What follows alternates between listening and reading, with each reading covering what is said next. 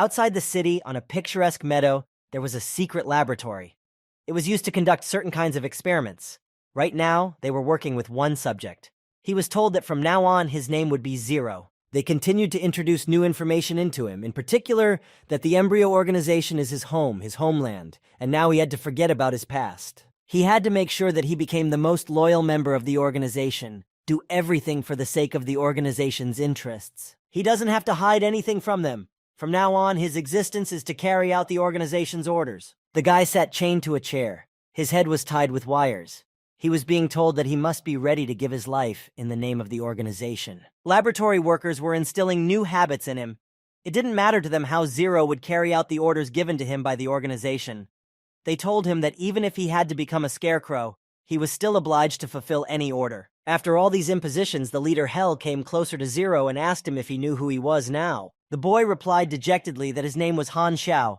Before he was transferred here, he was a game booster. Han Xiao used to lead a carefree life, working online from home, playing games. He had his regular customers and found new ones. He was a powerful player. Among other players, he earned the nickname Godless Booster. Everyone hated him because of the level of play he was doing. On the one hand, he was doing this to support himself. It was his main source of income. On the other hand, he really loved to play. In that game, Han Xiao had his own nickname, under which he was mega famous, the Crazy Gamer. He really liked communicating with virtual fans. He was crazy about the admiring glances of other players. This time, while walking through the streets of the virtual world, he met a reporter from an electric bus who asked him to give him a short interview. Han Xiao's face lit up with a big smile. He was extremely pleased to hear such words, and he, of course, agreed to his fan's request. The reporter was shocked that his hero agreed so quickly. He did not expect it to be so easy. Never before had such a mysterious fighter agreed so easily.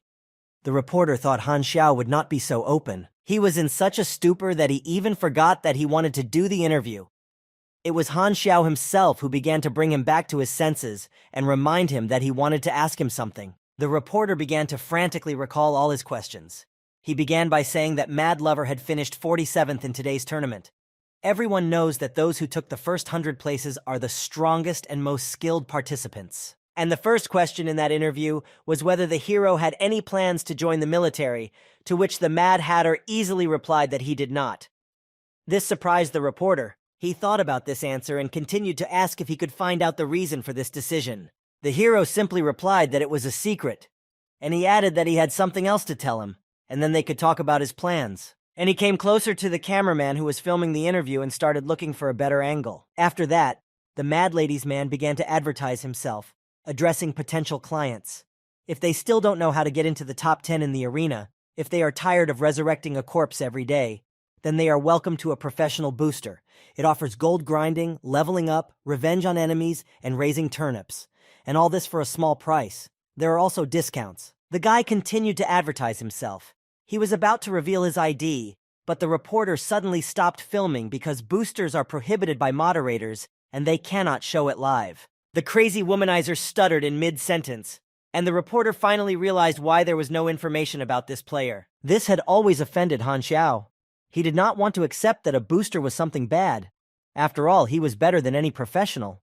Over the past year, he has boosted more than 10 accounts. He even managed to get into the top players. The game in which Han Xiao worked as a booster is called Starry Sea. More than 10 million bored people play it. You can get into space, to the Earth, and to other locations of the endless Star Sea using virtual reality gaming devices that immerse the player in full. Han Xiao is one of the first testers of the Star Sea game. He liked the game immensely and became a fan. He has been playing it for over 10 years. He knows every task, every location. Heck, he knows where the smallest crystal is. The Star Sea is more real to him than the sad world outside. That day, Han Xiao was sitting at his computer as usual. He received another paid order from a newbie. It was a task he could easily handle. He readily put on his virtual reality glasses and started working. At that moment, he thought that his life would be as simple and boring as ever. He activated in the game in a new role. He headed for the main city. In the laboratory, someone's voice was heard giving the order to inject the Valkyrie serum into the 24th test sample.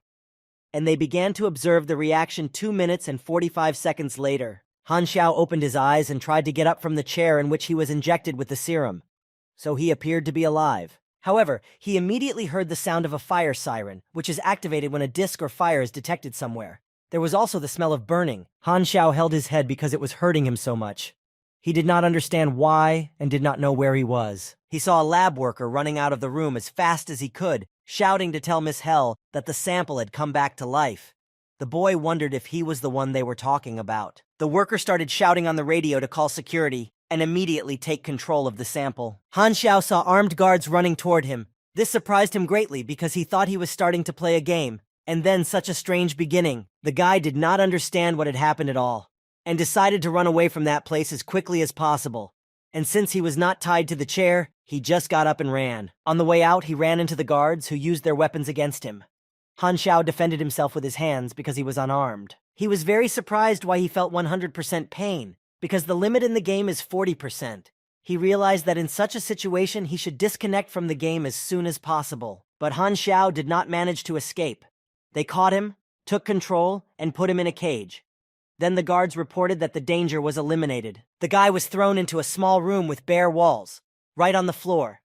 He was massaging his arm because it was still very painful. He could not understand what was happening to him. Han Xiao had paid 300 to the game's developers, and it was broken. Something was clearly not going according to plan. He was angry because the developers had also given him a 6-month warranty, and then this happened. Nevertheless, he decided to start the game all over again, because his account was still newly created. He looked at the screen and saw only the usual information about the game's characteristics, but he couldn't find the logout button. Han Xiao was surprised that the game model was NPC, the first version before the game was opened, but that was more than 10 years ago. However, he saw that the character's face was very similar to his own. He was looking for an explanation. He thought that he himself had physically moved to the Star Sea. Suddenly, the door opened and a whole team of some people stopped on the threshold, whom Zhang Xiao could not see well. An armed woman with a luxurious uniform stood in front. She asked if this was the live specimen. Then she introduced herself to the boy.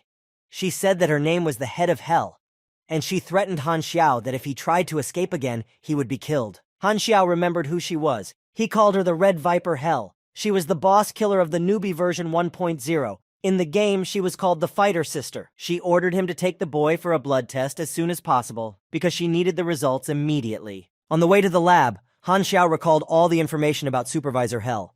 She was the lady of the Aquamarine Star.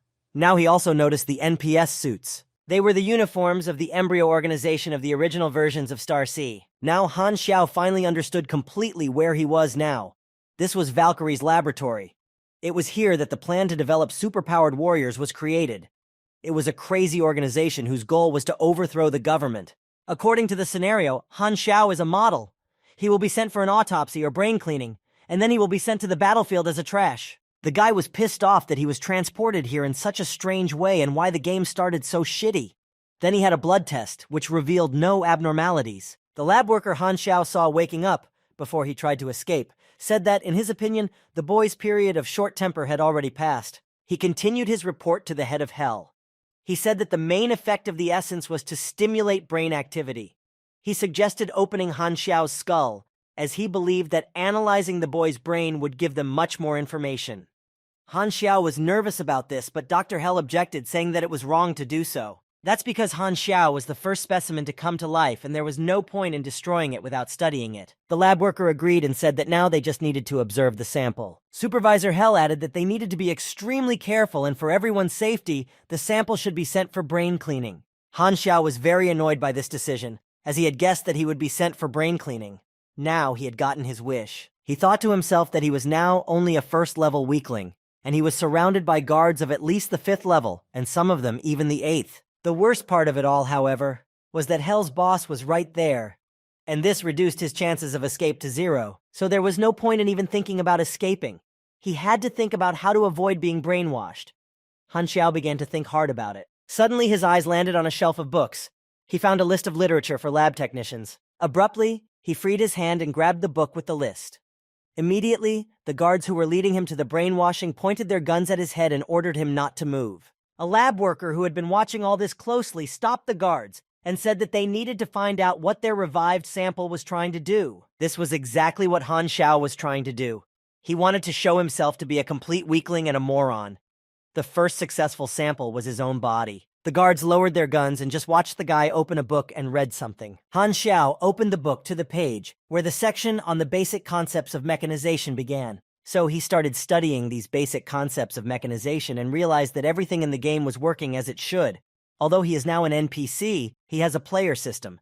This means that he can level up like a real player. Manager Hell and the other employees were watching Han Xiao's actions closely. And the guy realized that now he can do anything he wants. And it will be perceived by everyone as the features of the training model. It was very convenient for him. The employee immediately noticed this. He decided that the serum injected into the specimen had enhanced his learning ability. Hell's supervisor also noticed these unexpected successes. She thought that their sample could become a brilliant warrior. Then they would be able to produce many such warriors, and their cannon fodder would increase in value.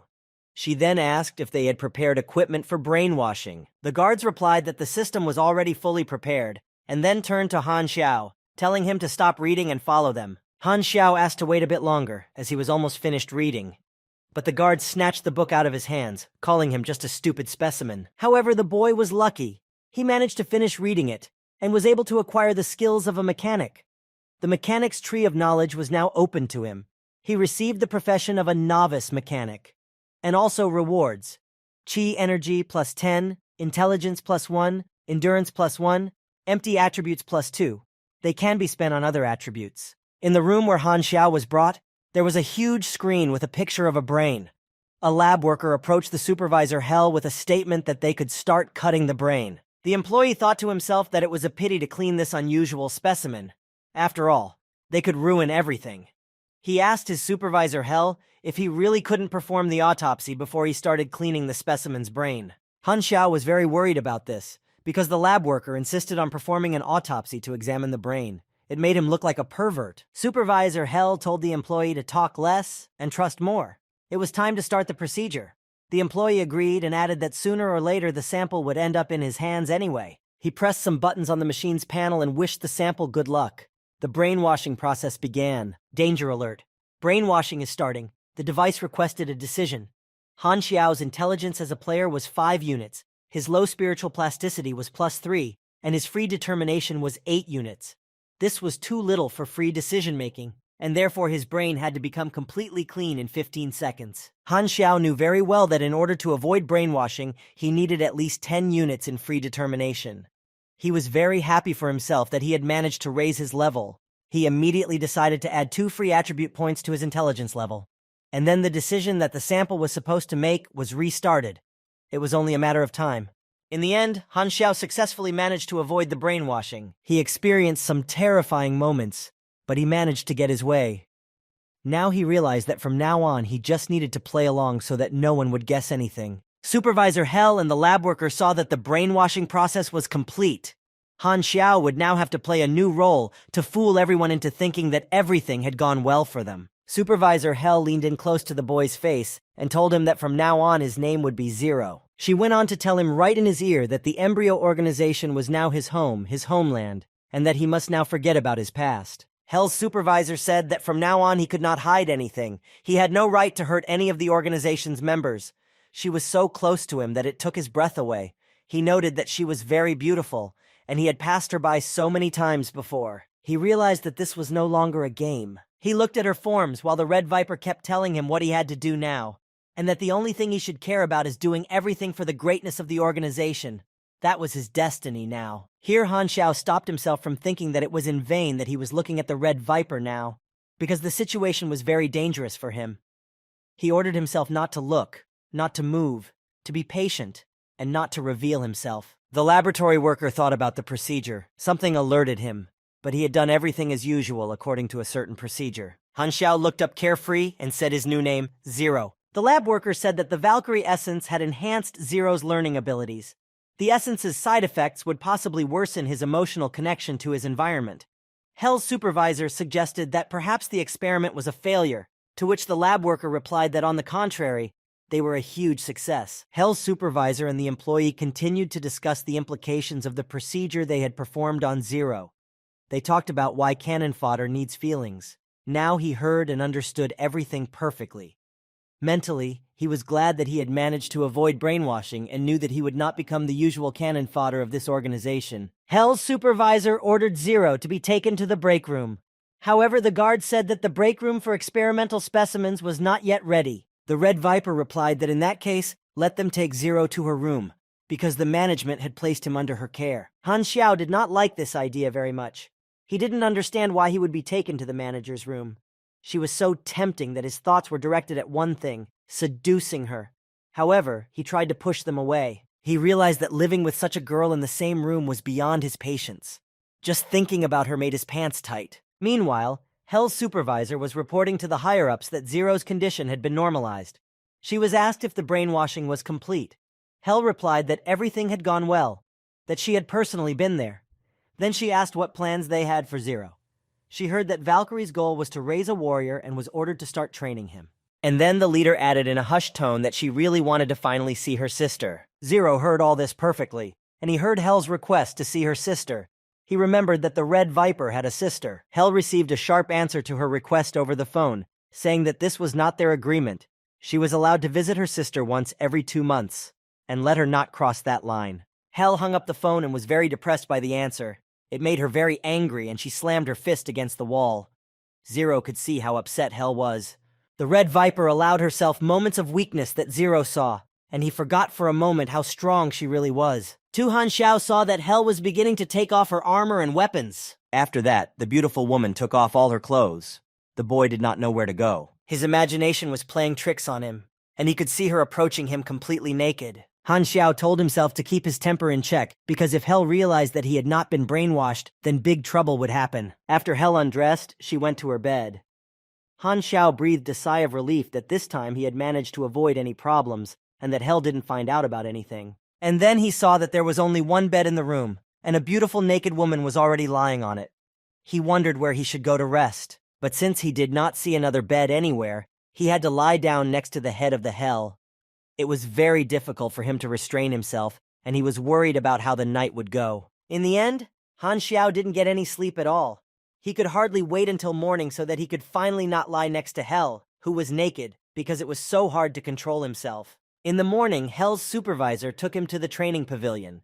She told him that starting today he would begin training in his combat skills, specifically hand-to-hand combat and shooting. Then she threw him something for protection and ordered him to put it on immediately. Han Xiao didn't even have time to do anything before he was kicked, and as he spat out his own blood, he thought that Hell was very fast. After the first kick, he fell to the floor.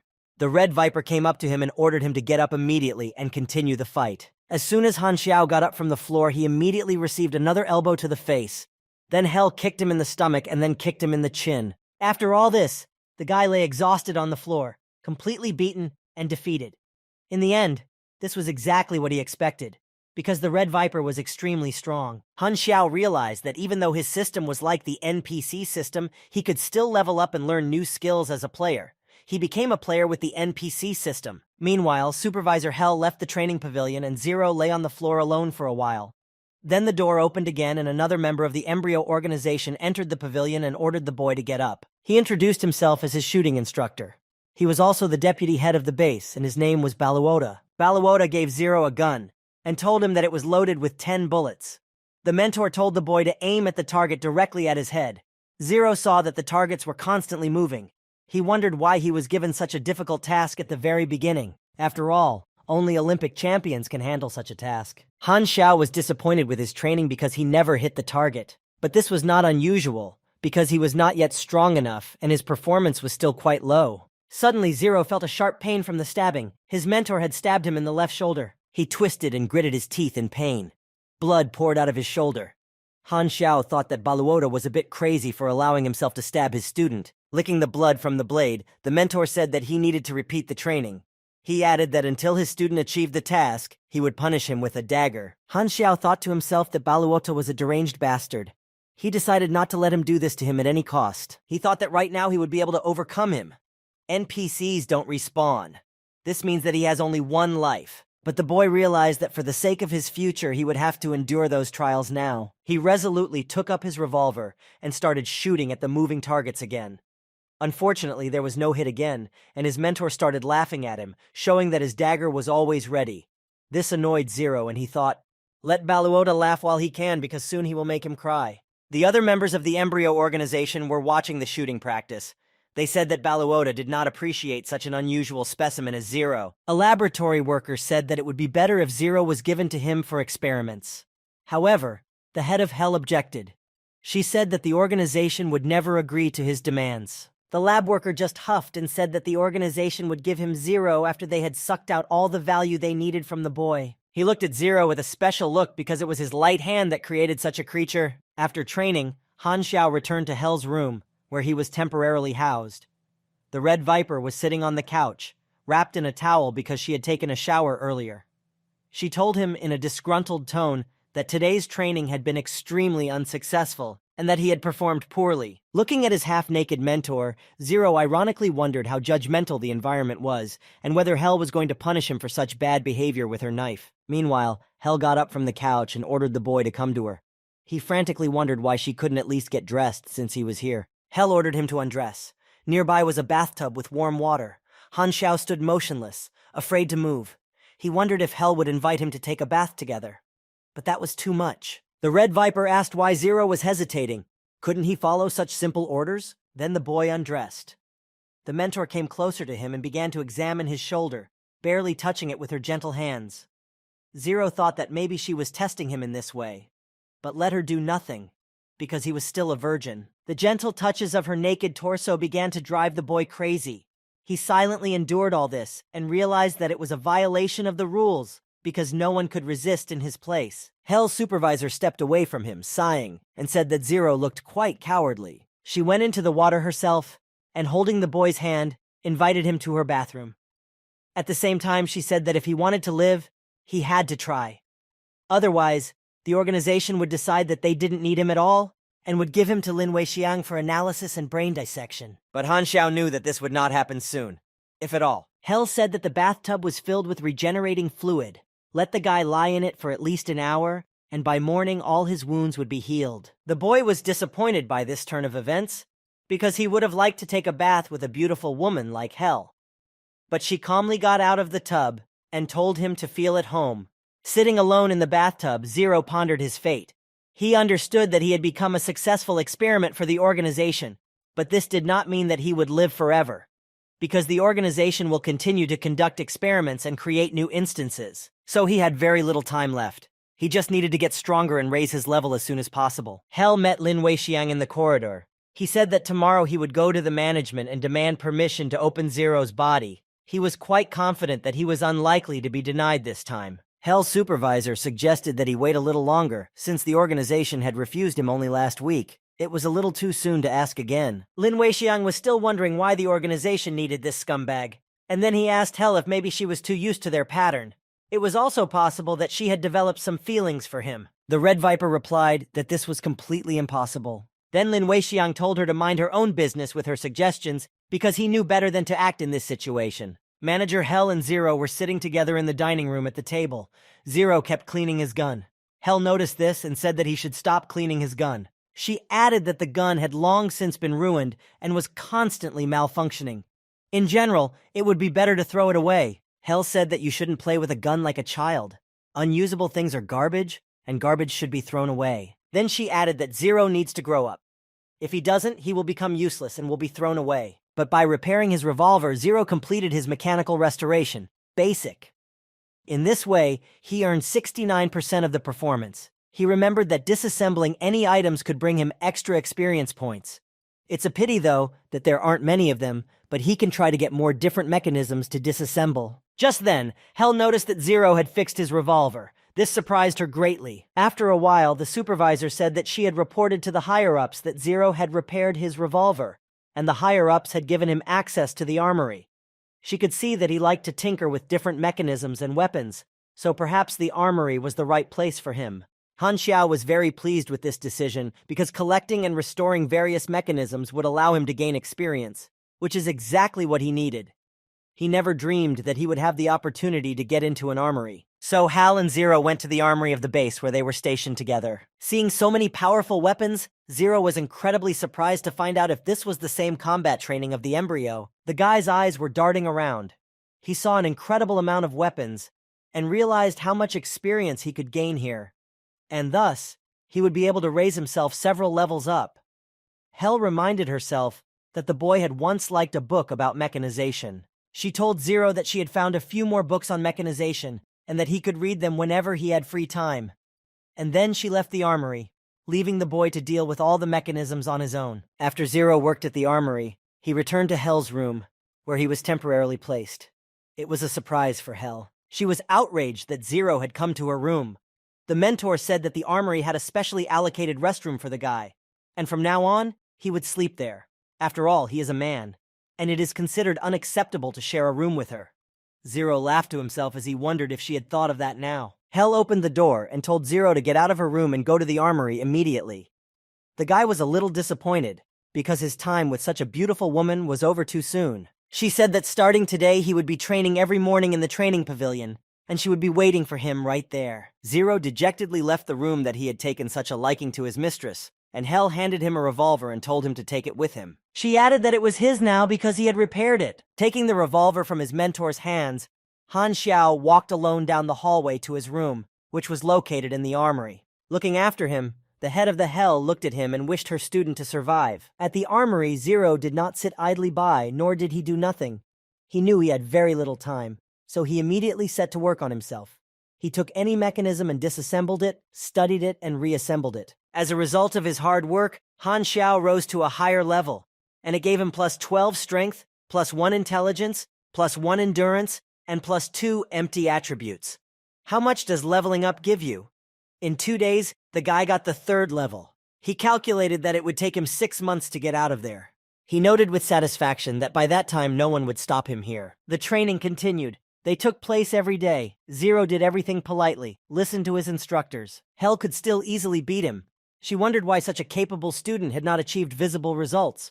After all, 3 whole months had passed. As Zero fell once again from his mentor's blow, he thought that he would not reveal to anyone what he had actually achieved. Hell reached out to her student and told him that Lin Weixiang had contacted the management again and asked to be allowed to investigate Zero.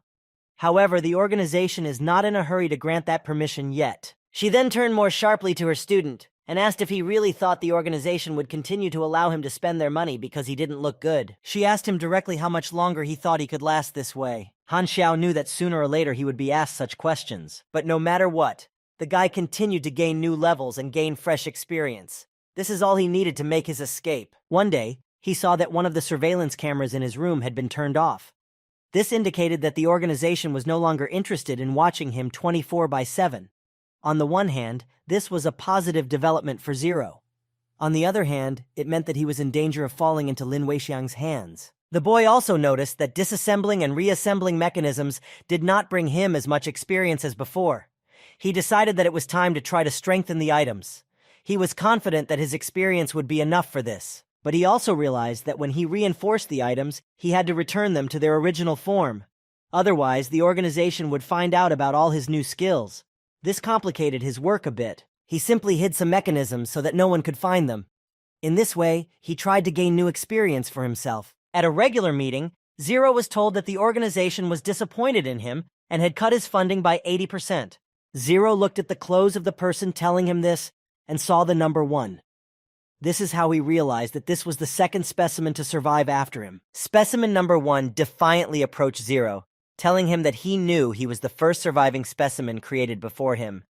He added that the organization had spent a lot of resources on him. He also shamed him for the fact that Zero is still just disassembling and reassembling mechanisms in an arms depot. He concluded his speech by saying that Zero was a failed experiment for the organization. Sample number 1 said that the organization decided to put him in his predecessor's place, and he believes it was a very good decision. Han Xiao noted that sample number 1 underwent a complete brainwashing, and the embryo organization is a whole universe for him. It is his everything. He realized that he shouldn't interfere because he might give himself away. Since Zero's funding was cut almost completely, he was deprived of his place at the arms depot. The entire operation was run by the number 1 specimen. Valkyrie Laboratory expected exactly this when creating new samples. Those samples had to have combat talent, be strong in body, and have a high learning curve. They had to be real fighters. The lab workers mocked those specimens that failed to reach a certain level of fighter, calling them useless insects. Those samples were used for experiments, and now they will become ordinary cannon fodder. In addition, they have been completely brainwashed into obedient fighters. In this case, it is better to just leave the world. Another employee told his colleague not to talk too much about all this. The talker asked what difference it made to him what and how much he said. He added that all the specimens had been brainwashed anyway, so they couldn't think, and wouldn't understand what they were talking about. But all this was very well heard by Zero, who listened carefully to every word of the workers. He was insanely annoyed by the fact that all the workers looked at the subjects as if they were ordinary cattle. After all of Zero's belongings were taken out of the armory, specimen number 1 shoved him in the back, telling him that he was just a failed experiment. Han Xiao realized that for the embryo organization, all of his samples were just cannon fodder, just living weapons. He continued to disassemble and reassemble the weapons he had full access to. Zero smiled slyly, as he thought about how interesting it would be when the organization's own specimen destroyed itself. It would be interesting to see the look on their faces then. Senior management got in touch with Zero's mentors. They turned to Lin Weixiang in particular and allowed him to finally conduct an autopsy on the sample. Lin Weixiang bowed in reverence, sincerely thanking them for the permission he had been asking for so long. He continued to stand in a respectful bow. Baluota was dissatisfied with this decision because he was interested in working with the Zero model. He was a toy that he had not yet had time to play with. It was time for morning training, and Zero arrived at the training pavilion as usual. There was something about today's training that worried him. Right now, he was undergoing self-defense training. He noticed that Hell was too aggressive today. She kept yelling at him to defend himself and counterattack her. She punched him in the face with all her might, expecting a decent response. Then very quickly, the mentor used kicks, hitting Zero everywhere she could. She hit him so hard this time that he fell to the ground and bled.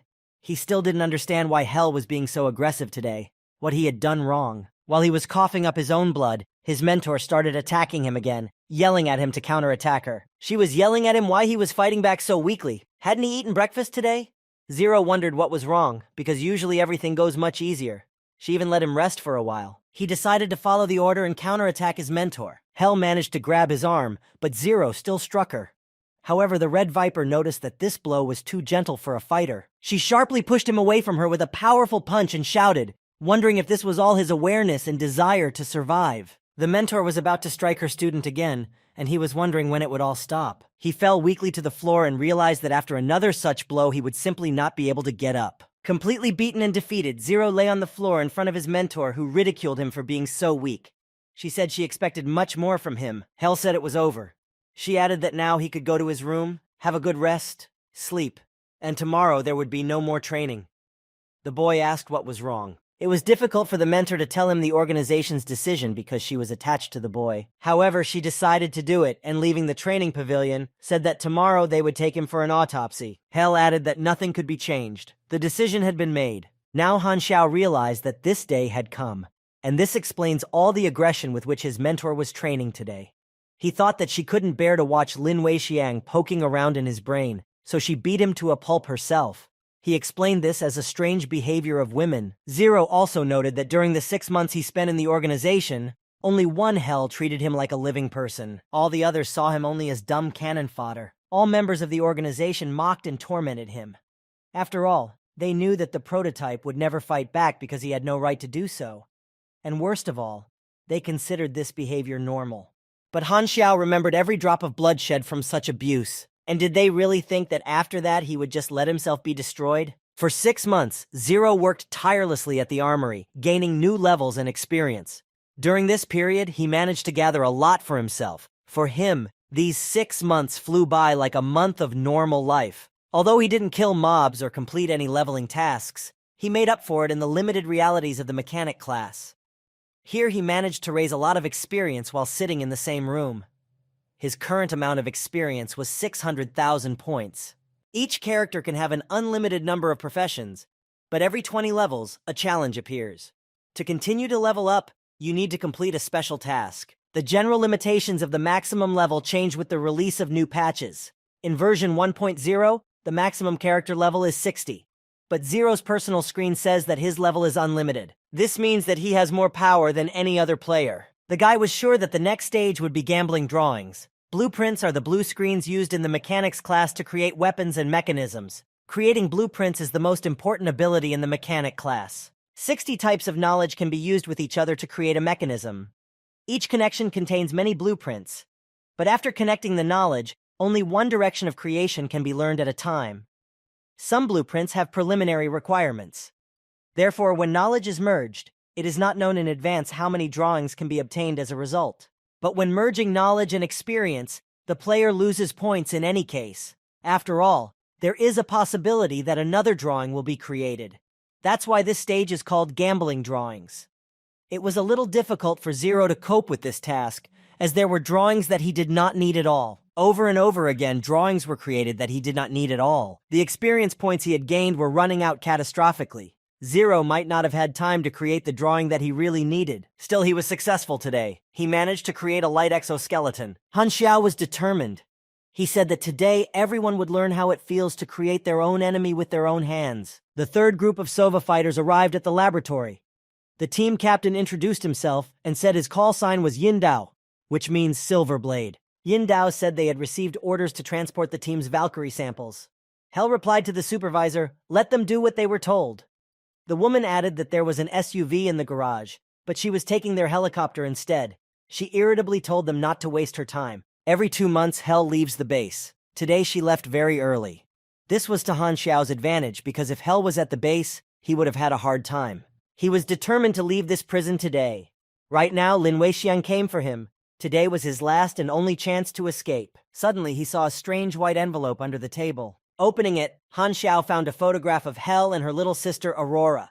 Aurora also had superpowers, but at the same time, she was the complete opposite of Hell. She has very powerful healing and regenerative skills. She is even able to prolong life.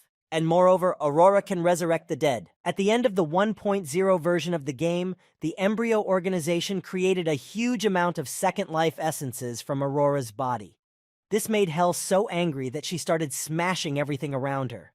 At that moment, she was given the nickname Goddess of Death. Han Xiao was very impressed by this photo. He decided to do something for Hell, as she had once had great hopes for him. Suddenly, he heard a voice calling to him. He was told to report immediately to the central hall to receive orders. Immediately, the voice addressed the security guards in the central hall to bring the Zero sample to his laboratory. This voice belonged to Lin Weixiang. Han Xiao put the photo back in the envelope, deciding that he would deal with that issue later and that he needed to get out of here first. The entire Valkyrie base was under surveillance. There were surveillance cameras everywhere. It was very difficult to move around unnoticed. So, Han Xiao's first target was the control room. He ran there as fast as he could. It was necessary to exclude the possibility of following him. When Zero got to the control room, he eliminated all the guards who were monitoring what was happening at the base. Thus, the beginning was made. The all-seeing eye was eliminated. Next in line was Lin Weixiang. On the way to his laboratory, Zero didn't hesitate to kill anyone who came across his path at that moment. And 20 minutes later, Lin Weixiang was informed that Zero's sample had arrived at his lab. Lin Weixiang ordered him to bring it to him. The doctor already had a scalpel in his hand, anticipating how he would perform the autopsy on Zero. He had been waiting for this permission for a very long time. He happily greeted Han Xiao with the fact that he had finally arrived at his laboratory. He went on to say that now he would be able to perform the autopsy and would be able to understand how Zero was different from all the other samples. And when he found out what the cause was, the corpse of Specimen Zero would decorate his lab with its own effigy. As Lin Weixiang approached his shelf of autopsy tools, he looked at it all with nostalgia and thought that Zero was their first specimen after all. He was so immersed in his own memories that he didn't notice that something terrible had happened. He turned around and saw a bloody guard lying on the floor. He immediately began to shout that this was impossible, because a brainwashed specimen could not possibly kill someone in the organization. Covered in blood, Han Xiao smiled at Lin Weixiang. The doctor could not understand what had happened because for 6 months there had been no problems with the Zero sample. Lin Weixiang was immediately attacked by Han Xiao. He rushed to him with a knife and stabbed the doctor with great pleasure. Han Xiao told Lin Weixiang that he had killed everyone in the control room with his own hands. As the doctor was bleeding, he finally realized that Han Xiao had been skillfully playing the role of someone who had been brainwashed for 6 months. The guy asked him what he thought about what really happened in the lab. Lin Weixiang could not believe it. He said it couldn't be, that the guy couldn't have fooled all the members of the organization. Stabbing the doctor's body one after another, Han Xiao coldly said that nothing is impossible in this world. The guy was just mocking Lin Weixiang, not dealing him a fatal blow so that he would suffer as long as possible. The doctor asked him how he managed to do this to him. After all, he was his creator. When Han Xiao was done with Lin Weixiang, he took his keycard to move around the base more freely. He knew very well that only 3 people in the entire base had access to all the doors. Lin Weixiang was one of those people. He began to think about what he should do next. After all, if he went directly to the exit door, he would be immediately stopped by the guards, and the game would be over for him in just 10 seconds. He knew very well that he would not do that. So to begin with, he changed into a security uniform. According to the main plan, he first had to cut off all communication. He had to achieve at least a few hours of silence, so that no one would communicate with anyone. The communication equipment is located 3 floors down the wall. The guy would have to use mechanisms to break through the wall.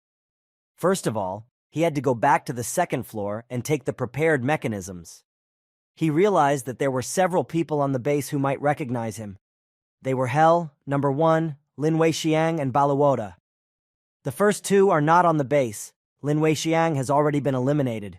Han Xiao was also sure that other ordinary employees of the base, the guards, would simply not notice him. He was only worried about whether he would meet Baluoda. While thinking like this and walking straight down the corridor, Han Xiao suddenly felt someone's hand on his shoulder, and someone's voice asking him which group he was from, because they hadn't seen him anywhere before. And it was Baluoda.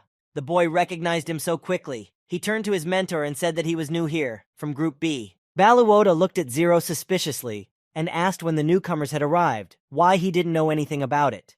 And then he added that he had heard that voice somewhere before. Meanwhile, Han Xiao had already turned away to walk on, but Baluoda pulled out his revolver and ordered the boy to show his face. Han Xiao said that he did not want to resort to Plan B, and he clutched his trusty dagger.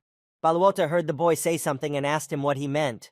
Throwing off his cap and taking off his glasses, Han Xiao attacked his mentor with a shout, bringing his dagger over his head. As he attempted to stab him, he shouted that he had long wanted to tell Baluoda to get himself checked by a psychiatrist. Han Xiao tried to eliminate his mentor, but Baluoda was a good fighter. Of course, the mentor recognized his student Zero. The guards immediately reacted and gave the order to shoot. Han Xiao clearly knew that he would have time to get to the machinery room in 2 seconds. He also knew that it would take 3 whole and 7/10 of a second for Baluoda to get up. At the same time, he punched the guards. Han Xiao continued to think, running as fast as he could down the corridor, that the 3 guards would not be able to hurt him in 4 whole and 2/10 of a second, and backup would arrive in 25 or 35 seconds. Meanwhile, Baluoda got up and asked if Zero really decided to hide in the room. He said that it was the worst of all options. The mentor continued to chase Han Xiao and said that he was very gentle, so he came to the door behind which Zero was. Suddenly, the door opened and Zero's model appeared on the threshold in a magnificent outfit. His very appearance had already caused a list of pursuers. The guy mercilessly began to strike everyone who came within his reach. Baluoda was shocked by the way Zero looked now. He did not expect this from his student. After all, he considered him a complete idiot, and so Han Xiao attacked his mentor and said that he could die now. He directed all his hatred at him. After those words, the boy struck a crushing blow to his crazy mentor, falling exhausted to the floor. Baluoda only managed to say how this could have happened. How could their demented specimen Zero have become so strong? Han Xiao used his armor to punch a hole through his mentor's body. Baluoda had no chance of survival. Zero, having destroyed another of his enemies, had once again won. Now he had to think about what to do next, because he had caused quite a stir at the base. And now he stood in front of his crazy mentor and remembered all their training together. For 6 whole months. During this period, Baluoda constantly mocked him and managed to stab him 420 times. And now he would like to hear how his mentor felt when he was finally punished for all his cruelty. But he will not hear it. After a while, armed guards came running to the place where Baluoda was lying dead. They were shocked by what they saw. The guards tried to contact the control room, but there was no response. Then the commander of the security team ordered to immediately report the situation to Dr. Lin Weixiang. But he was immediately informed that Group C had found the doctor's corpse in the laboratory. No one understood exactly what had happened at the Valkyrie base. Now all the security guards at the base put on protective masks. Everyone was ordered not to panic and to find the enemy immediately. They were allowed to open fire on the enemy. Group A was sent to the armory. Group B was to check the control room. Group C was sent to the laboratory to protect sample data, and Group D was sent to the main gate. Suddenly, a loud explosion came from somewhere, startling everyone on the base. The team leaders tried to find out what was going on by communicating with each other on walkie-talkies, but the commander of one of the groups could not answer anything. He was eliminated like the rest of his group by a powerful explosion. Instead, Han Xiao picked up his radio and started talking into it, addressing the other teams. He said that part of Group C had been killed as a result of severe wounds. He also said that they had blocked the target in the lab and that the guys had even managed to shoot him. Then Zero urgently called for help there. He received a reply that the others would arrive soon, that Group B was on the way. The men of Group B, fully equipped, were running to the laboratory with their assault rifles set to fire immediately. The group commander stopped and asked what was going on up there. Then he ordered some of his men to stay put and led the rest of them onward. Meanwhile, Zero used the keycard he had taken from Dr. Lin Weixiang to open the main gate of the base. The soldiers of one of the groups asked him why he did it. More precisely, how he managed to open the gate, and who he was in general. Han Xiao took off his cap and everyone could see that it was Zero. Meanwhile, the guy ran quickly outside, and when he got outside the gate, he immediately closed it, putting the keycard to the lock. The soldiers who ran after him only bumped into the closed gate. They realized that Zero had locked it from the outside, and they let him escape. Finally, Han Xiao was free. He opened his arms to meet the warm sun, which he was so eager to see. Putting his face under its gentle rays, he breathed in the fresh air of freedom. Meanwhile, Hell's supervisor was informed by the higher-ups about what had happened at the base. She could not believe it, saying it was impossible. In response, she heard that it did happen. Zero had escaped. She was then ordered to return to the base. Hell tried to object, because right now she was on her way to see her sister, whom she could only see once every 2 months. But she was immediately interrupted before she could speak and ordered to be silent. And they reminded her that she had no right to bargain. Hell's supervisor thought about the situation, about Zero, and she realized that he had been pretending for 6 months, playing the role of an ignoramus. The Salva group also pursued the fugitive Zero. Their car stopped where the road had already ended, so they decided to continue on foot. They were sure that the Zero specimen could not get far. Specimen number 1, who was part of the Owl group, was indignant that they were ordered to catch some petty fugitive. They had sent a whole group of owls for his sake. He added that it seemed as if they were not considered human beings at all. The group commander replied that they hadn't had any missions for a long time, and now they had a chance to warm up a bit. He announced the following order: whoever catches the fugitive first will be rewarded with half a day of rest. The commander gave 30 minutes to fulfill the order. Meanwhile, Han Xiao was hiding as best he could. He knew that 3 cars had been sent to search for him, but he was calm, because under the cover of night it was quite difficult for them to find him. But then suddenly he saw a bright light shining directly at him. Han Xiao realized that he had been discovered. The pursuers had night vision devices. He had to close the distance between himself and them. He began to think about how to approach them unnoticed. The experience points he had left would have to be spent on close combat. In an ambush among the thickets, one of the pursuers was sitting and trying to find out where Zero was. The fighter opened fire and fired a bullet that ricocheted right at him. The bullet killed the soldier because Han Xiao had successfully used his experience points. In doing so, Zero earned 1,500 experience points and also received 3 hand grenades. It was pretty good. And then the other members of the Owl Special Forces opened fire on him because they saw that Zero had destroyed sample number 4. But Han Xiao skillfully fought them off, skillfully applying the skills he had acquired. He only mocked them, saying that they had decided to shoot him in vain. After killing 2 more fighters, Zero gained 3,000 experience points. Then someone shouted that they needed to throw a grenade at Zero. Coming closer, the Special Forces fighters saw another of their colleagues destroyed by Zero's pattern. Immediately, they started shooting at them. Some were also immediately killed, while others began to shout that they needed to take cover. Han Xiao was only satisfied to count the fighters of the Sova special group he had destroyed, and was gaining more and more experience. The group commander was saying to himself that the Zero specimen was just an ordinary fighter, just like all the other soldiers. He could not understand how the guy managed to destroy his entire squad. And then, in the midst of the thicket, he saw Specimen Zero approaching him, holding a weapon. Han Xiao made a little report to himself to see how he was doing now. He saw a disappointing picture. The armor of the light exoskeleton was reduced to 10, and he was almost out of ammunition. He realized that he would soon run out of energy as well, and he needed to end this battle as soon as possible. Suddenly he was attacked by the commander of the Sova Special Forces, trying to deal him a crushing blow. But Han Xiao sharply counterattacked him, and the commander failed to realize his plan. The guy noted that it was quite difficult to fight the commander, and the commander began to blame himself for underestimating Zero. And that's why the guys of his group died.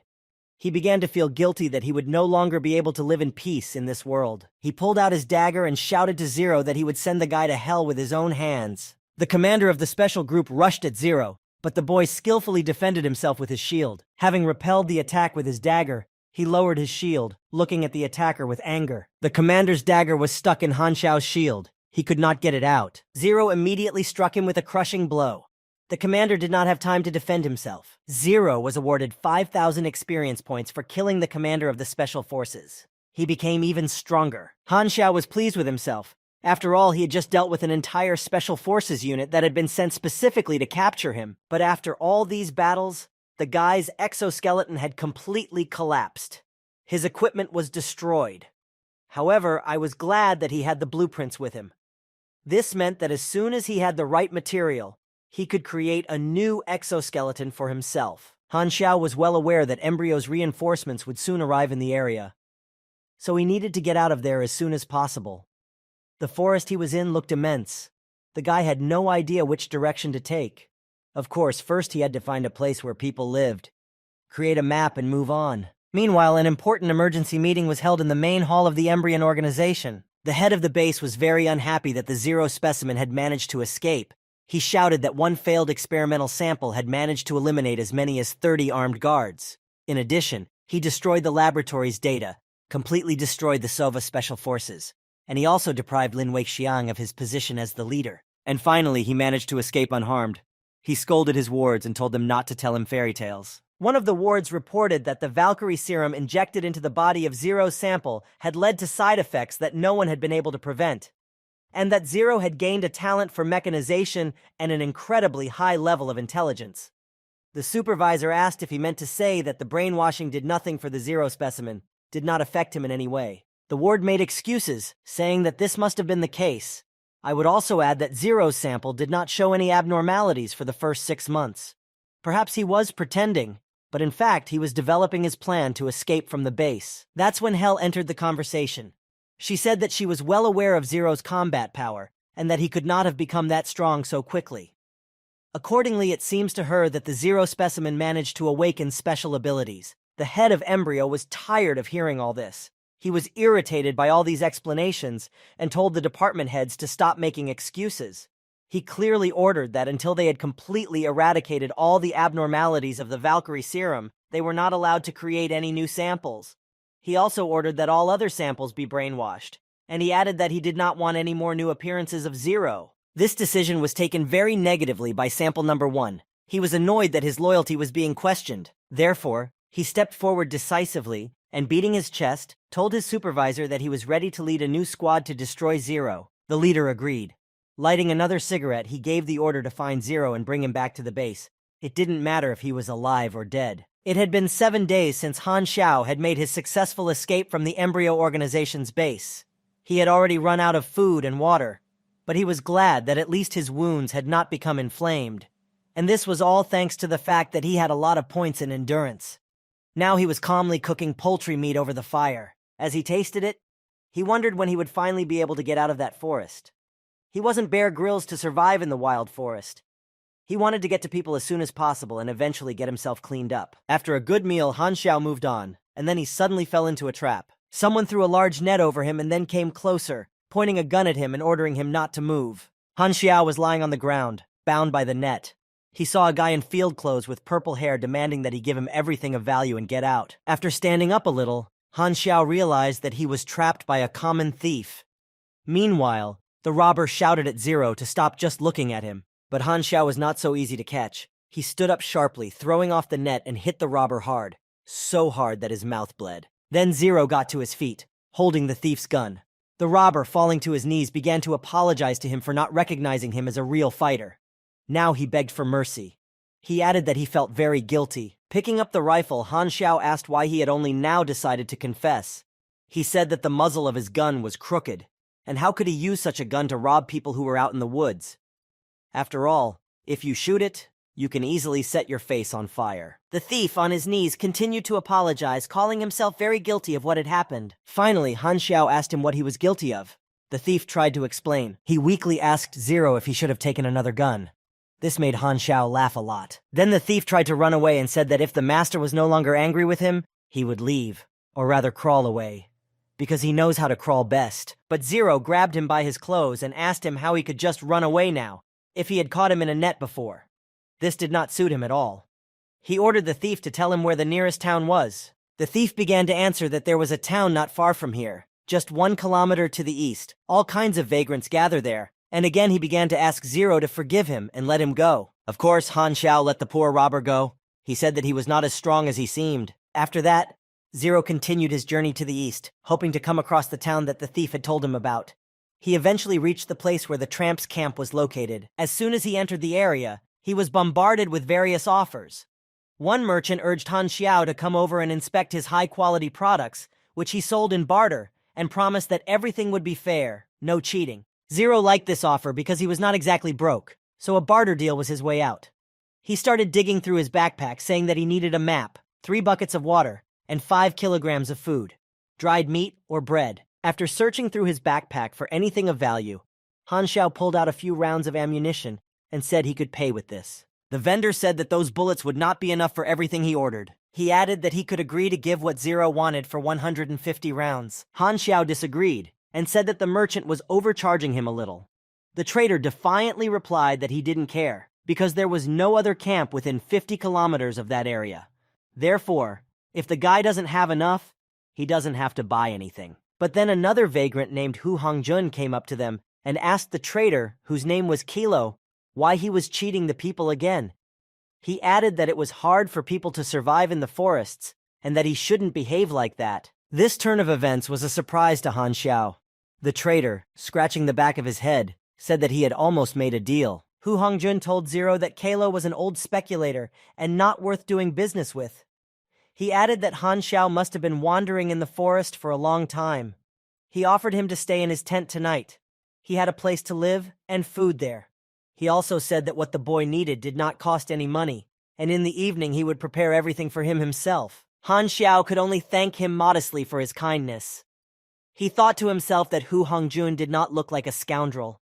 But even if he is a scoundrel, he is not scary at all now. Afterward, the two of them went to Hu Hongjun's tent, where his wife Anne immediately served them drinks. Han Xiao greeted her politely. Anne smiled kindly at the guy and said that all the food they had was homemade, so she didn't know how much he would like it. Then Anne added that the guest should eat and stay overnight. Han Xiao sincerely thanked her for this offer. He was very hungry, as he had not eaten for 3 days. Anne brought many different dishes to the table and Zero started eating. He praised every dish he tasted and thanked the hosts for their hospitality. All this raised his level of well-being, and Hu Hongjun only teased his guest's appetite and asked him to eat more. The evening came. Han Xiao and Hu Hongjun were resting on the couch, and Han Xiao was interested in the tent owner's rifle. He asked if he had served before. Hu Hongjun just smiled and said that this gun had protected him for many years. Zero noted that his weapon was in very good condition. Hu Hongjun replied that he was now an old man and would hardly need this gun. He said that his homeland had been invaded by another great power after the armistice. But he wasn't going to explain anything. He just said that a hillbilly like Zero wouldn't understand it anyway. He would not be able to understand Embryo's cooperation with 6 countries. But let me tell you what Hu Hongjun definitely does not want anymore. Namely, he no longer wants to fight. He likes a quiet, measured life. Here he interrupted his thoughts and said that it was late, let Zero go to bed, and in the morning he would continue on his way to his business. The boy agreed and went to bed to rest. And early the next day he was ready to go on his way. He sincerely thanked Hu Hongjun for such warm hospitality. And then he saw the thief who had caught him in his nets a few days earlier. Han Xiao asked the tent owner if he was his son, but Hu Hongjun denied it. He said it was his nephew, whose parents had died in the war. Hu Hongjun added that his nephew had come back very late last night, so he sent him to sleep in the car. He said that the kid was completely naughty. Zero noticed that the thief was behaving rather suspiciously. Han Xiao said goodbye to his benefactors, thanked his brother Hu once again for his warm welcome, and expressed his hope that they would meet again. Hu Hongjun wished Zero a safe journey and added that next time they would drink a bottle of something stronger. And then a group of pursuers from the Embryo base arrived at the tramp camp where Han Xiao had been so warmly received, led by the number 1 specimen. They realized that there were no other camps within a 50-kilometer radius, so Zero must have been here. They started asking the camp residents about what they were interested in. Sample number 1 showed a portrait of Zero and asked if they had seen this guy. When he received no response, he repeated the question, asking if anyone here had seen this guy. Hu Hongjun took the liberty of answering the question and said that they had not seen the guy in the portrait in their camp. Sample number 1 got angry, thinking that they had taken the wrong road, and ordered everyone to get in their cars and leave. However, he suddenly noticed that Hu Hongjun's nephew was very excited for some reason. So he ordered his soldiers to grab the boy and take him with them. The soldiers did just that. Sample number 1 approached the boy and ordered him to be searched. During the search, they found a gun under the boy's clothes. Sample 1 immediately recognized the gun. It was the kind of weapon used by the Sova Special Forces. After Zero destroyed them, he took the gun for himself. Exemplar 1 asked the boy where he got the gun from if he claimed that Zero was not in the camp. He pointed the loaded gun at the little thief and ordered him to confess everything. Sample number 1 added that if the kid didn't confess, his men would shoot everyone here. Kalo turned to Hu Hongjun in fright and said that he had hosted the very guy the embryo squad was looking for in his tent that night. He asked why Hu Hongjun was not telling the truth, and he began to insist that he tell everything, because no one here wants to get into trouble. Sample number 1 repeated that he should be told everything immediately. There was no point in denying that Zero was in their camp. His patience was running out. He said that they should have told him everything at once. He added that he didn't like the fact that they wanted to play him for a fool, and now he would have to pay for his audacity. Han Xiao continued on his way, but he began to feel a strange sensation. It was so painful that his eye began to twitch. He thought that someone was touching his backpack, so he sat down on the ground, opened it to see if all his things were in place. All his equipment from embryo was there. He realized that if at least one thing was left in the camp, then all the residents would be in big trouble. He began to count everything in his backpack, namely 300 rounds of ammunition, 10 pistols, and then he noticed that one pistol was missing. He remembered how strange his brother Hu's nephew had been acting in the morning, so it became clear that the little thief had stolen one gun from Han Xiao's backpack. Zero decided to immediately return to the tramp camp, and when he got there, he saw a terrible picture. All of its inhabitants were killed and lying on the ground, bloody. He exhaled a disappointed breath because he was late. He turned around to leave, and then suddenly someone's hand grabbed his leg. Someone asked him not to go. It was Kilo. He said with the last of his strength that it was an embryo unit. He also said that they did not turn him in and paid for it with their lives. Kalo asked that Han Xiao, on behalf of Hu Hongjun, and in the name of his hospitality, take revenge on embryo for the crime. But then Hu Hongjun's young nephew spoke up. He told Zero not to believe the traitor Kalo. The boy said that Kalo himself had handed over his uncle Hu Hongjun to the embryo fighters, and Hu Hongjun didn't say a word until his last breath about where Han Xiao was going. Zero fell to his knees in front of his already lifeless brother Hu, and saw that his hand was pointing in the opposite direction from where he had gone. So he abruptly stood up, picked up a gun, and pointed it at Kalo's head. Kalo began to ask the guy to wait and not shoot him, but to give him a chance to explain everything. However, Han Xiao was relentless. He said that Hu Hongjun did not turn him in until his death. He wouldn't give up a guy he had known for less than 2 days. And Kalo stopped choosing his words and told Han Xiao that a real man died because of him, a scumbag like him. Zero only said that Kalo would have the opportunity to apologize to his brother Hu in the afterlife. Han Xiao knew very well that the path Hu Hongjun pointed out led nowhere. This meant that the embryo squad would soon turn in the opposite direction. Therefore, he decided to stay in the camp and ambush them. He activated a Class E mission, that is revenge. This task was to destroy the sample squad. 15,000 experience points would be the reward for this. Zero really wanted to avenge his friends. To take revenge, Han Xiao even took the rifle of his deceased friend Hu Hongjun. He was determined. His revenge would be terrible because innocent people had died. After preparing everything properly in the camp, Zero went outside the camp and took a comfortable position to be able to see the road leading to the camp. Driving through the area where Hu Hongjun had directed them before his death, the embryo fighters finally realized that Zero was not there. That means he's in the other direction. Specimen number 1 was thinking how far Specimen 0 could escape.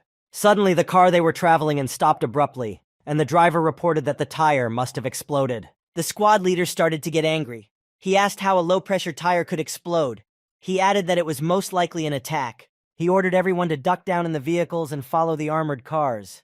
And when they got close to the target, they were to immediately get into the jeeps. Han Xiao heard all of these orders and was very pleased with the decision of his opponents, because this was exactly what he had expected. The strategy adopted by model number 1 was correct but very easy, and Zero easily figured it out. That's why he launched a surprise attack on the embryo squad and immediately killed several fighters. The soldiers scattered wherever they could, but the trusty bullets caught up with them and did not allow them to escape. Zero's revenge was in full swing. Feeling his weakness, the number 1 specimen began to get very nervous. He screamed furiously, demanding that the one who dared to attack them show himself. Han Xiao came out of his ambush holding a rifle, and everyone was shocked to see him. Specimen number 1 couldn't believe that a weakling like Zero was able to single-handedly eliminate an entire specimen squad. He kept saying that he didn't believe it. Han Xiao only laughed, saying that he had heard this phrase used in his direction before. He added that the person he had heard it from was already 2 meters underground. Zero was referring to Balwota. Then the head of the embryo organization intervened in their conversation. He offered Han Xiao to return to embryo. He said that he would guarantee him the safety of all his memories. He also promised him a high rank and that he would definitely not be an ordinary model anymore. The guy asked how the manager knew he would want to work for them. The manager continued his story. He said that their organization is all over the world. They do great things and it is natural to work for them. If the guy refused the offer, the world would not be so big for him and definitely not safe. Han Xiao only replied that he would destroy them all, and he immediately shot the Valkyrie specimen number 1. In doing so, he earned another 900 experience points. The revenge mission was completed, and an additional 15,000 experience points were earned. However, Han Xiao knew that his current strength was no match for embryos. Therefore, he would have to rely on his own knowledge and join forces with a force that could withstand the entire embryo organization. With that, Han Xiao decided to go to the Star Dragon Empire. The journey was long, but this journey was worth the result. There was no turning back. Han Xiao continued to gain knowledge. Apart from the embryo organization, only 6 nations in the world possessed advanced knowledge. This meant for the young man that joining the 6 nations was imperative to complete the task. He has now started a factional relationship with the embryo organization. Embryo's goodwill has dropped by 1,000. The embryo organization is hated. Another minus 1,000 points. Han Xiao received a Class A mission, the Fall of Embryo. In addition, he received advice. The mission will be long. The reward for it will depend on the progress of the destruction of the embryo organization, directly or indirectly.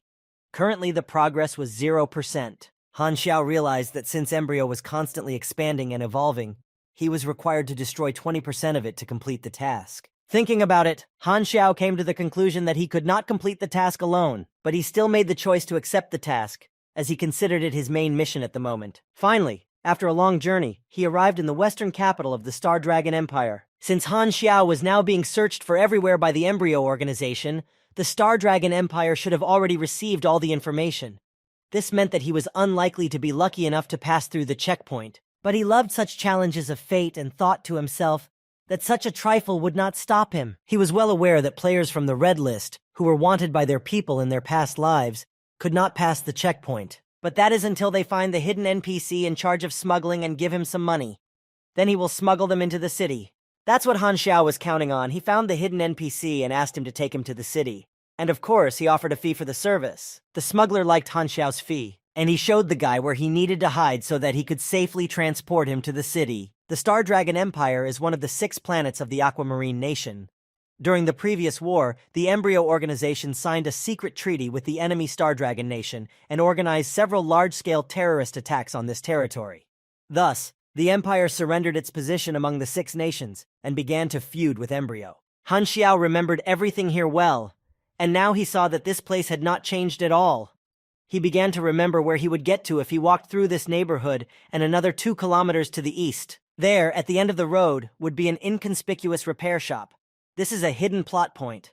Han Xiao knows about it from the files of other people in his past life. Now he had no rivals, so he could outrun anyone. In his past life, he didn't have such a chance, but this time he will definitely use it. As Han Xiao approached the repair shop, he peered through the window and saw the person he was looking for at the table. He was playing a board game. There was a fierce struggle going on. The game was not easy. Everyone wanted to win. Han Xiao went inside and began to watch the game that interested him closely, and saw that the blacks were facing off against the whites. He could see a very strong tension during the game. The boy wondered why so much noise was being made from an ordinary board game. But suddenly his thoughts were interrupted by someone's voice apologizing for his interference. A cute young girl in a black suit with yellow headphones came up to him and asked what he needed to repair. It was strange for Han Xiao to see a girl in this place. He had been here many times before, and had never noticed her. By the way, he noted to himself that the girl was quite cute.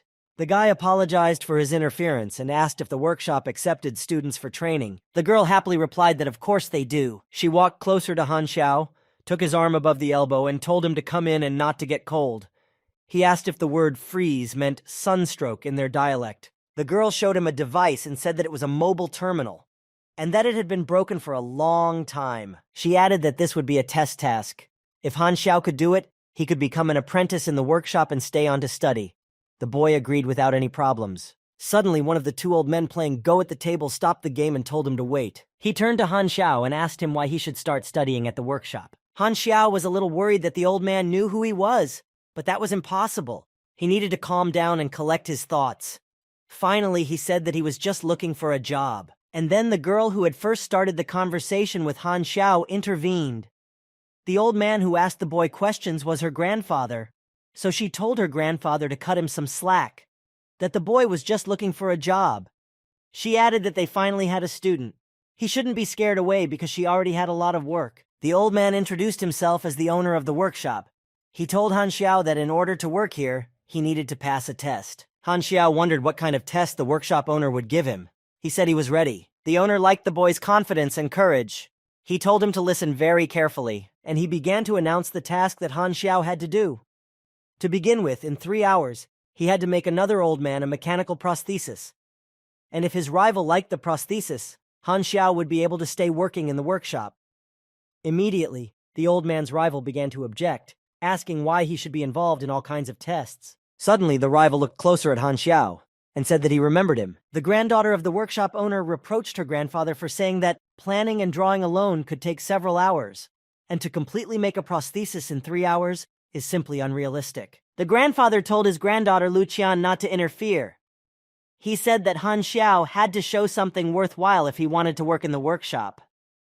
Then he turned to the boy and said that if he was scared, he should get out of here before it was too late. But Han Xiao is not the type to give up so quickly and without a fight, so he agreed to the test. Lu Qian only said that he was crazy because it was impossible to do it in the time allotted to him. Han Xiao immediately set to work. He could use everything he needed in the workshop to complete the test task. Lu Qian came to him and offered to help him create a drawing to save time. To do this, she brought a pile of paper with her.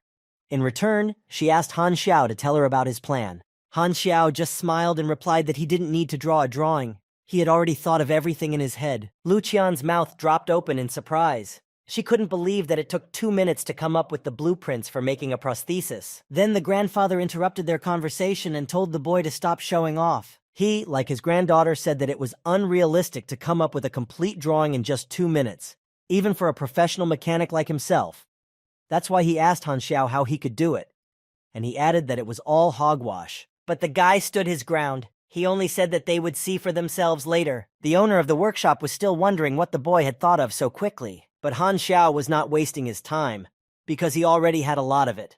He was completing his test task, and the prosthesis he was ordered to make was already beginning to take shape. The owner of the workshop decided to watch the boy's work. He carefully examined all the parts Han Xiao had prepared to assemble the prosthesis, and saw that there was not a single missing part. It was hard for him to believe that the boy had really thought of all this in his head and not drawn a drawing. The old man saw Han Xiao already working on the folded prosthesis and kept repeating that it couldn't be. And his granddaughter, who was also watching Han Xiao perform the test task, told her grandfather not to move the boy. Finally, Han Xiao finished his work, picked up his piece, turned to the owner of the workshop and said that everything was ready. A friend of the workshop owner came into the room and asked Han Xiao to make the prosthesis for him. All 3 observers were shocked by the speed of the boy's performance. And Lu Qian could not believe that Han Xiao had completed the test in just 2.5 hours, not 3. The friend of the workshop owner took off his clothes to try on the prosthesis he had so kindly offered him. After putting it on, he immediately began to test the prosthesis, bending it at the elbow, clenching it into a fist, and was pleasantly surprised by the skillful workmanship. It was hard for him to believe that the prosthesis could be so mobile and that it was as functional as a real arm. Moreover, it is very smooth and does not irritate the arm at all. Han Xiao, crossing his arms over his chest, told him that if he liked the prosthesis so much, he could have it. The old man thanked him and said that he was now indebted to the boy. Then the owner of the workshop intervened in their dialogue and sternly told him that all the materials used to make the prosthesis belonged to him, so his friend would be indebted to him. He also remarked to Han Xiao that he had not even asked the old man's permission, and the guy said that in that case, he was asking for permission now, and he asked the workshop owner if he was skilled enough to stay in the workshop. The workshop owner allowed Han Xiao to stay. He added to himself that he would be interested to see how long he could stay here. The guy needed it, because now he would at least have a place to live. He also realized that sooner or later, he would get all the mechanical drawings he needed from the master. A friend of the workshop owner, whose name was Buddy by the way, said goodbye to him, saying that they would see each other later.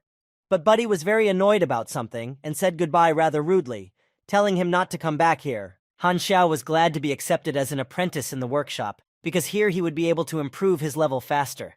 He could also have a good rest. Meanwhile, Buddy's friend, the owner of the workshop, went to his car, where his personal driver met him. Suddenly his phone rang and the driver handed it to him. Already sitting in the car, he answered the call and said over the phone to inform the intelligence that Zero, who was wanted, had entered the Western capital. Immediately, this information was delivered to the address. It was received at the 13th Division of the Star Dragon Territorial Strategic Defense Headquarters. 2 intelligence officers were taking the elevator. One of them, a man, said that Zero was a deserter wanted by Embryon. There is a $150,000 bounty on his head. This means he is either a genius or extremely capable. The threat he poses is incalculable. The woman replied that they had been instructed to act carefully. The man added that they had to be prepared for any outcome. He ordered her to provide protection to the informant, and they also had to hide his presence in the Western capital from Embryon spies. They got off on the floor they needed, went to the room where the grid monitoring group was working, and the man ordered them to intercept all messages that somehow mentioned Zero's whereabouts. He also told them to make sure that no information was leaked. Han Xiao came to the Clow landfill in the 7th District. In particular, he needed the head of the 7th District's Gray Zone, Leopard, who, lighting a cigar, asked the newcomer who he was and why he was looking for him. Han Xiao replied that it didn't matter who he was. In his opinion, the Leopard would not mind working with him. At the same time, he played with a gun he had just stolen from one of the guards. Zero continued to announce the purpose of his visit and said that the arms trade is very profitable today, and he offered that he could cut costs, and in return he asked for only a small reward. The Leopard was surprised to hear that the boy could make firearms. He was very interested in the offer, so he put down his cigar and asked what kind of cooperation the guy had in mind. Han Xiao replied that he would present the list later. He would need materials and parts from Leopard, and he would handle the production and assembly. He also added that he would work there for 2 hours a day. Han Xiao asked for $230 for each pistol, and he would be able to take any mechanical waste he wanted from the dump. The Leopard replied that all the materials here belonged to him, and he could only pay Han Xiao $150. Han Xiao, leaving the premises, said that he was satisfied with the price. He added that Leopard should prepare the equipment and materials, and he would return tomorrow. In the meantime, he was going to the dump. Zero was putting various mechanical garbage in a big bag and thinking that the production of mechanisms costs a lot of money, and he would miss the salary from the workshop. But then he added that he didn't have to worry about money now. The 13th Division would easily guess that he was working for Leopard to earn extra money. He realized that they knew how good a mechanic he was, so they would definitely come after him sooner or later. Finally, Han Xiao returned to the workshop where he was met by Lu Qian, who asked him where he had been for so long, because he had been gone for a long time. The guy replied that he had been digging in the dump. Lu Qian said that a landfill is a very dangerous place. She warned him not to go there too often. Han Xiao told her that he would listen to her, so she shouldn't worry. The girl told him to wash his hands and go downstairs to eat. The guy was thinking about the fact that the task to level up to the 20th level requires mastery of 5 mechanical bases, and he still didn't have a weapon base or a book of basic materials. But he knew that old Lu had the entire collection. He just needed to find a way to get it. So when Han Xiao went down to the dining room, he immediately asked Mr. Lu to let him use his books on mechanics. Mr. Lu angrily replied that the boy shouldn't even think about it. He said arrogantly that he didn't have any books for boys. Han Xiao laughed back and told Mr. Lu not to be so greedy. He suggested that he should think of this request as an investment in the youth and also as training a potential employee. This made Mr. Lu even more angry, and he said that the guy was very arrogant, even more impudent than the old man thought at first. He added that he would never give the boy his books. And then suddenly Mr. Lu's granddaughter Qian came up to him with a pile of books and said that her grandfather was just joking. It was nothing special. And she handed those books to Zero. Mr. Lu was shocked by his granddaughter's prank because he did not want to share his books with the boy. Han Xiao just took those books and thanked Lu Qian. The boy immediately opened the book and started studying. He decided to invest his potential points in the weapons-based training and the book of basic materials. He had now learned the 5 mechanical bases of the armed branch, mastered new skills such as basic cleansing and reloading, and obtained a new Robot Ranger blueprint. Han Xiao knew that in the battle against Embryo, using others was commonplace. But what was really important was his own abilities. Now, enriched with knowledge, he closed the book, thinking that time waits for no one and he needed to start preparing. Late in the evening, when it was getting dark, a man in a hat and a long cloak came to the workshop and said that the target had been found. A tired Lu Qian yawned, stretched, and said that it was quite hot today and that was why things were not going well. She asked Zero what he was doing there for so long. He replied that it was nothing special, just some work, just for fun. Lu Qian just said that Han Xiao was very hardworking. She added that it was no wonder why he was so skilled. The next day, a man dressed in a classic suit and carrying a diplomat came into the studio. Han Xiao immediately noticed him. Lu Qian ran to meet him and asked what he wanted. The man replied that his car had broken down nearby, at an intersection.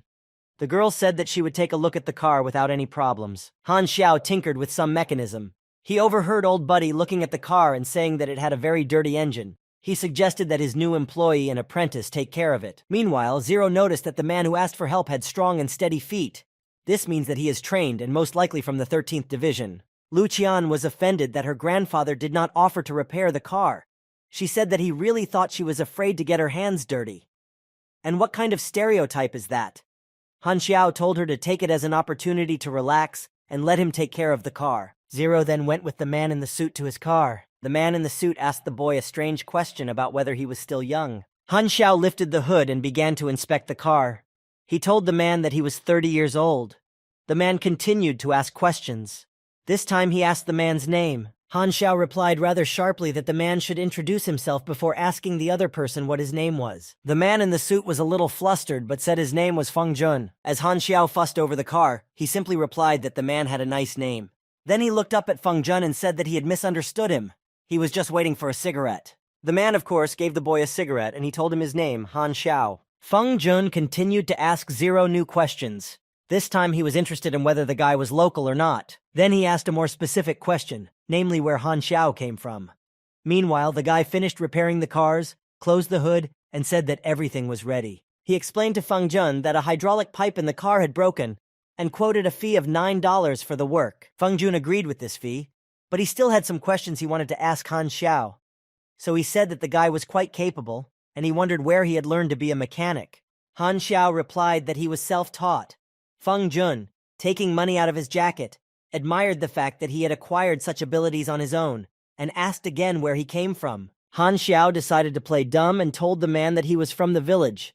Then he asked if he expected a discount for the repair. Feng Jun handed the man some money, and Han Xiao started to make fun of him, saying that he already thought the man's wallet was in the deepest pocket he had ever seen, and he thought that Feng Jun would take forever to get him. Feng Jun then contacted someone by phone and reported that preliminary surveillance showed that the target was a mechanic, and that the danger from him was not yet established.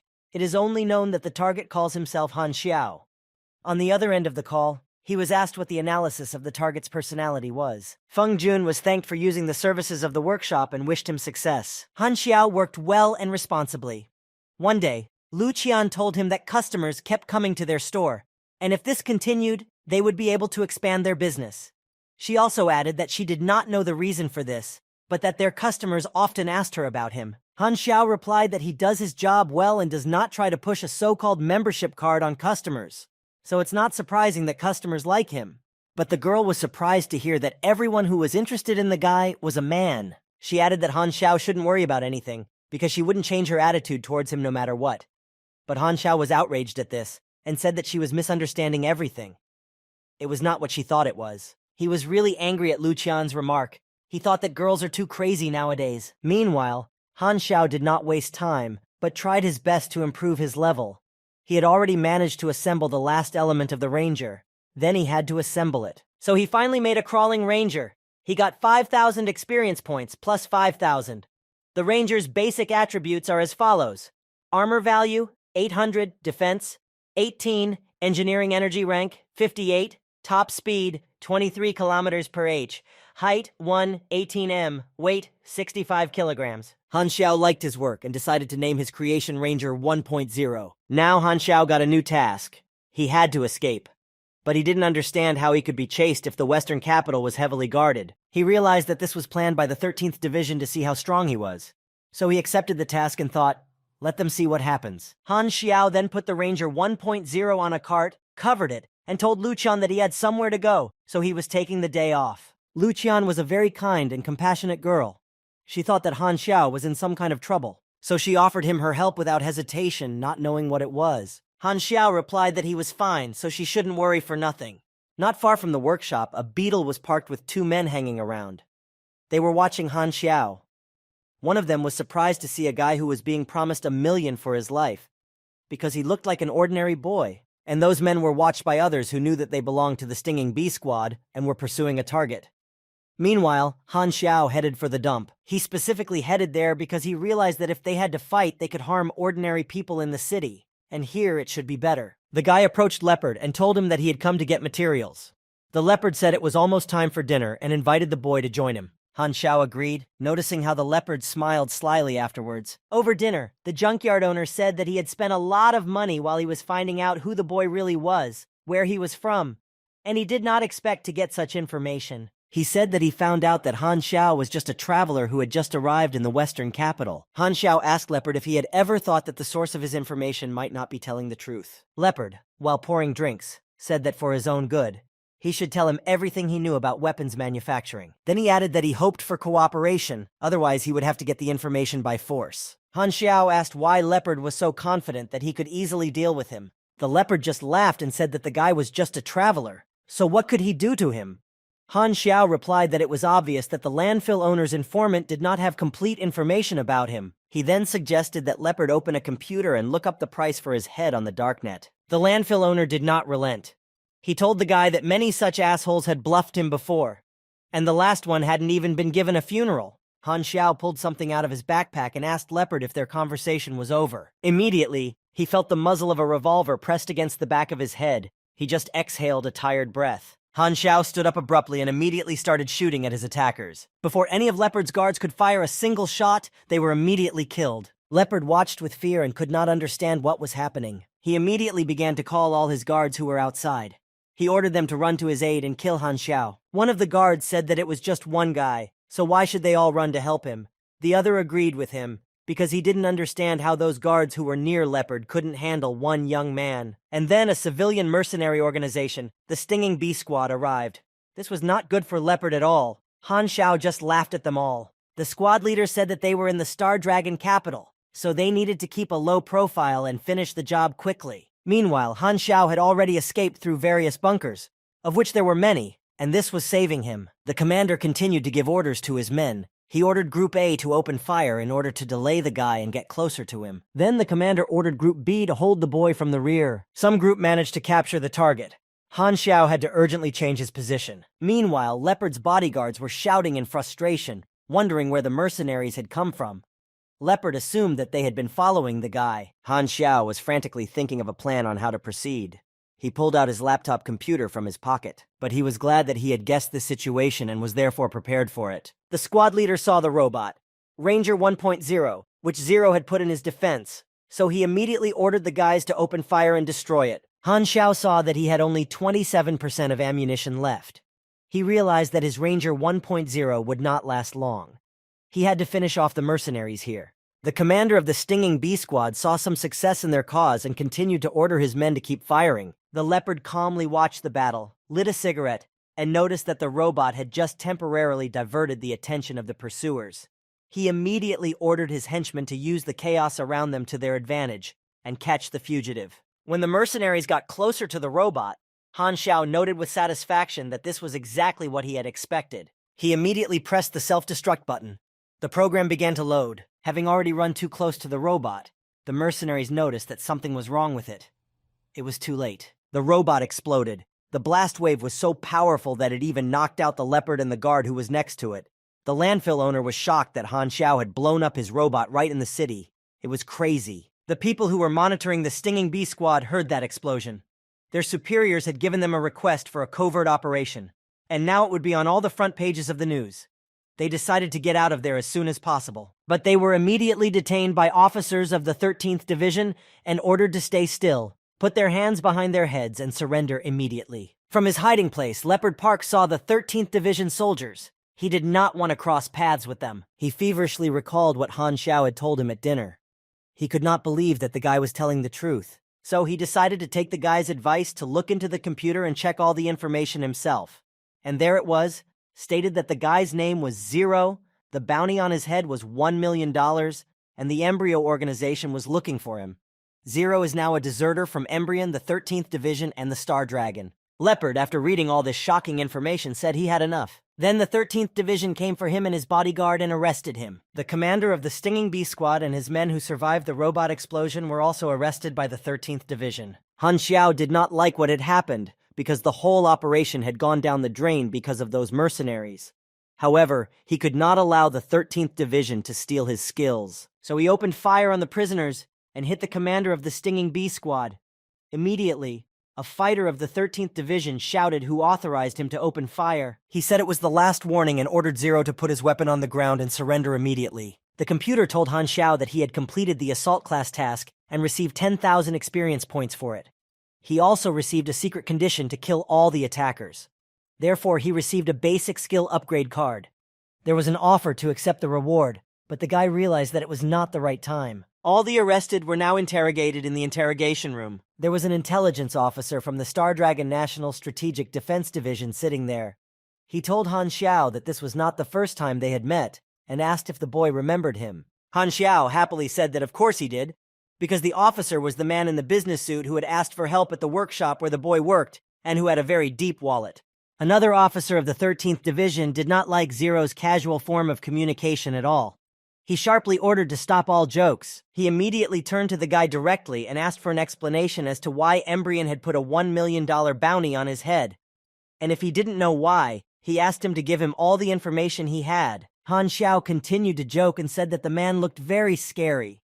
He added that if they wanted him to cooperate with them, they should show him at least a little respect and let him talk to someone competent. He told his two interrogators in no uncertain terms that he was not going to talk to them about anything, and all because he did not consider them competent. Then the officer stood up from his chair and clearly stated that he was the chief of intelligence of the 13th Division. He asked whether Han Xiao considered him competent enough to conduct the interrogation. Now the young man agreed to answer the questions. The intelligence chief started the interrogation again. He asked whether Han Xiao was a member of the Embryo organization. He said that he was. The officer then asked what position he held in that organization, to which Zero replied that he was a logistician who studied mechanical weapons. The intelligence chief started to get a little nervous. He said that Embryon would never put a $1 million bounty on some logistician. Let the guy not deceive them. He added that they have many methods to make him tell the truth. The guy just sighed. Han Xiao continued to give out information. He said that the date in the notification log was June 4th, 687, according to the galactic calendar year. Signal location, the planet Aquaria. Destination, the 8th base of the planet Dark Star. And the content of the message is top secret. The interrogators looked at each other because they did not receive the basic information. The intelligence commander asked if the guy was sure of the information provided. From this question, Han Xiao realized that the officer had called his bluff. He replied that if he hadn't seen the message with his own eyes, then how would he have known about the Dark Star? According to the game's settings, the interstellar forces of the planet Aquaria are still under a huge secret. The interstellar forces that have come into contact with Aquaria's advanced civilization, the Vasanas, are called the Kadolas. The Dark Star was originally part of Kadolas, but later broke away from them. Now they are at odds. If Embryo gets in touch with the Dark Star, all 6 nations will be in trouble. Han Xiao realized that in that case, he could quickly capture the attention of the Star Dragon if he simply mentioned this magazine. He asked again if they could now move on to the plan for their cooperation, and he agreed to it. He did not care what would happen to Embryo afterwards. Then he started marking on the map the locations of Embryo's secret bases in the Star Dragon. He added that the officers should consider this his way of showing respect for their cooperation. The officer asked the young man if he only knew about the 3 secret Embryo bases. Han Xiao replied that of course he knew more, but first, he would wait until they checked the information he had already provided, and then they would discuss the next one together. The intelligence chief asked the young man clearly what his conditions were. Han Xiao replied that he just wanted to work with them on the Embryo case. The officer said he would report their conversation to his superiors. He added that, unfortunately, the guy would have to stay here for now. Han Xiao warned them not to force him to stay here for too long because he had only taken 1 day off. The officers went to a meeting with their superiors and said they had reason to trust Han Xiao and cooperate with him. Another officer said that he could not be trusted under any circumstances, that perhaps the guy had given false information. He was rebuffed, saying that this was unlikely. Han Xiao is a fugitive from Embryo, and he can only rely on them to survive. Therefore, there is no reason to doubt his veracity. A quarrel broke out between the council members. Another one said that he insisted on detaining the guy and asking him for all the information because the 13th Division does not need to negotiate with anyone. He has already been told that this is nonsense. Han Xiao has already shown them his honesty, and they should not push away anyone who wants to help them. The officer who did not want to cooperate with Zero insulted the one who favored Han Xiao, calling him a coward. In return, he said that he was being completely unreasonable. The chairman of the meeting replied that they could both cooperate with the guy and control him at the same time. He added that it would be useful to have him join their division. This did not sit well with the officer, who did not want to negotiate with Han Xiao, but he said that if the director insisted on it, then they should send the boy to the logistics department. That way they can maximize the benefits of him, and at the same time keep a better eye on him, since no one from that department is allowed to go outside. The director said that they would get something out of the guy anyway. Han Xiao has experience in battles. In that case, it would be better to send him to the covert operations department and let him fight against Embryo. That way, they can really trace his true intentions. Meanwhile, in the laboratory of the 13th Division, they were investigating Han Xiao's mechanism. They saw that this hacked mechanism has 4 levels of encryption, and so whoever made it is simply incredible. The member of the meeting who opposed Zero asked the lab worker if he could do it or not. That is, whether he could break this mechanism. The lab worker replied that there was nothing special about the mechanism. The encryption itself is very well done. Most likely its creator is an ordinary villager for whom any garbage has some value. That's all. A member of the meeting laughed at the employee, asking him which of the incomprehensible things he had made himself was better than the mechanism he was currently researching. A sticky bomb covered in clay, or a mechanical gun that can't hit the target. He continued to mock the employee, listing his not-so-successful works. Among them are fake breasts with nipples that release poisoned games. He reminded him of the 2 agents who got stuck with their own needles because they wore the wrong breast. Those poor guys are still in the hospital. Meanwhile, the officer who had been protecting Han Xiao reported over the phone that he would make sure the guy got to the covert operations department. He was on the phone with an informant, the same man Han Xiao had made the prosthesis for. He was asked if he was sure that the boy was really worth all the trouble. The informant replied that the boy could not only provide them with the information they needed, but he had a feeling that he would play an important role in their fight against Embryo. Everyone was angry about how the Embryo organization had dared to set up a secret base in their country. They decided to destroy it. They sent several teams there. The first group was to target the Embryo base. The commander ordered to show the members of the Embryo organization what they were made of. The Embryo guards were caught off guard by a sudden, unexpected visit from the 13th Division. They wondered how the Star Dragon could have known their location. It happened on the territory where Embryo's secret base number 45 was located. In the Special Agents Department of the Star Dragon, the agents were outraged because they were supposed to be resting while their captain was recovering from his injuries, but they were suddenly called on an urgent mission. They said that their superiors didn't take them for human beings at all. There were 3 special agents, and they had to get inside the base. To do this, they had to break the access key. During the penetration, they were identified. The system began to initialize the format. The alarm went off at the base, and a message was sent that the main security system had been hacked. There was a call for all units to immediately go to the main room. A female special agent yelled at her colleague Lin Yao to move faster. Lin Yao managed to get in. He needed another 3 minutes, but the enemies would get there in less than 1. Then they pulled out the new equipment from the bag that their commander had given them before the mission. Lin Yao asked if they were sure this thing wouldn't explode, because the R&D department was full of idiots. The girl, putting the gear on herself, said that they had no choice anyway, and if the data was damaged, all their efforts were in vain. All hope was in the hand, which was their equipment. Once she was dressed and prepared properly, she took a breath and ran as fast as she could. She hit the door with all her might and made a hole in it with her new equipment. It was a very powerful blow. It was unexpected for them. Lin Yao shouted that he would hack into the enemy's database and let his colleagues cover him. The enemies had already arrived. The fight began. The special agents skillfully fought them off. Lin Yao got to the main system and worked on the database. He formatted everything and started the self-destruct system. The girl asked him if everything was ready and received an affirmative answer. Now they could get out of there. It was already quite late. At one of Embryo's secret bases, they were still awake. A member of the organization reported to his supervisor that base number 45 had been destroyed. When the supervisor asked by whom, the short answer was that it was the Star Dragon. The leader asked how Star Dragon could have known about the existence of that base. He was told that it was unknown, but they suspected that Zero had provided the information. The supervisor asked how an ordinary test subject could learn about something as secret as the location of the base. He let his reporter go. The supervisor immediately decided to act. He logged on to his personal line of communication. He ordered his agent to secretly check everyone who had access to information about the location of the base and immediately inform him if he found anyone suspicious. He added that it was time to clean up the organization. Meanwhile, the Star Dragon special agents returned to their base, having done their job well. Their supervisor said that this time they got a lot of relevant information. Their superiors are very pleased with them. He added that the equipment they had taken with them needed to be returned to headquarters. Then he asked how they liked the mechanical arm. The girl replied that it was thanks to that mechanical arm that they were able to evacuate quickly. And she asked the leader who made such a wonderful equipment. The leader said he could not answer her question. The girl also asked if the headquarters would continue to provide them with this arm for missions. Meanwhile, in the workshop where Han Xiao was working, Lu Qian was having dinner with her grandfather and was missing Han Xiao because he had been gone for 3 days.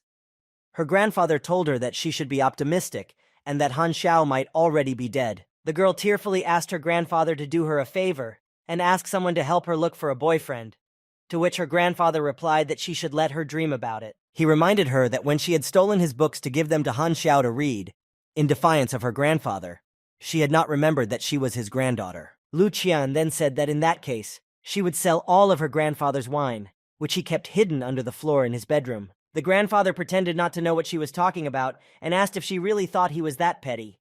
He added that if Lu wanted to find Han Xiao so badly, she should rely on him. He would help her with it. Mr. Lu called his friend and asked why they had taken his student and employee. The answer was that the guy just wanted to work with them for a while. Mr. Lu said that they should send the guy back immediately, otherwise his granddaughter would destroy her grandfather's entire wine collection. His friend replied that he couldn't do that because the rules didn't allow it.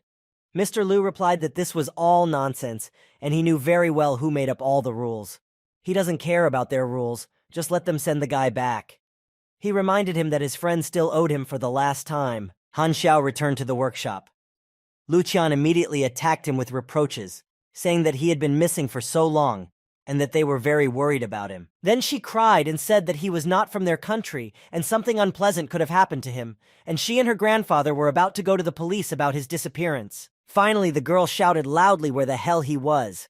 Han Xiao replied that he was just out for a walk. Lu Qian grabbed him by the ear, started pulling and scolding him for coming up with such an illogical story. The guy was still trying to justify himself somehow. Then, catching him, she put her hand on Han Xiao's shoulder and said that she had watched the news on TV yesterday, and they showed the shootout that took place at the dump. She lowered her head and said that she was very worried that nothing bad would happen to him. Han Xiao thought about her words. He hadn't even thought about her worries and was kicking himself for not thinking to at least call her. Then Mr. Lu came out to meet him and said that he thought the boy would not come back alive, and he was sorry for that. Lu Qian looked at her grandfather reproachfully. After that, she told Han Xiao that she would buy him a phone so that he could always be in touch. The boy said that he didn't need a phone because he already had one, and pulled his phone out of his pocket.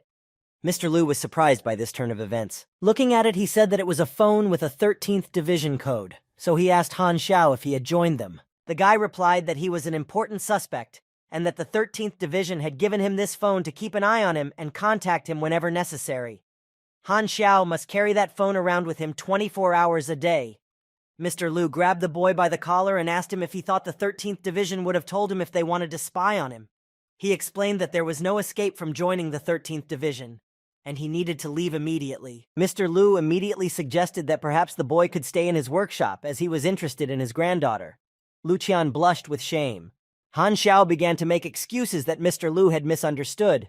This disappointed the old man. He said that he did not understand the feelings of young people very well, and his granddaughter is not a little girl anymore, and he really wants to hold his great-grandchildren in his arms, so let the boy try harder. Lu Qian turned away from them and covered her face with her hands. The old man left, and Han Xiao began to comfort her by saying that her grandfather was just joking and that he had misunderstood. Lu Qian had a mixed reaction to this explanation. Finally, Han Xiao retired to his room and thought about how old people who want grandchildren scare him. Then his computer beeped. It was a notification. The guy thought that it was not in vain that he had sent the report to the 13th Division.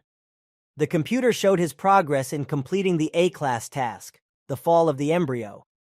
At the moment, it was 1.6%. It turns out that the intelligence connection was recognized by the system as an indirect penetration. Han Xiao also realized that it was better for him to fight Embryon directly. Embryo is definitely strengthening its forces now, so the guy needs to take risks to get new blueprints and improve his equipment. Han Xiao managed to develop new mega explosive bullets. This was enough for now. But this is an entry-level weapon. You can't use it too powerfully. The guy heard a noise. It sounded like a car pulling up. It was a vehicle of the 13th Division. Han Xiao approached the car, from which an agent got out, and the boy asked him why he had come. The agent replied that the report he had submitted to the 13th Division had been verified, and now they have reason to trust him, his truthfulness in their cooperation. The agent extended his hand to Han Xiao and said that the leadership had decided to accept him into the 13th Division. The guy smiled to himself with satisfaction. This was exactly what he had planned. The agent continued to speak. He said that the leadership decided to send him to the Covert Operations Department, and then he would be assigned to some unit. They shook hands. From that moment on, I started building a reputation with the new faction. The favor of the Star Dragon Strategic Defense Department increased by 300 points. Han Xiao realized that this way he could directly attack Embryo. Now the agent said that if he had no more questions, then let him get ready. They would go report to the division. Meanwhile, Lu Qian couldn't calm down from what her grandfather had said. She sat on the floor with her knees together, hugged her pillow, and thought about how she just felt a little respect for the guy, not admiration. She also wondered what if Han Xiao really had some feelings for her. Suddenly he came up to her and said he wanted to talk to her. The girl recoiled from him in fright and said that he was a really good person. And then she fell silent. The guy asked himself what she was thinking. This made Han Xiao very happy.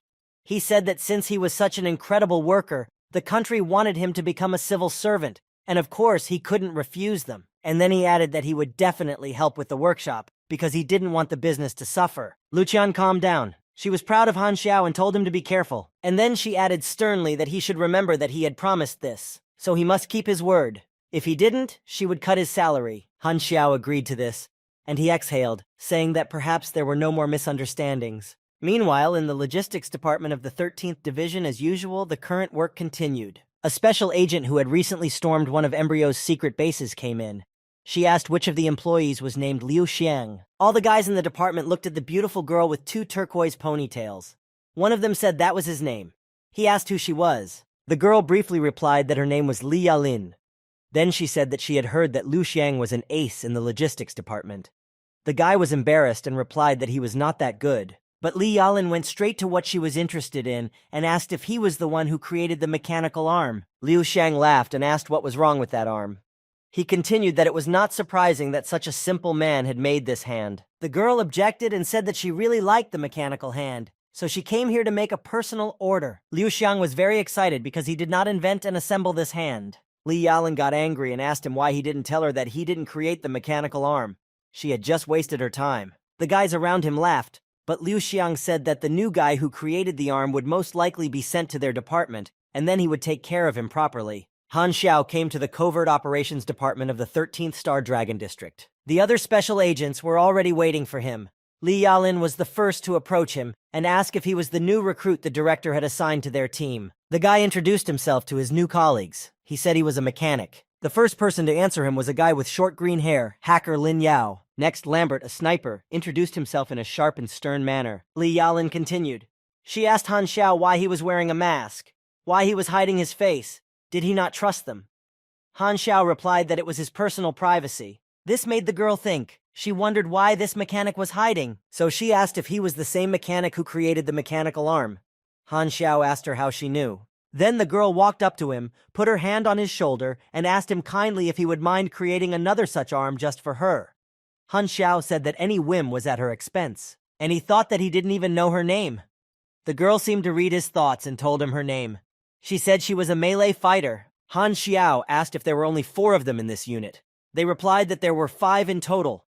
There is also a captain, a fist fighter. Right now he is in the hospital. The mechanic was tense because even the captain himself was injured. He speculated that the unit performs quite complex and dangerous operations. Li Yalin replied that the captain was in the hospital due to poisoning. Suddenly, a notification came to the computer, and Lin Yao went to read the message. He said that a newcomer had just joined their squad, and the management had already dropped a new task on them. They needed to catch a black spider that was hiding in the western capital. Li Yalin asked if he was a well-known bounty hunter. She said that the last time their agents failed to catch the black spider, he even managed to blow up 2 streets. Now Han Xiao has a new task, to destroy the black spider. For this, he will be able to receive a reward of 9,000 experience points. In addition, he will receive a special reward of 4,000 points or a mind stabilizer. The boy thought that this was too small a reward, but still better than nothing at all. Meanwhile, Li Yalin continued to talk about the black spider and suggested that he would not dare to stay in the western capital any longer. Lambert asked when they would be leaving for the mission. Li Yalin replied that they didn't need to rush because the intelligence department had already spotted the black spider's location, so they would go there at night. The night came. The squad arrived at work. Everyone except Han Xiao got out of the car. Since this is his first job with them, he was given the task of simply getting to know the area. He will be the eyes and ears of the squad and must gather all the information. They are relying on him. Han Xiao agreed. He thought it should be a pretty easy task, but he really wanted to kill some mobs. The squad climbed to the top of one building, and Li Yalin pointed to a small building ahead. A black spider was supposed to be hiding there. The sniper pointed his rifle there. The girl continued to say that the black spider was on the 3rd floor, and he must be very careful now. She warned them to be as quiet as possible. Han Xiao radioed to them that they shouldn't be too quiet because the black spider had already spotted them. Li Yalin sharply asked where he got this information from. Suddenly she noticed that they had already been spotted by the enemy. She adjusted her earpiece, and then armed men from the black spider squad began to attack them. The hacker Lin Yao shouted that the information given to them by their superiors was false. On the other hand, the black spider himself pointed the muzzle of his rifle at them. He shouted at them that they dared to put their paws on him again. If they did, he would destroy them. The moon illuminated his face, and it became clear that he had a spider painted on his cheek. He ordered his squad to destroy the agents of the 13th Division. Li Yalin told her colleagues to take care of the black spider squad. She decided to take care of their boss personally. She pulled out her sword and began to attack the black spider with anger. The black spider quickly realized where the girl was going to strike and jumped away. The black spider confidently said that he respected her courage, but he would quickly destroy her.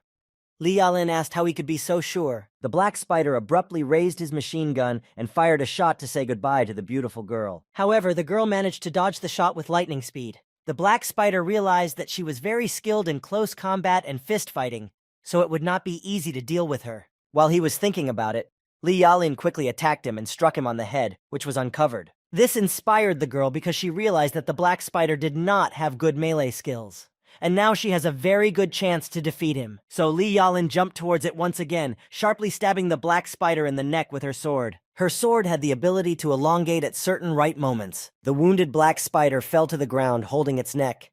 He was surprised by the ability of his opponent's sword. He noticed that the girl was very good at fighting. He immediately asked her angrily if she thought that this was enough to destroy him. He confidently stated that she would not succeed. Falling completely convulsing to the ground, the black spider still said that it could not be destroyed. Finally, he completely lost consciousness. Li Yalin radioed Han Xiao that he had created a wonderful knife. The mechanic told her not to let her guard down because the black spider was still alive. But the girl claimed, looking at her opponent's eyes, that he had already been eliminated. Han Xiao said that the black spider is a superhuman. It is not easy to destroy him. He doesn't have ordinary strength. He suggested that she take off his mask so that she could see for herself. Li Yalin just laughed at this suggestion.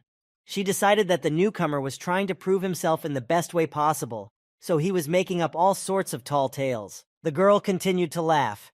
She said she knew better how to proceed. But Sniper Lambert decided to listen to the boy's words and still take the mask off the black spider. So he came closer, took off the mask, and saw a face that was not human at all. Han Xiao immediately told them to tear off the black spider's head and remove the masks from his entire squad. When the agents began to remove the masks from all of the black spider's fighters, who seemed to be lying dead on the ground, they saw that they all had no faces. Han Xiao told them that in 3 hours, this corpse, which the drone he had launched now, would come back to life.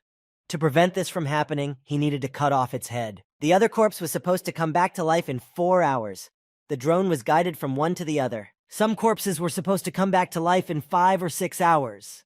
Han Xiao guided his fellow squad members from one corpse to another, and the agents took turns cutting off their heads. Finally, there was only one corpse of a black spider left, and everyone wondered what to do with it.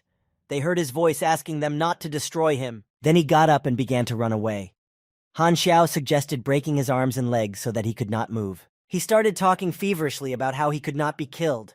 Let them not waste their energy, because they would not be able to destroy him anyway. However, Lambert knocked him down, threw him face down on the ground, and began to break his limbs. The Black Spider shouted, asking how they knew about his power. Han Xiao replied that he had the ability of parasitic copying. This means that once in a while, he can create copies of himself without a face. The clones he creates follow him within a fixed radius. In this way, he can reincarnate endlessly into nearby clones. There are only 10 of them here. The rest of the stragglers he has scattered around the world. That's why they are his secret trump card. The Black Spider could not believe that someone had found out about his secret. He shouted out who the hell he was. The computer informed Han Xiao that Black Spider's E-Class task was completed. He received 5,000 experience points. The secret condition, capture the Black Spider, is fulfilled. Now he can choose his special reward, 4,000 points or the Mind Stabilizer. Han Xiao was unhappy with the offer of so few points. The Mind Stabilizer is only useful for psychic attacks. There are few other uses for it. The next day, Han Xiao went to the workshop, where he was greeted by Lu Qian. She told him that the workshop's permit was almost ready, and that they would soon be able to use the new premises. She was very grateful to him for that. Han Xiao received a lot of orders from agents for the switchblade knife and was very happy about it because he could get rich quickly. There was a heated discussion in the logistics department of the 13th Star Dragon Division. One agent was indignant that the new recruit Han Xiao was unwilling to share his blueprints. He said that he thought that without those blueprints, they would not be able to do anything, and he ordered to find an agent who could buy a switchblade from Han Xiao. So, the management sent one agent from the office to buy a throwaway knife from someone. He said they could name any price they wanted. Li Yalin said menacingly that they all understood that the management just wanted to copy the blueprints of that knife. She added that you can't do that to people. So all the special agents turned around and walked away, leaving the one sent by the management with nothing. Li Yalin could not calm down. She was indignant that the management could not do anything themselves, so they wanted to steal from others. They would be ashamed of themselves. They understood her well, but knew that it could not be otherwise. Then one agent pulled out his knife and decided to sell it. Others said that Han Xiao could easily create a new weapon, but that he shouldn't sell his knife. But the agent didn't care and asked for a price of 30,000 for the knife. The seller and the buyer agreed on that. The knife was sold for 30,000. After receiving the knife, the management handed it over to Liu Xiang from the logistics department. He examined the weapon and saw that it was made rather crudely and had no code. So he decided that he could easily reproduce the blueprints of the knife. The manager said that he was counting on him in this case, and he promised that if Liu Xiang coped with the task, he would no longer have to serve in this department. He would promote him to the Research and Development Department. Li Yaling immediately called Han Xiao and informed him of what had happened. She said that all the agents had refused to order the knife because the R&D department had copied the knife's drawings and was now mass-producing it. Han Xiao had by then managed to create a considerable number of knives to fulfill orders. He was extremely unhappy with this turn of events. He decided to turn the tide in his favor, and the leadership of the 13th Division would definitely not like that. He went to the 8th District with his designs, in particular, to an underground weapons store. The guy was told that his product was quite good and asked if he could supply it on a regular basis. But Han Xiao had his own proposal for this. He asked the head of the company to whom he was showing the throwaway knife if he was interested in buying the blueprints for that weapon. He offered his selling price, 5,000 for each of the 1,000 throwaway knives and 1 million for the blueprints. The head of the firm asked if he could expect a lower price, to which Han Xiao replied with a firm no. The day before, they confirmed the report of the R&D department. Now the switchblade belongs to them. The agent who brought the news thanked them for their trust in him. The executive director, however, was not so positive. Apparently he was worried about how Han Xiao would react to all this. That's what the director of the R&D department thought. But the guy had no intention of joining the 30th Division, so there was no need to pay attention to it. Then the executive director began to slowly pull out an envelope. For some reason, the director of the R&D department became very excited, realizing that the envelope might contain information that was negative for him. The executive director asked him directly why the agent had used his position and his capabilities to resell the division's weapons.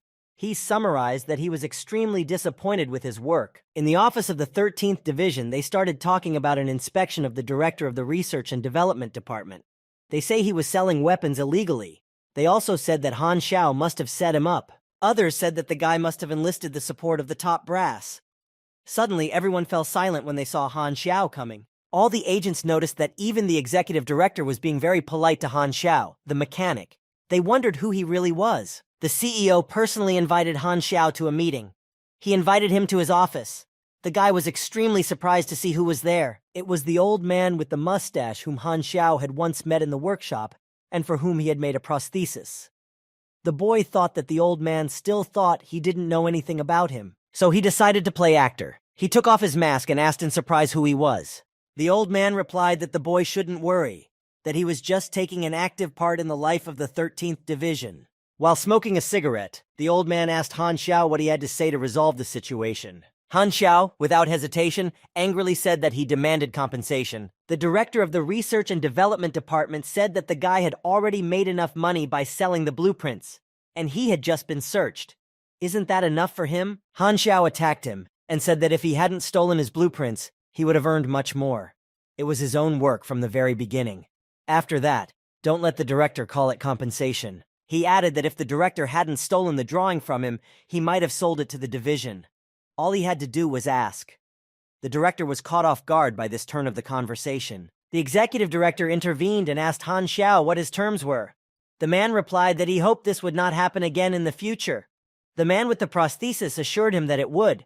Han Xiao then added that he wanted to take a look at the knowledge of advanced mechanical engineering. He thought to himself that it was a very good idea to ask. After all, the 6 nations in Embryo have completely different information. He knew very well that only very reliable and trusted people have access to that knowledge. This would determine his future success. He realized that if he failed, it would take him too long to get a security clearance. The man with the prosthesis crossed his arms over his chest and leaned back, saying that he would grant Han Xiao such access. But then the director of the Research and Development Department interrupted the conversation and objected to the decision, saying that advanced knowledge required a 5th level of security clearance. This would be completely against the rules of the division. The man with the prosthesis said that he only intended to have a look and ordered that he be given 1 hour to do so. Now Han Xiao was taken to the underground headquarters of the 13th Division. The man with the prosthesis and the executive director were with him. They stopped in front of the entrance. The executive director said that before the guy went in, he needed to read out the rules. So, the underground headquarters is monitored around the clock, so let the mechanic not even think of doing any pranks there. The entrance to the headquarters will automatically close in exactly 1 hour. Han Xiao mentally told himself that an hour was too long. He could learn everything in 1 minute. He was looking for advanced knowledge of weapons, in particular, the shockwave and lightning fist fighting skills. The Star Dragon has only one advanced material, but it is very powerful. Han Xiao found it. The synthesis of the advanced material began. A request for its study was created. The guy clicked on approval. The study began. It was impossible to pause it. After a while, the computer indicated success in the study. The advanced mission was complete. Now it was necessary to choose one of 3 options: gunsmith, mechanic, or mechanical wrestler. Of course, Han Xiao chose the mechanic, because in his past life, he was the best at it. So he got a new class, mechanic apprentice, and also strength plus 30, dexterity plus 1, endurance plus 1, intelligence plus 3, 3 more attribute points, and 1 talent point. The guy felt as if his whole body was filled with energy. The man with the prosthesis and the executive director watched him closely. The latter asked why their mechanic was smiling so much. Han Xiao closed his eyes in bliss and was happy that he had succeeded. After leveling up, his aura began to emit magnetism, which is quite unusual for the mechanic class. Aura is the main power of superhumans. After learning the techniques for pumping his aura, his strength would begin to grow extremely fast. Han Xiao sat down on the floor. The computer informed him that he had pumped the aura technique. His degree of perfection is 81%. Aura plus 3. It's a pity that training requires experience and stamina points. Since he still needs to work on his weapon crafting, he will be able to train twice a day. Suddenly his phone rang. It was a message from Li Yalan. She wrote that the captain had been discharged from the hospital and urgently asked everyone to gather. Meanwhile, the Secret Service Department of the Star Dragon gathered for a meeting. One of those present said that Han Xiao would no longer sell him weapons. The other laughed and said that he didn't care, because Han Xiao was just a useless mechanic. If he really needed it, he would pay someone to resell it to him. But they were all still very concerned about something. At a meeting of the squad, which included Han Xiao, the captain finally had the opportunity to meet him personally. Hacker Lin Yao told their mechanic that this was their captain. In general, they can only hire new people if the captain agrees. Lin Yao whispered in Han Xiao's ear that the management was looking out for his candidacy because their captain was undergoing medical treatment at the time, so the captain might be a little unfriendly to him. He also told him not to worry because their captain, although strict, was a very kind man. Very kind. The captain decided to introduce himself in person and said his name, Jiang Wei. Han Xiao smiled slightly behind his mask. He was amused by the captain's name because it was very popular in China. And they often joke that if someone is called that, then their parents are completely indifferent to their child. Meanwhile, the captain continued that there would be 5 of them in the team, along with the mechanic. He ordered him to take care of the rear and supply. He frankly told the boy that he had no experience and had absolutely no faith in his abilities. The captain peeled a tangerine and said that he would memorize all Han Xiao's instructions, and the boy is obliged to follow them carefully. But if he fails to live up to the captain's expectations, he will immediately kick him out of the squad. It wouldn't matter to him who made the mistake.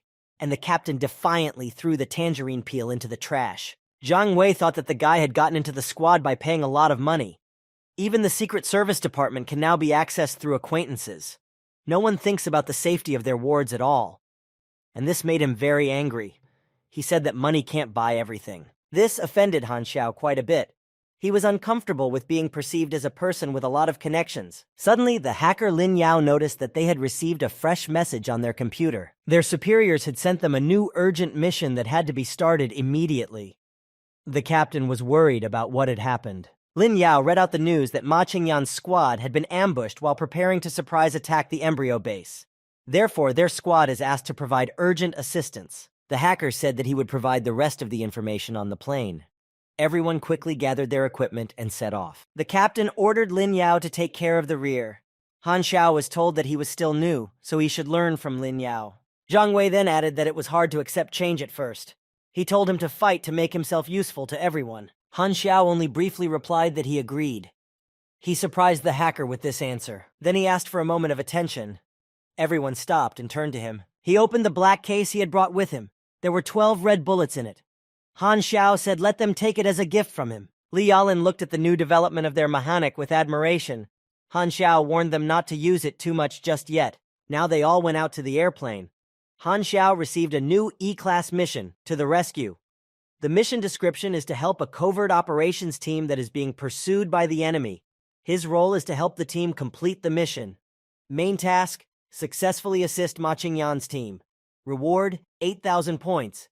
There are no special rewards. The hacker Lin Yao walked up to Han Xiao, put his hands on his shoulder and calling him Brother Han, said that the captain has nothing against him or anything like that, and let him not take it to heart.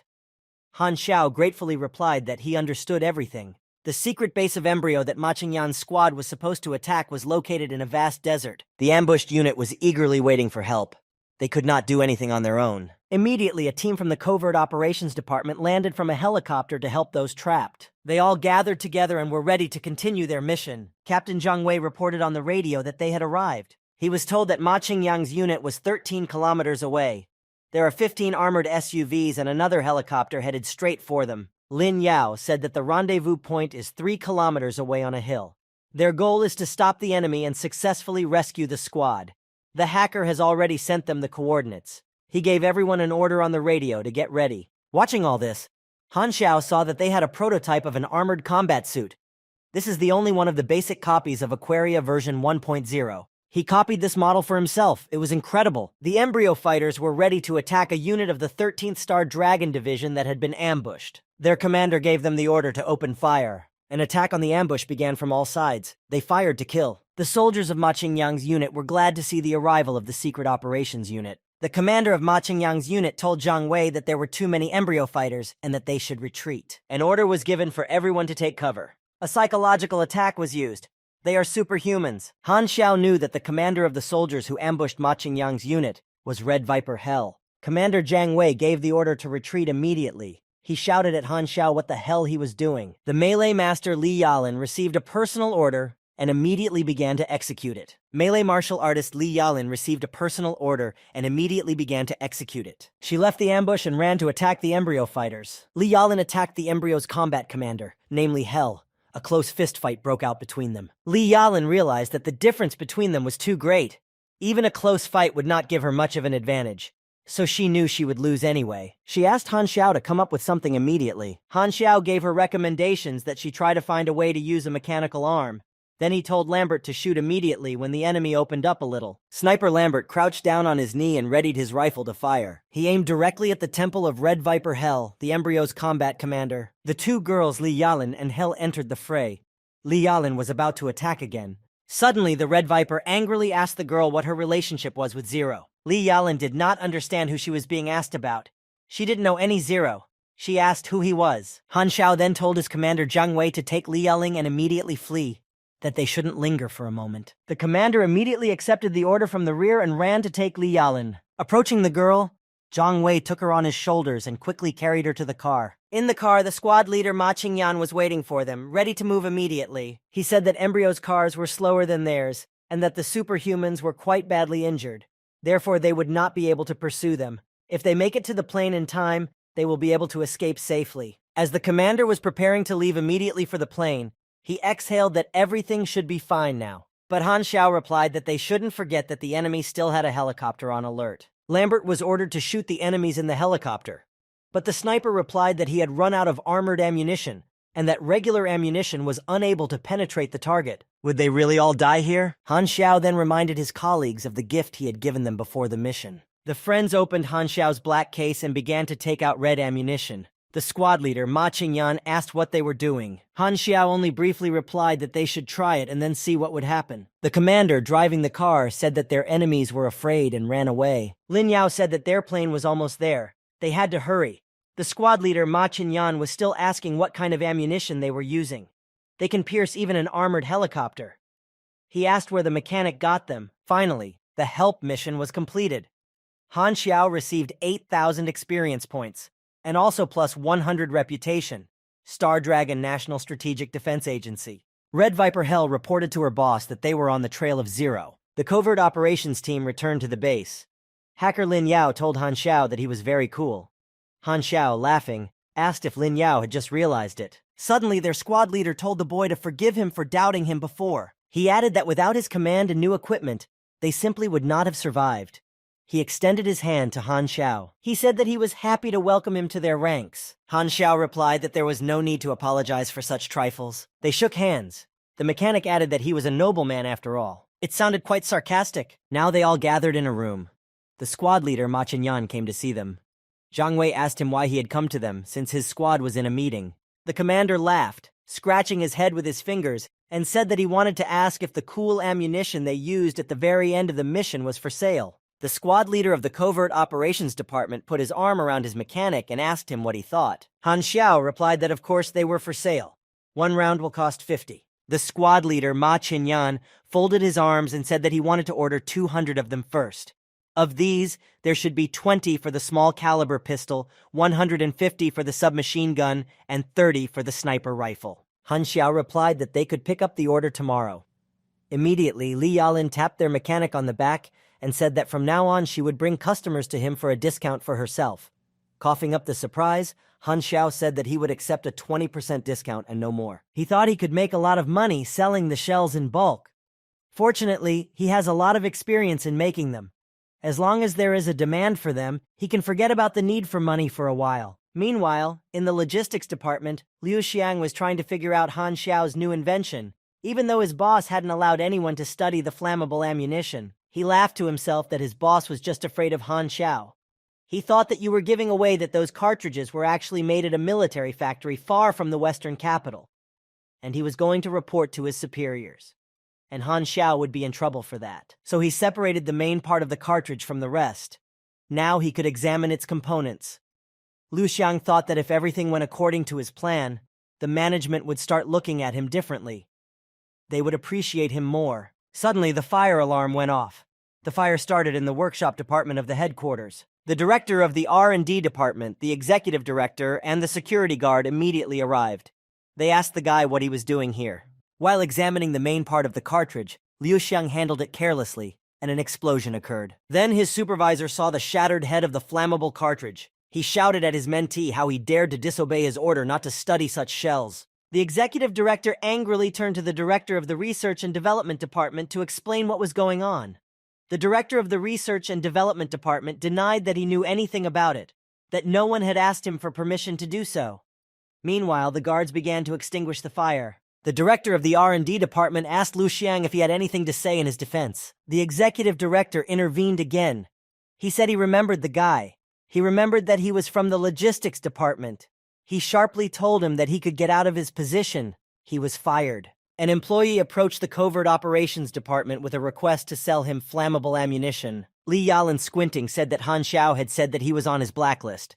Therefore, he does not want to have anything to do with him and will not. Then she added that he didn't need an apology either. The employee then approached his colleague, who had just bought some ammunition he was interested in, and asked him to resell it to him. He was willing to pay 200 apiece. The employee pulled away from him and said that he absolutely would not sell any ammunition. Another added that he should forget about trying to buy the ammunition, because reselling it to him would be tantamount to insulting Han Xiao. And this is not worth his money. After all, no one knows how many other cool things he has in there. In the logistics department, meanwhile, they were putting everything in order after the fire Liu Xiang had caused. Now everyone was making fun of him, but he was silently taking his things out because he had been fired. Only now did Liu Xiang realize what his desire to stand out in any way had led him to. He felt very sorry for himself, because he was still very young and already had such bad references. Meanwhile, a meeting was taking place at one of Embryo's bases. They were discussing the situation in the desert. Special Agent Star Dragon had a strong arm like Zero's, and the 13th Division managed to destroy their secret base. Only Zero could give them the secret of their location. But he didn't have the authority to get access to this kind of confidential information. Nevertheless, everyone in the Embryo organization remembered Zero's words that he would cut them all down to the root. They could not understand who he really was. The leader issued an order for a fresh set of new recruits. Then they would be sent to the Star Dragon to watch for Zero. And if they manage to find any clues, they will need to send Nose to deal with him. Han Xiao was immediately informed that Embryo's spies in the western capital had sprung into action. They are looking for him, and it seems that they have already guessed that he is working for the 13th Division. Han Xiao had already guessed that he was wanted here in the Star Dragon, but the 13th Division reassured him not to worry, because he would always have a guard by his side. Han Xiao asked if he could get 2 Crazy Eagle pistols from their weapons warehouse, which was granted. Han Xiao had been waiting for the Embryo spies to show up for a long time and decided to prepare more thoroughly now. A new sunny morning came. Han Xiao woke up, had breakfast, and went to work in the workshop. He began detailed preparations for self-defense against the Embryo fighters, who would sooner or later come after him and start a new battle. Using all his skills as a mechanic, he began to work on creating something new and powerful. He managed to create a wonderful platinum alloy, and for this he received 3,000 experience points. The guy was pleased with himself because he had created an alloy of good quality, and rare minerals pay very well. Han Xiao then created a sophisticated saber of high-quality platinum with a green class. An additional effect of the saber, strength, the admixture of alloys reduced wear. Note, a one-handed weapon whose blade can act as a shield. Suddenly, he received a notification that he had been given the go-ahead to issue a Crazy Eagle pistol. These pistols would be left for him in the department of his squad. Han Xiao continued his regular training in the training room. Now Li Yalin was there with him. She asked the mechanic about the newly created saber, whether it was an updated version, and asked to be allowed to evaluate it. After trying to simulate stabbing several times, she liked the saber. It was as sharp as a razor, much better than the previous version. Meanwhile, Han Xiao practiced shooting. He fired the Crazy Eagle and noticed that the gun had a lot of power. When Li Yalin gave the boy the saber, she said that she was very sorry to part with it and asked Han Xiao to bring it back next time. The boy, of course, did not refuse her. In the evening, Han Xiao returned to the workshop.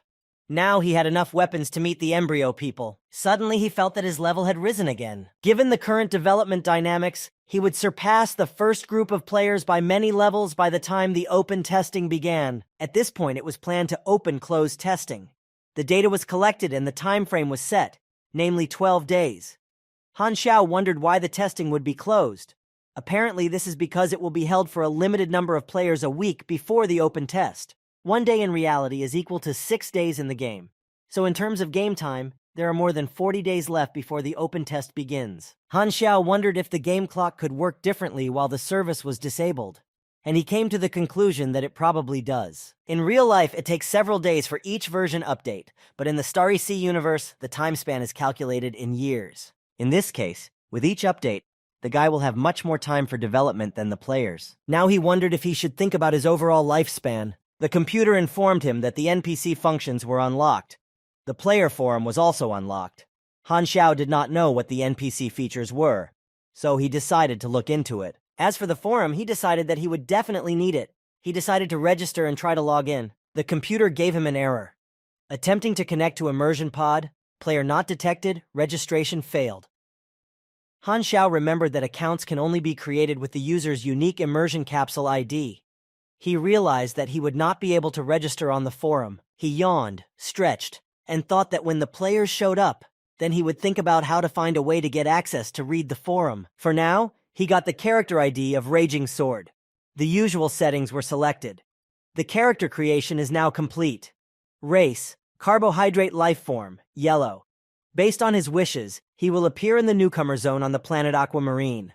The random selection of the place of birth has been completed. The starting point was the village of Bighorn. The coordinates for the appearance of the character Raging Sword were 24.152, 182.644. The character had reddish-brown hair, purple eyes, and elven ears. The birth began. We had to wait. A character named Raging Sword was created. He successfully appeared at the place of coordinates. In this area, newly created characters began to appear here and there. Star Dragon, a gathering place, Bighorn Village. One of the characters suggested that this was a village of newcomers. He started thinking about what to do with himself. The other one was also trying to figure out what to do next. Suddenly, they saw an old man with a stick approaching them. He addressed them all, calling them foreigners. He was an old man with almost no teeth. He said that if they wanted to eat, they should find work, because they, the locals, did not need lazy people. The old man went on to say that their village needed to harvest the crops, and the tailoring and armory workshops in the south needed experienced workers, and a shipment of goods had just been delivered to the central gate. It needs to be unloaded. In conclusion, the old man added that all the newcomers should work hard, so that no one would die of hunger. The swordmaster knew that the newcomers' village had very few resources. Closed testing would not last forever. So if he wanted to get ahead, he needed to develop his strategy as soon as possible. As he walked through the village, he was going to explore as many places as possible and set up shop as profitably as possible. First, he decided to buy a map of the area. It cost 3,000. The map showed the territories of the Star Dragon Empire.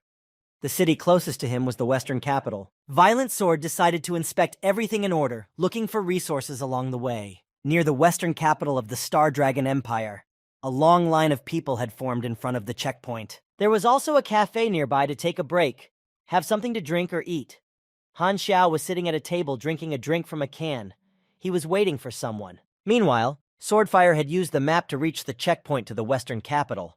He had already reached the second level. Then he thought that he had a feeling that someone was watching him. He noticed Han Xiao at a table and realized that he was the one who was watching him. Their eyes met. The Violent Sword felt a mortal danger to himself in that look. He was afraid of this because he thought it should be safe in the city, so he decided to pass by unnoticed. He did not want to die at all. But then Han Xiao called out to him as he passed by. He reproached Swordfire that it was extremely unethical to examine someone whom he was seeing for the first time. Swordfish took a defensive stance, made his fists, and stammered and asked Han Xiao what he wanted from him. Han Xiao replied that he needed help, and he asked if the Violent Sword had some free time. A bunch of chaotic thoughts immediately appeared in the mind of the Violent Sword. First, he thought that Han Xiao was an NPC. Then he wondered if the chance had come to him so quickly. Would he be given a hidden mission? Perhaps the heavens had chosen him. This is great news for him. How wonderful he is. Meanwhile, Han Xiao said he needed a piece of bread. He asked if Sword of the Storm could help him with this. That is, get him some bread. Swordfish was happy that he had already been given his first task. But he was surprised why a high-level NPC had such an easy task, and accordingly why the reward was so small. The task was to give Han Xiao a piece of bread. The reward, 1 aquamarine dollar. Violent Sword knew that if the NPCs were high class, then the tasks should be appropriate. He thought it would probably be a chain of missions, and after completing one, he would get the next one. For some reason, he was sure that this would be the case. He was pleased with his wit because the years he spent playing different games were not in vain. They helped him understand their logic. When he started the first task, Swordfish took out all the bread he had with him and offered it to Han Xiao, which surprised the latter. Now he was looking forward to the next task. Immediately a new task appeared, to hit 10 passers-by on the backside. For this, a reward of 1 aquamarine dollar was offered.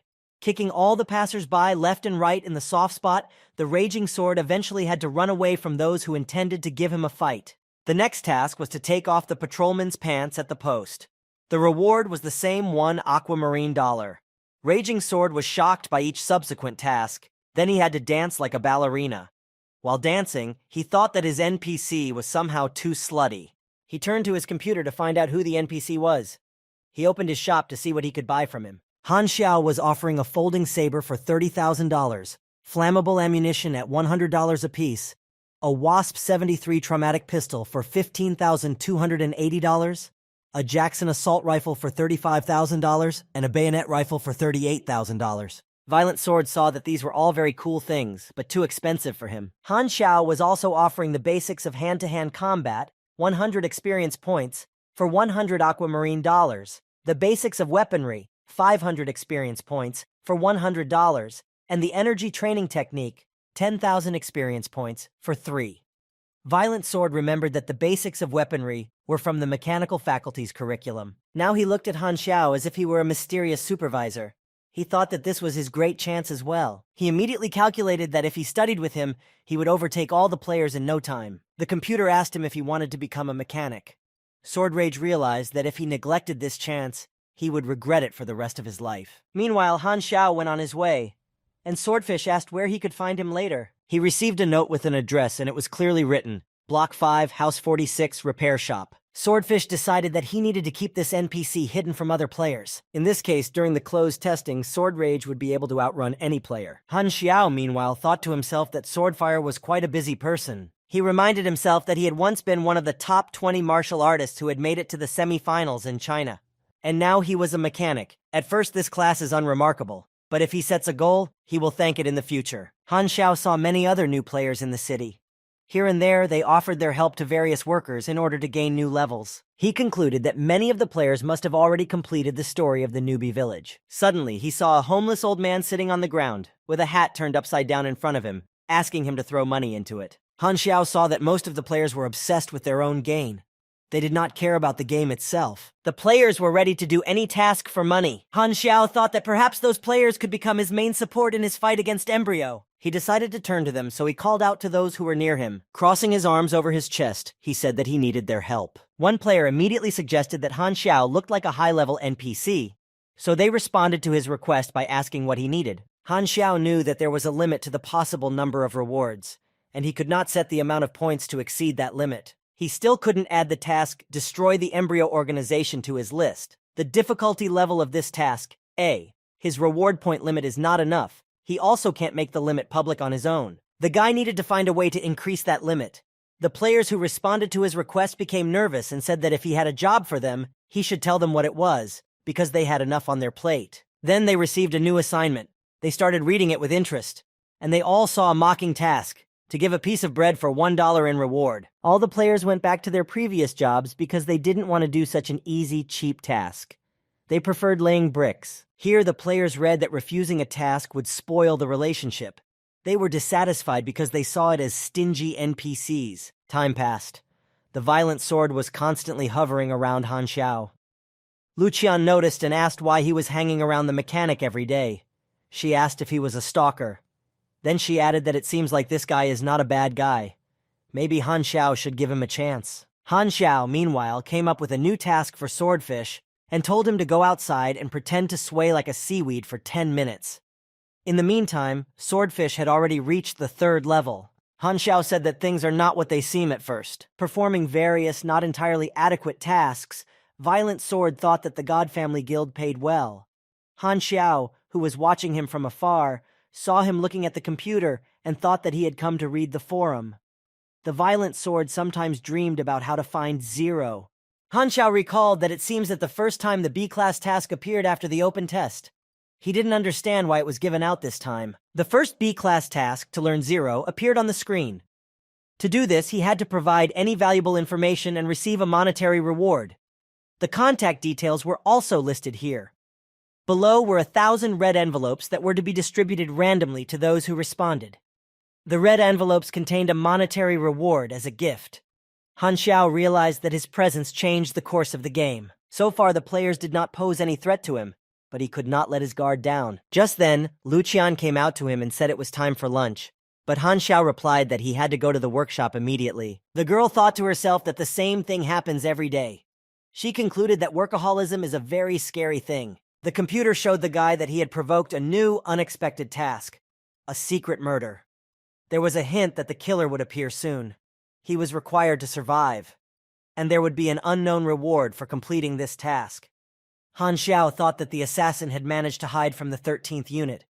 He was sorry that old Lu was not at home right now. But before he could worry about the players who would join the embryo organization, he had to deal with his killer. Lu Qian is still in the workshop, so in theory she should be safe. So wandering the streets of the city, Han Xiao wandered into a deserted alley. It was a great place to fight. Suddenly he saw a black bird fly right overhead. This alarmed him greatly, and then there were many more birds. They all began to circle around the boy. Han Xiao was not prepared for this turn, for a battle with birds. He saw that his enemy was not so simple. He could not escape the trap he had fallen into here in this deserted alley. He wondered if this was just another illusion.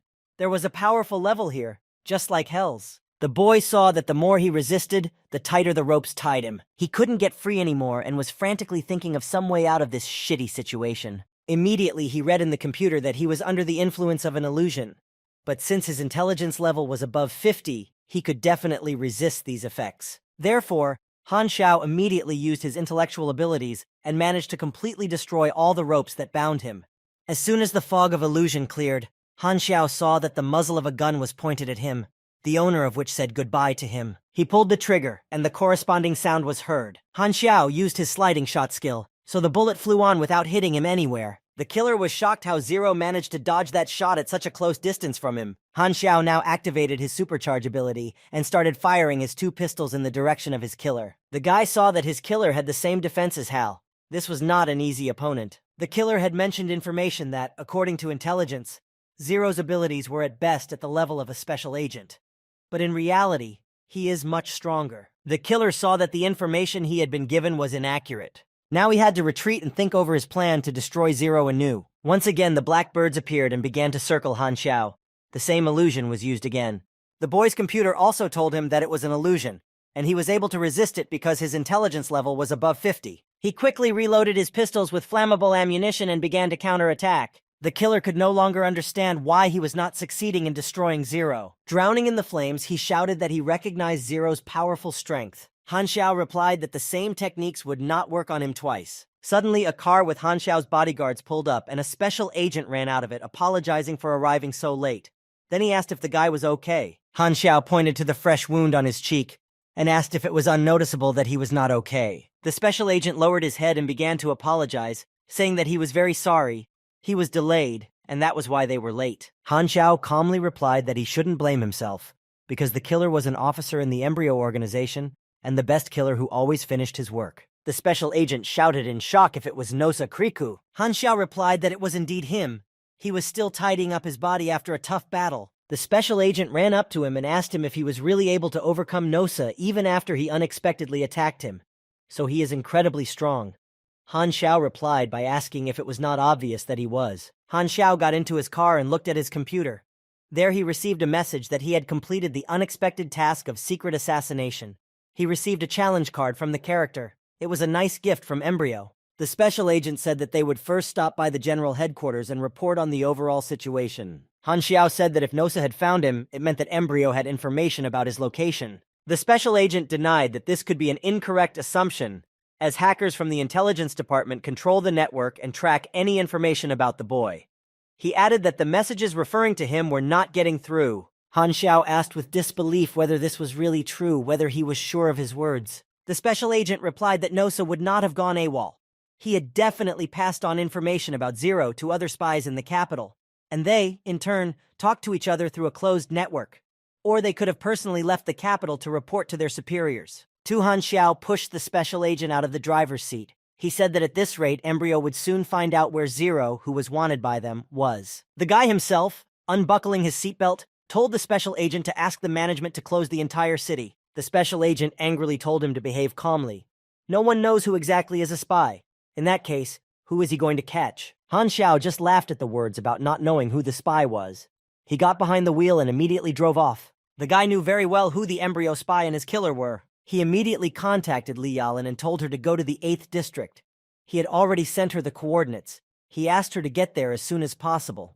The girl wondered why they had to go to such a slum. Han Xiao replied that she shouldn't ask any more questions and should immediately go to the place where he asked her to go. He himself had already reached the 8th district.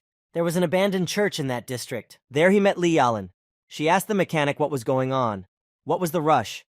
Han Xiao just said as he passed her that she should follow him. He abruptly opened the door, entering the abandoned church.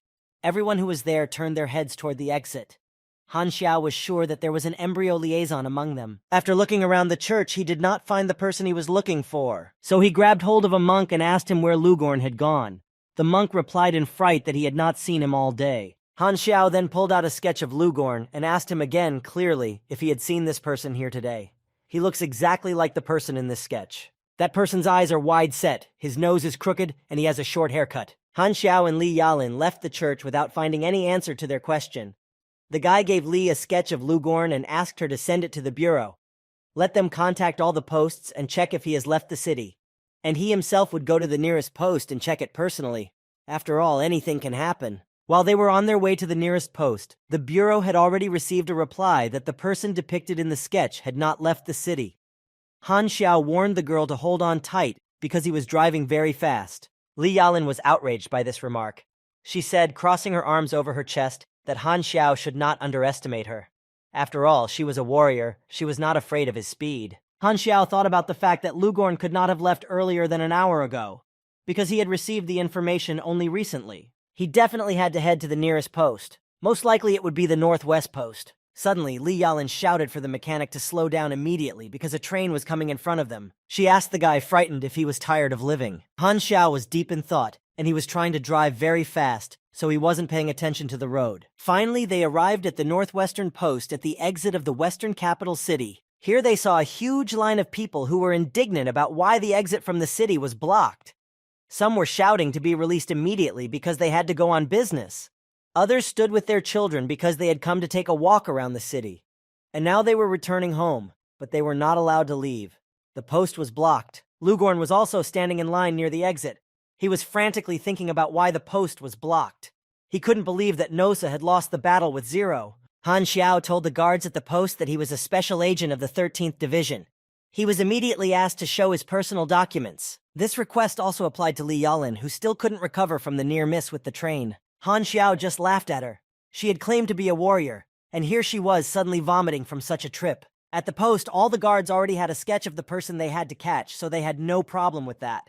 Han Xiao got there just in time. He immediately shot Lugorn, right when the guards were tying him up. The guards were shocked by the special agent's actions. Han Xiao received 3,500 points for killing Lugorn, level 12. He knew very well that he had poison in his teeth and under his fingernails. They still wouldn't be able to stop him from killing himself. On the border of Star Dragon and Haya, there was another secret embryo base called the Black Crow Valley Base. The organization's fighters carefully studied the new information. They read that the clue to the task they were performing had changed slightly. The map had shown them that Zero's location was Star Dragon, the western capital. Now the search area has narrowed. Now, after the open testing, let the organization send people there. They will surely be able to find Zero there. The soldiers were lively discussing the fact that the reward for completing such a B-class task would allow them to leave other organizations far behind. Once again, the name Zero came up. Embryo could not get rid of him. The head of the organization was in no way going to give up. Even though Zero now had defenders, he was no longer fighting against their organization alone. The leader gave the order to find Zero's exact location, even if he was hiding in the headquarters of the 13th unit. He ordered to send 200 Owl agents and 5 commanders there and finally destroy their enemy. He even authorized the use of short-range guided missiles. The leader intended to stop at nothing to eliminate Zero. Meanwhile, at the headquarters of the 13th Star Dragon Division, Han Xiao sat in front of his computer at a general meeting. The closed testing had already ended for the moment. The countdown to the open test had begun. 122 days, 1 hour, 23 minutes. The guy was right about the fact that the real time does not match the game time when updating. Then the executive director came to him and asked him menacingly why the mechanic was wagging his finger in the air. He asked the guy how much secret information about the embryo organization he knew. Meanwhile, Han Xiao was deep in thought. He was worried that the embryo fighters had discovered that he was in the Star Dragon. They didn't know the exact location, of course, but they knew it was somewhere in the western capital. The guy was nervously twiddling his thumbs. He was well aware that Embryo would send more assassins here again. Since Han Xiao still hadn't answered the executive director's question, He asked him again what he was going to do next. Han Xiao suddenly pulled off his mask and said that he would no longer hide and would openly oppose Embryo. The CEO frantically argued that this would not be a good idea. You can't do that. It's too dangerous. Han Xiao now showed on a map exactly where the Embryo's Black Crow Valley base is located. It is located near Haiyang. The base itself is very large, and not at all like the 3 bases he had already dealt with. The guy added that he would personally take part in its destruction. He has already received objections from the executive director here. He said that it would be a big foolishness, because Embryon would definitely use this opportunity to end Zero. Han Xiao replied with a smile that he could create one trinket with which he could change his image. He got a good creation of that trinket, and they decided to return to that topic later. Han Xiao knew that the Star Dragon leadership would mostly agree to attack the base in the Black Crow Valley. This base was located quite close to the loading point for newcomers. By destroying it, the number of players who would join Embryo during the open test would be reduced by several times. Returning to the workshop, Han Xiao saw that old Lu was at home. This was exactly what he needed. He immediately addressed him, affectionately calling him Uncle Lu. Han Xiao bluntly stated that he wanted to use Mr. Lu's library and read books about mechanics. While drinking wine, Mr. Lu asked why the boy wanted his books on mechanics. Han Xiao knew that this would not be easy. Asking Mr. Lu for something was very difficult. Now he had to come up with a decent answer. But the old man, without waiting for any answer from the boy, got up from the couch and ordered him to follow him. He led him to his office, pointed to the bookshelves and said that the books he was interested in were there. He gave Han Xiao permission to choose the books he wanted, but in no case should he spoil them. And then he left the office. The boy only managed to shout a big thank you after him, wondering why Mr. Lu was so cooperative today. Mr. Lu also asked the boy not to tell his granddaughter Qian that he had led the killer away from the workshop, and he personally thanked him for it. Han Xiao immediately began to study new information about mechanics.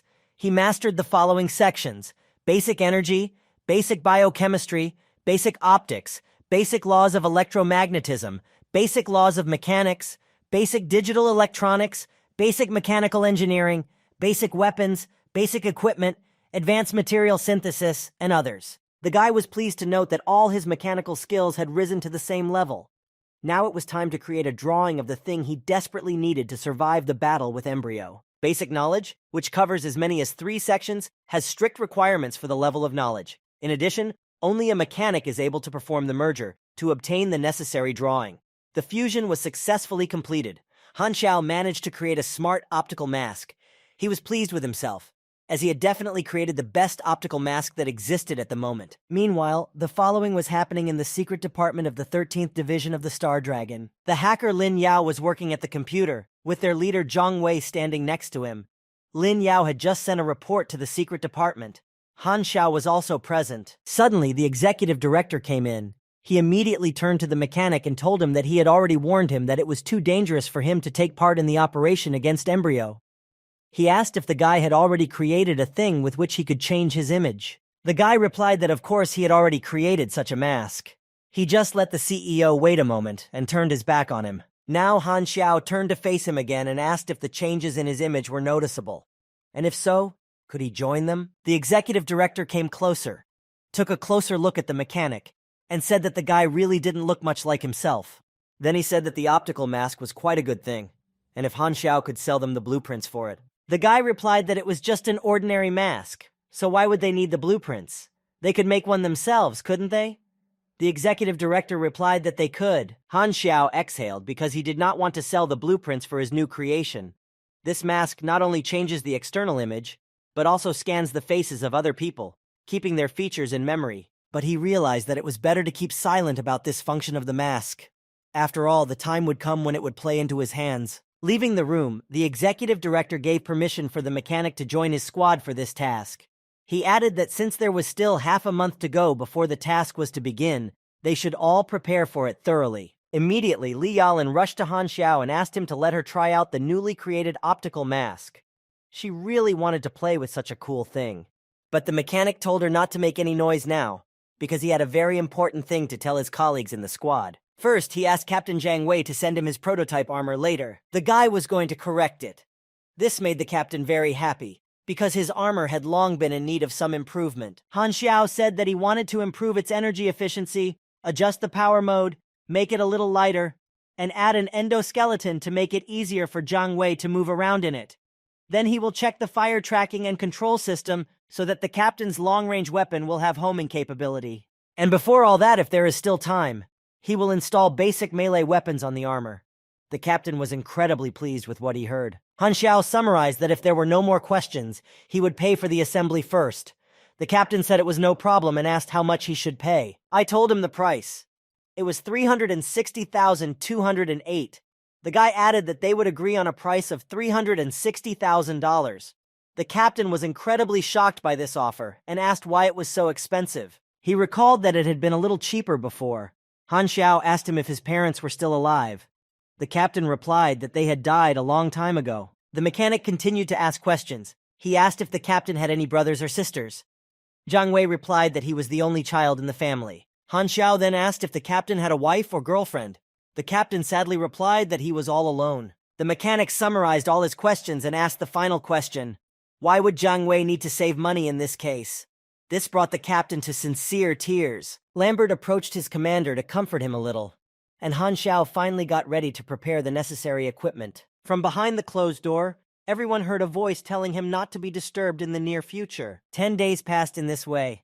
All this time, Han Xiao worked diligently in Old Lu's workshop to perfect what his squad would need to successfully complete the mission. He did not answer any calls or messages, and Li Yalin had sent him several messages. She wrote when Han Xiao would finally get in touch. Then she wrote that she was being stormed by customers. Finally, she wrote to ask if their mechanic was still alive in his workshop. And Han Xiao was creating new interesting projectiles and improving the existing ones. He was carefully preparing for the big battle with the embryo. He also developed the Cloud Swallow hang glider. He modified it. Han Xiao did everything possible to maximize their chances in the fight against embryo. In the end, everything he had planned was ready. Now they could go to battle. The gathering was announced at the train station of the western capital of the Star Dragon. Not everyone had arrived at the meeting place yet. The captain of the squad, Ma Qingyan, asked Jiang Wei on the radio where his men were. And then the members of the covert operations unit arrived in a fancy car. Then a military man with a mustache and glasses named Qi Baijia addressed everyone from the train on the platform. He introduced himself to them and said that he would be leading their squad on this mission. He immediately offered to discuss all the details, so they would work together with the Haiyang Military Intelligence Department. The Haiyang military intelligence officers are already at the border and ready to go at any time. The task of their squad is to enter the enemy's territory unnoticed, determine the location of the guards, and report back. Qi Baijia went on to say that the Haiis sent them a map. It shows that the terrain of the Black Crow Valley makes it impregnable, hiding it in a dense forest. Because of this, the exact location of the embryo base could not be determined from the aerial photo. The task leader added that since they did not know the exact coordinates or the level of the enemy's military power, they would have to make a ground invasion of the enemy's territory. While sipping her drink and listening attentively and analyzing this information, one of the girls from the squad said that, according to all the data, the embryo base was heavily guarded. It was Special Agent Di Susu of the 13th Star Dragon Unit. She asked if the forces of the Haiyang squad would not be enough. The leader, Qi Baijia, shook his head and replied that they would not agree to that. Here Li Yalin attacked Di Susu out of the blue, so why is she asking such ridiculous questions? And if she has specific suggestions on how to proceed, then let her voice them now. Meanwhile, Qi Baijia continued to talk about the offensive plan. Next to the Black Crow Valley is the village of Crow Forest, which is home to many travelers. Since this village is located very close to the embryo base, there are already scouts from the valley there. It will be possible to find out the information they need from them. Qi Baijia pinned the portraits of 3 people to the board and said that they could be approached on the spot as excellent informants. Their main leader's name is Pan Quan. He has E+ martial arts training and uses a blade called the Soul Blade. He is a large, burly man with red eyes and a huge scar on his right cheek. There is almost no information about his deputy, GG. He is an interesting-looking guy with blue eyes. He wears a monocle on his left eye. The head of security, Domeng, is fluent in various types of small arms. He is a very well-trained special agent. He has a different stern look and brown eyes. Qi Baijia said that Haya sent their special reconnaissance team. When they arrive at the site, they will join them. The head of the Covert Operations Unit asked if he understood correctly that the 2 special agent teams would work together. Li Yalin also interjected to ask if they would not interfere with their mission. She wanted to add something else about the 2 squads, but suddenly the train stopped very abruptly and she almost hit her head on the seat in front of her. Now she wondered why they stopped so suddenly. Perhaps they had already been attacked and needed to prepare for battle. and then a huge black monster burst into their wagon and began to destroy everything around them. It was a black earthworm. Its level, 48. It has an unknown amount of health. It has extremely strong armor, an attribute of darkness, and deals extra damage to metal surfaces. Han Xiao just wondered why such a heavy monster was on their way. The monster began to devour everyone who came across it. The order was given to open fire, but ordinary bullets did not penetrate the earthworm's armor. Li Yalin decided to join the battle. She was a master of close combat, so she decided to try to defeat it that way. She thought that in close combat, she could somehow pierce the earthworm's armor. Meanwhile, the rest of the group should come up with something else to destroy the monster. Disusu suggested setting it on fire, as all worms are extremely afraid of fire. Sniper Lambert agreed to try this option. Li Yalin exhaled and thanked Lambert for his help. It was good that he was here. They were rescued and the train moved on to the mission site. Finally, they arrived at the train station in the country of Haiyu. The train had been badly damaged by the battle with the black earthworm and needed to be repaired and restored. The newly arrived guys were surprised to see that the girls were wearing bikinis and the guys were topless. It looked quite relaxed, quite free customs. A man in a straw hat and flip-flops greeted them. His name was Ye Fan. He was from the Haiyang Intelligence Department. Now they had to send a report to the command center. It was an easy procedure, but it had to be done. They went up to the colonel's office and Ye Fan reported that the agents from Star Dragon had already arrived. The colonel, observing the fish in the aquarium, ordered the new arrivals to rest out of the way and make sure they didn't wander too far around the area. The hacker Lin Yao expressed his observations that the Hai soldiers did not look at them in a friendly manner, and the colonel did not pay them any attention at all. But it turns out that there were reasons for that. In the past, the Star Dragon and Hai Yi had a very tense relationship. That's why they're not liked here. Lin Yao said sadly that all they could do was just focus on doing their job well, so it is better to have a good rest now while there is time for that. Han Xiao, who was in the same room as the hacker, told his friend that he was going out for a smoke. He saw that his computer had issued a group task. He activated the task, Operation Black Crow Valley. Brief description: it was a small military operation. As a member of the 13th unit and a participant in the operation, he should pay attention to what he can do. There was also a hint here. The task is one of a series of group tasks. Upon completion, he would be able to receive certain rewards. Han Xiao liked this very much.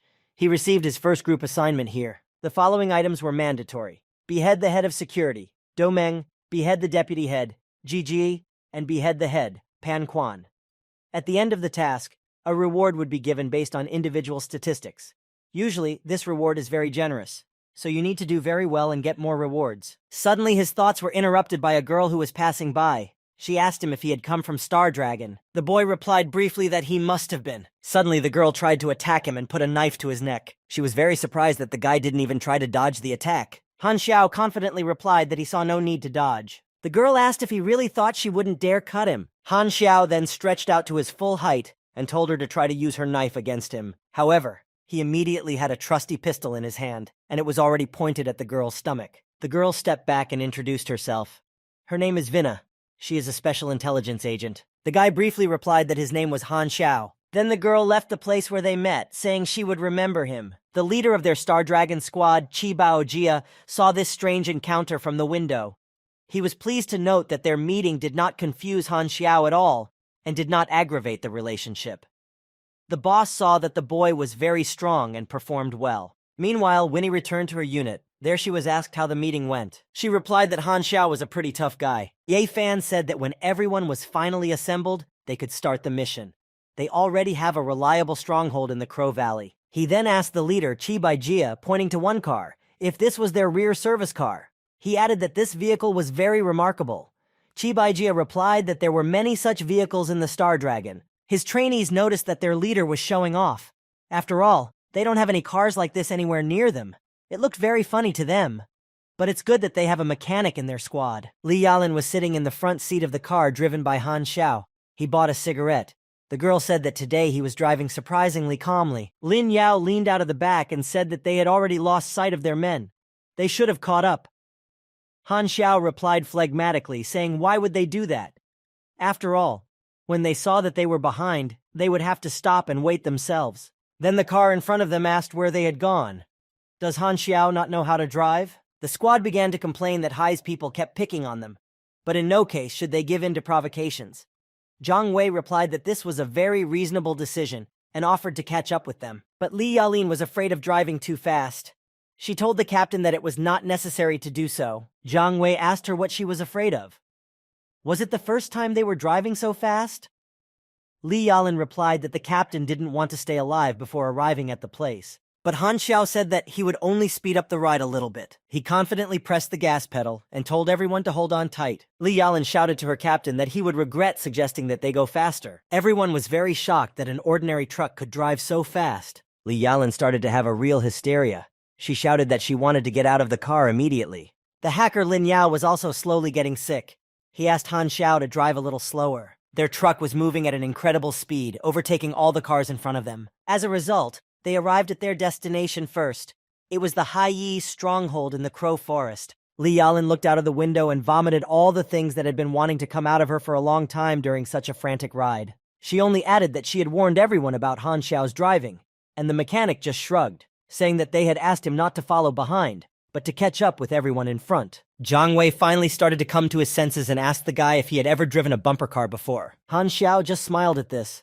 He replied that he had driven mechs before. Sniper Lambert, who still hadn't gotten out of the car, threatened Han Xiao not to drive again. Otherwise, he was ready to jump out of that car on the move, so that he wouldn't feel so shitty after such a ride. The stronghold was quite unpretentiously built. There was nothing special about it. Just a simple place for temporary stay and shelter. Ye Fan invited everyone to a large room with a screen and suggested that they immediately proceed to a briefing before the mission. He said that they had 2 tasks. The first was to disguise themselves as travelers, sneak into the village of Raven Forest, and get as much information as possible. And the second was to find the sentries in the vicinity of the Black Crow Valley who were left alone and interrogate them. Win suggested that they deal with the sentries and let the people from Star Dragon go to the Crow Forest village to find out information there. Han Xiao noted to himself that Haya's men had given them a difficult task from the start. After all, they were not familiar with the area or the locals of Crow Forest, so they risked not only returning empty-handed, but also falling into the hands of the enemy. This was very mean of the Haya people. Everyone from the Star Dragon squad understood that it was much easier and safer to catch a sentry who was alone. But they all remained silent because they were well aware of the benefits and costs of each of the 2 tasks they were about to perform. Ye Fan summarized his briefing by saying that if everything is clear and suitable for everyone, if no one has any objections, then we can start performing the tasks. For support, he suggested leaving 4 people from each unit at the base. The events will now take place in the travelers' village of Voronyachi Lis. Di Susu said that everyone in the village would immediately pay attention to the newcomers. Therefore, she suggested that they first find a place where they can settle down. Han Xiao, as always, stayed in the rear to direct the actions of his colleagues in the squad. He radioed them that it was quite normal for travelers to be curious about the situation around them. If they deliberately hide, they will, on the contrary, arouse unnecessary suspicion. The leader, Chi Baijia, said that ideally, it would be great to start acting tonight. Crow Forest Village was quite large. The people from Star Dragon who had gone there to gather information didn't know how to track down the embryo organization scout. Han Xiao said that there was a casino in the south of the village where a bald man was supposed to be. It was from him that we would need to find out information about the Black Crow Valley. So our people went to the south of the village of Crow Forest. We arrived there in the evening. There was indeed a large casino of travelers there. So they agreed to go inside because there was no turning back. The casino was living its own life. People at the big tables were placing bets, winning and losing money. Di Susu, looking at all this from the height of the balcony, said that in such a place you can really find out a lot. Li Yalin suddenly shouted that she saw the bald man they were probably looking for. He was sitting on the couch in the company of 2 half-naked beauties with rabbit ears. She quickly ran down the stairs and attacked the bald man. The girls jumped aside in shock and did not understand what was happening. Han Xiao said that everything seemed to be going according to plan. He asked Lin Yao to take over his post because he wanted to get some sleep. Meanwhile, the soldiers of Haya's squad moved quickly through the Black Crow Valley in search of the lone sentry. Of course, they quickly accomplished their task, as it was quite easy to accomplish. The firewall of the Valley of the Black Crow was broken. They got full access to the information. Once inside, they copied all the information for themselves. Winna smugly said that the results of their work would far exceed those of the people from Star Dragon. Meanwhile, at the Embryo Organization's secret base in the Black Crow Valley, it was restless. They realized that their secret network had been hacked. Now they needed to find out what data had been stolen. The organization's agent frantically began to report that the coordinates of the base's location its schematic and the laboratory log had been stolen. Gigi, sipping his drink, calmly replied that it was nothing. They just took the bait. Now they just have to wait for the fish to bite. He then went to talk about the situation with his manager. He said that their external fake server had been hacked. Apparently it was the people from Haya. It is likely that they will be attacked soon. Mr. Kwan asked him what he thought they should do in that situation. Gigi thought about it. The people from Haiyang had stolen fake information, but the existence of the base itself had been exposed. He recommends that the boss start evacuating, taking all the equipment and information. But first he suggests defeating the enemy. The chief fully agreed with him. Pan Quan, the chief executive of the embryo organization, said that if he needed to join the battle, he should only be told. Han Xiao noted in the computer that their mission had begun. After that, he fell asleep. When he woke up in the morning, he asked Lin Yao how everything went last night. The hacker replied that they had managed to find out the specific location of Embryo's base in the valley, but the people they caught were quite low-ranking and did not know any particularly sensitive information. This is the result of their night's work. It was expected. If they had found out something more important, the computer would have shown Han Xiao that the Intelligence 2 mission had also been completed. It was agreed that their agents should return to the stronghold. In the meantime, the men from Hai's squad returned. Winna boastfully said that they had managed to obtain top-secret information about the embryo base in the Black Crow Valley. They had successfully accomplished their task. The head of the mission, Chibai Jia, asked if this was really true, if they had really succeeded. Ye Fan confirmed that Win had captured the prisoner. Accordingly, the mission was completed. He added that their men could now return to the stronghold. Then they would gather all the data they had received and pass it on to the Haiyan military. Han Xiao suspected something was amiss. The panel on his computer saying that the Reconnaissance 2 mission had been completed had not yet appeared. This meant that something was wrong with their data. So he asked the people of the Haya squad if they could confirm the accuracy of the information they had received and tell him about the operation in detail. Win replied that they could easily do so. Han Xiao asked her if she thought the mission had gone too smoothly. Perhaps their data was unreliable. Win replied that nothing suspicious happened to them during the mission. Apparently, the enemy was simply not prepared for a surprise attack. She said with satisfaction that this time the victory was theirs, and he only suspects everyone and everything. She began to hurt him by saying that maybe he just doesn't like to lose, or maybe he had reasons to believe otherwise. Han Xiao briefly replied that his intuition told him so. Ye Fan interrupted their conversation. He said that distrust is a good thing, but if there is no evidence, then you shouldn't go overboard. In short, he summarized that the task was complete. Tomorrow at dawn, they need to leave the stronghold. Han Xiao said if not, then not. He realized that he would have to figure it out himself. So he took his rifle and went to look for the embryo organization sentries. He managed to eliminate a bunch of guards. Accordingly, he got a lot of experience points. He completed one task after another. He knew that soon the embryo organization would have to send people from the base to check the situation. So the guy decided to create a small ambush for the next sentry who would pass by. To do this, he simply threw a rope around the guard's neck. In this way, he eliminated another guard and earned extra experience points. He heard the sound from the radio of the guard he had killed. The other guards took turns reporting on the general situation. When it was the turn of the guard who owned the radio to answer, the others were worried about where he had gone. But Han Xiao took over. He answered the radio and said that he had found a dead guard on his territory. He also assumed the identity of a security guard at the embryo base. He didn't even expect that he would need the function of copying someone else's face so soon. The security guards of the embryo base came to the place and started looking for traces of the opponent, but they failed to find anything. Then the order was given to get back in the cars and return to the base. Finally, everyone arrived back at the base to further decide what to do. The base already knew that 13 sentries in the valley had been killed. GG said that their opponents had already gotten the information they needed, but why did they decide to stay and gather even more information? They are being much more calculating than they thought. The secretary replied that it didn't matter how vigilant they were. They still wouldn't be able to tell which information was false and which was true, and so they would very easily fall into the ambush set up for them. GG said that their leader has already prepared for the evacuation. Reinforcements will arrive in 5 days, then they will retreat. In the meantime, they would prepare a huge surprise for Hai. Han Xiao was already at the embryo base.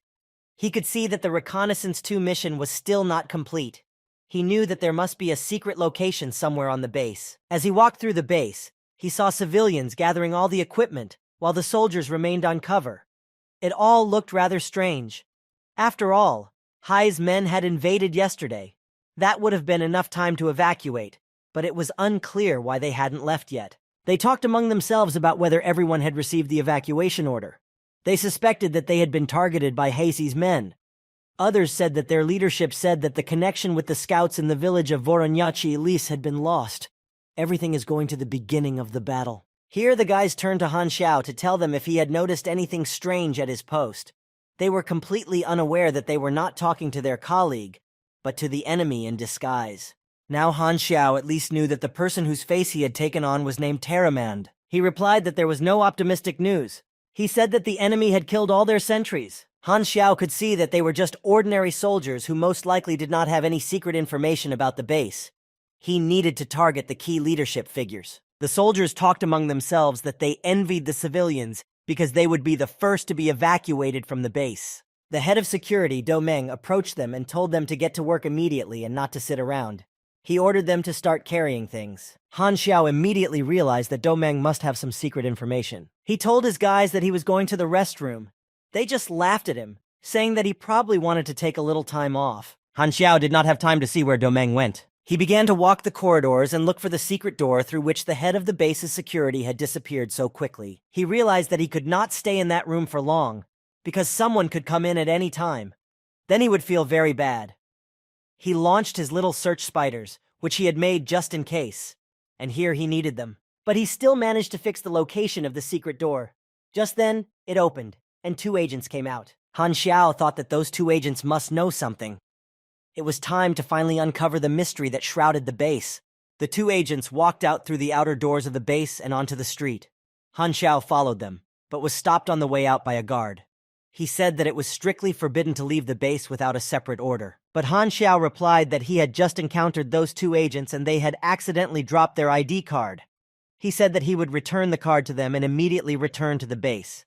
The guard allowed him to do so. Han Xiao turned to the 2 black-suited agents and said that one of them had just lost his ID card at the base. The agents thanked him and wondered how this could have happened. But Han Xiao immediately attacked them and tied them to a large tree with a rope. They began to call for help. However, Han Xiao was not very concerned because they were in the middle of the mountains and no one could come to their aid. Putting a knife to one of them's neck, he ordered him to give up all the secret information he had. The agent began to make excuses that they were both ordinary employees and had no access to classified information. However, Han Xiao insisted that he had seen the 2 agents leave the base's secret door in a cell. As a result, scared to death, they told Han Xiao everything they knew about the base. The guy got very excited about his next task. His computer now displayed that the Reconnaissance 2 mission was finally complete. He received 8,000 experience points for it. Meanwhile, the Star Dragon squad was about to leave the stronghold, but they couldn't find Han Xiao anywhere. At first, they thought he had fallen asleep in the car, but since no one got out of the car, it became clear that he was not there. Jiang Wei decided to stay at the stronghold and wait for their mechanic to return. When the captain was asked if it was necessary to wait for the mechanic, Jiang Wei replied that he was the one who had the keys to the car. The Haya squad was told that one of the Star Dragon squad had disappeared, so they decided to stay and wait for him to return. Yi Fan replied that they had actually agreed to return together. He asked who was missing. He was told that the agent wearing the black mask, Han Xiao, was missing. Win thought about it, because the day before, Han Xiao had rejected the data they had received for no reason, and today he had disappeared. It was very suspicious. They missed the idea that Han Xiao was a spy for the embryo organization. Meanwhile, they came to report to the Haiyang Operations Center about everything that had happened. They told the head that one agent from Star Dragon had gone missing all night. He never came back. The leader asked if they were sure of their information. Win replied that after they returned from their mission with the data on the Black Crow Valley, he simply left without telling anyone. Ye Fan added that the guy's behavior was extremely suspicious. The leader said that he would later ask Star Dragon for more information about this guy. But for now, let them tell him what they learned during their mission. They reported that they had captured a prisoner who had already been interrogated on a lie detector. This means that he did not lie to them. They had stolen all the data from the enemy's network, so they could fully guarantee its authenticity. The leader said that in this case, it was necessary to attack the embryo base as soon as possible before they had time to change anything. But Ye Fan denied this. After all, if they attacked now, the agents of the 13th Division who remained in the stronghold would be in danger. But the leader replied that in order to achieve the overall goal, It was quite possible to sacrifice a few people from Star Dragon. He added that those people were not one of them at all, so there was no need to delay, much less worry about them. Meanwhile, Han Xiao returned to the stronghold, leading the bound agents from the embryo base, and realized that he must have been late. Now the agents finally realized that he was the Zero their organization was looking for around the world. Han Xiao decided to contact his colleagues on the radio. Zhang Wei began to yell at him about where he had disappeared to for the whole night.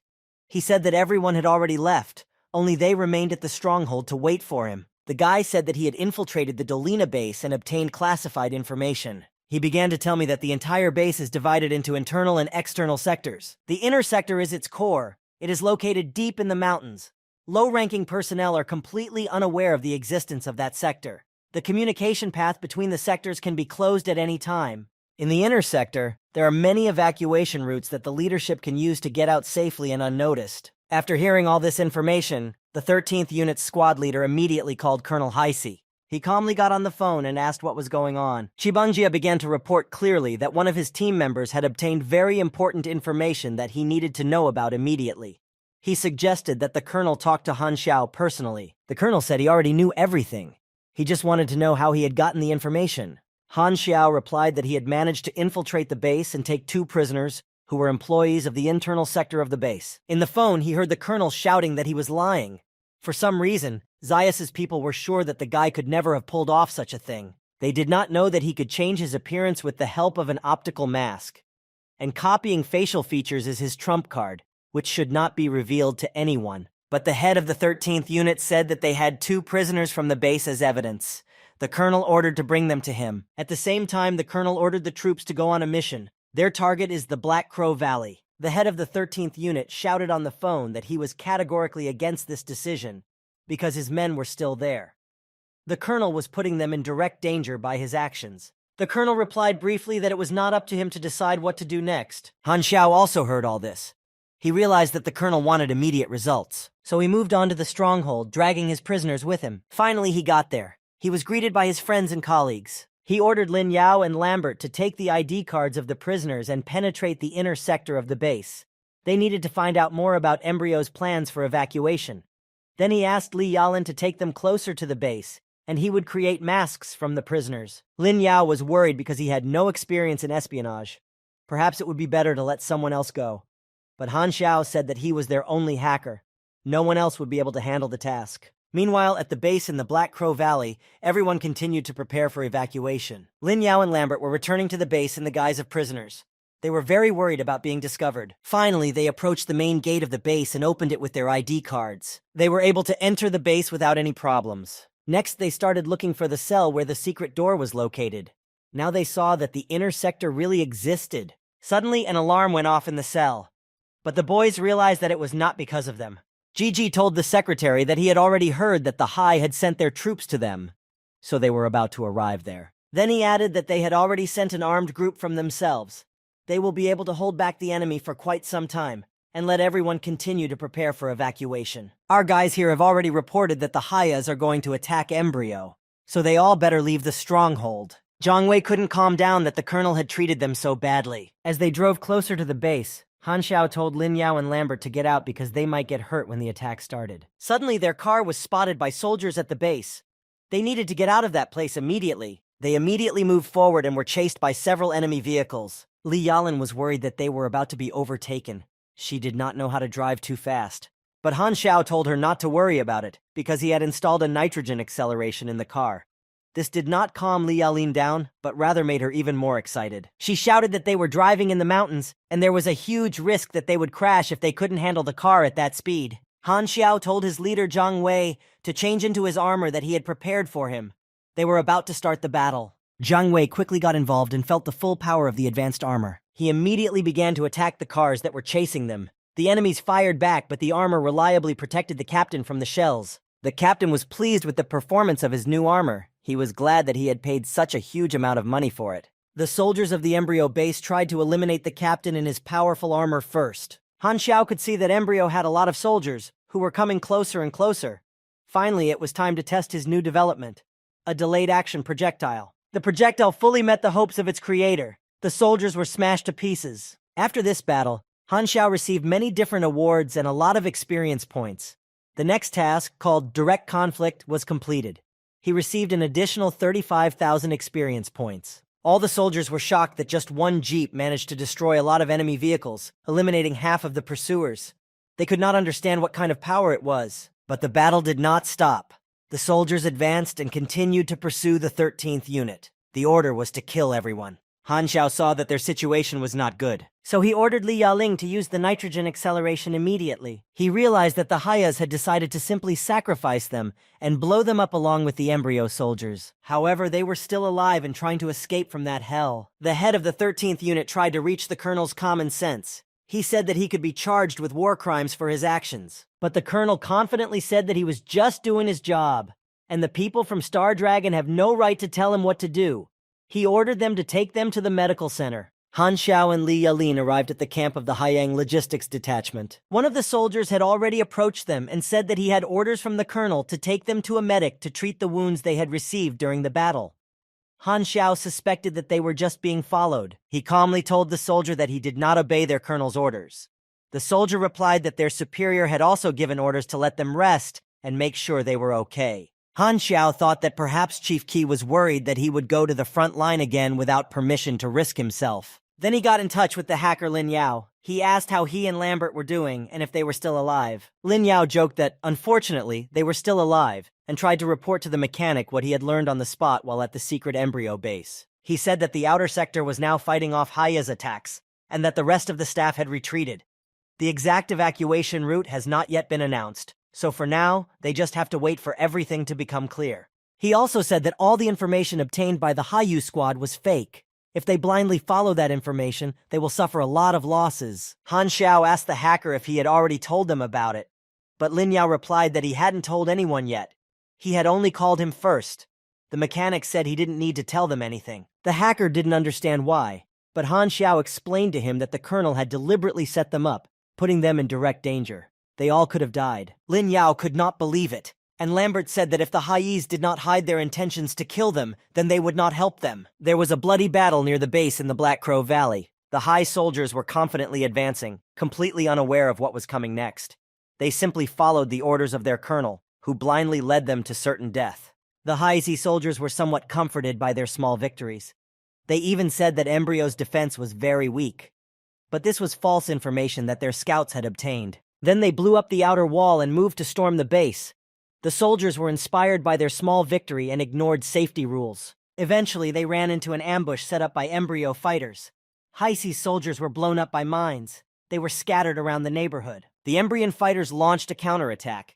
They realized that the attackers had fallen for their bait and opened continuous fire on them. While mercilessly shooting back at the stormtroopers, they also made fun of the situation and invited the Haya soldiers to come even closer to the base. One soldier painfully exclaimed that he would definitely avenge his fallen comrades. In addition to the soldiers, the command post was also occupied by the chief executive officer, Pan Quan, and his deputy, Ji.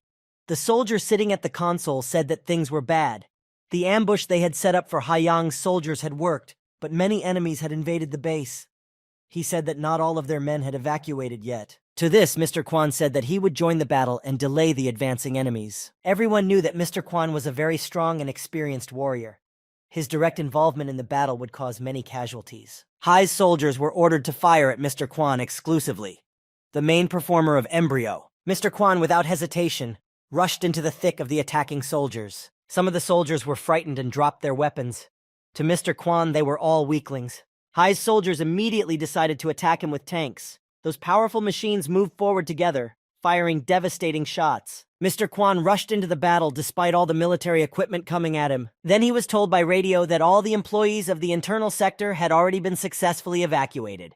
So if he did not want to continue fighting, he should immediately join them. Mr. Quan agreed. Hai's soldiers radioed that the 3rd Squad had encountered Mr. Quan. They also reported that the entire unit was dead. Winnie could not believe that one man had destroyed a squad of 200 people. Now she saw that the data on the location of the enemy's defenses was too far off from reality. Ye Fan finally realized that their information was fake after all. Embryo used their own people as bait. This is very cruel. He realized that his boss, Carl, was too radical in his decisions. He should have listened to Han Xiao. Then they would have been able to save their people. The report that the troops had suffered heavy losses reached the leader. Ye Fan told him that the information they had received earlier was somewhat unreliable, so they should listen to Han Xiao. The leader just snorted and said that the result justified all the losses. He ordered the soldiers to carefully check the base wall, and if there was an inner sector, let them destroy it to the ground. Hai's soldiers entered the base and began to explore it. They were looking for a secret passage. 2 hours had passed since they had been carefully examining the base, meter by meter. If the passage existed, they would have found it by now. They reported back to the commander that no secret passage had been found. Then the leader gave the order to bring Han Xiao to him. Now he wanted to talk to him. The soldier replied that the logistics unit had reported that Han Xiao had injured 2 guards and was missing, and the people from the Star Dragon who were there said they didn't see him leave. The leader stood on his feet in rage. He shouted that they were all scoundrels. There were so many of them, and they couldn't keep an eye on one person. Meanwhile, Han Xiao was on his way to intercept the embryo people. He intended to prevent their escape. Mr. Quan and Gigi were sitting in an armored car. By now, all the important employees had left the base. Gigi said that it was time for Hai's people to sign for his gift, and he confidently pushed the red button. The leader of the Haya military tried to contact Ye Fan, but he did not hear a response. Finally, a voice broke through, and Ye Fan reported that the base's internal storage was full of explosives. The base had just detonated.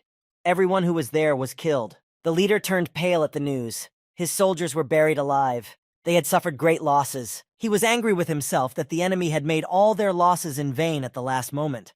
After all, the databases were also destroyed. He also realized that since he personally led the operation, he would face accusations. He immediately ordered to contact the 13th Division. Then he asked Jiang Wei what other information they had about the base. Jiang Wei replied that 2 of their agents had infiltrated the evacuated unit. Therefore, they will know exactly which way everyone went. As soon as they know, they will report back. The leader was worried that the damage from the operation was much greater than planned. He needed the result to be much more significant. Only in this way could he make amends. Intercepting the enemy was a very good opportunity. He immediately gave the order to group the troops, immediately go to the neighborhood and wait for orders there. The embryo evacuation unit successfully left the dangerous places. Gigi said that the Hai never doubted their rightness, which is why they were hooked on him. Mr. Quan, however, was not too calm. He said that we must not let our guard down now. Suddenly, the driver interrupted their conversation. He said something was wrong with the connection, and then ahead of them, they saw the Haiyu squad moving directly toward them. The driver frantically began to radio that they had been intercepted, but all they could hear was an incomprehensible noise. They could not contact the headquarters. However, they had one more way out, the backup communication. Gigi could not understand where Hai's people came from. Who could have betrayed them and told them the details of the evacuation route? Mr. Quan personally started shooting at the enemy's vehicles. A new firefight broke out. Mr. Quan saw that there were too many Hai's men. They might not be able to make it alone, and the communication was down. If they were surrounded, they would be finished. There were a lot of Hai's vehicles and men to intercept them. That's why Pan Quan abruptly jumped out of the car and pulled Gigi with him. He said they had to run. An evacuation plane had already been sent for them. Han Xiao was just looking for them with his binoculars. Finally, he saw the objects of his observations. Mr. Quan saw the car Han Xiao was sitting in and thought it was a reconnaissance vehicle. He suggested that perhaps they had been followed from the beginning. The head of the embryo base decided to flee through the forest. There they could hide their tracks. He kept telling Gigi to keep up. Han Xiao was looking at a map of the area. He found the only road that could be used, so he began to prepare a trap for his enemies. To do this, he had certain instruments and tools with him. When everything was ready, he had enough time left. Now he just had to wait. He had to wait for the prey. Han Xiao stood among the trees, looking for the fugitives from the embryo through his binoculars. He held his rifle at the ready. Gigi was weak to physical exertion, so it was difficult for him to make his way through the forest. Moreover, he was not dressed for hiking. Eventually, he fell to the ground and said he could not run anymore. Mr. Quan supported him. After all, they were only a short walk to the hangar, but Gigi said that he could only carry him there. He himself was completely exhausted. Suddenly, a bullet flew past Mr. Quan. It almost hit his face. This shot was made by Han Xiao. He was performing his killing 2 task. 100% of his energy was consumed, and 4,000 experience points were gained. Gigi was eliminated. His body fell into Mr. Quan's arms. The leader heard where the sound of the gunshot came from, so he ran as fast as he could in that direction, hoping to reach the opponent and destroy him. Han Xiao was sitting in ambush. He watched Pan Quan run fast, so he readied his rifle. Seizing the moment, Han Xiao fired at Mr. Quan, but he was able to orient himself and defend himself. He put his sword in front of him. A kind of shield formed which deflected the bullets flying at Mr. Quan. Han Xiao thought that it was some kind of snake skin that Mr. Quan was using to protect himself. Each bullet was deflected by the opponent using his sword. Then Han Xiao left the ambush and ran. Pan Quan thought he was running away. He told himself that it was too late to run away. Mr. Quan ran after him, but Han Xiao was only going to trap him. The opponent took the bait. Suddenly there was a big explosion. It was a trap Han Xiao had set for his enemies. Mr. Quan was thrown back and mortally wounded by shrapnel. The delayed action projectile dealt 34 points of damage to Mr. Quan, damage protection included. The next time the time explosive projectile hits Mr. Quan, it deals 37 points of damage, now slightly burned. The difference between Han Xiao's and Mr. Quan's levels is very large. The guy won't be able to find out enough information. Therefore, he decided to spend 520,000 points to level up to 28. Now his level has risen. His strength is 514, his armor is plus 10%, his stamina is plus 10%, his dexterity is plus 10%, and his intelligence is plus 10%. So far, Pan Quan has remained 10 levels stronger than Han Xiao, but he is not in the best shape, so there is a good chance of destroying him. Although wounded, Pan Quan continued to fight. He attacked Han Xiao using his skills and abilities. He was very annoyed that he could not cope with the guy.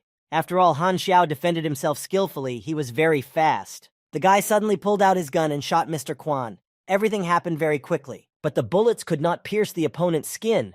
His body is very resistant and cannot be pierced by conventional weapons. So Han Xiao decided to replace the conventional bullets with flammable ones. He did it very quickly. Mr. Quan only noted that Han Xiao had the nerve to reload his gun in front of his face. And then he also saw that the guy had armor around his neck. Mr. Quan did not understand how this happened. Then Han Xiao, using both of his pistols at the same time, started shooting at the opponent again. As before, the bullets bounced off to the side, because the man was protected by strong armor. Mr. Quan wondered if the guy could put down the flames with his energy. With his level, he would not be able to. But suddenly something went wrong for Mr. Quan. He got more excited. The head of the embryo base noticed that he was spending too much energy defending himself. He needed to end this battle as soon as possible. His body was on fire in some places. Meanwhile, Han Xiao had run out of ammunition in his magazines. He was distracted for a moment and was struck by Miss Quan's sword. His mask malfunctioned, and also the strength of his armor. Han Xiao fell to the ground wounded. He realized that he should not be too cautious in a fight with such an opponent. Since the guy's mask was damaged, he took on his usual form. Mr. Quan immediately recognized him. It was Zero who was wanted by Embryo. Mr. Quan launched another attack at the boy, but Han Xiao managed to deflect the blow by abruptly drawing his sword. Mr. Quan asked if Zero wanted to face him in close combat. Was he upset that he couldn't die? Meanwhile, Han Xiao calculated that the slow-action shells and flammable ammunition had taken about half of Mr. Quan's health. He knew that he had to keep attacking to take even more of his opponent's health until the right moment came. But Mr. Quan was an ace in close combat. He taunted Zero. He confidently told him not to even think about stopping him with his weak hands. He powerfully repelled Han Xiao's attack. The guy received a strong blow to his arm. He fell down and was in great pain.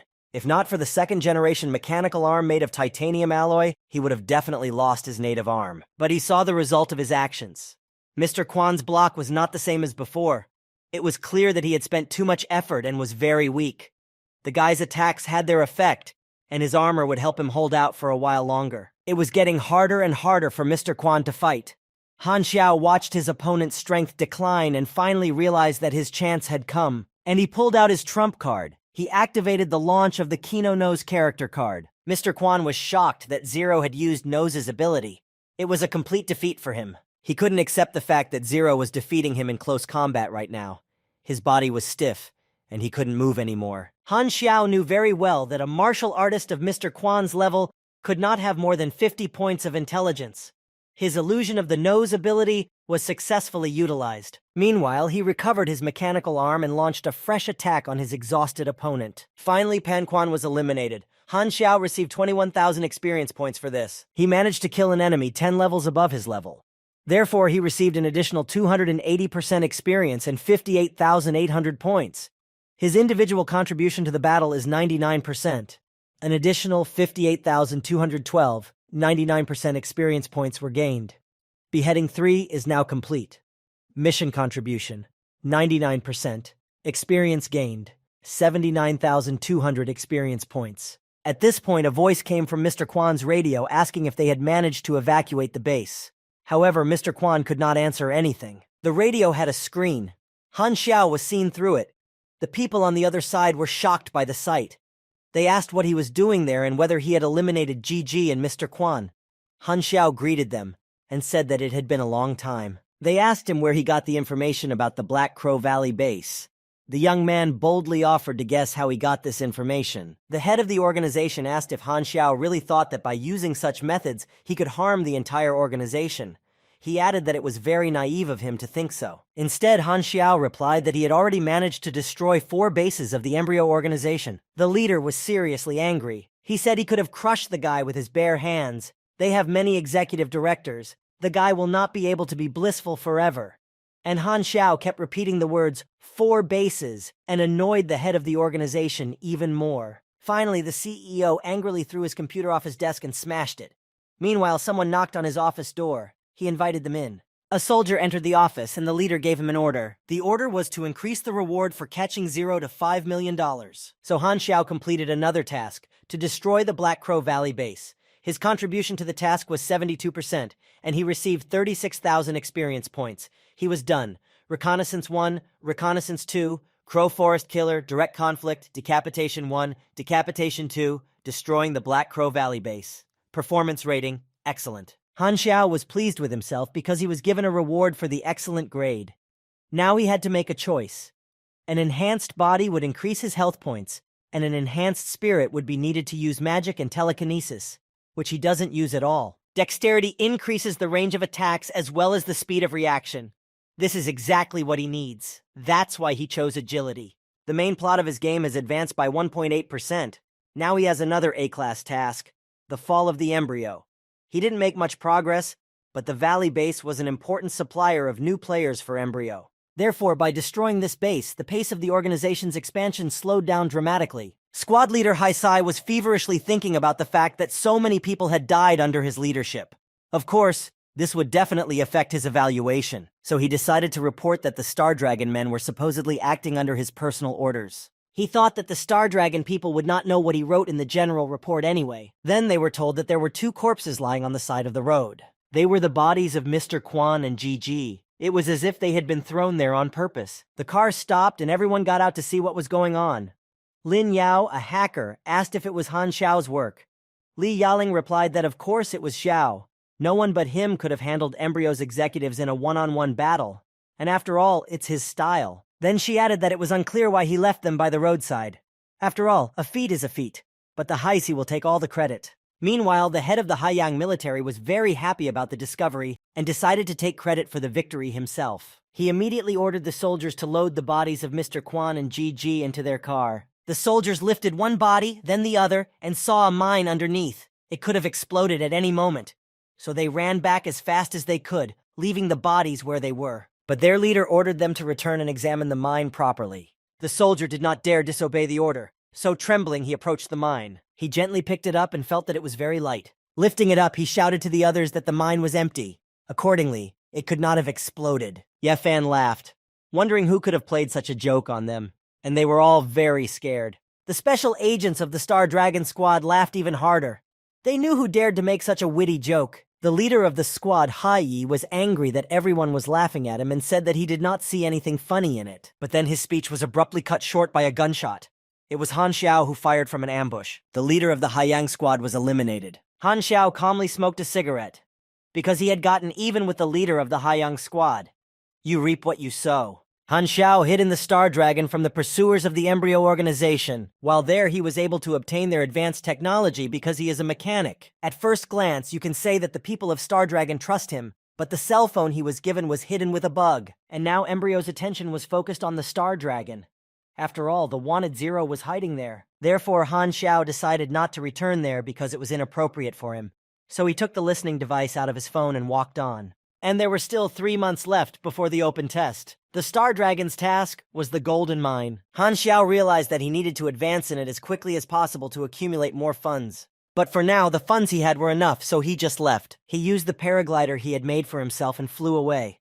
The world is huge, and all the roads in it are open. In the Star Dragon, everyone was gathering in the conference room for a meeting. People were talking among themselves that Han Xiao was going out of his way to attract trouble. At least he hadn't left any evidence. Otherwise, the high people would never have agreed to reconciliation. Others said that they thought the guy had done a really good thing. So finally, everyone gathered in the conference room. The leader asked the audience if Han Xiao's whereabouts were still unknown. One of the executive directors replied that they had traced the signal from the bug in the phone that Han Xiao had been given. But that signal was interrupted 24 hours ago. They assumed that Han Xiao found it and removed it from the phone. He suggested asking the guy's partner again here, in front of everyone. So he called the hacker Lin Yao and asked if Han Xiao had contacted him recently. The guy replied that he had talked to him this morning. Lin Yao was asked what Han Xiao had said on the phone. The hacker simply replied that his friend had said he was getting away from sin. The chairman of the council asked if it was because of the murder of Colonel Hai. What he was missing was that Han Xiao was afraid that they would not be able to protect him. But some people thought that the words away from sin could mean that the guy just wanted to run away. At the same time, the information about the reward for Han Xiao was updated on the Darknet pages. Now it is 5 times more than before. Obviously, the increase in reward is related to the destruction of the base in the Black Crow Valley. But the question is, how did Embryo find out about it? Is there really a spy among the Star Dragon people? If the reason Han Xiao escaped is that Embryo will come to Star Dragon to settle scores, then his fear is justified. Therefore, while it is necessary to keep his identity a secret, it is strictly forbidden to give out information about him to anyone. An order was also issued to send a search team to find him, and Han Xiao arrived in Haya in the city of Morrowind. He carefully thought about the pile of things that needed to be done before the open testing, which would begin in 3 months. First of all, he needed to identify the players and complete special tasks, which are often passed off as rare skills and abilities. The guy was happy for himself that he hadn't forgotten how to complete such tasks. He sat quietly, drinking red wine. Afterwards, he would need to reinforce the supply chain with parts so that he could complete the tasks while on the road, thus automatically earning experience. He also thought that selling the blueprints for a sophisticated saber would give him a black and gold map of the Fajui group, which would cover the material issue for a while. Han Xiao would also like to find some time to wreak havoc in Embryo. The most important thing for him now is to raise the reward limits for published tasks so that he can use players from the very beginning of open testing. And this will be possible if he improves his reputation. Han Xiao finished his wine and left the coffee shop. His reputation is currently at 0, but if he uses the rules of its accumulation correctly, he will increase it in 3 months before the open testing begins. Now the guy went to the Fajui group. He approached the administrator. He was given a list, and he had to prepare the items on the list. Han Xiao had managed to accumulate a lot of livelihoods in the Star Dragon, so now he didn't have to worry about money. The administrator said that with the black and gold card discount, the final cost would be $80,000. Han Xiao thought to himself, how wonderful it is to be rich. The administrator added that their specialist would soon deliver the goods to his room. Then Han Xiao said that he also wanted to buy an entrance ticket to the Darknet Blood Pact community.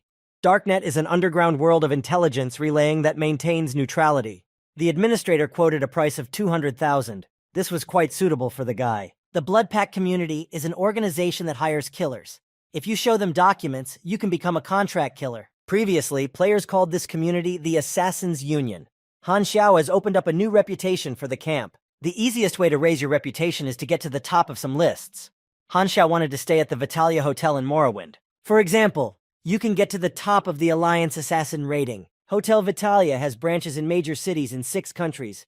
The organization behind it is the Darknet. The hotel administrator told Han Xiao that, unfortunately, there were no rooms available. Han Xiao knew that an ordinary person would not be able to rent a room here, but he asked the manager if there really were no rooms available. He put the Darknet Blood Pact community login card on the counter in front of the receptionist and asked him to check for free rooms again. This time, the receptionist bowed and invited Han Xiao to follow him. He led him to an office to check in. The administrator put a questionnaire in front of him and asked him to fill in his details. He also had to choose a code name for himself. Han Xiao decided to write Apostle Level Observer Hash 9527 of the Cardoon Star Cluster Red Empire as his code name. The administrator, scratching the back of his head, asked if he could shorten his code name a bit. Han Xiao then decided to call himself Black, but the administrator said that this option was already, unfortunately, taken. So he offered him the code name Mr. Black. It was agreed upon. The administrator summarized by saying that Mr. Black is now a trainee assassin. He has to complete one task and then he will get the scorpion level. The administrator also added that private work was allowed, but in this case they would deduct 5% of his earnings. Before taking on a task, the guy can read the terms and conditions. Then a hot offer came up. 0 is wanted. He needs to be delivered dead or alive. The reward for this, $5 million. Coordinates, Western Capital, Star Dragon. Another task, wanted, Wang Difu, deliver him alive. Reward, $2 million. Details can be found in a personal conversation. Han Xiao didn't even know that he was being offered so much for his life. Embryo was still looking for him in the Western Capital. He laughed to himself, realizing that the organization was wasting time and effort. The administrator told the guy that he had received a task. The reward for it, 100,000. Han Xiao thought it was too little. Apparently someone can't afford to hire an expensive assassin and decided to try their luck with a newbie. But he decided that the task should be easy, since it was paid so little. So he decided to give it a try. The administrator told him that the employer wanted to discuss the details of the task in person. Han Xiao went to meet with the employer. He gave him the materials to read. The target is Yue Yuju, located in Morrowind, with 12 to 20 bodyguards with him at all times. Han Xiao said that the payment was not enough for such a task. The customer, Chen Shanshui, said that he simply did not have enough money. Han Xiao agreed to take on the task and told his employer to wait for him at the meeting point. The employer thanked him and asked how many days it would take to complete the task, but Han Xiao did not let him finish. He simply said that by the time he finished his lunch, his ordered object would already be dead. Han Xiao's self-confidence confused Chen Shanshui a bit. He didn't know whether to believe him or not. After Han Xiao left, a man came up to his employer and tapped him on the shoulder. It was another assassin who decided to take up the job and fulfill the order because he had some free time. However, Chen Shanshui replied that he had already given his order to someone else. The man left with nothing, but said that he would be ready to help if necessary. And then he received a call from Yue Yuju. He asked if the man had time for a little work. He replied that he did and would rest later. Then Yue Yuju said that he had sent him all the necessary information. The working conditions remained the same as they were, so the man needed to eliminate Chen Shanshui. The man was shocked by this turn of events. He wondered if there could be such a coincidence. Apparently, the assignment from member Shanshui was to kill Mr. Yue. It was Yuju who was impatiently waiting to hear whether the man would agree to fulfill this task. Since the man had already seen the object he needed to work with, he agreed. Then Yue Yuju began to say that he was sending him in advance, but his head was already in the crosshairs. The next moment, Mr. Yue was gone. His bloody body fell to the ground. Everyone around him was in a frenzy. They saw Mr. Yue lying dead on the ground. No one could understand how it had happened. The man who was about to fulfill Mr. Yue's order realized that something irreparable had happened. Someone had beaten him to the punch. He knew that Yue Yuju had many bodyguards. For the money Chen Shanshui had, he could not hire anyone worthwhile. For such a reward, only a rookie assassin would have agreed to fulfill the order. The man wanted to see the person who had eliminated Yue Yuju so quietly. He wondered who it could be. The police immediately arrived at the scene of the murder. The area was fenced off. The police told everyone not to bump into anyone and not to interfere with the investigation. They strictly forbade taking any photos. There were people who said that the killer would not be able to hide in broad daylight, but Han Xiao, with the help of a copying mask, quietly slipped out of the hands of the police while everyone here was recovering from the resonant event. He returned to his client to report that the job was done. Chen Shanshui was incredibly shocked that it was over so quickly. He said that the guy was really very strong. Chen Shanshui handed him a diplomat and told him that the payment for the work was in there. At the same time, Hai Xiao received 25,000 experience points. The guy said that he would not count them because he did not have time for that. He had to hurry up and do his business.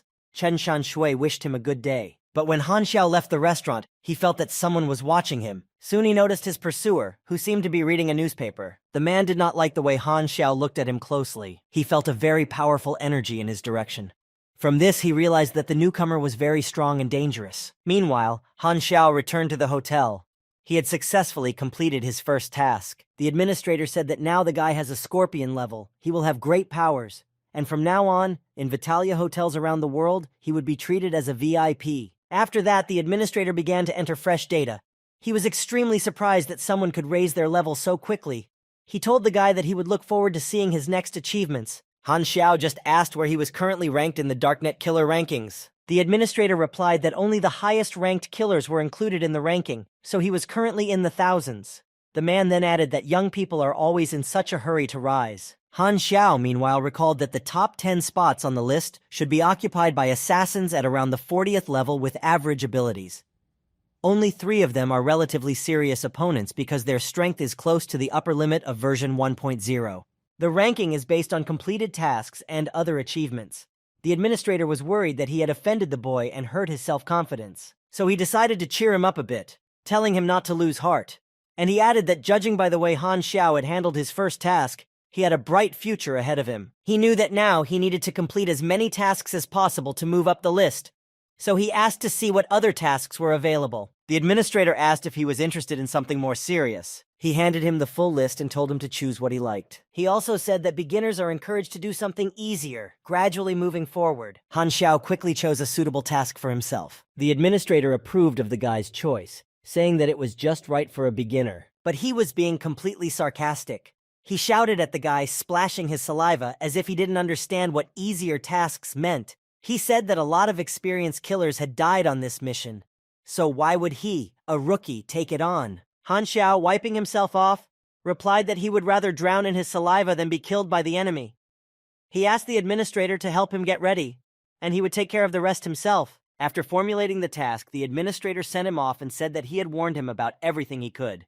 If something happens to the guy, it's not his fault. The sent task information was received by the Central Information Management. An employee of the department entered the data into the general network. The task Han Xiao chose was called Battle Rose. The administrator told the guy that he was registered for this task. It was a C-level task, Battle Rose Bounty Hunter.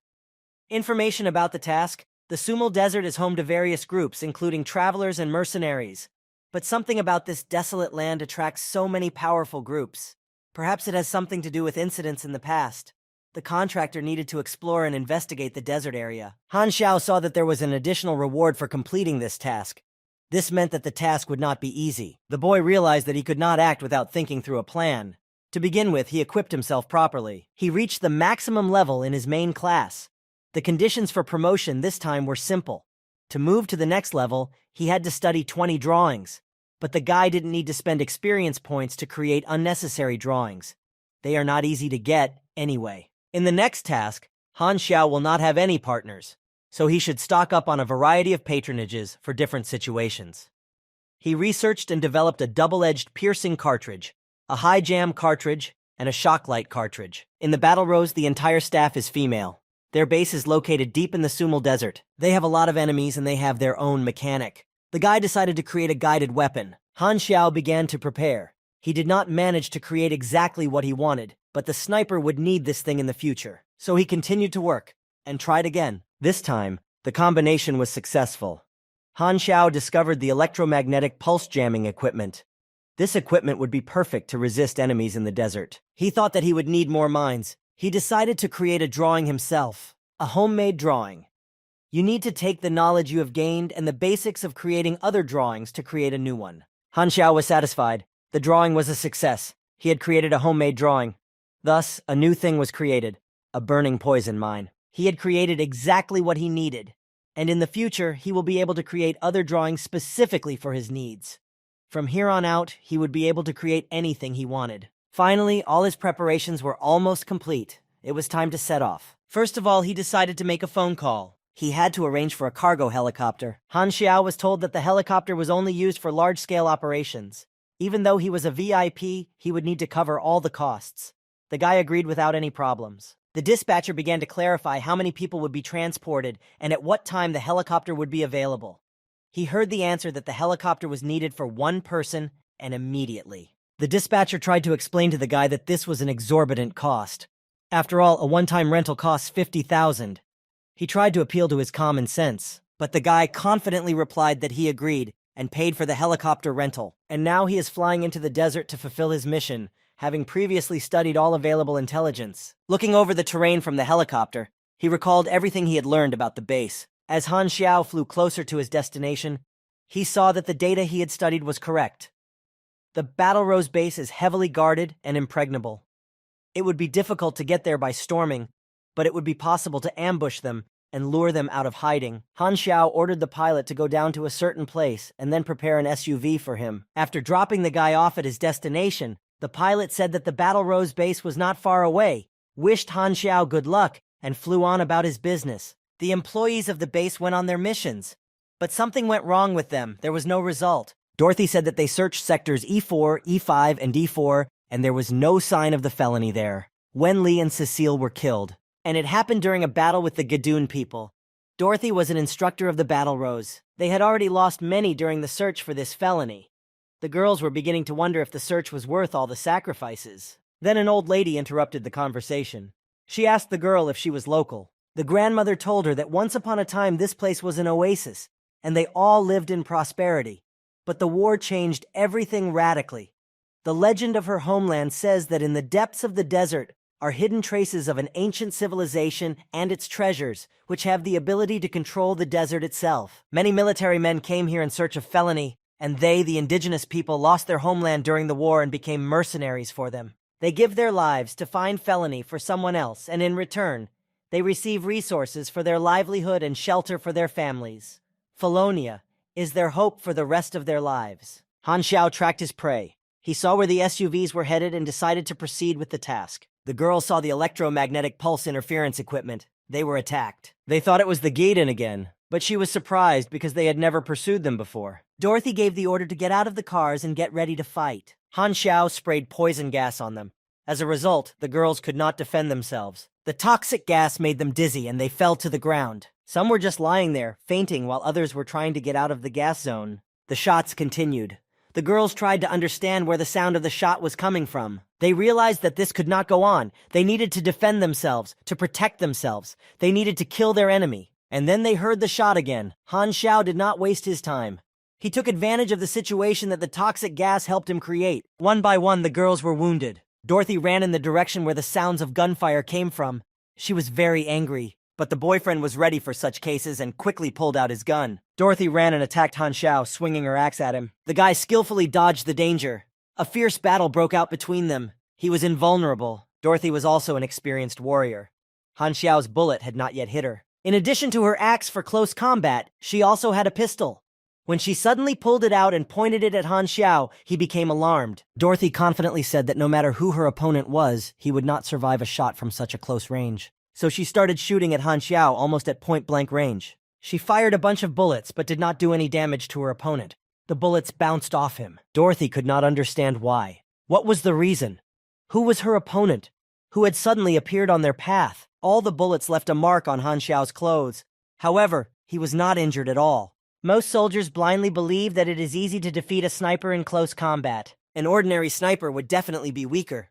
Dorothy felt a sharp pain, and blood poured out of her mouth. Han Xiao eliminated Dorothy.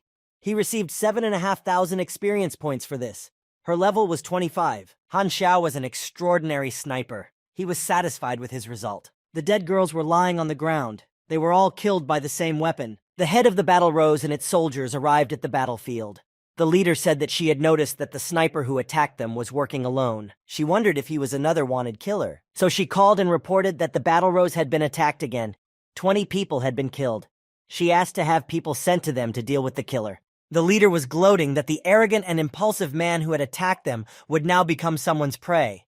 3 professional killers were sent to them, Yoke 3, Yoke 5, and Yoke 7. They asked them to report on the situation. The killers were then told that their enemy was an accurate, well-trained marksman. He went to the southeast. There are only 3 structures in that direction. The nearest one is the base of the Fujuan group. Su Li, the Battle Rose's mechanic, noticed shrapnel from the exploded mines. She concluded that the enemy had anticipated their actions and set up an ambush. She was not familiar with the model of his mines. Their bodies were made of Fujuan materials. After analyzing all the data, Yarmo 3 said that it was a bad joke to fight a group of these enemies. They could not fight on their territory. He added that the enemy's target was the Battle Rose girls, so they would be bait. Yarmo 3 ordered them to go as usual, and he and the guys would set up an ambush. As soon as the enemy appears, they will finish him off. The head of the Battle Rose ordered one of his subordinates, Gehu, to do as the assassin told them. Han Xiao made it to the base of the Fujuan group. It turned out that the Battle Rose had outside support. Now it was no wonder why so many assassins died fighting them. The pilot who brought Han Xiao here said that military units in the Sumal Desert have their own sponsors, political groups that clandestinely run killer training camps. The guy's client, the Chizrod's family, is one of them. Han Xiao was surprised that so much effort was put into finding a felony. He asked what it was. The pilot, drinking coffee, calmly replied that he did not know. Han Xiao doubted the pilot's frankness. He thought that the felony contained some important secret that might have a hidden reward for this task. So, if the enemy has a patron, he will send reinforcements to them. Han Xiao thought about what he should do in this case. First of all, he needed a driver, so that the guy himself could shoot. He told the pilot about it, but the pilot immediately objected, saying that the task was not his, so why should he help? Han Xiao replied that traveling is not easy, so why not let the man go with him to enjoy the beautiful scenery? The pilot pointed out the window at the sad, bare desert landscape and asked the man if he was being ironic. Han Xiao told him to look deeper, because in those places you can find mirages, and in the mountains, water. The desert in general is an amazing place. The pilot replied unfriendly that he didn't think they were close enough to travel together. Han Xiao then suggested that they become closer friends. The pilot said that if the guy wanted him to take part in the mission so badly, then they would have to share the reward. Han Xiao replied that he agreed with this. He could give the pilot 5%. But the pilot was not easy. He said it was too little, because the driver was the first target for the enemy. 20% was not far off. Han Xiao was furious at this proposal. He suggested that the pilot go and rob someone if he was so eager for almost free money. The pilot, in his typical style, calmly replied that that was what he was doing. Meanwhile, the Battle Rose was preparing for battle. They tracked down where Han Xiao had gone. They found him in Area C. The killers who had come to reinforce the girls were pleased that things were going this way. Han Xiao was wielding a shovel and digging the desert sand. The killers laughed at him for it. Yoke 3 immediately ordered a small decoy squad to be sent there. Han Xiao got into the car and watched the area through binoculars. He saw someone approaching. Then he ordered his driver to drive southwest. The killers also started hunting. They were looking for their prey, and when they spotted it, they were ready to fight. Han Xiao also prepared to fulfill his task. The car was moving quickly through the desert. He opened fire on the car of the girls who were the bait. The Battle Rose girls saw that the one who came to deal with them had only one car, so they decided to catch up with him. Han Xiao was amused by this. They wanted to surround him. He continued to watch the movement of their car. Suddenly, a bullet hit him. It came from a completely different direction than he expected. It was good that he had a protective shield. Now he realized that he had been ambushed. He ordered the driver to drive urgently to his destination. But the driver frantically noted that they were still surrounded. Enemies were coming from everywhere. One of the killers pointed his weapon at their car and said to himself that they were going to hell. He fired a shot. The shell hit very close to the car. The car was thrown upside down, but it still missed them.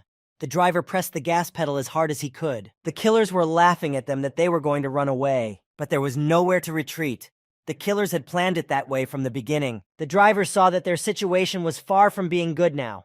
They were surrounded. They had been ambushed. Han Xiao analyzed their situation. He saw that they were surrounded by only 2 cars on the south side. Accordingly, the threat from there was the least. The guy had previously set up traps, but the enemies deliberately avoided that area. But on the other hand, they can still break through. He knew that the slightest explosion would trigger the detonation of the mines. Then he would definitely be dead. The driver was very worried about the situation. He realized that the only way out for them now was to escape. However, it was very risky to act so recklessly. Han Xiao ordered the driver to continue south. The driver obeyed without question. He only said that he hoped Han Xiao knew what he was doing. There was another killer waiting to attack them. His machine gun was on alert. However, Han Xiao beat him to the punch. He was the first to do so. The guy fired a stun grenade. It was a painful experience for the killer and did not allow him to shoot back immediately. The killer became even more angry. His eye and head hurt in general. He took up his weapon and started shooting at the car with Han Xiao and his driver. They began to run away as fast as they could. The killers chased them. They fired at the car with powerful weapons. Han Xiao ordered them to push for speed. Their lives were at stake. They managed to get away from the pursuers, although there were many of them. Their car was flying like a rocket. The murderers were still sure that Han Xiao would not be able to escape from them, but the acceleration did its job. Suddenly, the SUV that Yarmo 7 was riding in and firing the gun stopped. Yarmo 7 asked what had just happened, and then all the cars of the pursuers stopped and stalled. No one could understand what was going on. Hey Hu tried to contact the others on the radio, but no one could hear her, and her radio was full of squeaks and noise. She realized that the communication devices were also out of order. It was all because of the EMP, electromagnetic pulse interference equipment. But Yarmo 7 tried to calm everyone down so that no one would be afraid. He said that the enemy had only one car. He ordered everyone to prepare their weapons. The mechanic of the Battle Rose reported that all the electronics in Dorothy's car were burned out. Heihu realized that they themselves were now trapped. She shouted for everyone to run as fast as they could, and she ran as fast as she could away from the place. The other girls did not realize it so quickly. Meanwhile, Han Xiao launched a missile at their cars. Hey Hu heard its whistle. She realized that it was too late to run away, but she really didn't want to die. The missile hit its target. The explosion destroyed everything around. Hey Hu was thrown to the ground by the blast wave. It seemed like she could bury herself in it. The flame mushroom from the missile explosion rose high into the sky. The vehicles scattered in different directions. Han Xiao's mines had inflicted 7,233 poison damage on Yarmu. Hey Hu's also inflicted 257 damage. The guy admired his work from afar. Finally, he smoked a cigarette. Then he asked his driver if he was surprised or shocked by what he saw. The driver was also amazed at the sight. He said that he had not seen such a beautiful landscape for a long time. Han Xiao replied that they had now enjoyed it to the fullest. Han Xiao gained a lot of experience for the task. He had eliminated several girls and all 3 murderers. Han Xiao studied the situation and was surprised by the nicknames of the killers. He finished his cigarette, planning what to do next. Suddenly he saw that there was one more name missing from the list of the dead. Han Xiao turned around sharply, hearing a strange sound. It sounded like someone was about to jump out of the ground. Indeed, Hey Hu's hand appeared from the ground. She was holding a dagger. The next moment, she jumped to the surface completely. Waving her dagger, she rushed to attack Han Xiao. Hey Hu was completely unharmed by the explosion, but she was abruptly stopped by Han Xiao's driver. He caught her arm and slowed her down. Then he quickly grabbed both of her arms and threw her over himself. Hey Hu did not expect such a counterattack. Han Xiao immediately readied his pistol and shot the girl in cold blood at almost point-blank range. That was how quickly Han Xiao and his driver dealt with their opponents. The last person on the task list, Gui Hu, was eliminated. Han Xiao was awarded 9,400 experience points for her. He smiled with satisfaction. One of the tasks was completed. The cars of the opponents destroyed by the missile were burning around. The driver asked what they would do next. Han Xiao replied that they now had to chase the defeated enemy to the Battle Rose base. They have suffered huge losses now. Most likely, the enemy forces will want to use this chance to attack again. In this case, all that remains is to wait until the task is completed by itself. The driver was somewhat surprised by Han Xiao's quick wit. He asked if the boy had planned this for a long time. Han Xiao replied that it was impossible to predict everything in advance. The rivals thought there was only one trap, but the guy was used to always playing it safe. The driver threw his cigarette on the ground and laughed. He praised Han Xiao for having fought brilliantly and coming out of the fight unscathed. He then said that he had to go back and wished Han Xiao continued success. Han Xiao decided to just wait and see how things would work out in his favor.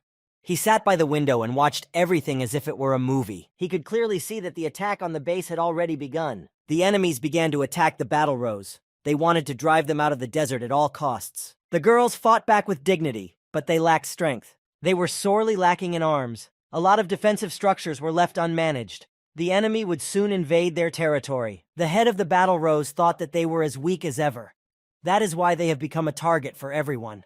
While some are holding back the enemy, the rest need to hide. She made a very difficult decision and ordered the mechanic to gather 5 people. They will all go out together through a secret passage. Looking at everything that was happening around them, the base was in flames. They realized that it was time to leave the place. Han Xiao, meanwhile, was waiting for a message about the completion of the mission, but it still didn't come through. He missed the thought that perhaps the main base staff had managed to escape. He pulled out his tablet and started looking for information. He saw the car of the fugitives quickly moving away from the base. Several girls who had secretly left the base, led by the head of the Battle Rose, were trying to get to neutral territory as quickly as possible. Then the head of the group looked out the window and saw that they were being pursued. She looked at the car that was catching up with them and noticed spikes on it. The same spikes. And Han Xiao had already launched his projectile at their car. The head of the Battle Rose was furious. She realized that they had no way out. Choking on the gas, she ordered her girls to run away, one by one. She added that they would not be able to escape the enemy's firepower. Not far from the scene, an old lady and a young boy were walking by. They saw the fighting going on again. The boy was very curious to see the battle, but his grandmother strictly told him not to poke around because weapons have no eyes. She also reproached him for telling him so many times to focus exclusively on finding the felony. Han Xiao could see that the Battle Rose girls were still trying to get away from him. He continued to chase them, and suddenly he and his car were spun into a huge whirlpool. The grandmother, the boy, and other people who were looking for the felony saw it all. Han Xiao himself was shocked by what was happening to him and looked at his computer. He received a notification that he had found the hidden place, the felony. For this, he received 1,000 experience points. The Battle Rose Mercenaries mission was completed. The guy still could not believe his luck. He accidentally detonated a mine in the right place. At the same time, he fulfilled his mission for the Battle Rose. However, some of the girls managed to escape. They quickly left the scene. It was difficult for Han Xiao to catch up with them in his car because it was moving slower than necessary. He knew he could use another of his powerful weapons, which the Battle Rose girls were so afraid of. He was going to use an EMP, electromagnetic pulse interference equipment, again.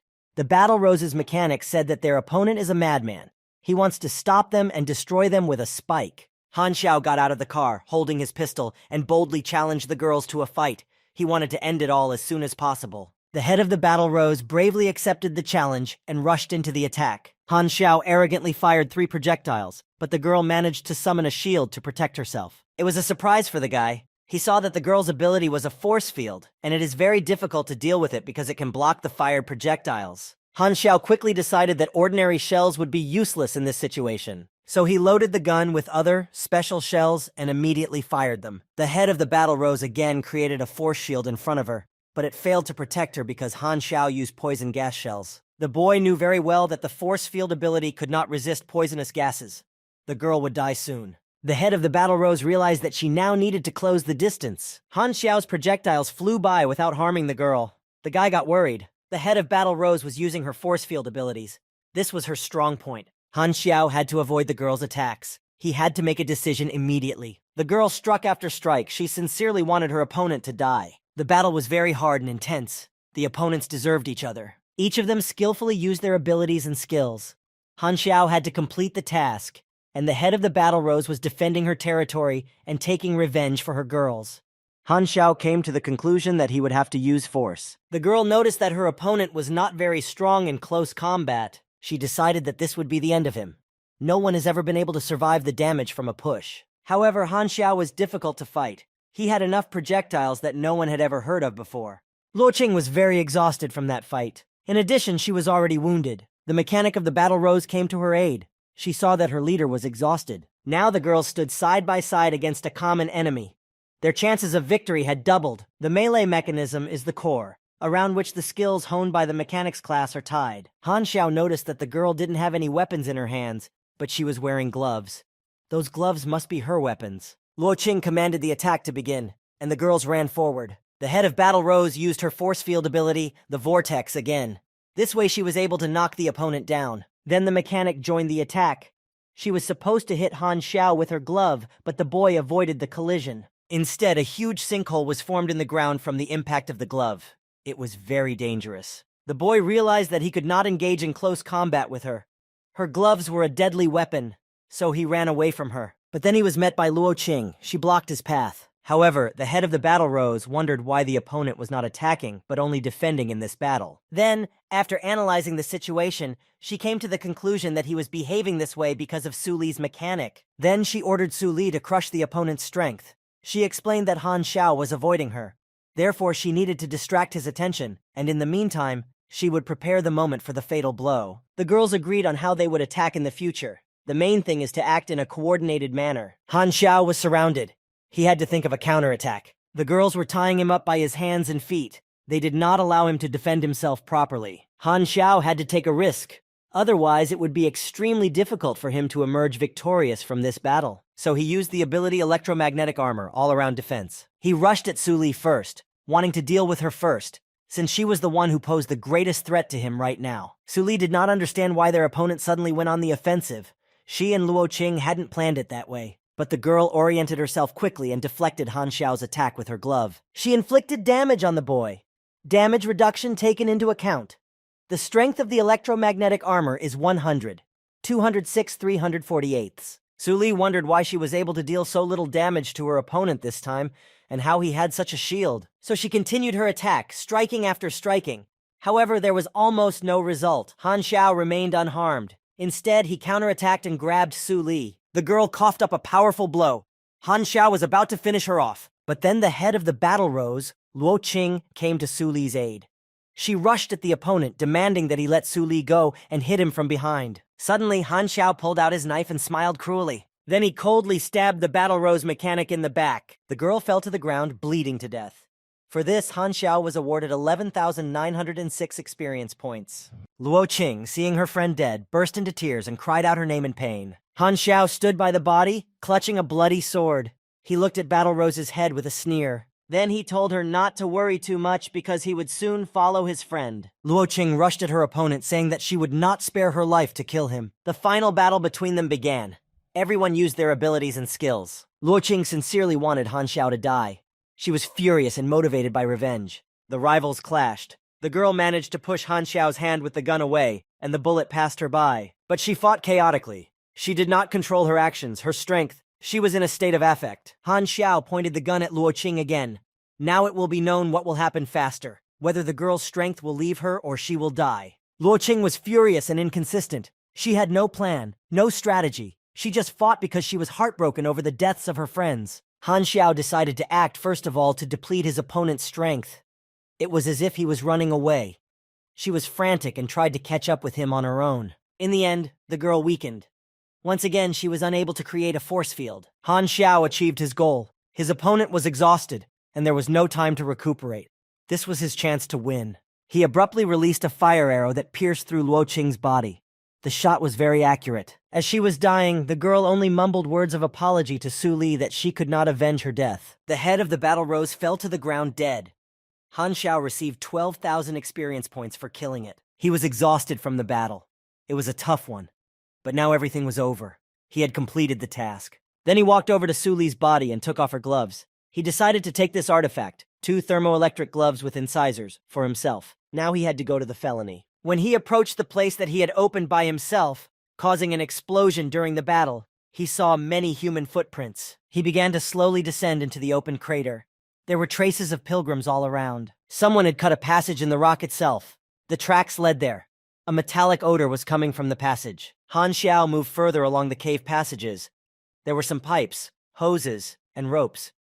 He wondered what he would find in the end. Finally, he came to a fork in the road. There were crystals everywhere, and they illuminated the roads a little. The question arose, which way to go next? The tracks led equally to 2 passages. Suddenly, people began to run out of one of them screaming. They were shouting that there was a monster and urging them to run away as fast as they could. A terrible and loud roar of a monster was heard from the depths of the cave. Han Xiao covered his ears. The sound was so loud and piercing. The people who came running leaned exhaustedly against the cave walls and gasped. They said that the monster did not follow them. One old man added that such a vile place as this cave could not be the felony they had dreamed of. However, one of the boys in the expedition suggested that maybe this was the very treasure of the desert that everyone was looking for. The old man was outraged.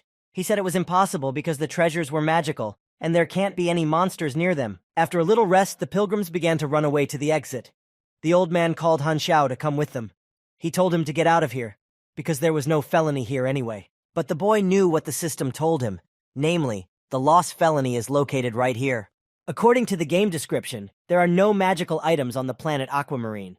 Only various mechanisms. Perhaps the magical treasures mentioned by the old pilgrim are just powerful technologies. From his experience, Han Xiao knows that pilgrims act as underground guides who inform the player which way the monster is located. Since the pilgrims ran out of the left passage, he needs to go to the right. The guy put on the trophy thermoelectric gloves for additional equipment. Although perhaps they wanted him to go to the left. Han Xiao thought about that question. Such uncertainty and the unknown are more frightening than a monster. He decided to go to the right, because pilgrims were running out of the left aisle. As he walked down that aisle, he smelled a terribly foul odor. He had to cover his nose. Finally, on the floor, he saw a huge paw print of a monster. There was also a large stain of blood on that footprint. Then the monster appeared. Its red eyes shone in the darkness. The monster was walking straight toward Han Xiao. It was huge and strong with horns like a bull, fangs like a giant hyena, and a long tail like a reptile. Han Xiao jumped to the side. The monster rushed past him without even hitting him. The boy realized that the monster suffered from chicken blindness. He could not see very well in the dark. And Han Xiao had night vision goggles, which he had prudently taken with him and was now wearing. That's why he was perfectly oriented in the dark passages of the cave. Suddenly he heard something rustling from the ground. He saw a claw that appeared as if from nowhere. The next moment, Han Xiao noticed a whole paw with claws coming out from under the floor. He realized that there were a lot of monsters down there too. It was very dangerous in those caves. He had to run away from there. While running away, Han Xiao came across a room. There was a table and a chair. A skeleton was sitting on the chair, lying down on the table with its body and hand under its head. There was also a notebook on the table next to it. Han Xiao went in, opened the notebook, and began to read. Entry from 13.07. The professor modified Felonius's serum for the 67th time and injected it into a laboratory rat. The effect is amazing. It has exceeded all their expectations. If there are no negative reactions, they will be able to start testing on humans. Update 17.07. The lab rat is dead. This is a failure. The cause of death was that its organs began to fail. The professor is disappointed. He locked himself in his room. An employee heard him breaking things there. The laboratory report on the experiment is missing. Entry from 20.07. The professor insisted on conducting experiments on humans. Higher officials approved the request. This is insane. Perhaps they all forgot about experiment 000. The laboratory report of the experiment was torn up and disappeared. Update 0726. The base has issued a new set of rules. All researchers must turn in their electronic devices. Employees are not allowed to connect to any external networks. Recorded on 5.08. It is the 7th day of the experiment on human 008. The subject is in a stable condition. There are no major changes. The professor is nervous. Han Xiao has now realized that Felonia is not a promised land, not treasure, but just blood serum. Record from 14.08. Tomorrow they will retreat. They are heading to base 03 to find shelter. Time is running out. They have backed up all the data related to Felony's serum. The guards are huge ignoramuses. They are trying to blow up the entire facility. The professor took a few serums with him. All the rest will be destroyed. Next, several pages were torn from the notebook. Han Xiao was a little disappointed because it looked like he was out of luck this time, since the professor had taken the serum with him. Suddenly, a large cobwebbed chest lying on a shelf of the shelving unit caught his eye. A strange green light was coming out of that chest. Without any hesitation, he lifted the chest off the shelf and opened it. Inside, he saw what he was looking for. There were some capsules filled with a liquid. It was Felonia's serum, 3 vials. However, the serum was incomplete. This is a serum with a healing property to improve the physical characteristics of the body. Today's formula is not perfect. A mutation may occur after use, and these were only 3 serums left. Suddenly, a monster entered the room. Han Xiao had been reading so much that he was not quite ready for such a meeting. The monster immediately began to attack the boy. It was several times bigger than Han Xiao. The boy quickly took out his gun and used glancing fire. The monster was wounded. Han Xiao dealt 57 points of damage to Object 002. He has engaged the enemy. Now there is additional information available for his level. He quickly read it. It said that his opponent's level was much higher, but he was in a very bad condition. So the chances of winning are real. Meanwhile, the monster recovered and stabbed the guy in the back in response. It was very painful. Han Xiao jumped up high, drew his sword, and decided that now was the right time to win. The monster stood at its full height. Han Xiao swung his sword, aiming directly at the monster's head. Then he slashed his sword sharply at the monster's head, making a deep cut. He expected the monster to fall to the floor, but it kept moving. It moved with a cut on its head. Then Han Xiao decided to use his trophy gloves in the battle. Perhaps with their help, he could defeat the monster. The monster did fall to the floor on its knees, having received another powerful blow from his opponent, but it was still alive. Han Xiao did not understand what was going on, how he could destroy the monster. He picked up the gun again and started shooting in the direction of his opponent. Finally, the monster fell down dead. Han Xiao received 32,000 experience points for this. He had eliminated an enemy that was 10 levels stronger than him. Therefore, he received an additional 280% increase in experience. So the total experience gained was 89,600 points. His contribution, 23.7%. An additional 21235 experience points were gained. The guy was breathing heavily. He was exhausted. This battle was very difficult for him. And then, right out of the ground, the next monster managed to get to the surface. It looked like a huge red spider. Another monster began to crawl out behind it. Now they were all coming out from under the floor because the passage was broken. Han Xiao realized that the best thing for him would be to run away from that place. Some people were talking on the radio. They asked what the situation was inside. They were told that there were traces of human shoes, paws, and blood on the ground. In this case, it was necessary to urgently call for reinforcements. People exploring the cave inside saw that there was no one there. All the monsters had disappeared somewhere in an unknown direction. Suddenly, one of the monsters appeared to them and began to attack immediately. Several armed men were ready to shoot back at the monster. They began to fire at it from different directions with continuous fire. But the monster's armor was extremely strong, and the bullets could not penetrate it, so the group of people decided to retreat. But there were many monsters, and they moved quite fast. The monsters began to attack the people. The group of people who went down into the cave was killed by the underground monsters. The monsters crawled to the surface and could not be stopped. The people who had come to the cave but remained outside took up arms and began to go down. The leader shouted to everyone that the first one to find the thing they had come for would receive a reward. And suddenly his eyes came across something terrible. A huge army of monsters, desert termites, was crawling out of the cave to the surface. The leader immediately shouted that these monsters were very afraid of fire. He ordered them to be burned to ashes immediately. The soldiers used fire and scared the monsters away. The monsters scattered, and the soldiers continued their attack. When they got inside the cave, they came across a room. Everything around was on fire. Suddenly, another monster came out of that room to meet them. The soldiers realized that they had not yet dealt with all the monsters. They began to shoot at it with the weapons they were holding. The soldiers heavily wounded the monster and managed to defeat it. The monster fell to the floor. The head of the squad ordered to move on in search of what they had come here for. They smelled a terrible stench in the room, but continued to search, keeping their weapons ready just in case. It was the same room Han Xiao had recently visited. The leader ordered them to examine everything carefully. Suddenly, one of the soldiers reported that he had found the researcher's diary. He assumed that what they were looking for must be here. But the monsters were attacking more and more often and in greater numbers. The soldiers had to repel the attacks. The leader suggested not fighting the monster, but shooting it in the limbs so that it could not move. One of the soldiers decided to use an axe and hit the monster on the head with it. He jumped high to attack from above. However, the monster quickly realized where the threat was coming from and repelled the attack. The fighter failed to wound the monster in the head. The battle continued. Instead, another fighter was going to wound the monster's lower limbs. The leader of the squad shot the monster directly in the head and blew it off completely. But behind him was another monster, which immediately began its attack on the people. The leader did not have time to reload his weapon. However, the monster was caught in flight by a bullet from another soldier's assault rifle. It pierced his body through and through. Another battle was won in favor of the humans. The monsters were dismembered and defeated, but there were casualties among the humans as well. The surviving soldier told the commander that only the two of them were left. He offered to report the situation to the headquarters. However, the commander ordered them to continue the search, because in the situation they were in now, only by finding the thing they had come here for would they be able to compensate for such numerous losses. Afterwards, they went into the next room, which was also empty, and decided to examine everything there thoroughly. In that room, they saw another corpse of a monster. They realized that someone had already been there before them. Then their eyes caught sight of a suitcase lying on a shelf. But there was nothing in the suitcase. Someone had already taken the serum. Now they had to report that they had been outrun and the serum was not there. The squad leader said that they would figure it out on their own. He asked them to give them another chance, but the head of the staff replied that there was no need to do so, because he already knew who had taken the capsules with the serum. Then he added that what they had already learned was enough.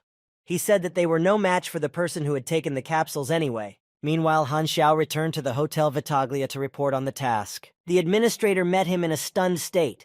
He couldn't believe that the guy from the task that took 15 days to complete had returned in 6 days. Han Xiao smugly replied that yes, he had done it faster. And it was a good thing that he had listened to the administrator and chosen an easier task. The administrator praised the boy and said that he was very strong. He admired him. Afterwards, he entered fresh data into the computer, which clearly showed that Mr. Black had completed the new task so quickly. So the task, Bounty Hunter, Battle Rose, was completed. 15,000 experience points were gained. Reputation in the Blood Oath community increased by 550 points. Mr. Black is currently neutral, 551,000. A Scorpion-level assassin. Requirements for the hidden task. Find Felonia have been completed.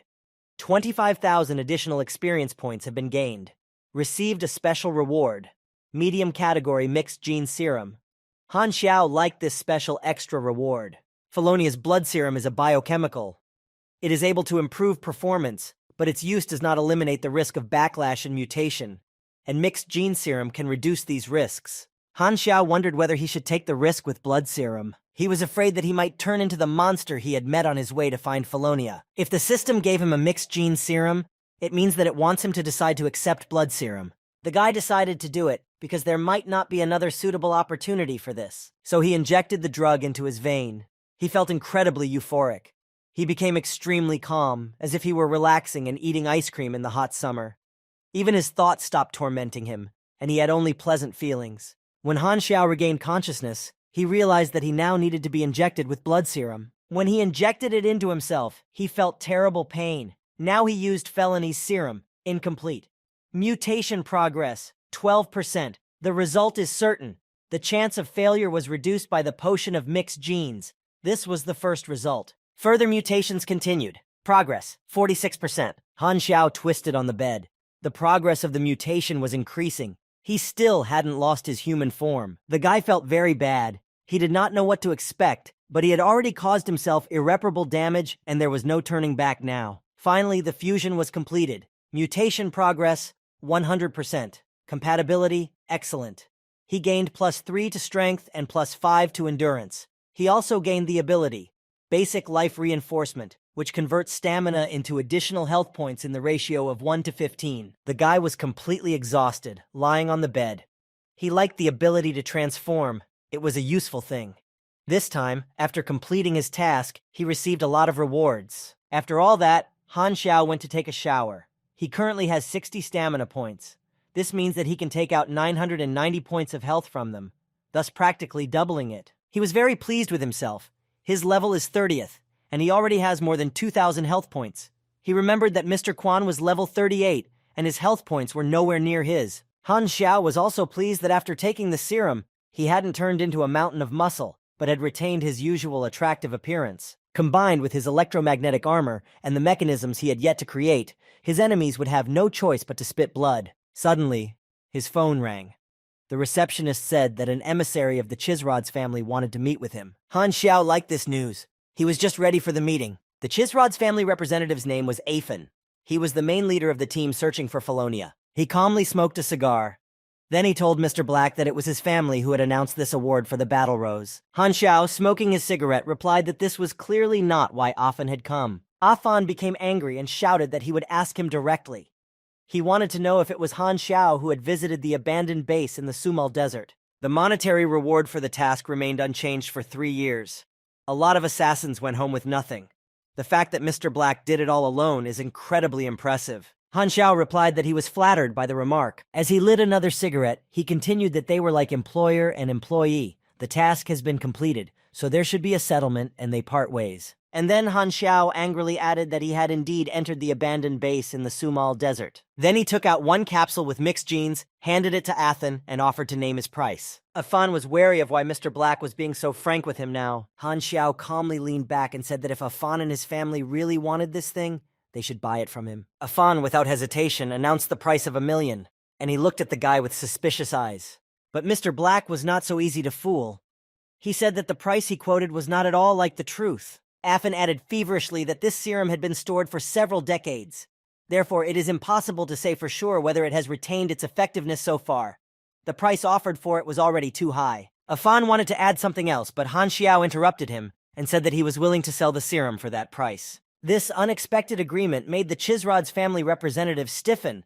He could not believe his ears and asked if it was true. Han Xiao smiled ironically and said that Afan should consider it a gift to his friend. The representative of the Chisrod's family grabbed the serum capsule and said that the payment would be credited to Mr. Black's account very quickly. At the end of the meeting, Afan added that both the Chisrod's family and he personally expressed their gratitude to Mr. Black. A new side of Han Xiao's reputation has opened up.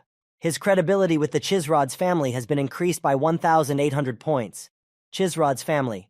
Friendliness. 1,800, 3,000. But finally, Han Xiao asked Afan what this Felonia was all about. Afan said that in the homeland of the research program, which began as a result of incessant conflicts that had been going on for centuries in the Sumal Desert, many different bases for scientific and technological research were established. The serum that Mr. Black brought is one of the products of their developments. Afan continued to walk to his car, accompanied by Han Xiao, and continued to talk. Han Xiao, however, said that he had thought that the magical ruins actually existed. He laughed at that.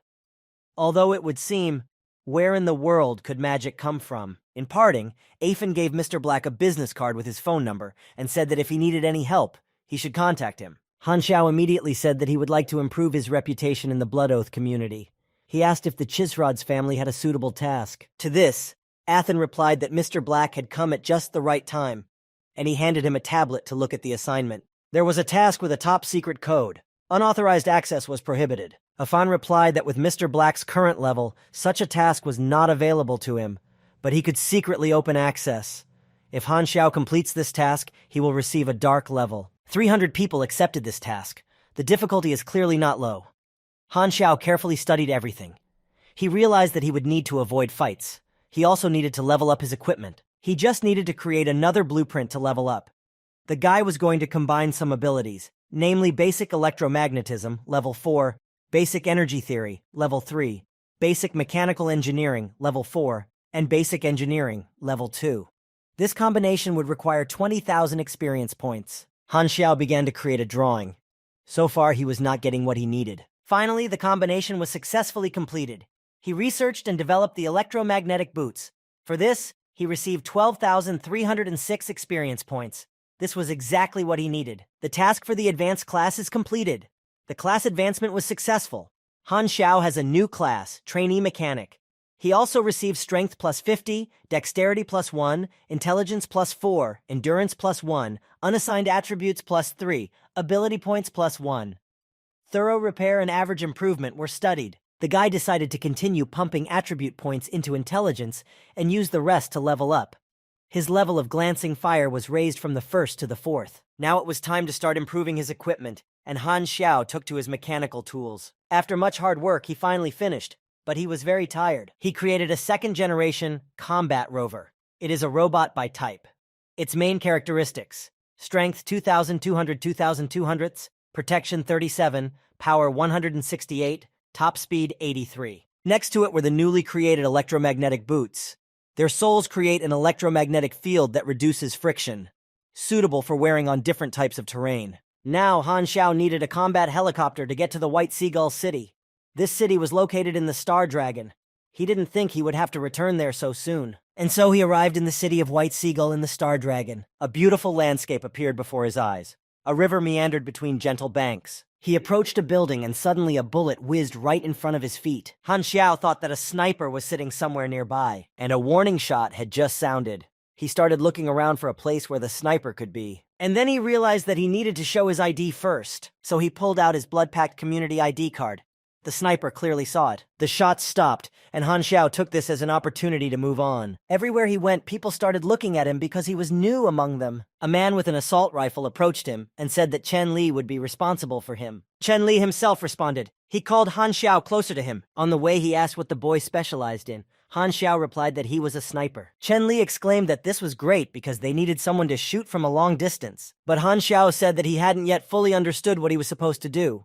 He asked whom they were protecting here and how long it had been going on. Chen Li replied that there had been no orders from above, and the enemy attacks almost every day. Then he pointed to a large building and said that their target was hiding somewhere in that mansion, but hadn't shown up yet. In the end, no one knows if there is anyone there at all. If they failed to contain the attack, he would personally flee the place as soon as possible. Chen Li then asked Han Xiao what level he was at, dark or still ghostly. Han Xiao calmly told him the truth about his level, which was Scorpio, although he knew very well that he was not welcome here with this level. Such a task was simply not yet available to him. This caused great indignation in Chen Li. He shouted at Mr. Black what he was doing here. His qualifications are not enough. Han Xiao again calmly replied that he was already here, and his level was not important. Chen Li realized that there was no turning back. He said that Mr. Black would be good for something. If he could get a bullet into the enemy, that would be good. Then he showed him 3 fortifications and told him to go to the one in the middle. The Dufeng brothers would meet him there. Han Xiao went where he was told. One of the Dufeng brothers actually met him there. He asked the boy his code name, level, and skills. Han Xiao clearly answered that his code name was Mr. Black, his level was Scorpion, and his skills were Sniper. Brother Dufeng covered his eyes and asked why they needed a Scorpion-level rookie. Then he told him to go to the left fortification. There, his duty would be to help the sniper and finish off those they missed. So Han Xiao headed for the left fortification. When he got there, he didn't wait for any questions, but immediately said 3 things about himself: Mr. Black, Scorpion, Sniper. The man who was there told the boy that he would be in charge of the left side, and he would be in charge of the right. When Han Xiao got into position, he noticed that he had a very narrow view. He realized that even with his skills, he would have a hard time here. He called up a chain of tasks. Call, defense. Brief description. First, he doesn't need to verify the target's identity to protect himself. Second, he must not leave his post. Third, you must not allow enemies to enter the estate. You must try your best to be useful. Hint, a chain of tasks. You need to act according to the instructions. First round, you need to repel the first wave of enemies. Reward for the first round, 20,000 experience points. Possible reasons for failing the task. The first is unauthorized entry into the mansion. The second is leaving the mansion for more than 2 hours. Han Xiao prepared for the task. He decided to complete the first part of the task first, and then see what the reward would be for the second part. If he didn't like it, he would refuse. The leader of the task shouted that they were under attack, so everyone needed to get ready for battle. Everyone was ordered to hold back the enemy at their positions. A fierce battle began. The enemies had their first casualties. They noticed that there was a sniper on top of the tower. They had to eliminate him first. Suppressive fire was opened. Everyone had to not only repel the attack, but also save their strength. But the sniper was extremely accurate. Therefore, the number of casualties among the attackers increased. They were defeated. The order was given to retreat immediately. They quickly got into their cars and fled. Han Xiao was satisfied with the outcome of the battle because his work here was the best. Even his partner praised him. He said that the guy shot them very well. For this, he was not awarded many experience points, but there were still additional ones. The first round was over. Han Xiao received 20,000 experience points. The task conditions were changed. The task for the second round was to defend the River Valley estate. Duration, 3 days. Reward, 80,000 experience points. Han Xiao thought about it. He had been given 20,000 for the first wave and 80 for the second. Based on the proportions of growth, the third would be 320,000. Since he had nothing better to do, he decided to go to the delivery department. Maybe he could earn some experience points there. And so he came to the River Valley estate. One fighter asked to have his assault rifle repaired, and the local mechanic Wang Shi said he would look at it later, because now he wanted to sleep. Han Xiao heard this. He went inside and said that if help was needed urgently, he could help. He works very fast. It was a very appropriate offer for a person in need. The mechanic Wang Shi replied that the guy could not be of any use, but Han Xiao got to work and said that whether he would be of any use or not would be seen after he repaired the machine gun. The soldier liked Mr. Black's approach to the case. He saw that the guy was good at it and behaved like a master. And so Han Xiao completed his first repair in the River Valley. For this, he received 2,333 experience points. The fighter was very surprised by such a quick job. He did not believe that it was possible to repair a machine gun so quickly. And then other mechanics came up to him and started to get to know him. They showed him a bunch of things that needed repair, and they said that they did not have time to fix it all physically. Han Xiao gladly took the job and said that he would be happy to help them repair whatever was needed. As soon as Han Xiao took up the first device, he was able to improve it. The mechanic standing next to him was speechless at what he saw. Han Xiao used all his skills and abilities. He easily coped with the task at hand and fixed everything very quickly.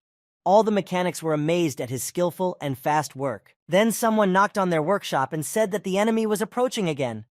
However, the mechanics wanted to watch Mr. Black's work some more. When Han Xiao returned to his position, his partner attacked him for taking so long. After all, the enemies were already approaching, and the left side was behind him. Mr. Black immediately prepared for defense. He adjusted his rifle and waited for the intruders to appear. When the attackers were just approaching the fortifications, Han Xiao was already firing the first shots. The enemies began to fall dead, but this time they came in armored personnel carriers, tanks, and helicopters. They started shooting with all their weapons. They were ordered not to retreat. The attackers were talking among themselves that the enemy now had a great sniper. They were in trouble now. Han Xiao noted for himself that this time the wave of attack was much more powerful than the previous one. But for him, the enemies were nothing. He knew exactly what was required of him and what he would do in general. He shot so well that the attackers were ordered to temporarily retreat, and they ran away again with nothing. The second round was over. 80,000 experience points were gained. The task for the third round is to defend against the next wave of attack. The reward would be 150,000 experience points. Han Xiao thought about it. After all, if such a reward was offered, then the wave would be severe. But there were many dead and wounded among them. Each successive wave brings more and more damage. The chances that they will cope with the next wave are simply negligible. Only 10%. That's what Mr. Black was thinking. The rain began to fall. The soldiers began to bring ammunition inside the fortifications to keep it from getting wet. Han Xiao shared his thoughts with his partner. He said it was perfect weather for an attack, and if the enemy decided to attack again in the evening, his partner interrupted him, telling him not to jinx it. And then he saw enemy vehicles approaching the fortifications. The enemy immediately opened fire on the positions. A fierce battle began. The guards fired back at the attackers, but they also had to avoid enemy bullets. The first squad reported that they had a lot of losses. Now it's hard for them to keep the defense of their positions. Then enemy attack helicopters arrived and started shooting. The defense sniper was ordered to shoot back only at the helicopters. Han Xiao nervously replied that he should not be rushed. After all, he knew how to act in that situation. Other defenders said they would take over the helicopter. They would aim to shoot it down. However, Mr. Black had already noticed that the glass in the enemy helicopters was shatterproof. This means that conventional shells are unable to harm them. The opponents decided to deal with the sniper first. They were going to blow him up. Han Xiao realized that he was exposed. He had to find a hiding place immediately. But his partner did not understand what was going on. He called out to him where he was running to. As soon as Mr. Black jumped off the tower, there was an explosion. The fortifications were blown up. Someone said to the old friend to be kind in his actions. Han Xiao saw that he could not hurry too much for now. He made his way to the ruins to hide behind. The enemy had dealt many crushing blows, and now they decided to inspect the ruins. Mr. Black and his partner were discovered again. A shell had landed where they were hiding. Han Xiao's partner said without hope that the attackers' helicopters were very powerful. They smashed their fortifications to pieces. It's over. Mr. Black yelled at him to finally come to his senses and look for a place to shoot from. He decided to go for the helicopter. Han Xiao knew that he would need to use special shells he had created to destroy the enemy's equipment. Meanwhile, the attackers were firing more and more shots from the helicopter, destroying positions in the fortifications. The defenders could see that the helicopter was searching for all the hiding places where they were positioned and immediately struck. Thus, the enemy had already passed the second line of defense. Han Xiao saw a very favorable position for himself, ran there as fast as he could, and hid behind the ruins. Now he was invisible and struck one of the enemy helicopters from his hiding place. A well-aimed shot crashed the helicopter. The defenders cheered. They saw a chance to win this battle, and they were very happy to have such a sniper. Meanwhile, Mr. Black continued shooting at the helicopters. Now he blew up the second one. He is a sniper on the move. In the course of this battle, the guy learned a new skill called sniper on the move. Now he has a decrease in accuracy loss when shooting on the move, as well as plus 2% to the accuracy of shooting explosive shells, plus 1% to the rate of fire when using sniper rifles. It was very timely. In the current situation, we need to try it all out. Han Xiao raised his level with experience points. Finally, he set out to shoot down the third helicopter. It was a little easier with the new skill. Mr. Black coped with the task perfectly. 3 enemy helicopters were destroyed by accurate shots from his rifle. Now the defenders were freer to act, as no helicopter threatened them. They were going to take revenge for their fallen comrades. So they opened fire from all their positions where there were still fighters. The attackers did not have good shelters, and they did not have time to hide behind the vehicles. They were mercilessly shot. The rest of the enemies, who were closer to the vehicles, quickly fled the battlefield with nothing. They suffered another defeat. The defenders breathed a sigh of relief. Their enemies had almost broken through the line of defense. They said they were extremely lucky to have a sniper, but they did not understand how a scorpion could be so skillful and experienced. They all realized that thanks to the newcomer who had just joined them, they had managed to accomplish a dark-level task. Now the third round was complete. Han Xiao had gained 150,000 experience points. The conditions of the task have changed. The conditions for the fourth round appeared: to defend against 5 waves of attacks. The guy was annoyed that he was given a defense task again. He wanted some variety. The reward was 40,000 experience points per wave. All the experience he had gained would not be lost if the mission suddenly failed. Special reward, 100,000 experience points. Han Xiao thought about it, because if there is a special reward, the task must be difficult. Mr. Black received an order to gather everyone together, because the one they were all here to protect had finally come out. Now the defenders could meet the one they had been protecting for so long. They were surprised at the occasion. This man thanked everyone for the excellent work they had done, and he began to name those with whom he wanted to talk separately. Bennett Anderson was there. This man is the main character of the planet Aquamarine. The main storyline is built around him. Han Xiao wondered what he was doing here. He is also an instructor of secret abilities. One fighter has already been named. The others encouragingly told him not to forget about his comrades if he was given any rewards. And the last one to be named was Mr. Black. This was the guy he was really looking forward to. Han Xiao called the representative of the Chisrod's family, which surprised him, and asked him for a few things on loan. Namely, a silver guardian sword and a Lockhawk sniper rifle. A fan replied that he would try to find someone who could help the guy with this and collect everything he needed. He would be able to send it in 2 days. Han Xiao paid minus 300 authority points each for these items. His current relationship status with the Chisrod's family is friendly. Han Xiao decided that since he was lucky enough to meet the main character of the planet so quickly, He absolutely must not miss this opportunity. Now everyone who had been selected for a separate conversation was invited to the Great Hall. They all sat down around the table. The man who invited the soldiers introduced himself. His name was Wang Yuan. He said that he would continue to need their protection. He also emphasized that the doors of this manor would always be open to them if they ever wanted to come here and rest. Wang Yuan then summarized that all those soldiers were the main defense forces of the estate. He would privately pay each of them a fee for completing the task. The soldiers were pleased with this turn of events. They decided to take advantage of the opportunity to rest for a while. Wang Yuan smiled and said that they could go and rest. Only Mr. Black remained in the room. Wang Yuan asked if he needed anything else. Han Xiao pointed to the main character of the planet and said that he wanted to talk to him alone. Bennett Anderson was drinking tea. He asked him if they had met before. Han Xiao replied that he remembered that Mr. Anderson was once a man of legend, the commander of a select group of the Horde. He was called the Azure Devil. Han Xiao continued to tell us that after Bennett Anderson left the Order, a bounty of $15 million was placed on his head. The main character of the planet was only surprised at the guy's knowledge, Mr. Black continued. Bennett Anderson literally disappeared for 2 years, and then, having become stronger, he began to help civilians who suffered during the war. He founded a large organization that later became the Darknet.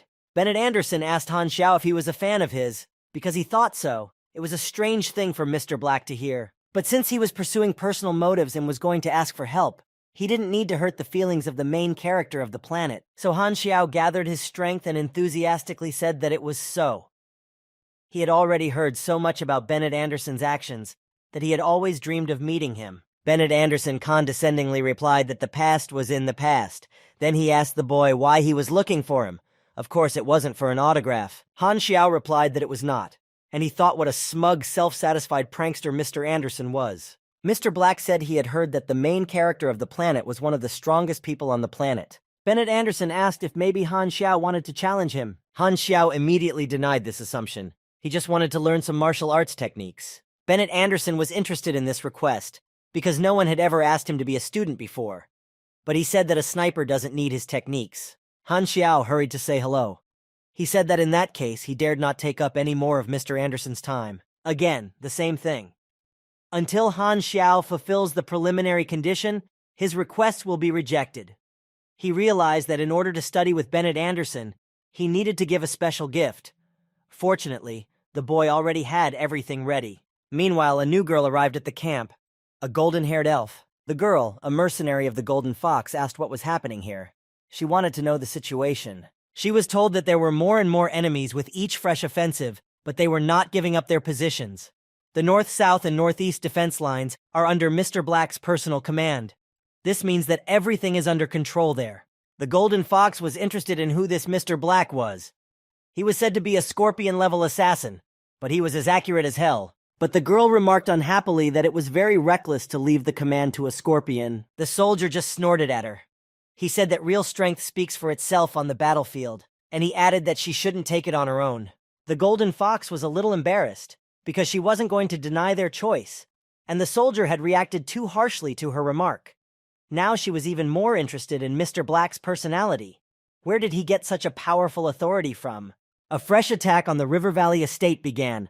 All the soldiers took up their positions. They fired from the back slope of the mountain. Golden Fox was already at her position. She saw that the enemy's armored vehicles were also approaching from the other side. The enemy was sitting on the armored personnel carrier with a machine gun. The girl could see him clearly.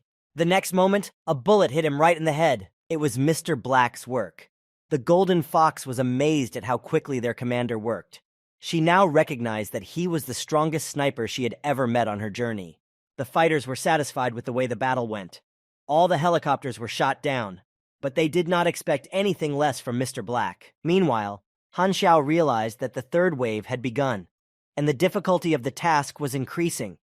He knew that he could easily cope with it all, but he still didn't know what he had to do to get the secret reward of 100,000 experience points. Suddenly, he received a notification that a man who claimed to be a messenger from the Chisrod's family was looking for him. Mr. Black was pleased that his request was granted so quickly. He went out to meet the messenger, and the messenger handed him the suitcase he had packed at his request. Han Xiao knew very well that in the game, Bennett Anderson liked to collect vintage items that had already been discontinued. And, depending on the gift he received, he would teach the boy various cool tricks. The total number of gifts is limited, as is the number of players who can learn from him. In their past lives, players used to bite each other's throats for various techniques, and he just needs to establish a relationship. So, Mr. Black went to the mansion in the evening to meet with Bennett Anderson. Bennett Anderson personally met him and invited him to sit down. He drank tea and asked what the boy wanted. Han Xiao opened one of the suitcases, moved it closer to Mr. Anderson, and announced that he wanted to learn some martial arts techniques from him. Bennett Anderson, putting down his cup of tea, tried to refuse the offer, but he curiously looked into the case and saw a beautiful artifact there, the Sword of the Silver Guardians. He cried out in delight, wondering if Mr. Black was going to give him this sword. And how did he finally know about his passion for antique weapons? Then he added that the guy must really be a fan of his. Han Xiao laughed to himself, but said out loud that he was. Bennett Anderson said that he was ready to show Mr. Black some cool moves after receiving this gift. His eyes sparkled so happily that Han Xiao involuntarily thought of something else, so he recoiled in fright. Then Bennett Anderson grabbed the case with the Silver Guardian sword and said that he wanted to start training. He asked him if he didn't understand without further ado. Han Xiao was pleased with that visit. Now the deed was done and he was going to get an additional reward. They moved on to the training room. Bennett Anderson said that in the old days, he had learned many techniques through trial and error to get rid of his weakness. One of them, which he nicknamed Flash of Will, had eluded him. Han Xiao stood there in anticipation, which was exactly the technique he had been trying to learn. The human body has power that it does not use because of the burn of the brain. But if one breaks through the brain's limitations, a person will be overwhelmed by a super powerful force. However, the consequences of such an experiment will be very severe. Mr. Anderson experienced many such experiments on himself, but he kept looking for a way to remove the limitations in combat without harming his health. And finally, he managed to find it. Bennett Anderson taught Han Xiao the Flash of Will technique. Now the boy's intelligence exceeds 100 points, and he has fulfilled the necessary condition for learning the technique. His current progress is 3%. Now they started practicing. After all, it was necessary to consolidate the acquired skill. They sat on the mats opposite each other. Mr. Anderson told the boy to close his eyes and breathe calmly. So, the Flash of Will was now 100% mastered. Han Xiao had gained a new ability. The boy laughed and Bennett Anderson asked him what was so funny and whether he had already learned it. Han Xiao replied that he was always a quick study. Then Mr. Anderson prepared for the fight and ordered Mr. Black to hit him to see if he had really mastered the Flash of Will skill. Han Xiao immediately used his new skill and made a decision. His next attack would deal 136% of the basic damage. He learned the following information. Bennett Anderson, level 60. His condition, hidden injury, reduction of all attributes. Strengths, a happy glow. What he dreams of will come true and adversity will turn into opportunity. Legendary fighting techniques. 12 attacks deal 40 to 70% additional damage. Skills, strike at weaknesses. Level 8, instant shadow charge. Level 9. Bennett Anderson abruptly stopped Mr. Black's attack with one hand and told him not to strike him in the face. Han Xiao thought that Mr. Anderson was not the main character of the planet for nothing, because he had excellent characteristics. Now, although he has the status of internal damage, even so, the guy's internal energy level is lower. Bennett Anderson was pleased with his new student for learning a new skill so quickly. Han Xiao bowed his head in gratitude. Then he returned to his defensive position in the fortification, and then he heard someone speaking to him. He turned his head and saw that the Golden Fox had approached him. The girl asked if he would have some time to teach her marksmanship techniques. She came a little closer to him and enthusiastically said, looking him straight in the eye, that everyone here almost worships him. Han Xiao turned away and unfriendly said that Golden Fox should behave decently when talking to him. The Golden Fox put her hand on his shoulder and replied in embarrassment that she only wanted to consult with him and nothing more. Mr. Black said excitedly that she was trying in vain because he did not like girls. The girl recoiled and rolled her eyes in surprise. She wanted to clarify something, but Han Xiao abruptly interrupted her and shouted that he didn't like boys either. Then he took up his rifle and added that he was not interested in people at all, and any living creatures as well. The Golden Fox was a little frightened by this answer. She ran as fast as she could from the position where Mr. Black was, and on the way apologized for disturbing him. Han Xiao was pleased with himself. He thought how naive it was of the Golden Fox to pick on him in such a primitive way. After such a busy day, Mr. Black went to rest at the mansion. He was worried about whether the enemy would attack again the next day. Suddenly he heard a car pull into the yard. He looked out of the window. The car seemed familiar to him, and then he saw a girl from the 13th unit. He wondered why she was brought here. Wang Yuan came out to meet the newcomers. Mo Ran shook his hand and said that they hadn't seen each other for a long time. Wang Yuan replied that it had been more than 10 years. Mo Ran is one of the trump cards of the 13th Division, and he is the head of the Darknet. If not for the current situation, it is unlikely that fate would have brought them together again. Mo Ran continued that the Star Dragon Empire has been at war for more than 10 years, and this reflects very badly on it. He asked what they were doing in the end. Wang Yuan replied that their leadership is fighting hard to remain neutral. However, there are some careerist cheapskates who are ready to trade it, and they, the conservatives, are preventing them from doing so. That's why the latter decided to get rid of them. Wang Yuan has already sent Zhen to take action against them. Many of his fighters have already been killed. In the next 2 days, they expect the enemy to counterattack them. Han Xiao heard all this well and calmed down a bit, realizing that the 13th unit had not come to the fortifications because of him. He was a little worried that Di Susu, who had arrived that evening, might recognize him, so he needed to be more careful. Mo Ran ordered Li Susu to take a few people under her command in the fortification and carefully monitor the situation in the battle. Afterwards, he expects a report from her. And so another attack began. The enemies were getting stronger and stronger. The defenders of the fortification suffered more losses. But Mr. Black did not see that the enemies had become particularly strong. It turned out that the hidden condition for completing the task was to prevent the appearance of the 13th unit. If the guy had finished each battle quickly, without causing unnecessary waves, the unit might not have arrived. Meanwhile, the 5th wave of the attack was repelled. The 4th round is over. 200,000 experience points have been gained. The hidden condition to prevent the appearance of the 13th unit is not fulfilled.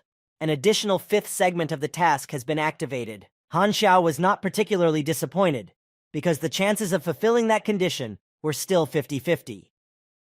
Then he was informed that Wang Yuan was calling everyone to his office. At the beginning, there were only 4 segments in his task, but the failure of the hidden condition activated another segment.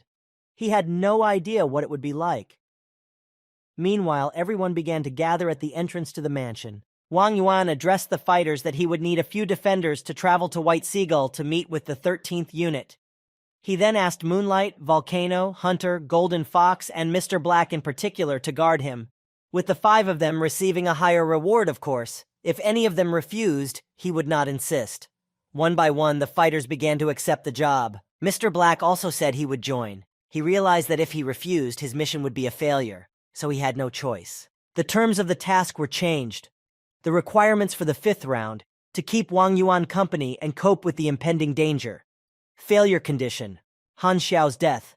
Reward, 30,000 experience points. Special reward, 300,000 experience points. Han Xiao thought about the fact that now the condition for failure was death. They were facing a rather difficult and dangerous enemy. He thought that there couldn't be that many shadows. This was no joke. So, Wang Yuan, accompanied by 5 soldiers, arrived at the Star Dragon in the city of White Seagull. Finally, they were brought to the headquarters of the 13th Division. Wang Yuan, getting off the bus, told the soldiers that he would be safe here, so they could take a walk around the city in the meantime, and tomorrow he would be waiting for them in the same place. The guys immediately began to talk among themselves about where to go. Some suggested going to a club. The Golden Fox replied that she would not go to a club personally, because she was only interested in handsome men. They asked both of them if they would go to the club. One of the soldiers replied that he wanted to patrol the neighborhood, so he refused to go out. Mr. Black didn't say anything at this point, but he didn't want to go to the club either. Meanwhile, the killer Bai Jing was drinking wine and reading the terms of the assignment he was given. Target Wang Yuan. Location Star Dragon, 20 kilometers north of White Seagull City, River Valley Estate. Security, 214 mercenaries, 14 contract killers, Moonlight, Dark, Hunter, Dark, Volcano, Dark, Golden Fox, Dark, Mr. Black, Scorpion. Defenses and firepower are sufficient. Reward, 2 million. Bai Jin snorted. Did anyone really think that he would move for 2 million? It was ridiculous. He repeated once again that he refused to do the task, but they still asked him, explaining that there was a Bennett Anderson in the estate, and only Bai Jing could stand up to him. Then Bai Jin was immediately offered to increase the reward to 6 million. The killer could not refuse this offer. He agreed to complete the task. Han Xiao was surprised that he was given time for personal affairs on the 5th mission. He thought that danger could lurk anywhere, so he decided to be as careful as possible. But he also realized that he shouldn't waste the time he was given. It would be best to complete the task that he would have to do in this city, and get the appropriate reward for it. Suddenly he felt that someone was watching him. He became alert. It could be either a friend or an enemy from the 13th unit. Han Xiao went into the restroom and destroyed the surveillance camera with his mind. After a while, he came out with a slightly different appearance. He thought smugly that his pursuers were still too green to follow him. In the control room of the 13th unit, meanwhile, they were closely watching what was happening in the city. The man who had been following Mr. Black reported that he went into the restroom and then simply disappeared. The surveillance cameras were out of order. The observer also collected data from other cameras in the city, but Mr. Black was nowhere to be seen. Di Susu, who was also in the control room at the time, wondered if they had really found Han Xiao, but she immediately dismissed the thought. She realized that not every missing person could be Han Xiao. She must have worked a little too hard, and she needed to rest. Meanwhile, Han Xiao wandered into Antiquena Street in the city of White Seagull. There he came across a shop. There was a nice shop assistant who admired Mr. Black's beauty. She kindly asked him what he wanted to do in her shop. Han Xiao politely asked her permission to come inside because he wanted to look at the antiques. She opened the door for him, and he entered the shop and asked if she was the owner. The girl shyly answered his question in the affirmative. Han Xiao wondered why she was reacting so strangely to him. He was worried that his new look was too strange. The girl decided to take the customer further to show him more of the assortment. Han Xiao asked her where Tang Shu was. Then he pulled out a gun, pointed it at her, and ordered her to take him to him. That's when the robber Tang Shu appeared. There could be no mistaking it was really him. The seller of unique items is out of this world. He is so elusive that the only opportunity to meet him comes at a time when a task with a prize fund is being conducted in this city. Han Xiao fired a warning shot into the ground, and when Tang Shu was about to run away, the guy warned him that the next shot would be at him. The robber thought that the guy was sent by some jack, so he excitedly began to ask him to wait until the job was done. Only then could he return the money to Jack, but Han Xiao sat down next to him and replied that he was looking for Tang Shu for a completely different reason. The robber calmed down a bit. Then Han Xiao confidently said that he wanted to join the case concerning a certain Jack. Tang Shu did not understand what the guy's goals were, why he was offering him his help, but it seemed to him that the guy was sincerely offering him his help. He said that because Han Xiao was still holding him at gunpoint. Han Xiao used 2,000 experience points to activate the task, return the antique. Brief description. Li Xin's family heirloom was forcibly taken away by the city museum. You need to help return the treasure to its rightful owner. Requirement. Return 10 items of antiques to Li Xin. Number of participants. 1. Accumulated reward, 102,000 experience points. Requirement. The task is 10% of experience for each returned item. Additional requirements. Antiques are very fragile. It is necessary to preserve their integrity and not break them, so the additional task is activated. And then he heard the girl, the owner of the antique shop, address him again. She asked if she had understood correctly that she had to rely on him now. She said that the museum had previously asked her father for permission to exhibit 10 antiques, but when her father died, she took them back. However, the museum management got angry and stole them. Han Xiao put his arm around the robber, Tang Shu, and told them not to worry. Now he would deal with everything personally and return their belongings to them. The guy seriously asked when they would be leaving for the mission.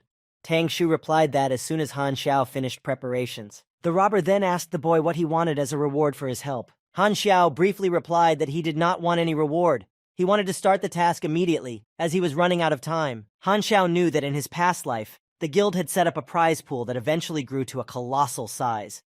The revenue was incredibly huge, but since he would be the first, all the reward would go into his pocket. So, at night, the two of them approached the city museum. Tang Shu said the building had 3 floors. That was their plan. Then he was going to suggest something else.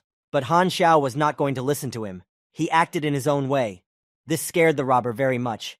He quietly shouted to the boy to wait. He attacked him with the fact that they had to sneak into the museum secretly so that they wouldn't be found out. Han Xiao just laughed at him. He said that the robber was too boring and ordered him to quickly follow him. Immediately, the museum guards came out to meet them and attacked them with guns and shouts of robbery. Han Xiao, without hesitation, ran into the museum, smashed the windows, grabbed the artifacts he needed, and ran away with them. The robber, Tang Shu, simply ran after him, still not realizing how it was all happening. It had all happened so quickly. However, there were a lot of museum guards. They rushed to pursue the fugitives from all sides. Han Xiao turned to Tang Shu and told him that it was time for him to prove himself. Tang Shu was shocked by this. He asked if he looked like a warrior in any way. But Mr. Black pushed him forward and sarcastically said that here was a boost of confidence. Immediately, the guards pounced on the robber, swinging their weapons at him. Tang Shu pleadingly grabbed Han Xiao's pants and said that he would not be able to deal with all the guards alone. Han Xiao offered to show him a spell that doubles combat power. The robber was so naive and cowardly that he believed such nonsense. He sniffled and asked if it was true. Han Xiao looked him straight in the eye and ordered him to repeat after him. Then he pushed Tang Shu again in the direction of the pursuers and ordered him to deal with them. The robber was already beaten up, bruised and bumpy, but he believed his partner's words very strongly, so he rushed into battle with the museum guards. And he even succeeded in some ways. He slapped one of the guards on the back so hard that he could not get up anymore. But that power was not enough for him for long. He said that he could not fight anymore and asked Han Xiao to use his gun and finish off their pursuers. But Han Xiao was relentless. Again and again, he pushed the robber to fight alone. He told Tang Shu that he could support him morally, and of course he could motivate him one more time if he wanted to. Tang Shu decided to fight back with everything he could and everything he could reach. The museum staff only complained that they could not touch the exhibits, which were cultural monuments. But the robber did not listen to them. He just threw an antique amphora at one of the guards. Just then, the police arrived at the museum. Han Xiao and Tang Shu had already run outside. They were running as fast as they could. The policemen quickly got out of their cars and ordered the robbers to stop right there. However, Han Xiao quickly grabbed his partner, put a knife to his neck, and ordered the police to put down their weapons or he would stab the hostage. The police were shocked by this turn of events. They knew that there were two robbers, and then one of them decided to play robber and hostage. Han Xiao let go of his partner and said in disappointment that he had failed in his hostage trick. Tang Shu attacked him with words that he had expected. Didn't he realize from the beginning that it wouldn't work? Han Xiao replied that he had to try. It still didn't make things worse. The robber asked what they should do now. Han Xiao ran away from the scene as fast as he could. He said that they had done their job and that all they had to do was hide. The guy ran very fast. He also pulled Tang Shu with him. The robber was completely unprepared for such speed. Meanwhile, Wang Yuan's other two bodyguards, who had gone to the club, were already returning from there. They were very tired. They had also been drinking a bit.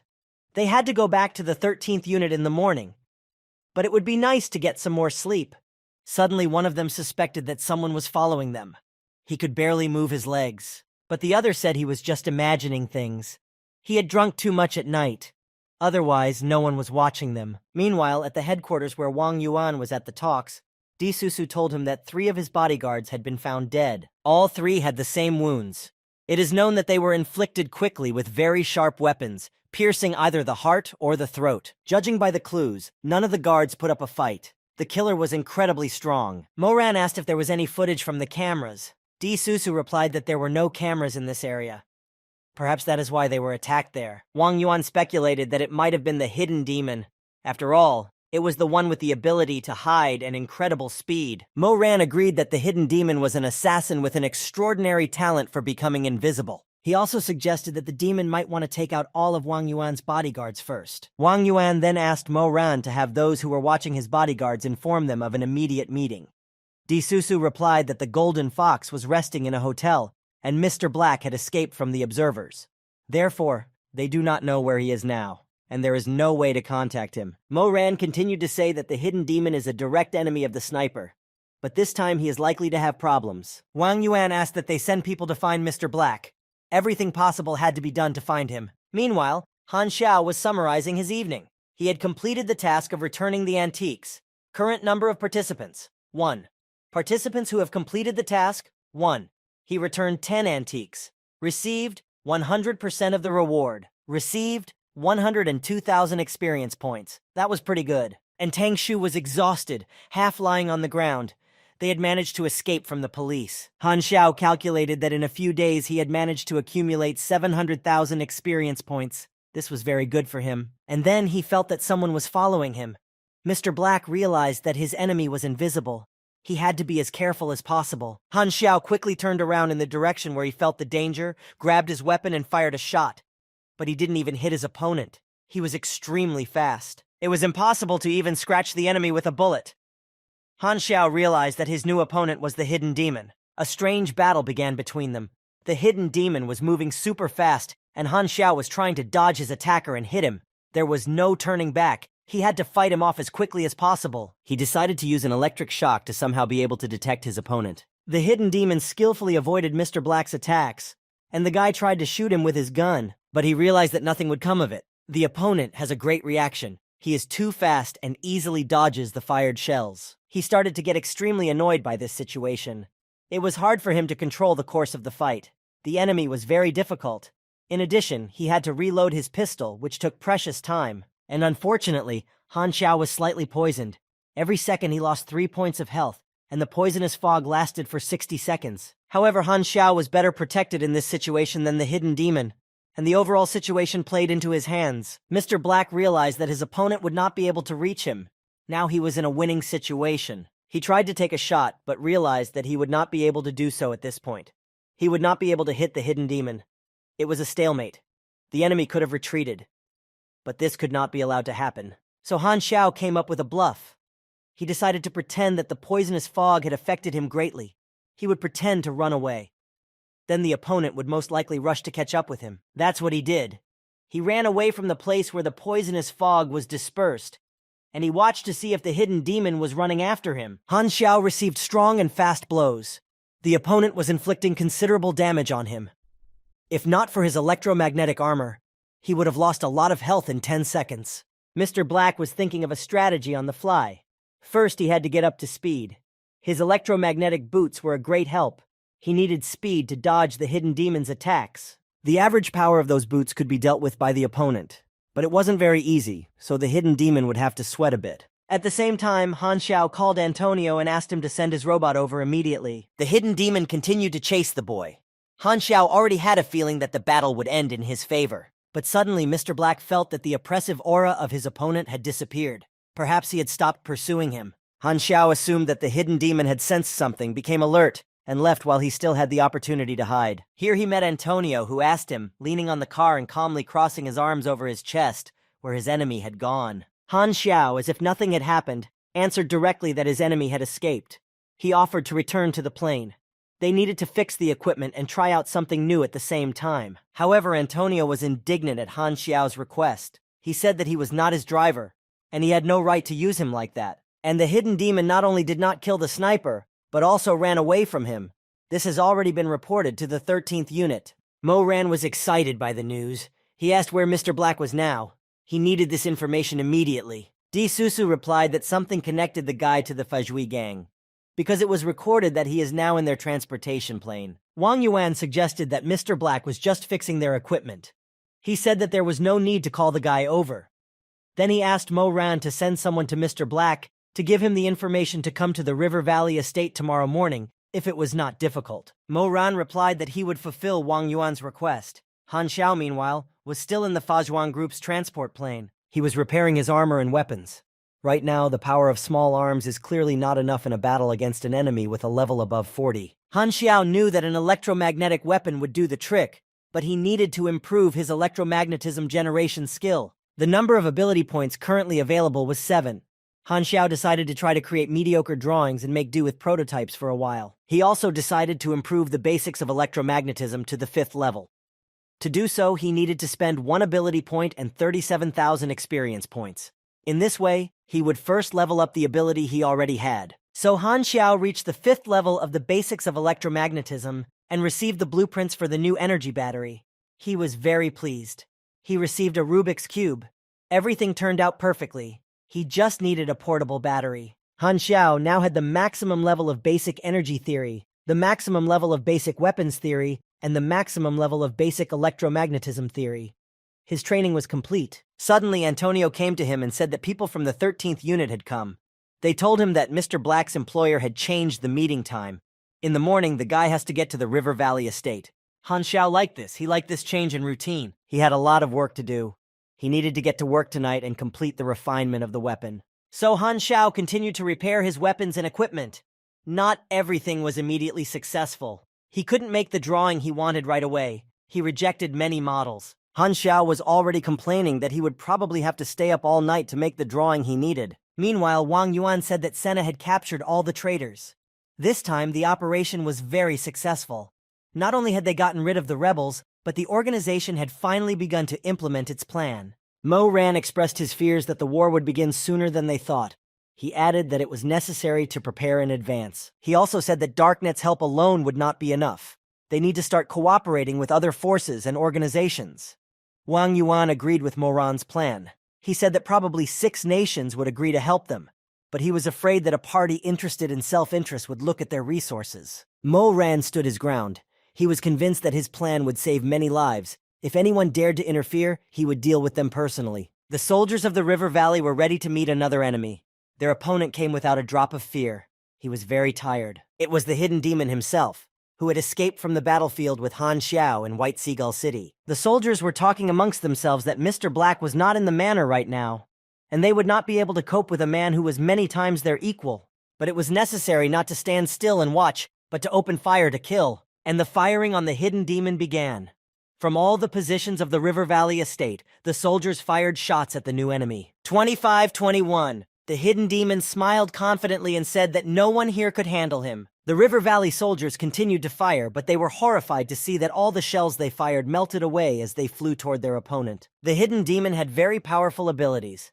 He easily dealt with all the attacks on him. The fighters realized that they were in for an unequal battle, so they decided to escape while they still had the chance. But it was too late. The enemy was too strong for them all. The hidden demon knew how to control electricity. He had just used a smoke bolt to defeat the fighters.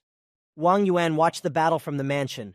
The rebels had even decided to hire a high-level criminal. Bennett Anderson huffed and puffed and said that the criminal was just a young man. He decided to deal with the hidden demon personally because the soldiers who were protecting Wang Yuan and him could not stand up to such a criminal. The hidden demon saw Bennett coming toward him.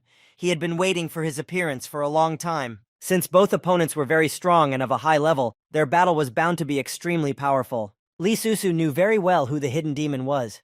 She realized that things could end very badly. She shouted out that Bai Jin had a destructive ability. They needed to report to the White Seagull immediately. The fighter who came with the girl said he would report it to Mo Ran. The hidden demon continued to behave with great confidence. He had black smoke coming out of his ears. He had killed many different people in his life, but none of them could compare to the destruction of a strong opponent. The criminal was already anticipating his victory. He was enjoying himself immensely, attacking Bennett Anderson. Di Susu had already called her supervisor and reported that Bai Jin had appeared in River Valley, and also that Bennett Anderson had engaged him in a fight. Suddenly a shot rang out. The shell hit the hidden demon directly. He fell weakly to the ground. Bennett Anderson himself did not understand what had happened or who had opened fire. Then he looked at one of the towers, where the shot probably came from, and remembered Mr. Black's sniper. Mo ran Di Susu and heard the shot. He asked what the sound was. Di Susu could only mumble that it seemed like Bai Jin had been killed with a single shot. The girl was shocked by what she saw. It was indeed Mr. Black who had fired the shot. He had arrived in River Valley just in time. He dealt Bai Jing, level 48, 200% critical damage to the vulnerable spot. The shot was also strengthened by the use of a flash of will. The game damage is 1.368. He was holding a phantom rifle. He liked this weapon very much. It was a lightweight electromagnetic sniper rifle. Level, white. It had an additional effect, low recoil, which is typical only for electromagnetic sniper weapons. Shooting accuracy is slightly increased. Limitation number 1, power and range are inferior to the full version. Limitation number 2, due to technical imperfections, 10 energy points are spent each time. Limitation number 3, the rifle's components are subject to breakage. Meanwhile, the hidden demon was covering his huge wound with his hand. He could not believe that he could be killed so quickly, and right here, he finally got up and, bleeding, began to move away from the battlefield. Now the criminal realized that he was up against all the defenders of the River Valley, a skilled and powerful sniper, and Bennett Anderson himself. The best way out of the situation for him was to run away as fast as he could to stay alive. So Bennett Anderson ran after him. Lightning flashed in the sky one after another. Bai Jin tried to charge himself with those lightning bolts because he knew how to use electricity to have the power to escape. It was extremely difficult for him because his big wound kept bleeding. Suddenly, another shot was fired from the ambush. This time, the perpetrator was hit right in the face. Han Xiao fired at the criminal for the second time, and for the second time he was very accurate. He was pleased with himself. Bennett Anderson stopped because there was no one left to pursue. Di Susu and the soldier who accompanied her were also impressed by the sniper's actions. Mo Ran kept trying to find out what had happened in the River Valley, but Di Susu was still silent. She could not come to her senses. Finally, she pulled herself together and told her boss that Bai Jin had just been eliminated. The criminal was lying in a pool of his own blood. Today's battle was his last. He was killed with 3 shots. The body of the hidden demon was put on a stretcher and carried away. All the soldiers enthusiastically said Mr. Black's name. No one doubted that it was his handiwork. They sat and discussed the battle. Mr. Black was now a living legend for them. Then Mr. Black himself appeared. As always, unperturbed, without a hint of a smile, wearing a black cloak and carrying a rifle in a case behind his back. The soldiers began to greet him, waving their hands. They called him a great man. Bennett Anderson praised him as well. He said the guy had done a very good job. Mr. Black replied that it was a piece of cake for him. He adjusted his rifle case strap around his shoulder. Wang Yuan also applauded the young soldier. He said that the guy is smart beyond his years. He is also an excellent shot. Even he, an old man, is shocked by the sniper's skills. Mr. Black modestly replied that he was flattered. It's just that Wang Yuan was in danger with that criminal, and he did his job. Wang Yuan thanked the man for saving him and invited him to go and rest at the mansion for a while. A table was set for them and they sat down to tea. Wang Yuan told the guy that he had studied his documents, and they stated that the boy had been sent to this task by the Chaserod family. When he called the tea, Wang Yuan said that the boy's level was much higher than that of a scorpion. He suggested raising the boy's level to ghostly. This was very appropriate for Han Xiao. This was exactly what he had expected and what he had been trying to achieve. So he politely thanked him for this gift. The 5th level was complete. 30,000 experience points were gained. The hidden task, to prevent Bennett from entering the battle, was completed. An additional 300,000 experience points were awarded, and no new task was highlighted. Han Xiao thought that the mission was over. He quickly calculated that with the 300,000 experience points for eliminating Bai Jing, he had more than 1,000,000 experience points in total. Han Xiao decided that it was time to give a second gift, so he went to meet Bennett Anderson again.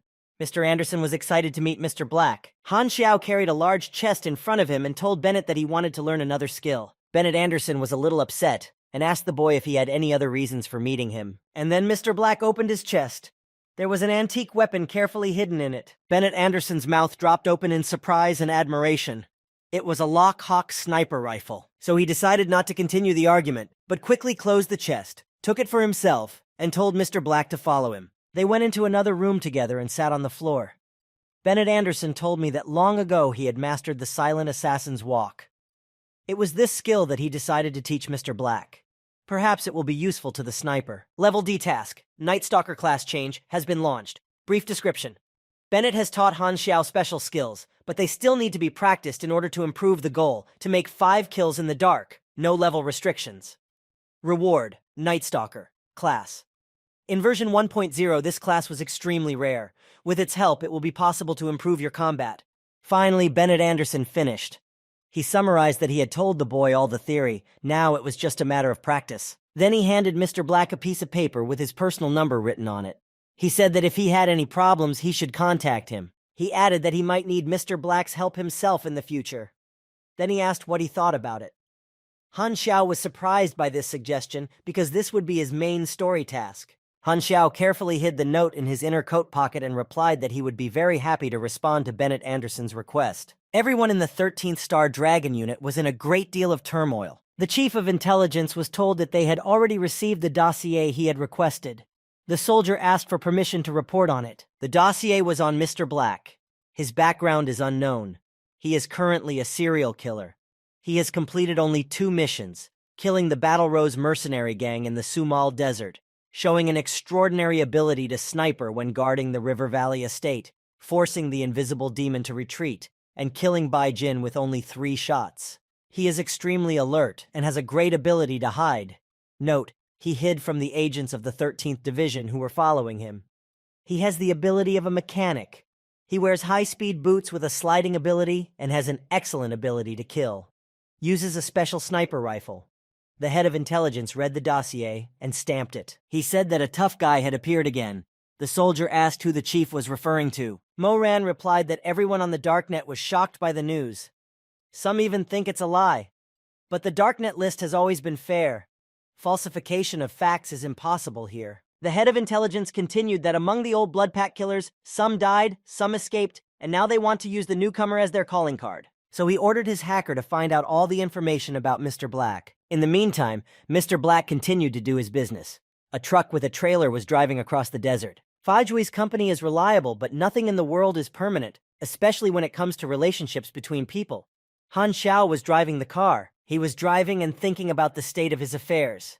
He decided that he would definitely need to get his own secret base. So he arrived at the ruins of Grey Metal. This place was familiar to him. It was the place that had been taken away from him by a guild in his past life. He remembered that time with hatred. As Han Xiao got closer, he saw that the equipment there was no longer good for anything. But in the end, he was ready for it. It could not be otherwise. He brought materials from Faijuiyang with him. These materials should have been enough to repair the remaining equipment in gray metal. Han Xiao immediately set to work, and soon the secret base was fully restored. The guy went inside with the satisfaction of having fulfilled his duty. There were many robotic assistants on caterpillar tracks. Han Xiao decided to fix everything inside the base now. The faster he did it, the better it would be for him. He worked on the repairs all day long. And finally, when the sun was starting to set, he breathed a sigh of relief and was satisfied to see that he had finished everything. He stood up from his chair and stretched tiredly. Now he had his own property. Han Xiao has already reached the dark level. He has the task, he has the data, he has worked out the plan of action. Now he just needs to stick to it and finally finish with his goal. The guy intended to completely deal with Embryo. The 13th unit of the Star Dragon was working hard. The head of intelligence was sitting in his office, solving current issues. Suddenly, his phone rang. He answered the phone and asked who was calling. He heard a bold proposal to guess who it was. The chief of intelligence expressed his assumption that it was Han Xiao. He abruptly got up from his chair and started shouting furiously into the phone, saying how dare this guy call him. The executive director came running in. The head of intelligence immediately reported to him that Han Xiao was on the phone. The director immediately gave an order to track him down. They needed to find out where he was. When they tried to track where the call was coming from, the monitor displayed a geolocation error sign. An officer from the 13th unit said he could not track it. Han Xiao is a highly skilled hacker. The executive director said he would try to negotiate with the guy, and took the phone from the intelligence chief's hands. He started telling the guy that he had left the unit without permission and thus violated the code. He also behaved in an unacceptable manner. Han Xiao defiantly asked if they wanted to hear when he would return. The executive director said that the guy had already figured it out. Han Xiao calmly sat on a rock and smoked a cigarette. He also calmly said that he was not going to return to the 13th unit of the Star Dragon. The executive director asked if he wanted to desert. There was no other way to put it. However, Han Xiao objected. He said that the director misunderstood him. The boy, on the contrary, wanted to cooperate with them, but in a slightly different format. The executive director was interested in what Han Xiao had in mind, but he was extremely angry at what the guy was saying. In anger, he threw the phone out of his hands. The intelligence chief rushed to catch his phone. Suddenly, an employee who was sitting at the computer said that a letter from Han Xiao had arrived. When they opened the letter, they saw a map with the locations of Embryo's bases marked on it. There were several of them, and the coordinates were additionally written. Apparently, this was the format in which Han Xiao offered to cooperate. The head of intelligence and the executive director began to study the map the guy sent them. As a result, the executive director gave the order to stop looking for Han Xiao. They would need him as their special agent. They had to move his data to the archive. The intelligence chief sighed. He said that they were lucky that such a guy was not their enemy. And then he immediately received a call from 5 other countries. The intelligence chief wondered why they were all calling at the same time. We decided to take the call. The head of the 13th unit of the Star Dragon began to ask if he knew who Zero was, for whom Embryon had set such a huge reward. The executive director was shocked by Han Xiao's unexpected behavior. He did not even know what to say to his colleagues. All the leaders of the countries received information from Han Xiao about the location of Embryo's secret bases in different parts of the continent. But all of them are very cautious about information from unknown sources. But the informant added a label at the end of the message. It said that the 13th unit of the Star Dragon could attest to the authenticity of his information. The executive director was even more enraged that Han Xiao had shared information about Embryo's secret bases with everyone, and wanted the 13th Star Dragon unit to act as a guarantor of the accuracy of the data. He shouted loudly, so loudly that it could be heard all the way to the street, telling Han Xiao and his fancy to go to hell. Meanwhile, Han Xiao was quietly taking a bath in his secret base. His personality was actively discussed in darknet posts. They said that Mr. Black was who he said he was, a black ghost. Various rumors followed. They even composed another legend of the planet Aquamarine. The legend says that he appears from the darkness of the night, and every time in a new guise. No one knows when he will come. No one knows when he will leave. If someone sees him turning away, it means that death has already put its mark on him in the form of a fresh bullet hole. He pays with a bullet and takes a life. Han Xiao thought that the nickname he had been given sounded rather strange. Black Ghost. Why not White Yaksha? Note: a Yaksha is a type of natural spirit. On the one hand, a yaksha can be a completely innocent creature. On the other hand, it can be a man-eating monster, an evil spirit, or a demon. In the forest in the country of Haya, where the traveler's gathering place is located, a dog was sleeping peacefully in the yard. Suddenly he woke up abruptly because his ears heard a strange sound. The dog was barking. The 22nd secret base of Embryo was located nearby. A soldier who was standing guard saw a jet plane taking off through his binoculars. He immediately warned that things were bad. A Hayu fighter jet took off. We had to immediately raise the alarm. But the soldiers wondered how the Hayas knew where their base was. The next moment, there was an explosion that completely destroyed the observation post of the Embryona base. Following the planes, of which there were already several in the sky, several tanks also moved toward the base. Wang Yuan confirmed that war had broken out again. This time, 6 nations joined forces to destroy the secret embryo base. The unexpected turmoil forced people to become refugees. Whole families fled for their lives. Small children were crying. They did not understand what was happening, and every time they asked their parents how much further they had to go, because they wanted to return home. However, their parents told them that they could not return home. The mother explained to the child that it was impossible to return, and that her father and brother had been taken to the army to fight. The girl cried even more. She wiped her tears with her fists and said she didn't want to do this anymore. Bennett Anderson asked why the 6 nations were acting so decisively this time. In the past, they had failed to get on the trail of Embryo. Wang Yuan replied that Star Dragon has information from Zero himself. Then he added that they might have to develop a plan for hiding, and Bennett Anderson was upset that they hadn't had time to prepare so much. But in the end, he recognized that it would never be possible to be fully prepared. He told Wang Yuan to contact their allies and independent fighters. They needed to put all their forces together. In the meantime, the head of the Embryo organization could not find a place to sit. He was furious beyond belief. No one knew for sure how much information Han Xiao knew, and most importantly, where he got this information from. There was speculation that it was the ability to predict that had awakened in him. In this case, it is clear how he obtained the information, escaped from the laboratory, and hid from pursuit. He had to be eliminated. He is extremely dangerous. If Embryon's agents let him live, they will not be able to hide themselves. The head of the Embryo organization ordered everyone to immediately move all bases. We must not be afraid of losses, and get rid of as many things as necessary. He also ordered to implement the hibernation plan. Everyone had to go underground. The scouts were ordered to carefully check Zero's traces, not to overlook a single detail. The leader said that no matter how much Zero knew, he would not take any chances. Before they find Zero, the full-scale war plan must be stopped, indefinitely. Han Xiao sat in his secret base and watched with pleasure as his main task was being accomplished. The current progress of Fall of the Embryo was now 13.8%. He saw that the chaos had stopped a bit. Now he had to go eliminate the embryo forces himself, which continued to evacuate in order to move deeper into the building. A new legend of the planet Aquamarine appeared. The mysterious Zero had betrayed the embryo organization, and by doing so, he had single-handedly undermined its strong foundation. No one expected such an outcome. Zero became the organization's main enemy. Perhaps he needed to protect his identity because many people were looking for him. Han Xiao realized that such rumors were spread because he had leaked Embryo's data. This caused great damage to the organization and caused general excitement in Aquamarine. The guy was extremely pleased with himself. He knew how to create problems in the best way possible. It was 23:59 on Earth. The countdown began in the Star Sea. Many colored rays were directed at the Earth's surface, the former location of the Black Crow Valley base. Fighters of different levels began to arrive at this place from everywhere. The whole army began to gather here through the portals. However, the soldiers thought the base was intact, but it had long been destroyed. When the soldiers blacked out, the base was still standing on that clearing, but there was no trace of it. Now they saw that the base in the Black Crow Valley had also disappeared. The soldiers were worried whether their missions had disappeared. But the tasks were still there. The guys exhaled a sigh of relief. Search for Zero, Level A. Zero is a secret traitor. He has done a lot of damage to the organization. It was necessary to find him, and then there is an opportunity to become a great friend of the organization. The fighters also noticed that the level had changed from B to A. They immediately realized that Zero was no ordinary player. At the official introduction to the game, it was said that each star has its own protagonist. And it seems that Zero is the main character on Aquamarine. 2 travelers were walking through the forest and carrying oranges.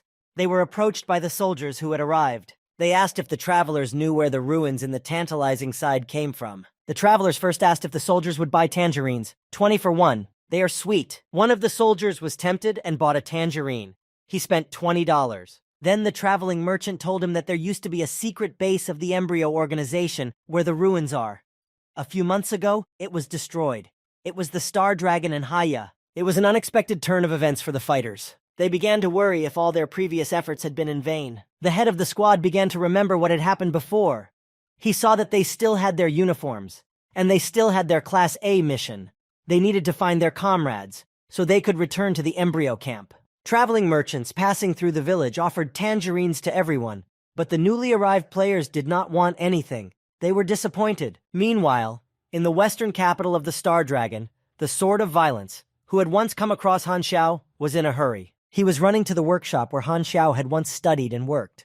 The player remembered that Han Xiao had invited him to learn mechanic skills before. Old Mr. Liu was sitting there, drinking as usual.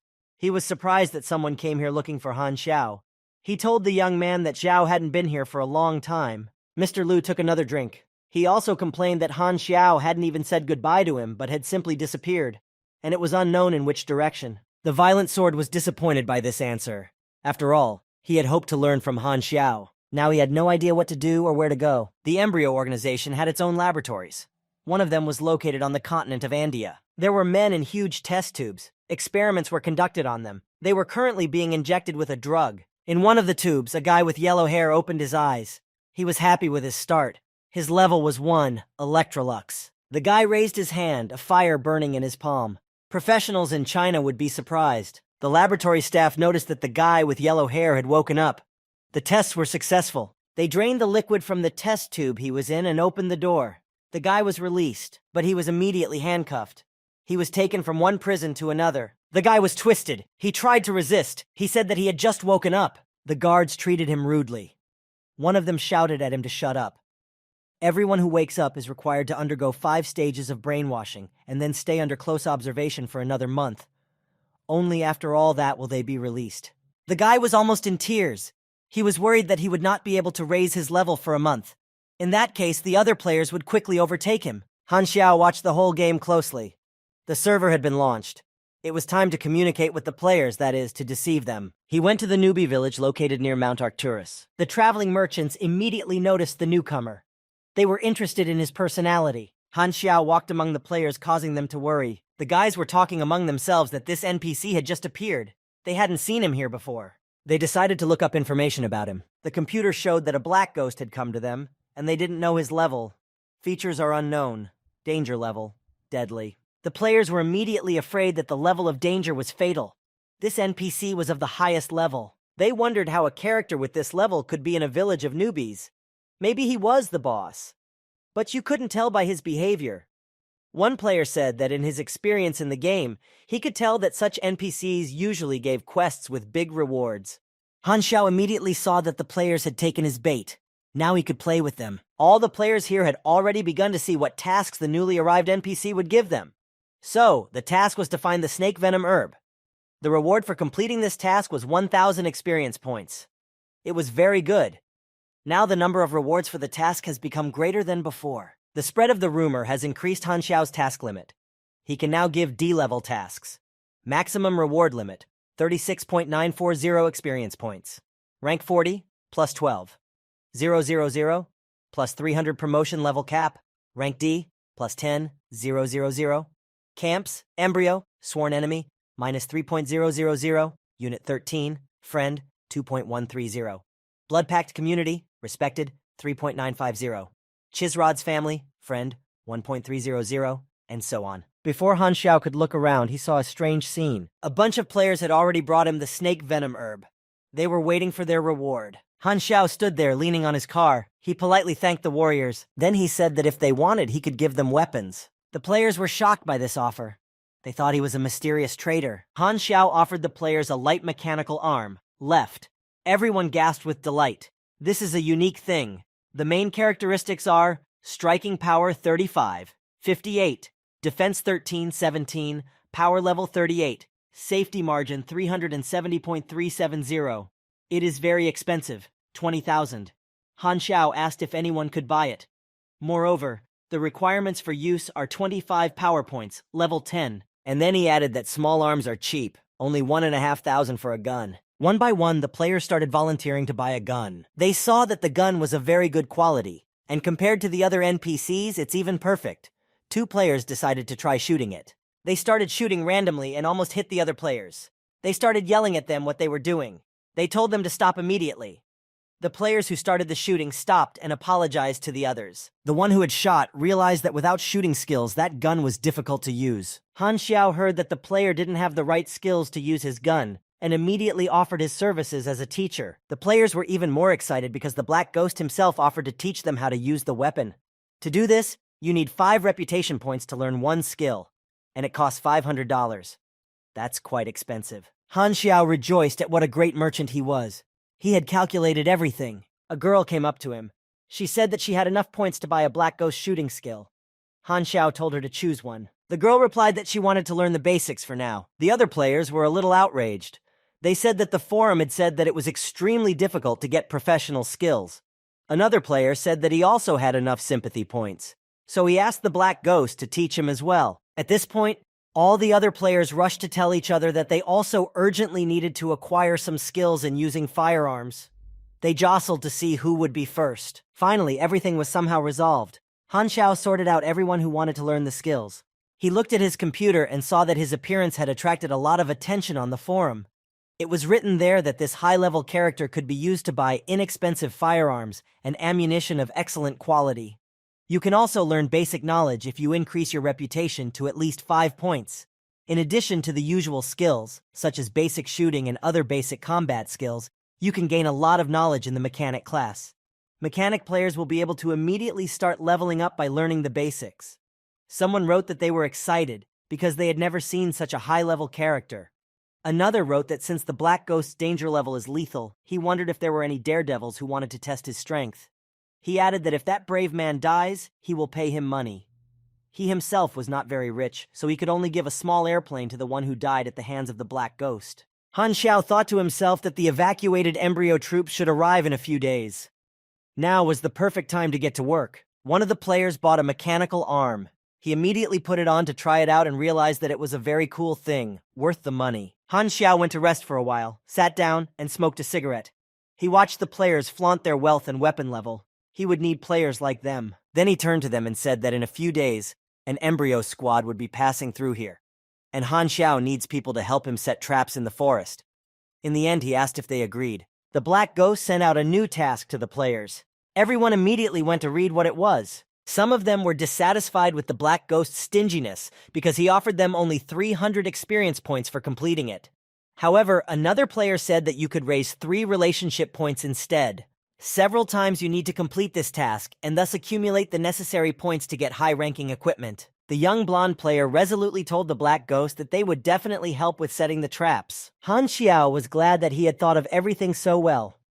Using relationship points as bait was a very good idea. Even without any other bonuses, the players would definitely agree to work for him. Yes, it will be hard for them, but they will do it with pleasure. Then the players received the traps and went inside the forest to set them. They were unhappy that they were given some prehistoric traps.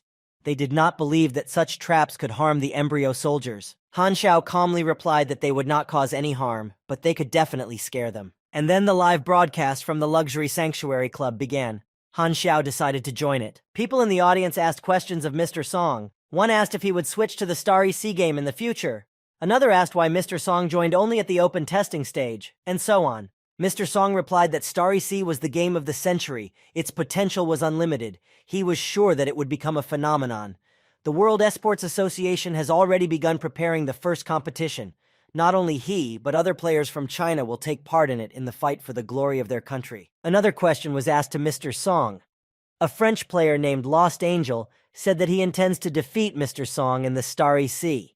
He was asked what he thought about this. Mr. Song replied with determination and fury that he was not afraid of any opponent. He said that he would succeed in the Starry Sea, become the champion of China, and destroy all his opponents. Many esports clubs have announced their participation in the Star Sea.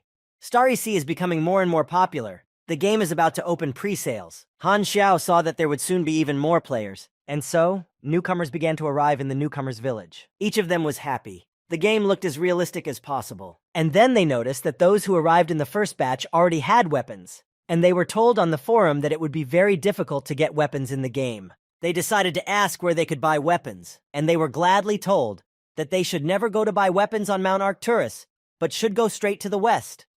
There they would find a high-ranking NPC named Black Ghost. He has cheap guns and can also help with class advancement. Han Xiao's trade was in full swing. They bought weapons and ammunition from him, ordered new quests, and acquired weapons skills. Han Xiao saw that players were telling each other about him. This gives him free advertising and his business is moving forward. He was a bit tired, but finally the players started to leave. Suddenly he heard someone talking to him. It was a girl named Maple Moon, level 3. She was interested in why the Black Ghost was at odds with the Embryo organization. Han Xiao thought about how to answer. He saw that Maple Moon seemed to like to understand the plot of the game. He turned around and walked to his car without answering the girl. Maple Moon apologized and said that she probably shouldn't have asked that question. But the Black Ghost lit a cigarette and said that Embryo was a disgusting organization. He went on to say that Embryo uses the grieving people who have lost their homeland to manipulate them and fight for their own personal interests. The organization is trying in vain to start a war to wound this world even more. Maple Moon clenched her fists and said that Embryo was just a terrible organization. Han Xiao looked her straight in the eye and asked her if she wanted to become an enemy of Embryo. The girl, filled with fierce hatred, clearly replied that yes, she did. Her eyes lit up. Now her reputation with the Black Ghost had increased by 5 points. She saw that this was all really part of the game's storyline. Han Xiao told Maple Moon that he could see she was very determined and handed her a cell phone. He suggested that she use this phone to contact him when she becomes stronger. The girl activated a new task, the Black Ghost's invitation. She had to reach the 20th level and then contact the Black Ghost. The Embryo troops should have been here by now, according to the Black Ghost's calculations. So he quickly organized a new task for the newly arrived players. The task had a nice prize pool. The task, Hunt for the Embryo. You had to follow the Black Ghost to attack the squad. The task has a pros fund. The base reward is 35,000 experience points. 500 experience points will be withdrawn upon acceptance of the task and placed in the reward pool. The total reward will be proportionally distributed among the top 5 players, or teams. The players were happy with the offer of 35,000 experience points. This was a lot, as previous tasks had given a maximum of a few hundred. One of the players said that it was impossible to allow other players to accept this task as well. He was asked why he had this opinion. The players said that only 5 would receive the reward, and there were more than 100 players on Mount Arcturus. Instead of fighting with everyone, it would be better to take 35,000 for yourself. If only your guys take part in the task, they will share the reward among themselves. In addition, if they complete the task as a team, each of them will receive a certain number of points more than they would have done on their own. The other players agreed again. They decided not to let anyone approach the Black Ghost for the next 2 hours. Han Xiao realized that the players who had arrived first were up to something. They would not let anyone who wanted to buy weapons or ammunition get near. They said that the Black Ghost was currently unavailable and that he could not be spoken to. Han Xiao guessed that those brave guys had decided to take all the prize money for the task he had sent them recently, so he decided to teach them a lesson. Han Xiao lowered the reputation with the Black Ghost by 10 points for each of those who forbade others to approach him. So many people now have a reputation with the Black Ghost minus 5 points. And the current relationship, cold. The player who started all this took it upon himself to do so because other players started coming up to him and complaining that they would now not have enough relationship points. He just didn't know what to say to them. The news spread among the players in the newbie village that the Black Ghost had started accepting applications for quests. Almost all of the players ran to the Black Ghost's car and began to beg him to accept 500 experience points from them so that he would allow them to participate in the task. Han Xiao will not allow anyone to appropriate his fund alone. The task should be available to the maximum number of players. Those players who were allowed to participate in the task began to form their teams. A player named Maple Moon also wanted to join the team. She approached them, but they rejected her, saying that they had already recruited the last player they needed. Suddenly, someone put a hand on her shoulder and called her name. The girl turned around. It was the Black Ghost himself. He smiled at her and told her that she would be on the team with him. Then he handed her a rifle and told her she could use it, but it was a real sniper rifle. In order to use it, you needed to have the sniper skill level 1. So Maple Moon sighed in frustration and said that she couldn't use it because she didn't know how. But the Black Ghost surprised her. He gave her his sniper skill. To do so, she had to spend 2,000 experience points. Maple Moon was very pleasantly surprised that the Black Ghost wanted to teach her the sniper skill. The 2 players, whose names were Azure Sky and Luffa, said that their main rival was the Kill All Guild. which had besieged the Black Ghost. It was this guild that needed to be watched closely. The player who had been on Strata's team still couldn't get over the fact that he had lost his reputation points so badly. Strata shouted at him not to think about it too much. Their first priority was to finish the task. The experience they will gain from it will fully compensate for his loss. The main thing now is not to let Heavenly Territory get ahead of them. Meanwhile, the Black Ghost began training Maple Moon. Stealth was activated. Agility increased by 8%. Her next attack would have the effect of a surprise attack. The steady aim skill was used. Her next shot will have a plus 15% to her shooting power. Maple Moon was only surprised during the training. She noticed that she couldn't even hear Black Ghost breathing as he adjusted his sights on the target. He is a true ace. Han Xiao, meanwhile, remembered how weak he used to be. But now everything is different. Now let everyone see his strength. And then they saw the cars of the embryo organization arrive. And suddenly the driver of the car that was moving ahead of the others stopped abruptly when he saw an unpleasant surprise in the forest. It was a huge booby trap set by the players as part of one of the Black Ghost's tasks. If they continued on, they would definitely puncture their tires. The head of the squad, who was traveling in the car, said that they had to be very careful, as there might be an ambush. He ordered the sappers to check the area for mines, so the sappers were the first to get out of their cars and start checking the area. Their metal detectors recorded that the area was mined. It was impossible to move further. The players were already hiding in ambushes and tracking down the embryo fighters. As soon as they were sure it was them, they opened fire on them. The soldiers were ordered to lie down on the ground because they were under heavy attack. Bullets were flying from everywhere. Soldiers were falling to the ground. There were no casualties so far. Soon, the embryo fighters realized that their enemy had no experience in fighting. All the shots went somewhere in the air. The squad leader gave the order to get up and launch a counterattack. Embryo's fighters had a lot of powerful equipment, firearms, and they were trained warriors. Gradually, the first casualties among the attackers began. Some were wounded, others were killed. The players were charged a penalty for death. They paid it with their experience points. The goal of the task was to do as much good as possible. It didn't matter how many times they had to die to do so. The leader of that guild gave the order not to be afraid and to keep attacking. They rushed to attack again. The embryo fighters looked at the attackers in surprise. They could not understand why these people were running to their deaths. The squad leader said that they were no match for them and ordered them all to be shot without exception. The players were defeated again. Almost all of them were killed. And again they paid with their experience points. One of them lamented that he knew this would happen, and regretted that he had not chosen ranged combat in the first place. The embryo fighters just laughed at them. This battle turned into entertainment for them. One of them decided to give the players an unpleasant surprise. The squad leader only warned him not to get too excited, because they didn't have time for that. That fighter attacked the players with his sword. He started swinging it left and right, wounding and killing. His name was Saber. Level, unknown. Class, unknown. Danger level, extremely deadly. The players here were already very scared. They were being attacked by a vice-ranked fighter with a deadly level. The other players looked at Saber and admired his power. Some were already questioning who was stronger, Saber or the Black Ghost.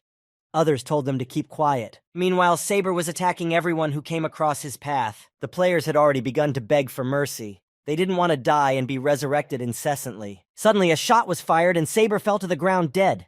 The players were shocked. They looked in the direction where the deadly bullet could have come from and began to realize that it was the Black Ghost. The players breathed a sigh of relief.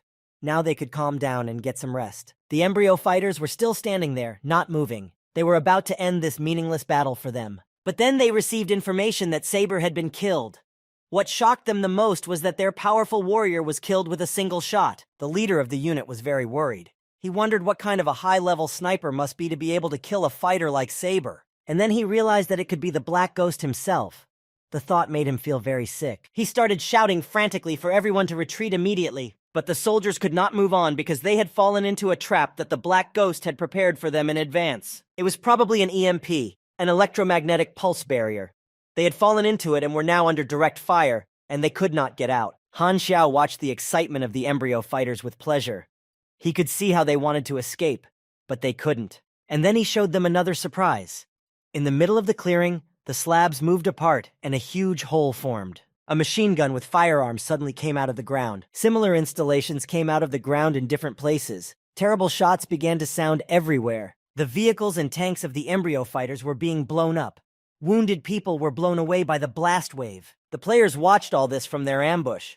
They were amazed and admired the ingenuity of the Black Ghost. The one who knew a little bit about mechanisms saw that the turrets, those units that came out of the ground, had an autosight. The mechanics class had never been so fierce before. The explosions came one after another. Embryo's fighters were running away as far as they could to avoid a deadly shell. The players also decided to run away from that place. It was unknown whether they would be hit by the blast wave or not. Suddenly, Maple Moon entered the battlefield holding her rifle. She put it on her shoulder and took aim. The embryo fighter didn't expect anyone to meet him, but it was too late. Maple Moon shot him. Her bullet hit him in the leg, and then the Black Ghost came to her aid. He easily and skillfully shot all the soldiers around them. Having finished shooting, the Black Ghost praised Maple Moon for her work. And then the embryo squad leader finally realized that it was the Black Ghost who was attacking them. Han Xiao walked right up to him, confidently keeping his hands in his pockets. The leader was sitting on the ground next to his dead fighters. He told the boy that Embryo would never give up on him and would take revenge. The Black Ghost made a correction to the squad leader's words and said that he had mixed up something. He was the one who would not let the Embryo organization go just like that.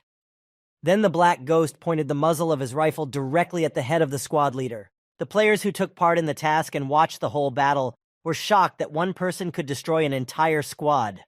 They realized that the mechanic class is very strong. The task was completed. The hunt for Embryo is over. The prize pool is 520,000 experience points. Damage rating, number 1, Maple Moon, solo. Number 2, Azure Sky, team. Number 3, Lufta, team. Players wondered how Maple Moon alone had outperformed 2 guilds, Celestial Territory and Kill All. They realized that she alone would get 30% of the total reward. They began to envy her. Azure Sky shouted for the players to find this Maple Moon. Maple Moon received a notification that she had taken first place in the embryo hunt task. When everyone saw that the Black Ghost had returned, they quickly ran to him to get a new task. Maple Moon approached Han Xiao. She decided to give him back his sniper rifle. All the players who ran to the Black Ghost saw Maple Moon approaching him and greeting him warmly with a sweet smile. They could see that the Black Ghost was treating her very differently from everyone else. Azure Sky guessed that Maple Moon was going through a hidden storyline in this game. And then the players ran to Maple Moon with open arms and an offer to be friends. The girl was scared of such assertiveness from the other players. She asked the Black Ghost why they surrounded them. Han Xiao told her to hide in his car, and he would drive her to the meeting point. Maple Moon thanked him and got into the car. They drove to the place where the players were scheduled to gather. The forum was again discussing the latest developments, the combat potential of a high-level NPC. The top character was very strong, but he was killed in one shot. They asked if Black Ghost was an advanced NPC from Bighorn Village, what his level was. They wrote that they were very powerful, and apparently this class is very promising now. Someone wrote that he was unfortunately on a planet with magic, and there were no mechanics there. Han Xiao liked the fact that players were starting to show a lot of interest in the mechanic class. They arrived at Mount Arcturus, where all the players were to gather. The Black Ghost had also arrived here. His arrival could not go unnoticed. All the players ran to him like mad. They wanted to become mechanics. They jostled and quarreled over who was the first to come to him. Interested in the Black Ghost class, the players immediately realized that if they wanted to level up their abilities as quickly as possible, they only needed to ask him for mechanisms. Maple Moon wanted to sneak away while everyone was distracted by the Black Ghost. As soon as she stepped away from the car, she heard someone calling her name. It was Azure Sky calling to her. He asked if she had some time. The girl was frightened. She didn't know what the players were planning for her, so she decided to warn them right away that any sexual harassment was forbidden in this game. Azure Sky stopped in surprise. He said that he just wanted to ask how she launched the secret storyline in Black Ghost. But the girl herself did not know how it happened, so she decided to run away from her pursuers. Azure Sky told his comrades to ask around to other players. He was sure that someone must have heard Maple Moon's conversation with the Black Ghost. Finally, one of the players ran to Captain Azure Sky and reported that he had managed to figure it out. He whispered quietly and told the captain everything he had learned. Azure Sky now understood how it had happened. The Black Ghost was sitting in his car when Azure Sky and another player came running to him. Azure Sky immediately asked Han Xiao why he was feuding with Embryo. The Black Ghost only replied that he didn't care. He didn't say anything else. Azure Sky shouted, wondering if Maple Moon had asked the same thing. The other player laughed at the situation, and then the Black Ghost said he had to go. The players began to ask him to stay. They wanted to reach a certain level to be promoted to mechanics. However, he left anyway. After all, the market potential on Mount Arcturus had exhausted itself. The game had just begun, and there were a lot of newcomers everywhere. Han Xiao wanted them to become stronger. Then they will be more useful. The embryo base in the south is just starting to evacuate. The Black Ghost expected to get a lot of A-level tasks there. Violent Sword also came to the gathering place on Mount Arcturus. He heard that Black Ghost was supposed to be here, so he asked the other players where he could find him. However, he heard a less than pleasant answer, namely that the Black Ghost had long since left the area. Swordfire almost cried when he heard this. He was very disappointed about that. He grieved that he had spent so much time searching for the Black Ghost, and he had simply left. The boy walked around the village, through the woods, wondering where the Black Ghost could be now, where to look for him. He was very sad, even crying. He desperately needed to find Han Xiao, so he wandered around, not knowing where to go next. Suddenly, he heard someone calling him. The boy was startled out of his sleep. He was a little frightened by this suddenness, because he had been walking around in his thoughts all the time, and it was the Black Ghost himself. He asked the Sword of Violence if it was him he was looking for. The Sword of Violence immediately jumped at him, saying that he had finally found him, and threw his arms around him. As soon as the Black Ghost got out of the Sword of Violence' arms, he shook his head. Then he told him to follow him. Swordfish could not believe his ears. He asked if they were going together and where exactly. The Black Ghost said that he had some evil work to do. He took the tablet, opened the map, and began to trace something. The map showed the Tedramira River. The Swordmaster did not know what kind of place it was, but he looked closely. The Black Ghost said that this place was a battlefield. His gaze became formidable and his eyebrows drew inward. Military boats were sailing along the Tedramira River. Meanwhile, fighter jets were flying in the sky. One soldier reported that their reconnaissance had discovered the location of the enemy flotilla. After that, the singer of Embryo, Lin Yu, ordered his soldiers to prepare for battle. Lin Yu said that they would sink the Star Dragon and Haiyu navies near the sea. He made it clear to the soldiers that if they wanted to survive, they had to break through the blockade and make their way onward. Lin Yu continued that there could be no mercy for the enemy. Let the soldiers not forget that their homeland was wiped off the map by the shelling of 6 countries. Then he raised his hand, clenched into a fist, and shouted that they had no choice but to fight to the death. The soldiers were charged by this speech of the military commander. They all started shouting as one that they would definitely fight. It was their fight for life. On the ship next to Lin Yu was Red Viper Hell.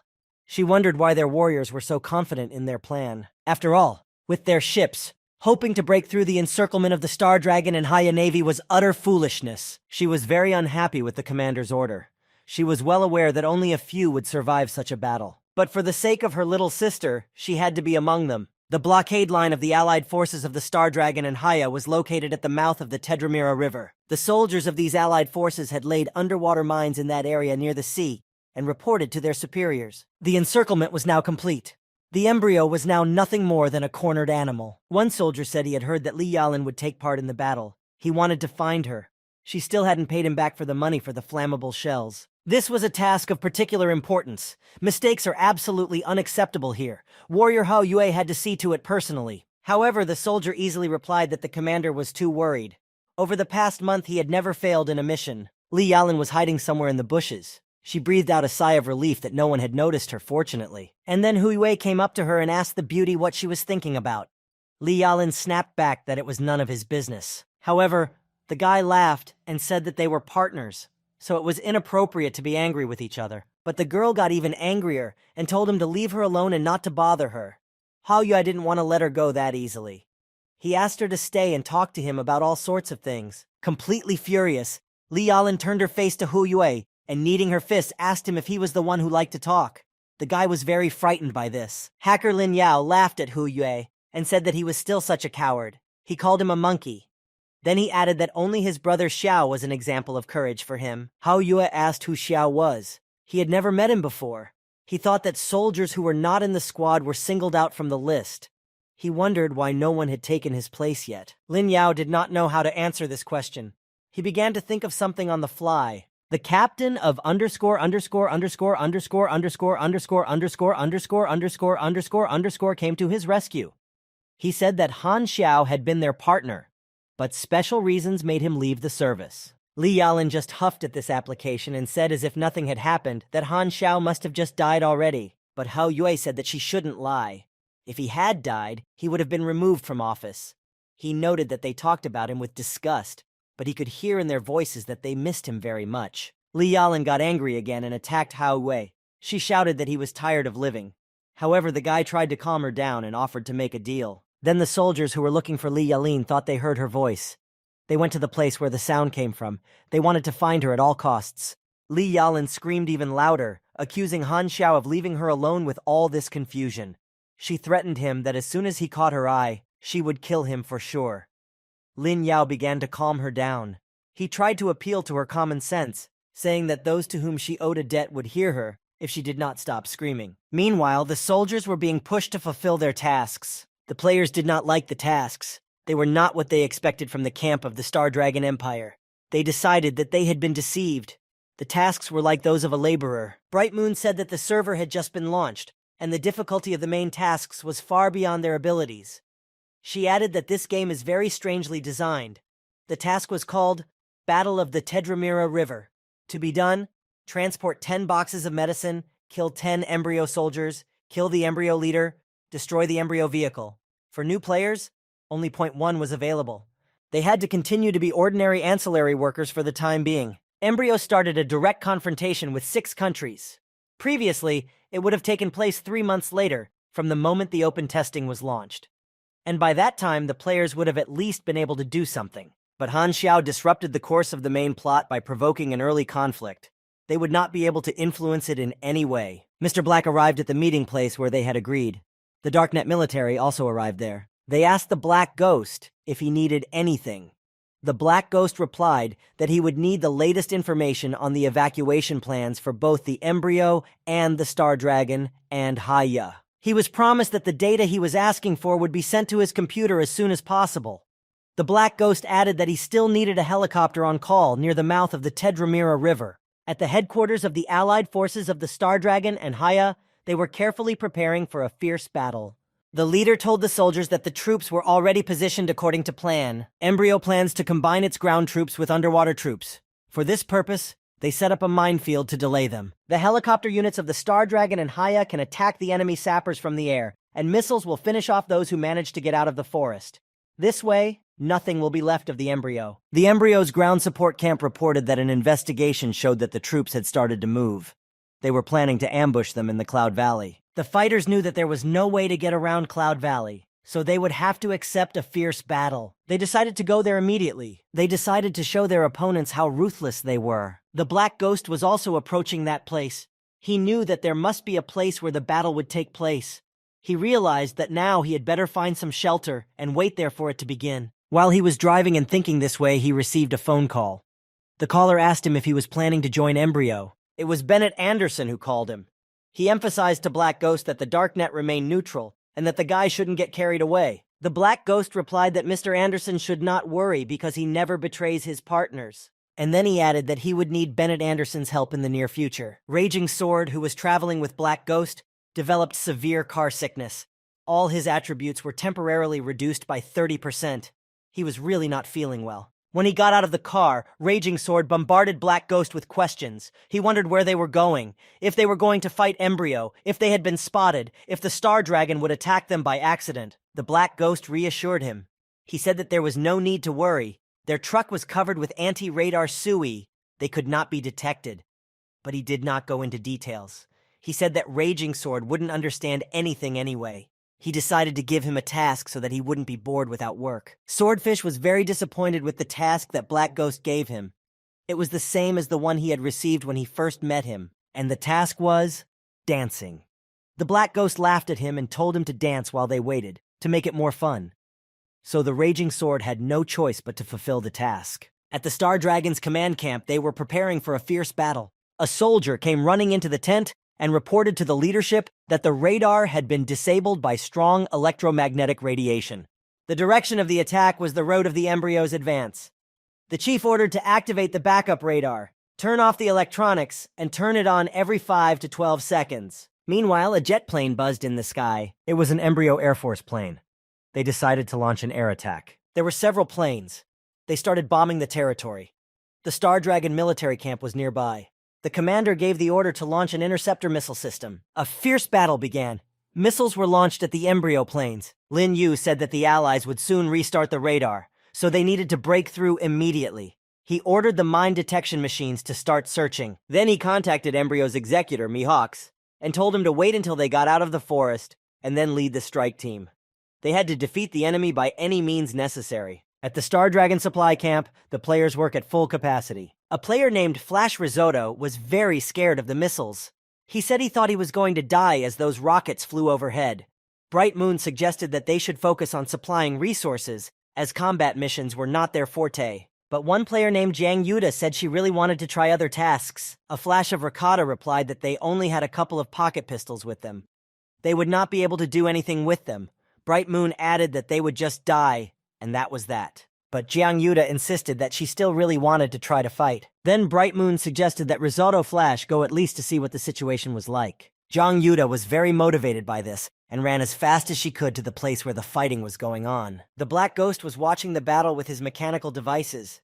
He saw that the trucks were burning. The embryo convoy was able to overcome the forest and drive to the plains. Then, the Black Ghost looked through his binoculars toward the mouth of the Tedramira River and saw that the battle had already begun. He thought that now would be the right time to prepare a grand welcome for Embryo. So he turned to the Sword of Rage and gave him a new task. The boy had to bury one device that Han Xiao had given him in a certain place in the forest. Swordfish liked the task because it had a very good reward, so he politely took the mines and went to bury them, singing a chorus. He said that he was a master at burying mines. The Black Ghost noted for himself that the tasks of setting traps and other things are perfect for players. Then he took his electromagnetic pulse controller out of the car. It looked like a traveling pillow. The Black Ghost laid down under the tree with this pillow under his head and decided to take a little nap. The embryo column continued to move across the plain. Their vehicles and tanks were constantly under fire. One of the soldiers told the commander that the shelling was very powerful. They were unlikely to break through. Then Commander Lin Yu ordered them to get together and activate the veil. The embryo soldiers activated the firewall to break through. Their guns fired uninterruptedly to kill the enemy. The combined forces of the Star Dragon and Haya became concerned that the embryo would soon break through the defense line. Their planning department had calculated several possible places for the embryo's naval and ground forces to join forces. After looking at those calculations, the chief decided to change the plan. He ordered the blockade ring to retreat and let the embryon troops pass. In the Star Dragon's logistics battalion, the players were completing their tasks. But Jiang Yuta still couldn't calm down. She said that she didn't like just watching the NPCs fight. She wanted to take an active part in it herself. Suddenly, a flash of risotto drew the girls' attention to someone approaching them. And it was embryo singer Mihawks. He and his crew arrived on motorcycles. Mihawks, it turned out, was a skilled biker. He had a great command of the motorcycle. The player saw that the embryo squad was ambushing them. The Star Dragon and Haiyu soldiers opened fire on them, but then decided not to shoot at the soldiers themselves. It was better to shoot at the motorcycles on which the bikers had arrived to prevent them from advancing. This is where a new battle began. The Star Dragon and Haya fighters were caught off guard by this unexpected visit. In one deft move, Mihawks jumped off his motorcycle and rushed into the melee. His punching power was extremely powerful. He easily dealt with his opponents. The Star Dragon and Haiyu fighters immediately reported to their superiors that the embryo performer had broken through their blockade. They needed help immediately. And then a sniper bullet hit the embryo performer Mihawks directly. He was thrown back. Mihawks fell to the ground. The bullet hit him in the shoulder. The wound was bleeding. It was the Black Ghost who entered the fray. He stopped Mihawks with a well-aimed shot. The captain of Star Dragon and Haiyu noticed that it was a sniper of an extremely powerful level who had only one rifle. He began to guess that it was the Black Ghost, but he wondered why he was helping them. The soldier sitting next to the chief asked what they should do next, how to act. The commander replied that the sniper did not look like their enemy, so let everyone concentrate solely on fighting Embryo. Meanwhile, Embryo headquarters reported that Mihawks had been wounded. Chief Lin Yu ordered the second squad to take out the sniper who had shot Mihawks. He also ordered them to take several test subjects they had brought with them. The Black Ghost continued to monitor the area and kept his rifle at the ready. Battle on the Tedramira River, various. The Black Ghost entered the battle between the Star Dragon and the Embryo. As he chose a side, information was offered on how he could help his allies. The Black Ghost knew that this task could not be given less than 300,000 experience points. This time, he would have a very good reward. Right now, he was targeting the Embryo military vehicles that were trying to break through the Star Dragon's defense line. The Black Ghost called out to the Violent Sword to come back to him. The Sword of the Storm had just planted the last mine and was already running back. And then the Black Ghost pressed a button and launchers appeared from the ground right in front of the column of Embryo tanks. From different places, they began to fire shells to destroy the enemy equipment. The shots were so powerful that the tanks were simply scattered in all directions. The Sword of the Storm saw it all with his own eyes. He was very surprised that the mines he had placed on the orders of the Black Ghost were so powerful that they blew up an entire armored personnel carrier. The mines exploded, the tanks burned, and the convoy was stopped. They could not move further. But the battle continued. The Embryo unit did not give up. They wanted to break through the blockade at all costs. Experimental super soldiers trained in the laboratories of the Embryo organization joined the battle. Raging Sword was watching all this with binoculars. He saw those experimental super soldiers. They looked like monsters, and they were very strong. Black Ghost was also a little surprised to see such embryo super soldiers. He thought that perhaps the Embryo lab had studied the mechanical arm he had left behind during his escape from the base. And this led to the acceleration of the plot, as well as to the acceleration of the creation of super soldiers. But it was clear that the modification had not yet fully affected the entire body of the super soldiers. The Black Ghost's mine launchers continued to fire shots, but the super soldiers easily deterred these attacks. Their shields reliably protected them. It was just child's play for them. Having fought off the attack, they rushed into a contour offensive. With a few powerful blows, they destroyed the mines that the Sword of Trouble had carefully placed on the territory. The Black Ghost noticed that the super soldiers had excellent defense capabilities, so he decided to release his powerful robots to meet them. The Black Ghost's truck was parked in a safe place. He remotely opened its doors, and out came the robots that Han Xiao had prepared in advance. A fierce battle began between the Embryo super soldiers and the Black Ghost robots. The robots began to attack, and the super soldiers defended themselves with their super strong shields. But the robots had more powerful weapons and were able to shatter the super soldiers' shields. Several super soldiers were defeated. They got their first wounds. But this did not stop them at all, but, on the contrary, made them angry, and they moved forward. The Black Ghost saw that the super soldiers were still alive, even after the attack of his robots. Apparently, the defense capability and strength of the exoskeleton significantly reduces injuries. It was also a surprise that the super soldiers had spare shields. One volley knocks out a fifth of their health. The Black Ghost realized that it was time to call for help. So he ordered the Raging Sword to take out a suitcase with a red triangular marking from the back, and he added that he had a little business for him. Swordfish was shocked at the great reward offered for this task. The task was called Brave Sacrifice. He had to gather together all his unfulfilled dreams and light up the sky with a brilliant explosion. And it was too late to refuse to complete this task. Holding the suitcase in his hands, Raging Sword saw that he was already being attacked by an embryo super soldier. The super soldier jumped up high. Raging Sword sat on the ground preparing to attack. Then he jumped up and closed his eyes and said he was ready to fight to the death. He took the super soldier's punch on himself. As a result, a powerful explosion occurred. This explosion completely shattered the super soldier. The violent sword was thrown aside. The wreckage of the super soldier landed on the ground after the explosion, completely destroyed. Now there were two more super soldiers left. The Black Ghost decided to deal with them on his own. He pointed his rifle at them again and launched the Flaming Will ability. The first super soldier rushed to attack. He menacingly wished the Black Reason to die. And then he was shot in the face. He was thrown back. With such a powerful shot, the Black Ghost eliminated one super soldier. He received 24,388 experience points for killing test subject 044. The Black Ghost saw that the assembly line soldiers were quite easy to deal with. He needed to eliminate two more higher level ones to increase his rank. To get the 5th rank, he needed to eliminate 3 opponents of a level higher than his own. Meanwhile, the Violent Sword was very happy about the rewards he had received. He saw that dying in that game was not at all unprofitable. He hugged the Black Ghost and asked him to give him more suicide missions. The Black Ghost did not like to be touched in this way, so he angrily threw the Violent Sword away from him and ordered him to keep his distance. With a flash of Risotto, he saw the Raging Sword, who was familiar to him. Then he also saw that the NPC, Black Ghost, was next to him. Bright Moon said that the two of them had left. A flash of Risotto noticed that they were heading toward the Tedramir River. They all hurried after them. Embryo's executive, Lin Yu, ordered to shoot down the enemy shells. The Haiyu headquarters ship was there. The chief ordered his men to prepare torpedoes. And when the Embryo entered the sea zone, they were to fire. He also ordered them to continuously scan the surrounding area with sonar in case the Embryo received reinforcements. He asked where their fighters were. They need to sink the enemy battleships. Finally, the planes arrived. They started shooting at the Embryo fleet. A fierce battle at sea began. Fighters were shooting at the ships. The fighters were satisfied with the first result. They continued their work. Suddenly, the pilot got into a thick fog that came out of nowhere. It was difficult for him to control the plane in this fog. Suddenly, right out of the fog, Embryo's executive director, Renee, appeared. With one blow, he smashed the window and rushed at the pilot with 2 knives. Then he slit his throat and said that the Hayas had started rejoicing too early. He called all the pilots weaklings because they could not withstand one of his blows. Then he returned to their command ship. He turned to Hila, putting his hand on her shoulder. He said that he had already done his part. Now it was up to her. Hela snapped back at him and told him to get his filthy paws off her unless he planned to die right now. Now the Red Viper also rushed to attack the Haya planes. It jumped up high and looked like it had turned into a real demon. Its eyes became furious. The Red Viper began to scream piercingly. Its scream set everything on fire. It was deafening and deadly. The opponents began to bleed from the eyes, ears, and mouth. They tried to cover their ears, but it was in vain. The fighters could do nothing but fall weakly to the floor, bleeding to death. As a result of the Red Viper's attack, not only Hela was injured, but also the embryo soldiers. Hela then landed on the command ship. Reneth was also affected by her scream.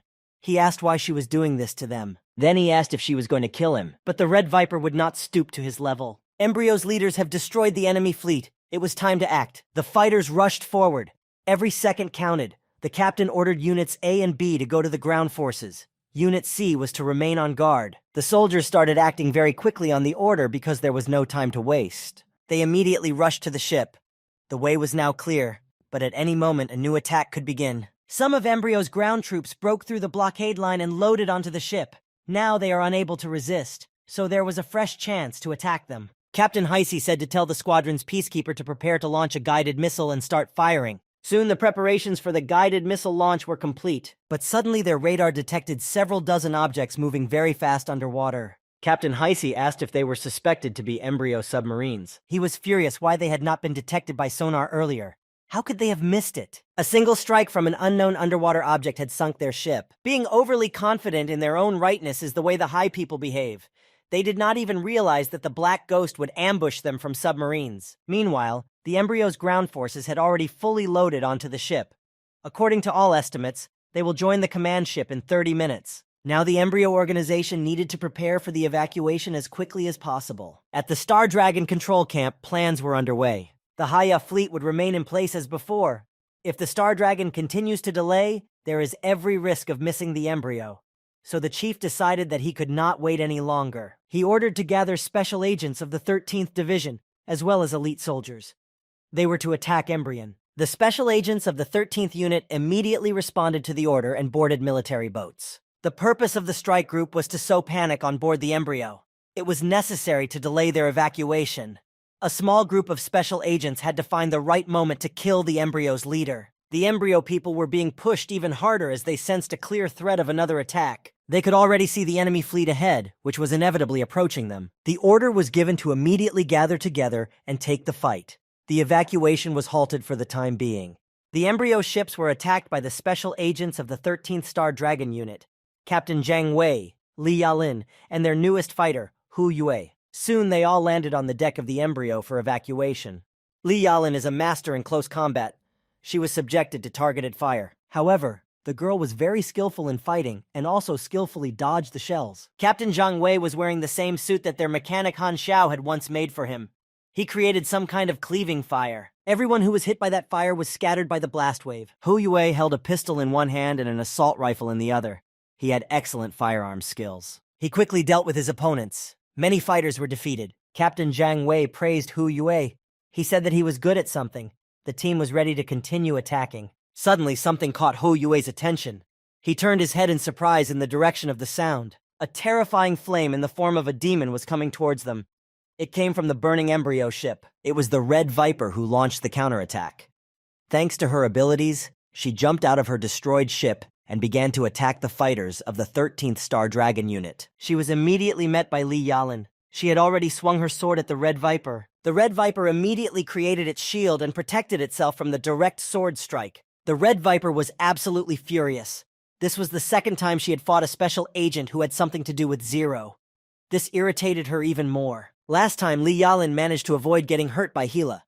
Now the Red Viper continued her attack. The girls fought a fierce battle. The Red Viper struck Li Yalin with a powerful blow. Hou Yue saw that his partner was hurt and immediately rushed to her aid. He began firing 2 pistols at the Red Viper with hatred. But the Red Viper had an extremely strong shield. It did not allow a single bullet to reach it. After deflecting all Hou Yue's shots, Hela told him not to be too confident, and she fired her own projectile at him. Hu Yue was unable to defend himself against her blow.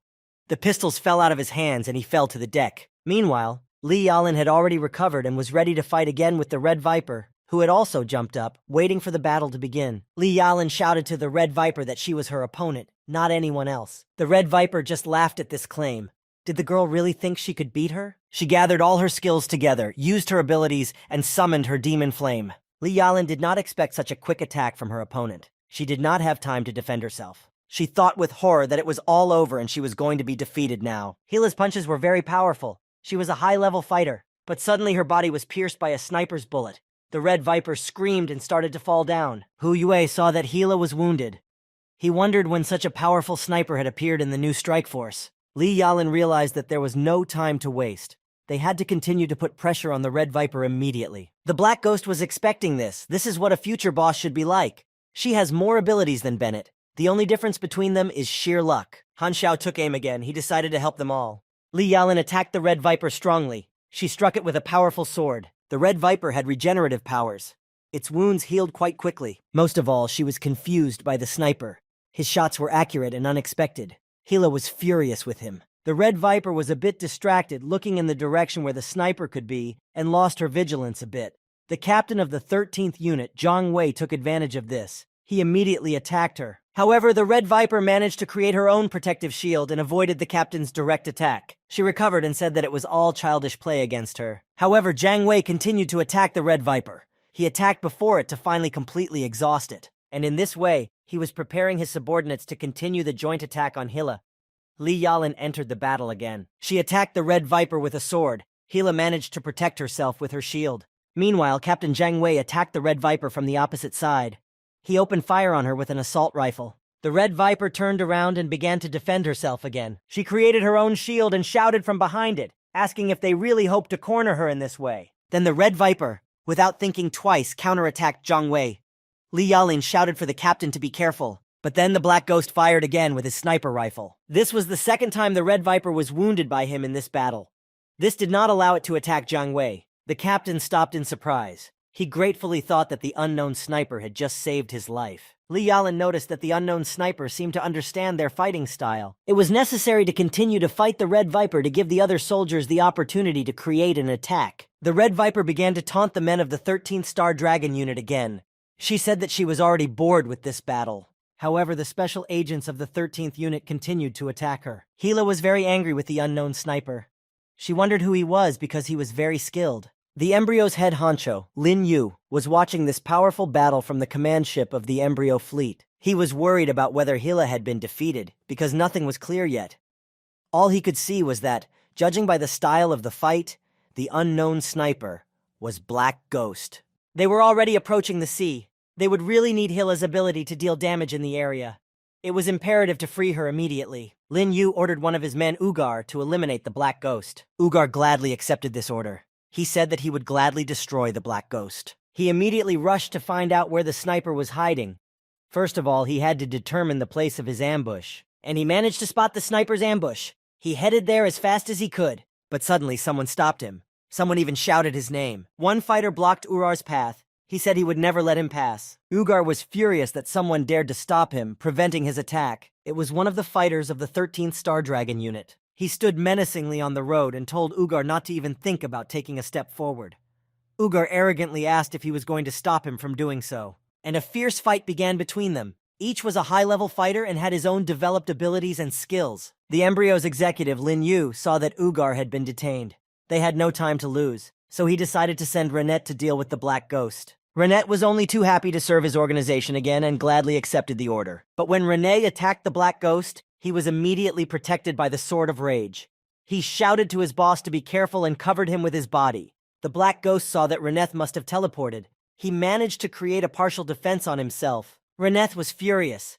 He thought that Black Ghost was just a high-ranking sniper, but it turned out that he was also extremely strong in close combat. Reneth saw that the Black Ghost was very difficult to overcome, so he decided to retreat immediately. But the Black Ghost did not want to let him go so quickly and grabbed his legs as he was about to teleport away. Then he decided to counterattack his attacker, but first he just wouldn't let go. Reneth shouted at the Black Ghost as he managed to get through his teleporter. As a result, he was unable to escape. Meanwhile, the Black Ghost prepared to strike his opponent. With one powerful punch, he hit Reneth right in the face with his hand, which was wearing an electromagnetic glove. In this way, the Black Ghost completely overpowered his opponent. Reneth did not expect that they would travel together with his teleporter. He also believed that the sniper would be weak in close combat. And then the soldiers of the Embryo organization ran to attack the Black Ghost. They did not expect their opponent to teleport directly to their ship. It turned out that he had trapped himself. The Black Ghost stood in the middle of the deck over his opponent, whom he had just defeated. The embryo soldiers surrounded him and pointed their guns at him. They began to fire with hatred at the enemy, fiercely wanting to destroy him. The Black Ghost opened his cloak with a smile on his lips. He seemed to be mocking his opponents. An incomprehensible device was attached to his chest. The Black Ghost was still pausing. And suddenly everyone saw the effect of that device. All the bullets flying at the Black Ghost stopped right in front of his body. The embryo soldiers were shocked by this sight. None of their bullets hit the enemy. And then everyone was horrified to see that the bullets they had fired began to ricochet. A dome formed over the Black Ghost, which did not allow any bullets to reach it, and even reflected them in the opposite direction. A terrible massacre began. Everyone who surrounded the Black Ghost was killed. They simply did not have time to hide from their own weapons. The device that came in handy for the Black Ghost was called the Field Repulsor. Its type, an unusual machine. Energy capacity, 110-150, requires a charge. Effective range, 20 meters. Effect, generates a strong repulsive field and repels objects in the area of action. Recharge time, 6 minutes. Note, go away. The Black Ghost was satisfied with the effect of the field repulsor.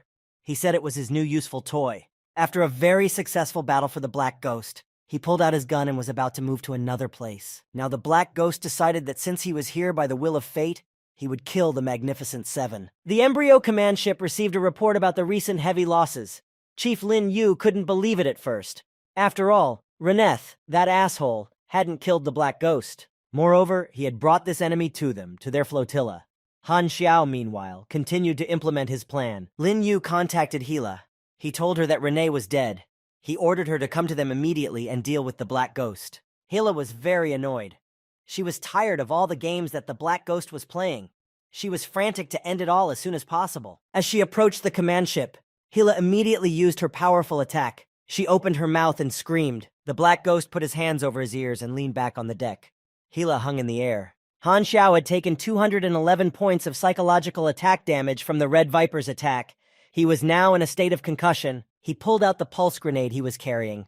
This grenade uses high-frequency sound to destroy the eardrum. Range, 50 meters. Effect, causes dizziness. The range is determined by endurance. The Black Ghost threw a pulse grenade at the Red Viper's feet. The grenade looked like an ordinary anti-tank grenade. Hell just huffed at that, thinking that the Black Ghost wanted to defeat her with such a grenade. How naive he was. She laughed at him. And then the grenade began to work. It made such a piercing sound that the Red Viper covered both her ears and eyes. As a result, it was temporarily paralyzed, unable to attack or defend itself. Before, the Black Ghost was dizzy from the Red Viper's scream, but now let him feel how terrible it is to hear such a sound. So he took out his pistols and started firing them at the Red Viper while it was semi-paralyzed. The bullets hit hell. She could no longer resist, let alone counterattack. Then the Black Ghost kicked her, pushing her overboard from the ship where they were fighting. Thus, the Red Viper, defeated, fell overboard into the sea. It no longer posed a threat to its rivals. The Black Ghost stood on the edge of the deck and watched the body of the Red Viper sink under the water. He realized that Hila was a difficult boss, not easy to defeat. It was better to let her leave the battlefield. Then the special agents of the 13th Star Dragon Division arrived.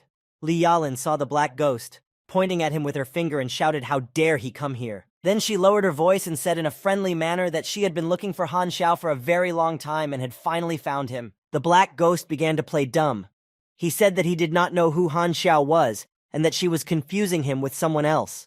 He thought to himself that it was unfortunate that he had run into Li Yalin. The girl came closer to him, took him by the collar with one hand and clenched the other into a fist. She said that he was overdressed. Then she added that he shouldn't even think that the mask would help him hide. Hu Yue asked Commander Zhang Wei what was going on here. The commander rounded his eyes and could not believe that it was Han Xiao, the Black Ghost, who was standing in front of them. He wondered what he looked like now. Li Yalin continued to yell at the Black Ghost that it was completely useless for him to run away to the Darknet. She demanded that he immediately give her the advance he had given her for Han Xiao Tong Diao a long time ago. The captain intervened. He said that Han Xiao had joined the Darknet, but the top of the 13th Star Dragon Division had a mixed reaction. Perhaps Han Xiao is on a secret espionage mission. He walked closer to Li Yalin, put his hand on her shoulder, and told her to calm down and stop screaming. Han Xiao must be on a secret mission. While they were talking and arguing like that, they were attacked by the enemy. It was one of the embryo fighters. He landed next to the special agents of the 13th Star Dragon unit. He was wearing a gray cap, with a naked torso. As soon as he landed, a transformation happened to him. He transformed into a huge white wolf. This wolf immediately rushed to attack the special agents. Everyone prepared to defend themselves and fight again. Li Yalin jumped up, holding her swords. At this time, Captain Jiang Wei addressed the wolf. He told it to look at him, not up at Yalin, but at him. Then he jumped up and struck the wolf's head with a powerful blow. He knew the soldier well. As soon as the wolf was stunned by that blow, the black ghost entered the fray. He held his pistols ready. Han Xiao said that now was his chance. With 2 accurate shots, the black ghost hit the wolf right in the head. The wolf only opened its mouth. Blood splashed out of its head. Li Yalin praised the black ghost for being a damn good shot. Then she struck the wolf's back again. She ran her sword right through its spine. The wolf reared up, and the special agents of the 13th unit continued to inflict fatal wounds on it from all sides. Hu Yue only admired the way his colleagues worked.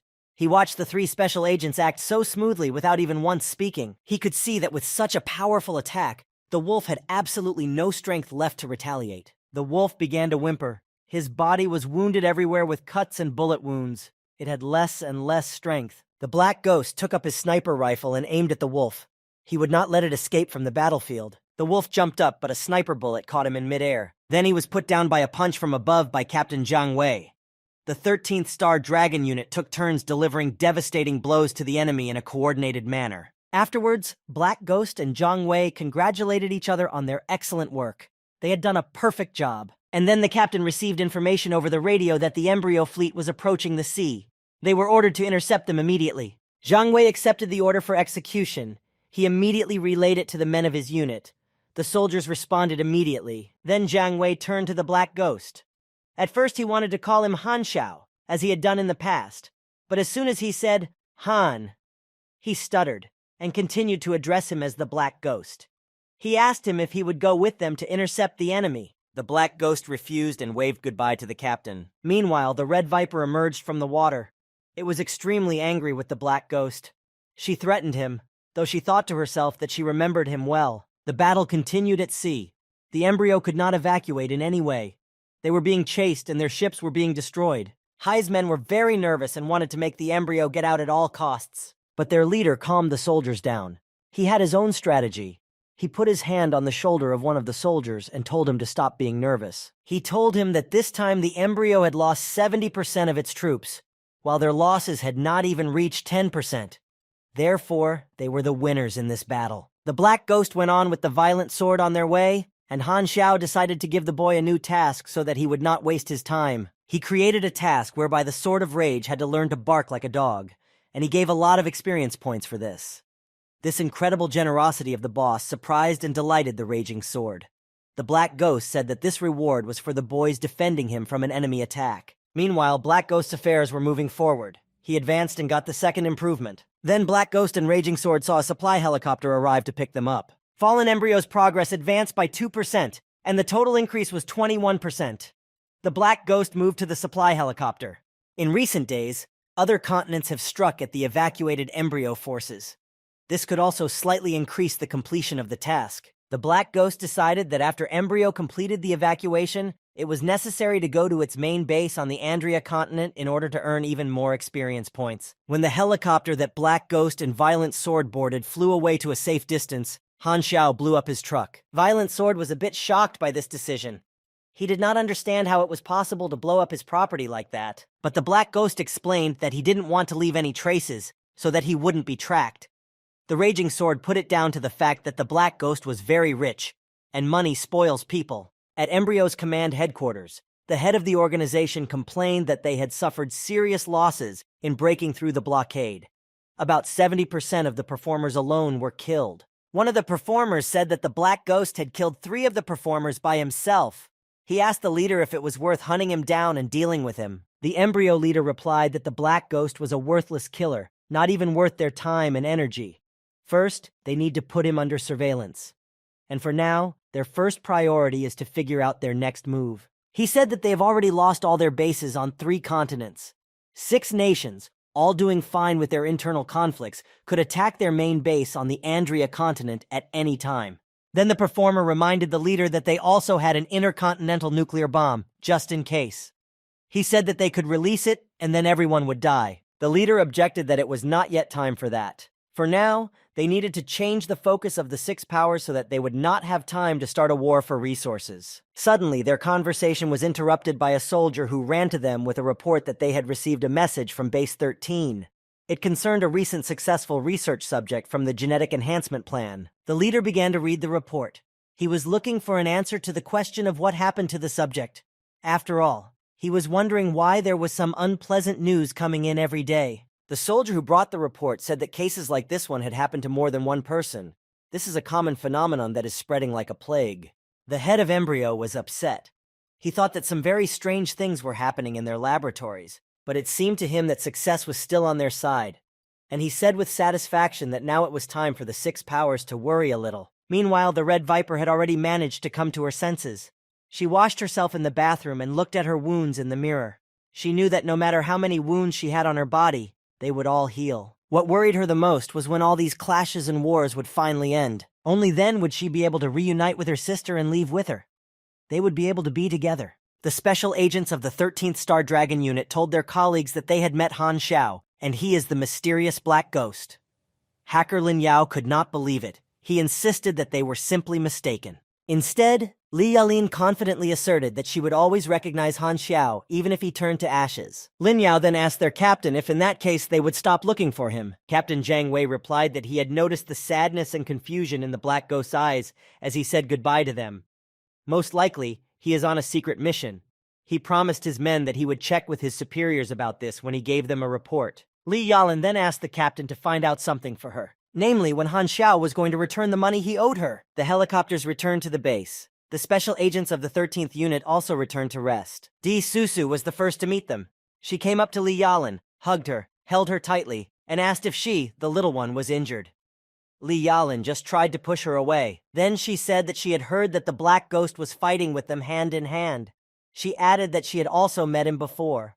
This information touched Li Yalin. She asked Di Susu what the Black Ghost was doing when she met him. Di Susu replied that at the time they met, he was still called Mr. Black.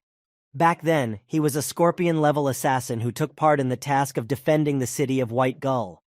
The head of the Darknet himself was very interested in him. Li Yalin grabbed her friend with both hands and frantically began to ask her if she had any more information about the Black Ghost. Di Susu wondered why Li Yalin was so interested in him. Li Yalin blushed and said she was just curious. Then Di Susu leaned over to her ear, put her palm to it, and quietly said that she was going to tell her something in confidence. She was going to tell the girl something that a friend of hers named Golden Fox had told her. Meanwhile, Captain Jiang Wei and Hacker Lin Yao listened as closely as possible to what the girls were whispering about, and then they were all taken aback by the information that Di Susu gave them. The girl said that she had been told that the Black Ghost was not interested in girls, but in men. Di Susu covered her mouth with her hand, giggled, and added meaningfully that if they met him again, they should be more careful. Captain Jiang Wei scratched the back of his head and said that the Black Ghost was their partner after all, so they shouldn't jump to conclusions and judge him. In the secret department of the Star Dragon, the usual daily work was going on. The head of the secret department was informed that Special Agent Jiang Wei had requested a video call. The head accepted the request, and Jiang Wei reported that they had met Han Xiao. The supervisor was extremely interested in this information and asked the captain to continue the story. He listened attentively. The captain reported that the Black Ghost from the Darknet had joined the battle. They fought with him hand in hand, understanding each other without words, and afterwards, they realized that it was Han Xiao. The Black Ghost is a top-level Darknet assassin. Although Han Xiao's strength exceeds all expectations, he is still far from the Black Ghost. The head of the secret department of the Star Dragon thought so. He told Jiang Wei that they must have made a mistake. Jiang Wei wanted to say something, but the head of the secret department interrupted him and told him not to say anything else. He said with certainty that Han Xiao could not be the Black Ghost. Jiang Wei disconnected from the video call, saying that he understood everything. He really understood that his boss was giving him a hint to stop spreading this information, and he decided that Han Xiao was most likely sent on a special mission by someone from above, and therefore it was necessary to keep everything in strict confidence. Another important meeting was called at the Star Dragon. At the meeting, the boss told the audience that Jiang Wei had told them that the Black Ghost had helped them a lot in the fight against Embryo. But it remains unknown whether this was an instruction from the Darknet or his personal decision. Recently, the Darknet organization was preparing to launch the shelter program and asked them to provide material assistance. Perhaps by sending the Black Ghost, they intended to show them their favor. This opinion was expressed by the chairman of the meeting. The head of the secret department denied this, saying that the Darknet continues to remain neutral, and their gesture towards the 6 states is clearly a very good sign. The chairman of the meeting said that they would support the Darknet's shelter program and provide them with material assistance. He ordered to find a way to establish relations with them. The events moved to the River Valley estate. Wang Yuan was talking to someone on the phone, and he was happy about it. He clearly received good news. After talking, he told Bennett Anderson that Star Dragon would provide them with financial assistance. Bennett Anderson was drinking tea as usual. He asked why Star Dragon would make such a decision. Wang Yuan replied that they were very grateful for their help. This surprised Bennett Anderson even more. He asked if they had given Star Dragon any help. They hadn't done anything. And then Mr. Anderson realized that perhaps the Star Dragon thought that the Black Ghost was a Darknet man. Now Bennett Anderson is in debt to the Black Ghost. The other 5 powers continue to evade answering and helping the Darknet, but there is probably still a chance to bargain. Wang Yuan said that with the material assistance of the Star Dragon, they will have enough funds for the first step. It is necessary to put the shelter program into operation as soon as possible. In the meantime, Mr. Black arrived by helicopter to the place he needed to go. Raging Sword asked him for permission to leave for a while, unless, of course, there were any tasks for him at the moment. And the guy simply disappeared from his seat, which shocked the pilot, who opened his mouth and said that the Sword of Lust had simply evaporated. The Black Ghost calmly replied that the guy had mastered a certain skill for this. There are a lot of unusual abilities in this universe. But sooner or later, the NPCs will realize the peculiarities of the players, and then interesting things will happen. For now, the most important thing is leveling up, to become the strongest in Aquamarine. The second level up, to advance, you need to defeat 3 strong opponents whose level is 5 higher than yours. Han Xiao planned his actions to increase his own level. In 2 months, he had accumulated 6,100,000 experience points, including what he had spent on improving his skills and combining blueprints. He was ready for a promotion. Now Han Xiao's trainee mechanic level has been raised to level 5. He gained plus 50 energy, plus 1 dexterity, plus 1 endurance, plus 4 intelligence. He gained 3 points of stats and 1 point of abilities. Han Xiao felt that the advancement seemed to have affected the development of his body. Now it feels more flexible and stronger, and his senses began to perceive everything more acutely.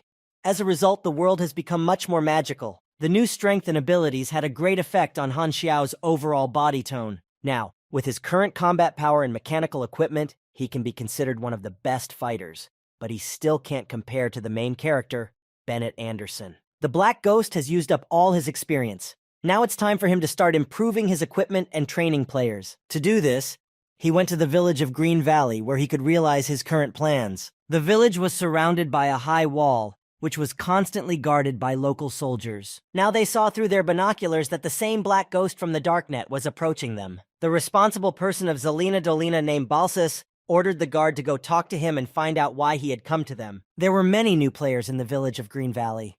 As always, they were looking for a way to gain new skills and abilities. They all did their jobs, and now noticed that the Black Ghost was approaching the village. So the players ran as fast as they could to meet him. They all wanted to get the most out of it. By the time the guard went downstairs on the order of the person in charge, a bunch of players had already surrounded the Black Ghost.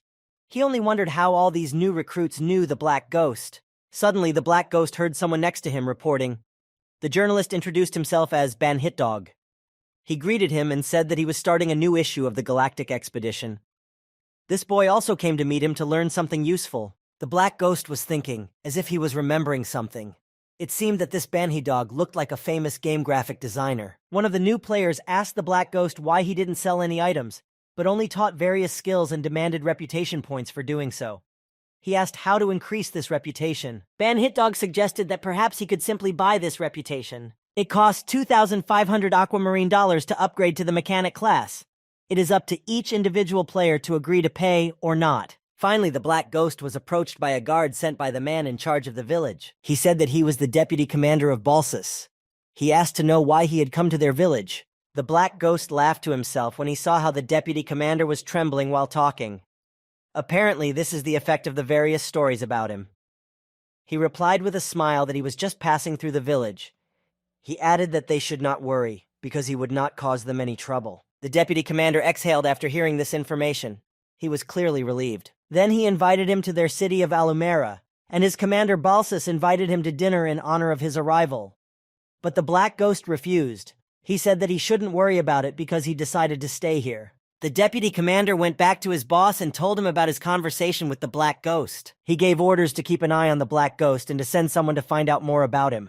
He suspected that the Black Ghost had come here because of the new players. The new players, meanwhile, were wondering how they could benefit from the Black Ghost's arrival. By the way, the players can see the Black Ghost's nickname, but they don't know how the NPCs know about it. The players wondered if the Black Ghost is so famous on this planet that literally everyone knows about him. And then Ben Hitdog realized that the Black Ghost is a hidden element of the world. He thought that his identity could be used as a background in the prologue of this world.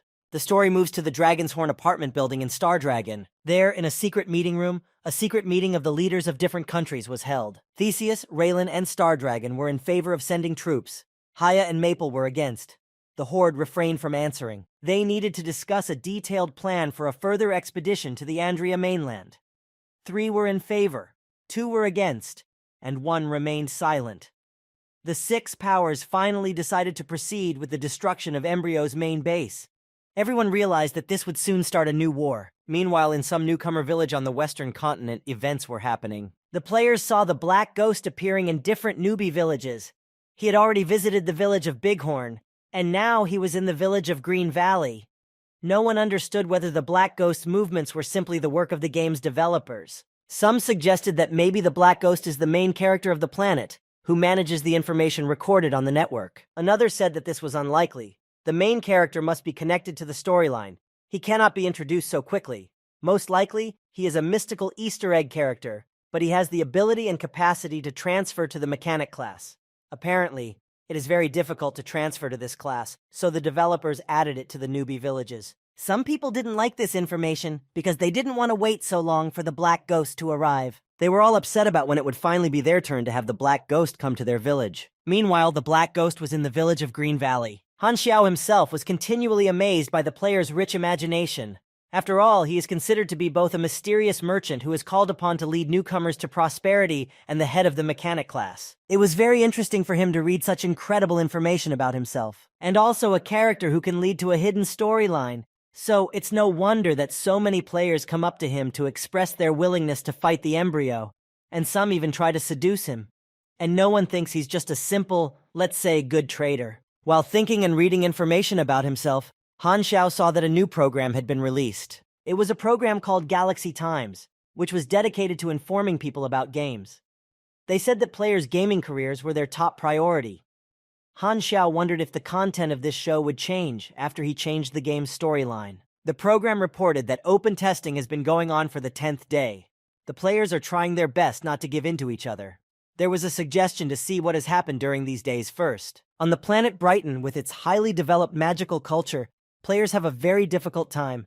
It's extremely easy to reach the brink of death there. On the planet Winterfrost, a race of void freaks extinguished the possessions of a military association. They had a difficult start to the game, but there are also many newcomer planets rich in natural resources. The host of the program hopes that this information pleased their viewers. The host then added that the most popular planet is Aquamarine. The Black Ghost NPS there has caused quite a storm of discussion. Now everyone is wondering what role the Black Ghost actually plays in the planet's plot. The information they have shows that the Black Ghost holds a high position, and his identity is shrouded in mystery. Moreover, he and the Embryo organization are irreconcilable enemies. Perhaps the Black Ghost is on the side of the 6 powers. This remains unclear. To find out, you need to ask the game developers themselves. Han Xiao was not interested in listening to this, as there were no clear clarifications, only guesses. The program continued to say that the server had just launched, and the players were vigorously discussing the choice of class. It seems that those who did not choose the mechanic class are now very disappointed. And then the program showed a piece of chat where players expressed their opinions. They all wrote negative things about the mechanic class. Some of them didn't even hold back their emotions and wrote downright nasty things. The hosts urged the players to follow the rules of conduct. Han Xiao realized that sooner or later, players would realize that the mechanic class was completely unsuitable for combat, and then there would be more and more negative reviews, and this would have a very negative impact on his business. Meanwhile, the host said that if a player chose the mechanic class, they shouldn't be disappointed, and he offered to watch how the Black Ghost fights. The first footage was of a naval battle with the Embryo. After watching this, some players on the forum have already begun to change their minds in favor of the mechanic class. The next footage showed a battle between robots created by the Black Ghost. Then the program showed how the field repulsor machine works. When all the bullets launched at the Black Ghost ricocheted and killed all the attackers.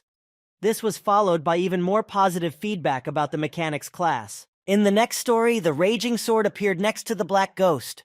The players thought that he could reveal a secret storyline to them. The Black Ghost didn't even realize that someone was recording such videos. Now players will have faith in the mechanics class again, which will increase its popularity. The village warden of Green Valley has been informed that new players have a special ability: resurrection. They are resurrected even after being eaten by monsters. The deputy warden saw this with his own eyes. The warden thought that if he could lure those players to him, they would not be afraid of any enemies. But as soon as he decided to bribe those players, the Black Ghost appeared. Apparently, he wants to get the players' support himself. Superintendent Balsa still didn't know what the Black Ghost's goal was. He was grasping for any information. Meanwhile, the village of Green Valley was once again attacked by huge gray wolves. There were a lot of wolves. They attacked the players and immediately gobbled them up. This is not the first time wolves have attacked the village, and not everyone always has time to hide from them. One wolf attacked a player named Big Cat Peppa. He knocked her down and bitten her to death. Supervisor Balsas ordered the alarm to be sounded immediately because they were being attacked by animals. Then he turned around and saw behind him the Black Ghost sitting on top of the tower, holding his sniper rifle. Balsas asked him how he got there. The Black Ghost calmly replied that he was sitting here for a while the wolves raged below. Balsas didn't have anything to say to that, so he just agreed. The Black Ghost did not really want to take on a task with a reward of a couple thousand experience points. He started an emergency quest to defend the village of Green Valley, but he decided to wait a bit and let the players work on their own. The players started a fierce battle with a pack of wolves. They fought together, helping each other. A player named Banished Dog stood on the side and, despite the wolves' attacks, tried to record everything on his camera. In the fierce battle, he saw great material for himself. The Black Ghost was surprised that the player even had time to film the scene. In this case, he decided to help the newcomers fight the beasts. In one jump, the Black Ghost moved from the tower directly to the battlefield of the players with the wolves. He also thought that free advertising would not hurt him. After all, everything would be filmed. The only thing was that he didn't have much ammunition, and there was a whole pack of wolves. However, after raising the level of physical strength, the Black Ghost should have been able to deal with those wolves. At the same time, it was a good opportunity to test his skills. First, Black Ghost looked around for the leader of the pack, the Ashen King of Wolves. He knew very well that when you start hunting a pack, the first thing to do is to eliminate the leader. Bypassing all the wolves, the Black Ghost ran as fast as he could straight to the Ash King. To those wolves that got in his way, the Black Ghost gave out accurate blows and simply destroyed them. As you can see, his physical strength was really enough for him now. All the wolves' attention was now focused on the Black Ghost. They were watching where he was going. Finally, the Black Ghost reached the Ashen King. The king was furious at this unexpected boldness of the man. Without thinking twice, he rushed to attack the Black Ghost. The Black Ghost was ready to attack. He created a shield that prevented the Ash Wolf from harming him. The Black Ghost did not even feel the blow. He realized that his body had indeed become more resilient, stronger and stronger. The boy was surrounded by beasts on all sides, and the Ashen Wolf King himself was standing in front of him. The Black Ghost created a protective ball around him, which did not allow any attacker to approach him. The Black Ghost was angry. He was annoyed with the wolves who were attacking him, trying to break through his defense. So he jumped up high, using the power of his electromagnetic boots, and pushed his attackers away. Then he ran straight for the Ashen Wolf King. In his eyes, he could see death for the wolf. Then the Black Ghost dug his fingers into the wolf's neck. The boy's new abilities did not fail him. With one punch, he nailed the wolf to the ground. The Wolf King fell down. Then he got up and raised his huge paw over the Black Ghost. They were both very strong opponents. The Ashen Wolf King was about to bite the Black Ghost. The boy skillfully dodged it. Then he struck the wolf a second time right in the face. Blood splashed out of the beast's mouth. The Black Ghost continued to punch his opponent. He felt incredible power in his hands. He put a lot of hatred into his every move. The wolf was still alive, but the Black Ghost did not allow him to counterattack. Eventually, the boy gathered even more strength in his fist and hit the Wolf King very hard. This was the last blow. The Ashen Wolf King fell dead to the ground. The Black Ghost had defeated him. The pack of wolves cried out from the loss of their leader. As you know, animals are lost when their leader dies. For some time, they do not know what to do. But the death of their leader only made those wolves even more angry. They rushed at the killer of their king in one wave. The furious wolves ran, wanting to tear their offender apart. Then the Black Ghost decided to throw a grenade in their midst. While running away, he turned around and threw the grenade right under the wolves' paws. The grenade instantly exploded, scattering the wolves in different directions. The Black Ghost used his fist to kill the wolves that were not killed by the grenade. He was extremely skillful and strong. The other wolves received equally powerful kicks. The Black Ghost was showing a high level of fighting ability. The players were watching closely. They were shocked to see how the Black Ghost managed to kill 100 wolves at once. And Violent Sword, who was also watching the battle, expressed his opinion that the mechanic class was not only excellent at a distance, but was equally effective in close combat. He went on to say that he really likes this style of combat. For him, choosing the mechanic class was the right decision. He has absolutely no regrets about it, and has never regretted it. Meanwhile, the players didn't waste any time and quickly uploaded a video of the Black Ghost battle with the wolves to the forum chat. But there was one player in the chat room named Luzman. Every day he spoke very harshly and negatively about the mechanic class. And this time, he joined the discussion of the latest video.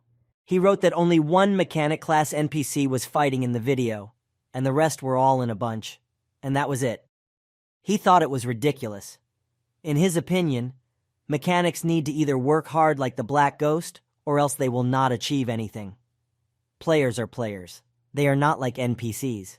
He wanted to be listened to, and he convinced those who chose the mechanic class to immediately quit training and choose any other class, without even thinking about which one. He believed that in any case, every other class would be stronger than the mechanic class. In conclusion, he added that those who listen to him will thank him later. The Black Ghost noticed that Luzman was commenting on every post that was related to the mechanic class. If he continued in the same vein, it could reflect badly on his business. But he realized that he couldn't just say that he was also a player, and that NPC was just a status. Suddenly, his thoughts were interrupted by a raging sword, who came up to him to express his admiration for him. The boy said that since the last time they had seen each other, the Black Ghost had become even stronger and cooler. But the Black Ghost was in no mood to receive admiring remarks, so he told Raging Sword to leave him alone and not to piss him off. And then he gave him a task to pick Sage. The Sword of Violence was not happy with this task. He would rather dance than pick Sage. Suddenly, a player named Laughing Blade spoke to the Sword. This player is one of the top 3 players in the night game. He has won the championship there twice, but no one has been playing this game for a long time. Violent Sword immediately remembered the Laughing Blade. He said that he didn't know that he had also started playing the Star Sea game, and asked him how the night game was going. Laughing Blade replied that he was already bored with night. He then told Raging Sword that they were almost at the same level here, and offered to exchange experiences in a PvP duel. Laughing Blade said that he was an Esper and asked who he was. He thought that he was currently known as the Night Champion, and if he defeated the player who was in contact with the Black Ghost, he would be even more talked about. And tomorrow he may become a hot topic of discussion. Raging Sword simply replied that he was a mechanic, and he said that first of all he needed to complete some work, but the Laughing Blade insisted on his point. He emphasized that they had known each other for so many years. He asked how he could refuse a friendly duel. Then he began to provoke him, saying that the Sword of the Storm did not respect him. The Sword of the Storm did not like this provocation, but the Black Ghost overheard this conversation, and he told the Sword of the Storm not to refuse to accept the duel. And then he handed him his electromagnetic gloves. He said that they were for him. The Swordmaster grabbed the gloves with both hands and said with tears in his eyes that his boss was very generous to him. The Black Ghost emphasized that he had only given him the gloves for temporary use. Then he tapped the Laughing Sword on the shoulder and told him to win, because if he didn't, he shouldn't come back to him. The Laughing Blade waited impatiently for the Violent Sword. Finally, he asked if he was coming to fight or not. Swordfish put on the electromagnetic gloves given by the Black Ghost, and confidently replied that he accepted the duel and would fight. All the players were interested in the duel, so they decided to go and watch it. They had heard from the Galaxy Times program that the Raging Sword and the Laughing Blade were professional players. It would be interesting to see such a fight. Laughing Blade was the first to strike. He used his pistol to do so. Laughing Blade managed to defend himself using his ability to build a protective rock. He knew that there were only 5 bullets in the Sword of Rage's gun. His rock would easily deflect all the shots. But when Raging Sword ran out of bullets, he would attack. But when Raging Match fired all the bullets from his pistol, he switched to melee. This was a complete surprise to Laughing Blade. He did not expect it at all, and did not understand how Raging Sword managed to move so quickly. Meanwhile, the Laughing Sword did not hesitate. He delivered a powerful blow to his opponent using his electromagnetic gloves. As a result, the boy defeated the Laughing Blade. For this, he received 632 experience points. All the players were shocked by this spectacle. They said that the laughing sword was very strong. No wonder he was featured in the Galaxy Times program. The players admired its speed. They asked if this hidden task gave him a huge advantage over the others. They also admired the electromagnetic gloves that Raging Sword was wearing. Everyone realized that this was high-level equipment. The players were also surprised that mechanics could do such things. They used to think that mechanics only made weapons. Laughing Blade finally recovered. He reproached the Laughing Sword that they had agreed to a friendly duel, and the latter simply killed him. However, Laughing Sword apologized and said that he had not expected his opponent to be so weak. Laughing Blade was very angry about this. After all, he had spent a lot of experience points. He had also embarrassed himself in front of the other players. He justified himself by saying that his internet was not working well, and next time he would take revenge on the Laughing Sword. After the resounding victory in the duel, the Lush Sword returned to the forest, to his boss.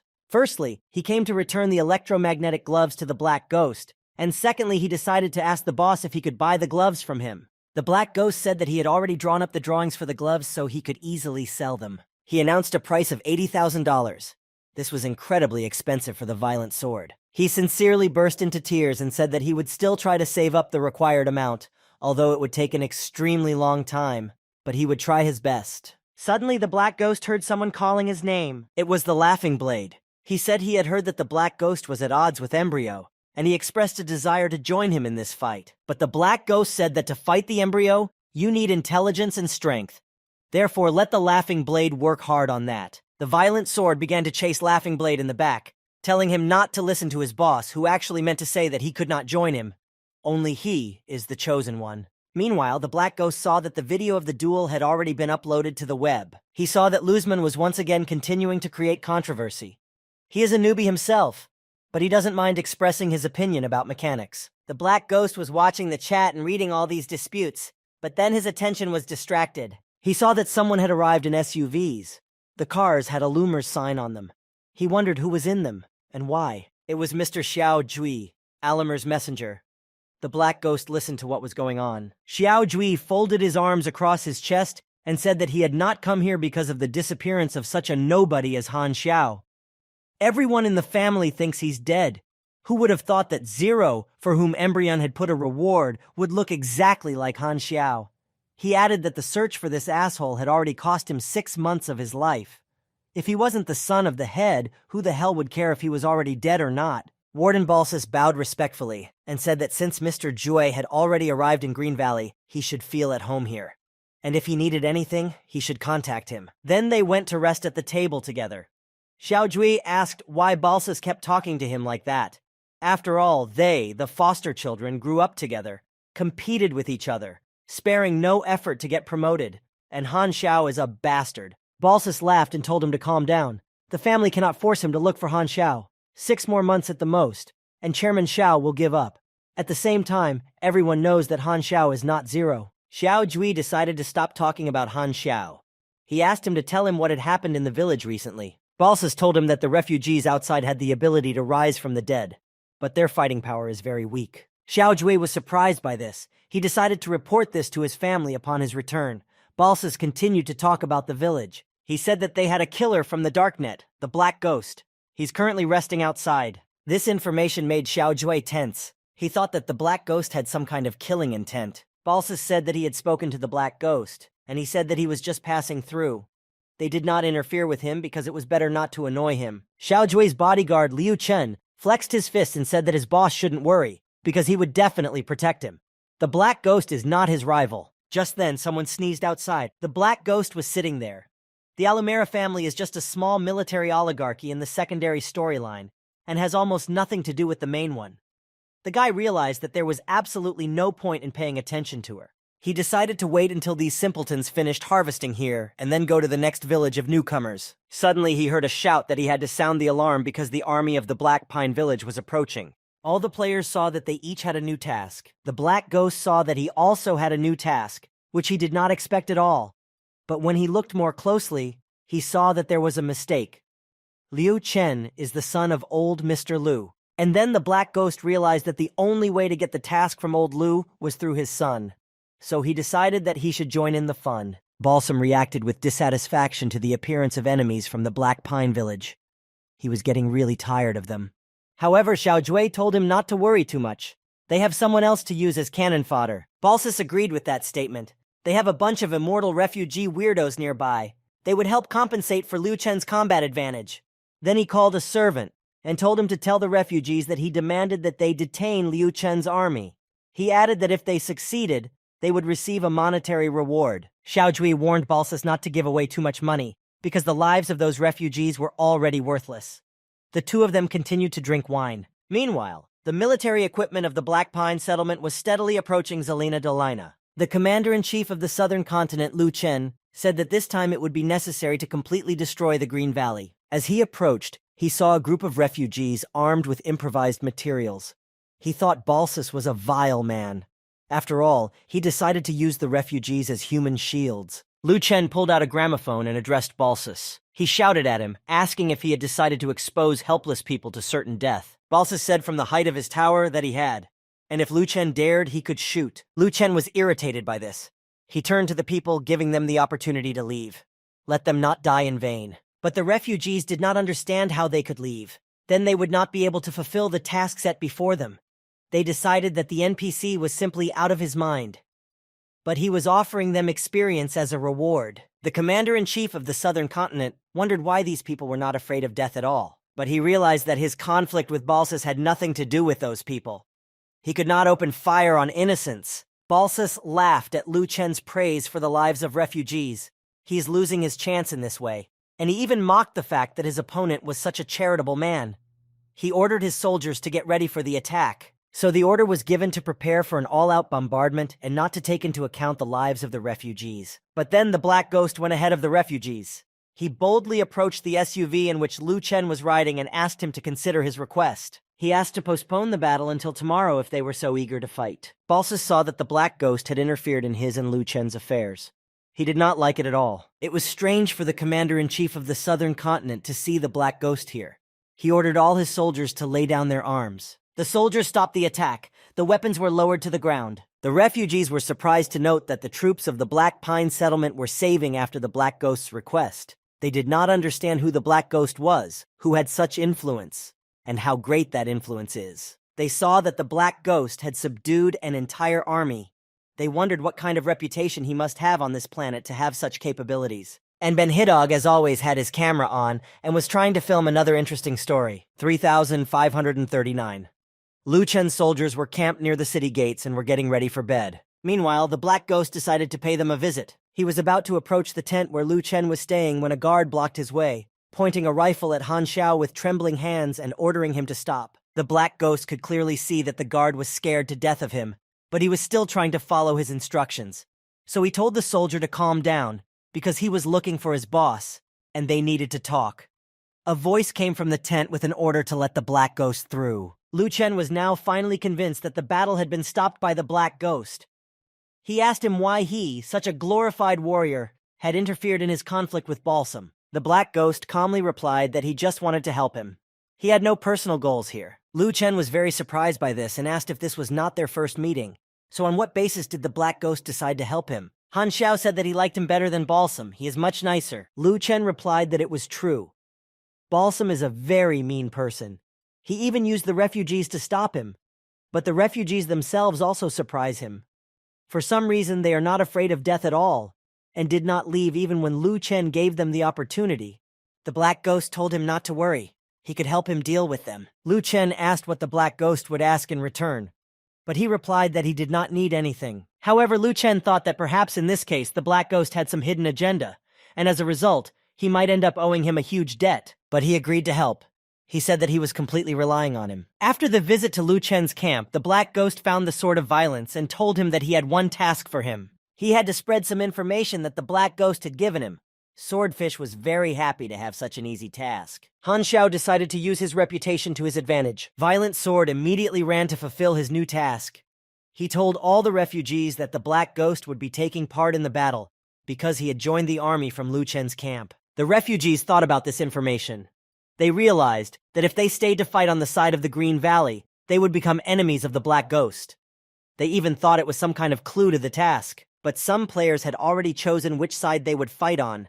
Now they were complaining about how they would fight against the Black Ghost himself. But Banhidog was glad that he had waited to choose a side to fight for. He realized that by doing so, he would not only be able to earn more reputation for the Black Ghost, but also get more material for his story. It was very profitable for him. So he ran as fast as he could to the Black Ghost. When he arrived, he immediately attacked Han Xiao with a proposal that he wanted to join his camp. The Black Ghost remembered the guy with the camera. He already had some affection for him, so he praised Banhidog for making the right choice. He added that he felt the boy had great potential, and then he asked if he wanted to become his assistant for a while. Banhidog was shocked by the offer. He even thought that it might be a hidden storyline concerning the Black Ghost, so he unconditionally gave his consent to it.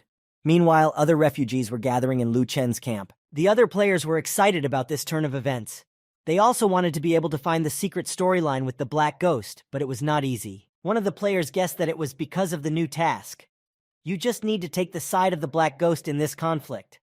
And he ran as fast as he could to offer his services. But the Black Ghost already had one assistant and he didn't need anyone else, so he refused. The player stopped dumbfounded. He couldn't believe that the offer to help worked only for the one who offered it first. Now he blamed himself for being so slow and missing his chance. And the Black Ghost thought to himself that it was extremely beneficial to have a reporter on his side. After all, controlling public opinion is the same as holding a weapon. It's great. He monitored his tasks. At the moment, 3 players caught his eye: Raging Sword, Maple Moon, and Banhidog. This was not a small number at all. Now it was necessary to expand the number of reserve team members. But so far, Black Ghost had only visited 2 villages of newcomers, and there were about 10 more. And the local players are also eagerly waiting for him there. Meanwhile, Balsas carefully observed the events near the city's fortifications through binoculars. He could clearly see that the refugees had gone over to Lu Chen's side. He did not understand why and how this happened. Lu Chen's soldiers were helping the refugees to get comfortable in the camp. Balsas realized that now his opponent had a great trump card at his disposal. This meant that things could end badly for him. Balsam was also very angry with the Black Ghost. After all, he said that he was just passing through the village, but in fact, as it turned out, he came to help Lu Chen. He had a cowardly, spontaneous thought that it would be a good idea for him to run away with his soldiers. After all, his opponent was unlikely to pursue them, and then someone interrupted his chaotic thoughts, saying that the battle had not yet begun at all, and he was already looking for ways to retreat and escape. It was Xiao Jui. He grabbed Balsas by the arm and warned him against rash actions. He also reminded him that he hadn't forgotten what Alumera had instructed him to do. But Balsas was very frightened that half of the refugees had gone over to the other side. In addition, the Black Ghost was now against them. Xiao Jui replied that Alumera had never been afraid of any battle, and said that Balsas should order his men to prepare for battle. He suggested that his bodyguard personally deal with the Black Ghost. Then he turned to his bodyguard and said that he was leaving the Black Ghost to him. The bodyguard was ready. Balsas could not calm down. He was very worried. He hoped that Xiao Jui's bodyguard would be able to deal with the monster himself. That's what he called the Black Ghost. But Xiao Jui was more confident. He said that not all the refugees had betrayed them. He ordered them to mobilize. He believed that they were strong enough to fight. He also gave the order to prepare a car in case their soldiers failed. Then, they would have the opportunity to retreat in this car. In Lu Chen's camp, everyone was ready to start the battle. Soldiers with loaded weapons were standing around the perimeter. Lu Chen was also monitoring the situation through his binoculars. He saw that Balsas and his men had decided to stay, so the battle could not be avoided. He ordered everyone to tell him that they were leaving in 20 minutes. Lu Chen also thanked the Black Ghost for solving the refugee issue. However, he was worried about whether the refugees would obey his orders. In general, he was surprised that such an influential person was interested in him. Banhidog was eavesdropping on the conversation. He was hiding behind a tree. He paid special attention to the words about an influential person. It seemed to him that this was another clue to the identity of the Black Ghost. At that time, the Black Ghost told Lu Chen that the refugees would definitely listen to him. There was no need to worry about it. And so the battle began. Lu Chen's soldiers shot skillfully and killed many of the defenders of the city of Green Valley. In the end, it was very easy for them to cope with that task. The refugees who came over to their side were also a help. The Black Ghost saw that the battle was won, yawned, and decided to go to rest. And then everyone around him heard someone from above calling the name of the Black Ghost.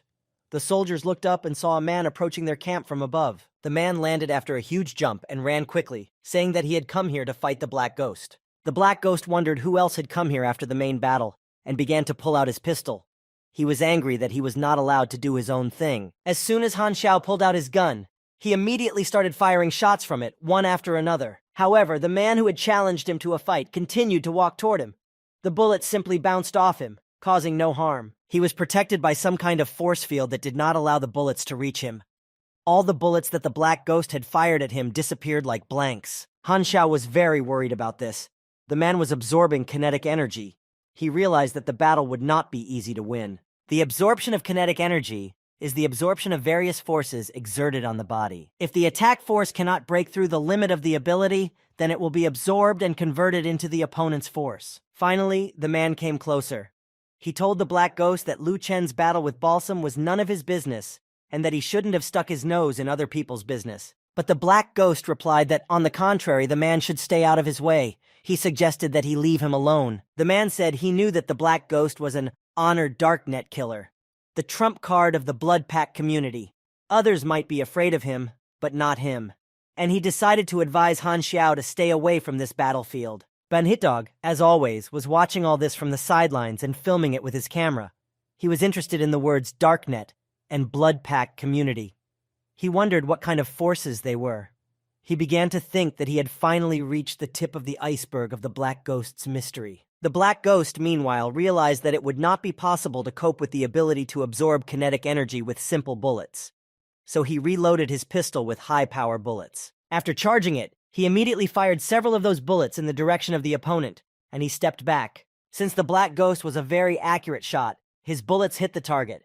His opponent was about to retreat a little further. Suddenly, a dirty green cloud rose up around him. He realized that the Black Ghost had used poison gas bullets against him. But this did not alarm him either. He said that it was child's play for him, and he rushed to attack again. The Black Ghost could not see what was happening behind the poisonous smokescreen that he had created with his Haima balls.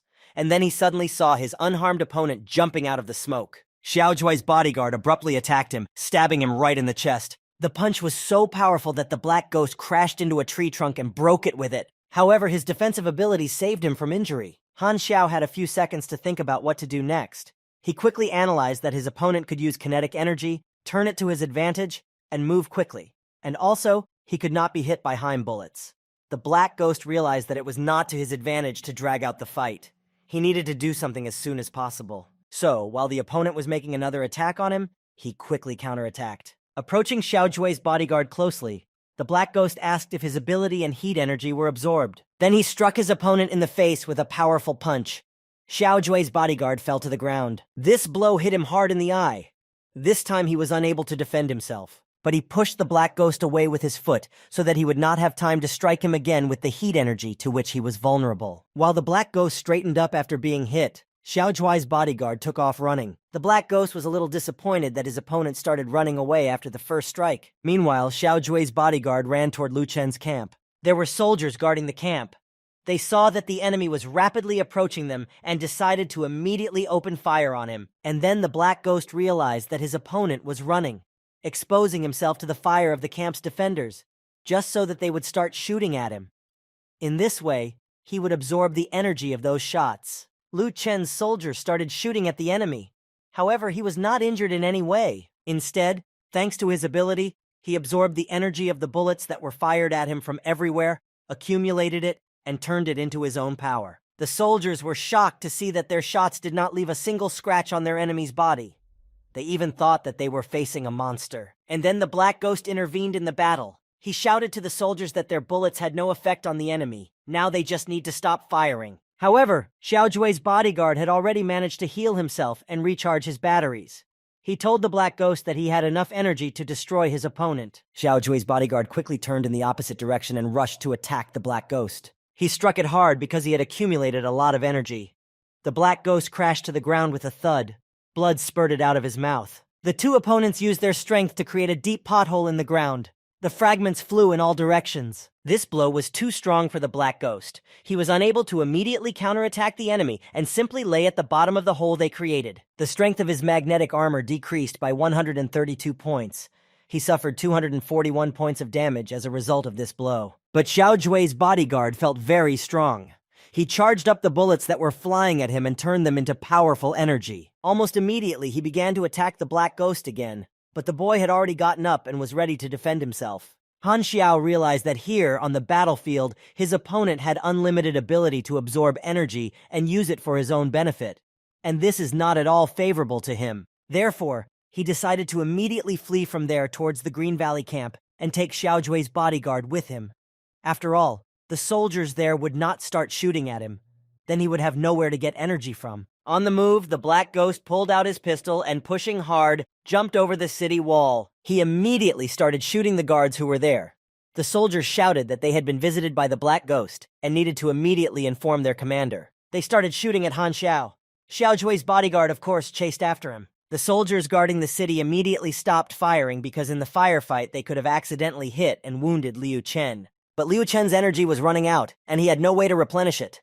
No one was shooting at him. His kinetic energy ability was useless here. He needed to defeat the Black Ghost before his energy ran out. The Black Ghost landed on the wall and covered his eyes with his hand.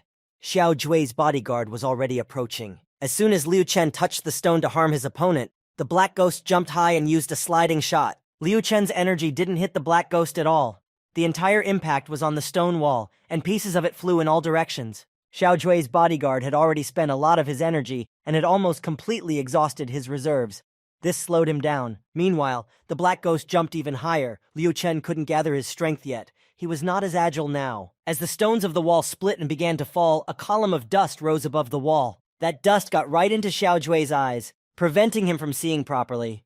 This was exactly what the Black Ghost was counting on. Liu Chen was trapped in the dust from the broken stones. He closed his eyes and began to cough, as the dust particles also prevented him from breathing freely. This was a real chance for the Black Ghost to win. He used Burning Will, a reset. He abruptly approached Liu Chen and hit him in the face with his gloved hand. He, of course, did not have time to defend himself. Liu Chen ran out of energy to continue fighting the Black Ghost. He fell to the stone floor of the city wall. Now Xiao Jui's bodyguard had experienced firsthand that the Black Ghost was a very strong warrior. And of course, the fall of Green Valley was only a matter of time. Liu Chen coughed up blood. He had almost no strength left. He needed to inform his master that things were very bad. He began to run away from the wall toward the city, pulled out his radio and began to report on the run that he had failed in his task, so he would speak briefly. He proposed his escape plan. He would personally distract the Black Ghost to lure him away from the Green Valley. In the meantime, his master must flee quickly. Xiao Jui's bodyguard was well aware that he himself might not return after such a battle. He also told his master about this. Therefore, he asked Xiao Jui to take care of his family if this happened. So, the entire Green Valley command gathered together, got into their cars, and drove away from the city. No one pursued them. Balsam realized that Xiao Jui's bodyguard, Liu Chen, had failed to deal with the Black Ghost.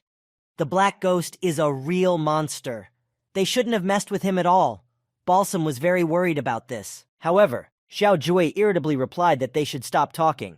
At least they would be able to escape the city. But Balsas was still very worried. He was afraid that their escape would be noticed, and they would be chased. And then the Black Ghost would catch up with them. Xiao Jui said that Liu Chen was storming the Green Valley, and accordingly the Black Ghost had no time to catch the fugitives. He is storming along with everyone else. Suddenly, Balsas saw through the window that the Black Ghost was rapidly approaching them. Han Xiao pulled out his pistol and started shooting at the fugitives. He couldn't let them just run away. After a few shots, the car stopped, unable to continue. Smoke was billowing around. The driver fell out of the car. Balsas was still alive. He was coughing a lot. It was hard for him to look because everything around was covered in dust and smoke. The commander of the Green Valley tried to get out of the shot car, but he was immediately met by the Black Ghost, who pointed his gun at him and smiled ironically. Balsas began to accuse him of lying. He said that the Black Ghost had deceived him when he said that he was just passing through the Green Valley. In fact, he had long since conspired with Liu Chen. To such accusations, the Black Ghost replied that it was all just a coincidence. However, Balsas did not want to believe that the Black Ghost's words were true. He said that he already knew he would not survive and asked the Black Ghost to kill him. The Black Ghost began to pull the trigger of his pistol if Balsas would forgive him for doing so. Then he shot him in cold blood at point-blank range. Han Xiao thought that at least Balsas had some courage left. After the murder, he calmly walked away, but suddenly something disturbed him. He turned sharply in the direction where the sound came from and pointed his pistol there, ordering no one to move. Xiao Jui looked out from behind a tree, frightened. He raised his hands and began to beg for mercy from the Black Ghost. The Black Ghost was a cold-blooded killer. He asked Xiao Jui why he should let him live. Let him give him at least some reason to do so. Xiao Jue covered his head with his hands, twisted like a shrimp, and told the black ghost that he could give him a lot of money. He could also recommend him to the Illumer family. The black ghost still did not lower his gun. He saw a piece of paper peeking out of Xiao Jue's pants pocket, so he ordered him to take it out. Xiao Jue pulled out the piece of paper and said that it was nothing worthy of anyone's attention. However, the black ghost took the paper anyway, unfolded it because it was completely crumpled, and saw that it had his picture on it, and a $5 million reward for his head. This was all offered by the Embryo organization. This surprised the Black Prince. He asked Xiao Jue why he was carrying an advertisement from Embryo in his pocket. Xiao Jue was frightened, and told him that the wanted man Zero was Illumer's second son, who had died long ago. At least he knows this information. But since Embryo had put out such a reward announcement, he was immediately sent to find Illumer's son. The Black Ghost tried to make sense of all the confusion. He is Han Xiao, Zero, the son of the Illumer family. Then he brought the muzzle of the gun closer to Xiao Jue's head and asked him menacingly if he was lying to him. Xiao Jue replied that he would not dare to lie in such a situation. The Black Ghost thought about the fact that he had brothers and sisters. Xiao Jue was even more surprised. He couldn't believe that the Black Ghost belonged to his family, and the Black Ghost was thinking about how he could benefit from his status. At the very least, he could get help from the commander-in-chief of the Alamera of the northern mainland. Having received such valuable information, the Black Ghost did not hesitate to kill Xiao Jue with a single shot directly to the head. He realized that in his situation it made absolutely no sense for him to rely on the influence of Alamera, his family. Meanwhile, refugees who had fought on the side of the city's command gathered near the walls of the Green Valley, and on the wall stood Lu Chen. He addressed the refugees with a message that the battle was over. He guaranteed the safety of their lives and their property for the future. The refugee players realized that their mission had failed. They would not benefit from it. They lamented that they should not have chosen a side to fight on so early. Ben-Hidog decided to meet Raging Sword. He introduced himself and his name, and told his new friend what he was doing. Namely, he creates videos related to this game. Afterwards, he asked Sword of the Storm to tell him something about Black Ghost's past. Swordfire said that the Black Ghost's name was actually Han Xiao. He sneaked a glance at his master and, seeing that he was standing calmly aside and lighting a cigarette, decided that the Black Ghost did not mind his ward telling the other a little bit of his biography. This reassured him, and he decided to provide this information to Ben-Hidog. Violent Sword began to recall what he knew. He said that the Black Ghost had once been in the service of the Star Dragon. However, he did not know any details about this service. Most likely, he knew someone from the Star Dragon's Strategic Defense Department. This information made Ben-Hidog very happy. He was glad that he had asked the Violent Sword for this information. The Black Ghost stood silently by the wall and smoked a cigarette. Suddenly, he heard someone speaking to him. It was Lu Chen. He sincerely thanked the Black Ghost for his help. He frankly said that without him, he would not have been able to defeat Green Valley. He went on to say that the battle was over, and now he didn't know what to do with the refugees. He noticed that they are strange and can resurrect. Now he understood why they were not afraid of death at all. The Black Ghost said that Lu Chen could give them any task he wanted. He advised, for example, that he could use them as mercenaries. To do this, he would only need to pay them decently and nothing else. Lu Chen agreed with this proposal and decided to try to take advantage of it. And then, he said that he was going back to Black Pine tomorrow. So he invited the Black Ghost to go with him and rest there for a while. He added that maybe there he could somehow thank him for his help. The Black Ghost agreed to go to the Black Pine. He also said that he would take his wards with him and pointed to Raging Sword and Ben-Hidog.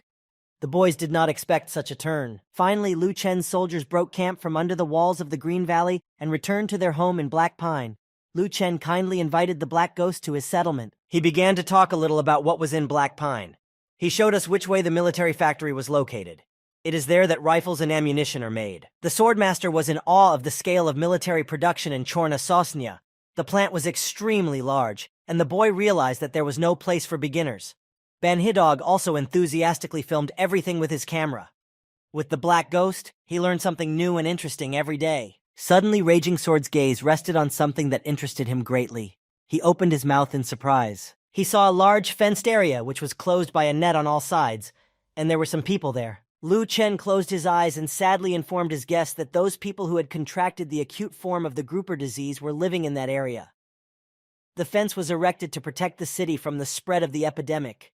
It is a kind of quarantine. The guests noticed this, and the Black Ghost asked if it was the same highly contagious genetic mutation. They saw a scary monster near the grid, which a once ordinary person had turned into. Now it was infected with the grouper disease. This disease caused terrible mutations to its body. As soon as one of the infected approached the grid, specially trained security people in special protective suits shot them down. This mutation was irreversible, so the only way out was to kill the mutant. The grouper disease is extremely difficult to treat and progresses rapidly. To stop its spread, it is necessary to completely isolate the infected from the healthy. The fenced area was constantly disinfected. As soon as a new corpse appeared, the evacuation team in special protective suits quickly packed it in a bag and carried it away on a stretcher. It was hard for Banhidog to watch. He saw sick people being shot in cold blood. But the people of Chorna Sosnya had no other choice. Lu Chen said that at first only 10 people fell ill. But one of them knew he would never recover, so he escaped from quarantine. Because of this reckless act, the number of people infected with the disease increased dramatically to 300. Meanwhile, the Black Ghost was thinking about what task to give the newcomers. Somehow he did not really want to do it. So he decided to look for some more fools, that is, players who would move to the mechanic class. And so a new task appeared in the game. The Black Ghost's wards were excited about it. They wondered if they would receive any reward for the newcomers completing this task. The Black Ghost decided to give them this opportunity. Then Lu Chen approached them. He said that his people had already set the table, so he invited everyone to eat. All 4 of them went to the majestic stone palace, the House of Lords. In the Great Hall, a sumptuous table was set with delicious food. Swordfish and Banhidog immediately attacked the food, for they were already very hungry. They were very happy with the food and praised the cook. Banhidog said that the game had a very realistic flavor. Lu Chen was still worried that he did not know how to repay the Black Seer for his free help in the struggle for the Green Valley. He began to talk again about how he felt very uncomfortable in front of his guest. With that, he handed the Black Ghost his business card with his personal phone number on it and said that he could call him anytime he needed his help. The Black Ghost jumped at the opportunity and said that right now he would like to work in their workshop for a while and also use some of their materials. Lu Chen was glad that he could now repay the Black Ghost in some way and said that he would have his men prepare everything for him. The Black Ghost then explained that the groupie epidemic was a real disaster. In fact, he himself would need to leave, but his friends would stay here and help. At the same time, he patted Raging Sword on the shoulder in a friendly manner, and the latter almost choked on his surprise. He asked the Black Ghost why he wanted to part with him. The Black Ghost replied sharply that the Sword of Violence was talking like a homosexual now, but he told him not to worry, because he was going to come back anyway. And of course he wouldn't leave them without a benefit either. He again issued tasks for his wards. They had to stay in Chorna Sosnya and cope with the pandemic, and also to improve the situation with the camp in general. Banhidog saw that they would be given a lot of rewards for completing this task, so he suggested that they stay in Cornaposa after all. But the Black Ghost decided to leave them there so that they would not interfere with him and spoil his personal effectiveness. After having a good lunch and giving out tasks to his wards, the Black Ghost went to the workshop of the military plant. There he immediately set to work. He had long needed to work on improving his skills as a mechanic. Finally, he did what he had wanted to do for a long time and happily began to look at the result of his work. It was a portable flamethrower called the Sunworm. Its grade, blue, good quality. Rate of fire, 27, 34 per second, fire. Overheating, 60 seconds, maximum extension. Recharge, 20 seconds, range, 7 meters. Output power, 92. Fuel type, flammable liquid fuel. Energy, 210 out of 210, uses 1 point of energy per second. Weight, 9 whole and 4/10 of a kilogram. Additional effect, integration. Thanks to the additions to the fuel box, it is easy to carry. There was one more note that was confusing for the Black Ghost.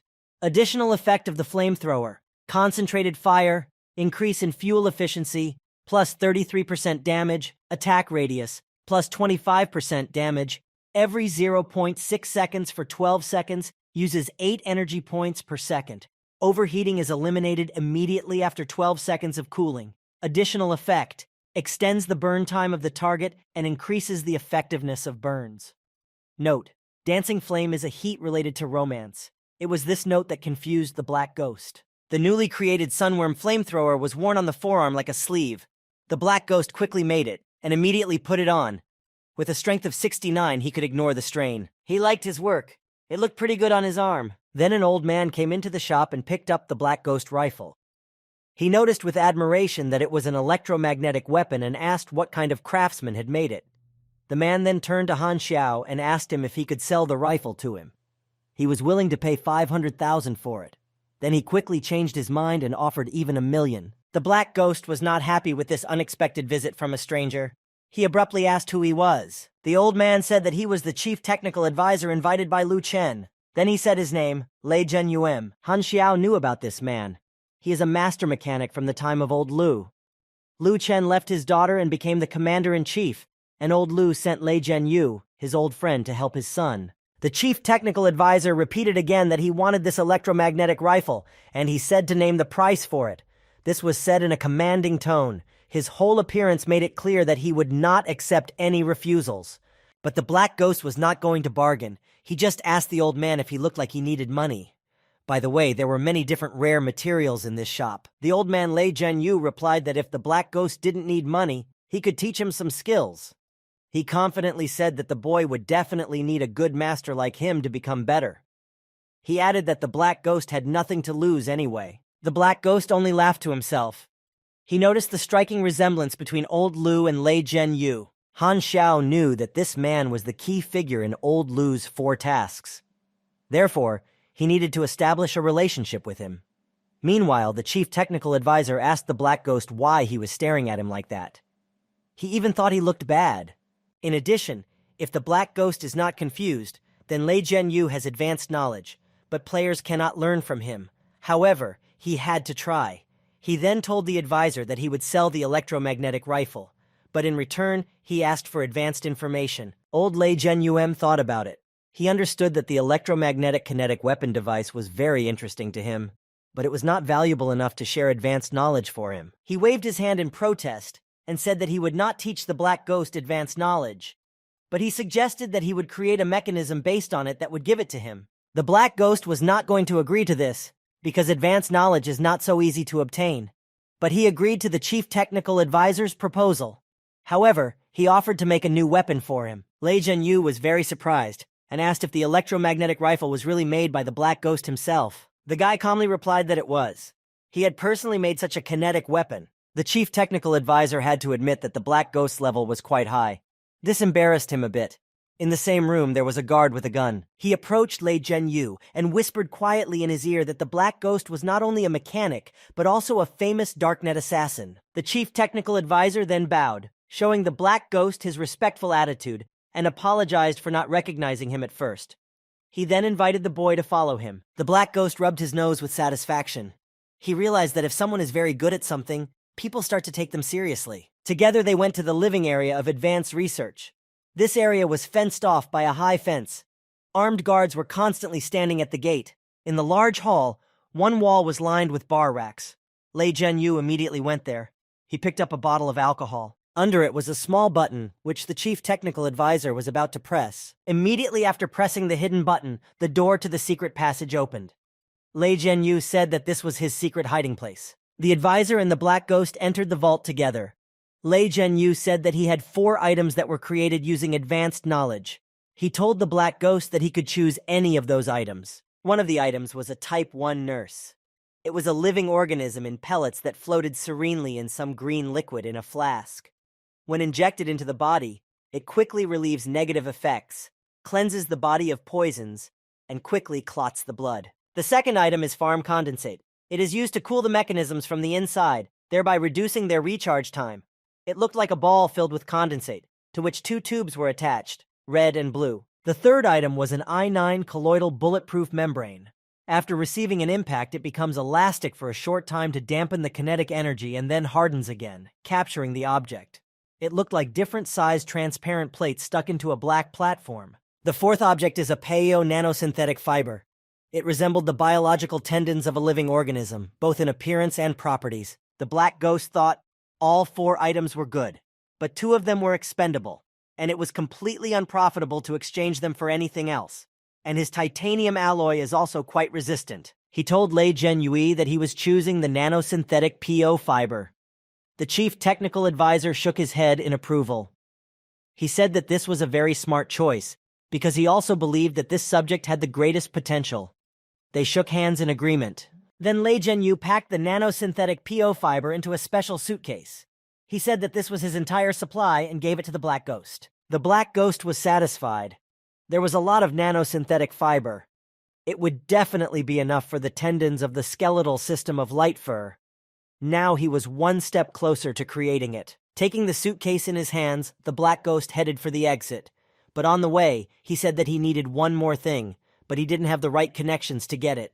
He expressed his hope that Lei Jianyu would help him acquire a Vatra mini reaction furnace. The Vatra is the center of the energy source near the light mech, and it will not be easy for the chief technical advisor to get it himself. He promised to ask around, but it might take months to fulfill the order, and the price would be quite high. To this, the Black Ghost calmly replied that money was not a problem at all.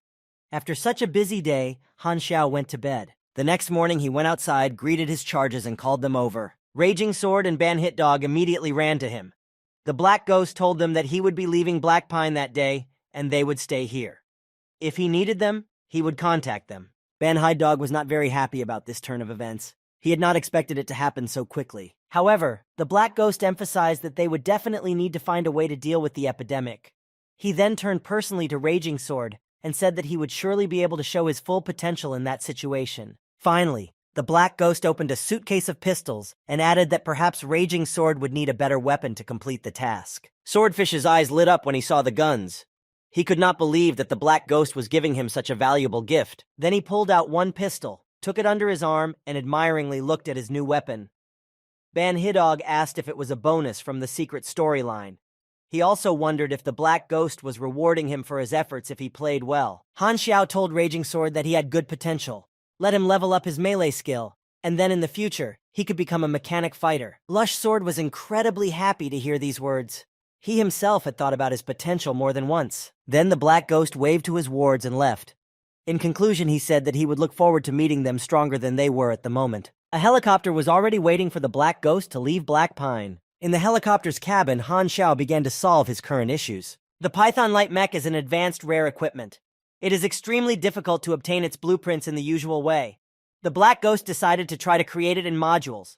This way, he could reduce the risk of failure by several times. So, he started trying to create the blueprints, but he failed. Failure was waiting for him everywhere. But Han Xiao didn't despair because things don't always have to go according to plan. Unfortunately, his experience also came to an end quickly. Now the Black Ghost had to go to the next newbie village as soon as possible to gain more experience. And 10 days ago, there was a certain event in a rookie village on the southern continent. Everyone there was expecting the arrival of the Black Ghost. However, he was delayed. One player asked another if he would go with him to find the Black Ghost in order to learn some skills and buy some equipment. But the player refused because he lacked a certain amount of experience. He said that when he finished his current task, he would go in search of the Black Ghost. In the meantime, the Black Ghost continued to travel from village to village of newcomers and gain experience points. He was pleased with himself, because only 3 villages of newcomers brought him 9,023,000 experience points. Players were a gold mine for him. The Black Ghost was moving up the levels. Now he needed to move on. He really hoped that this time he would be given a simple task. He had a request to spend 894,530 experience points to upgrade to the trainee mechanic level. He will be given a new task to level up. The Black Ghost clicked the confirmation button and was issued a level up assignment. Trainee mechanic, level 15, maximum, reached. Received, plus 120 points of energy, plus 1 point of dexterity, plus 1 point of endurance, plus 4 points of intelligence. Additionally received, 3 points of attributes and 1 point of abilities. The task for advancement, create 5 mechanisms with an energy rating of at least 60 of excellent quality. This knocked the Black Ghost out of his tracks. He could not believe his eyes. Not lower than 60 means that low-level mechanisms are not good.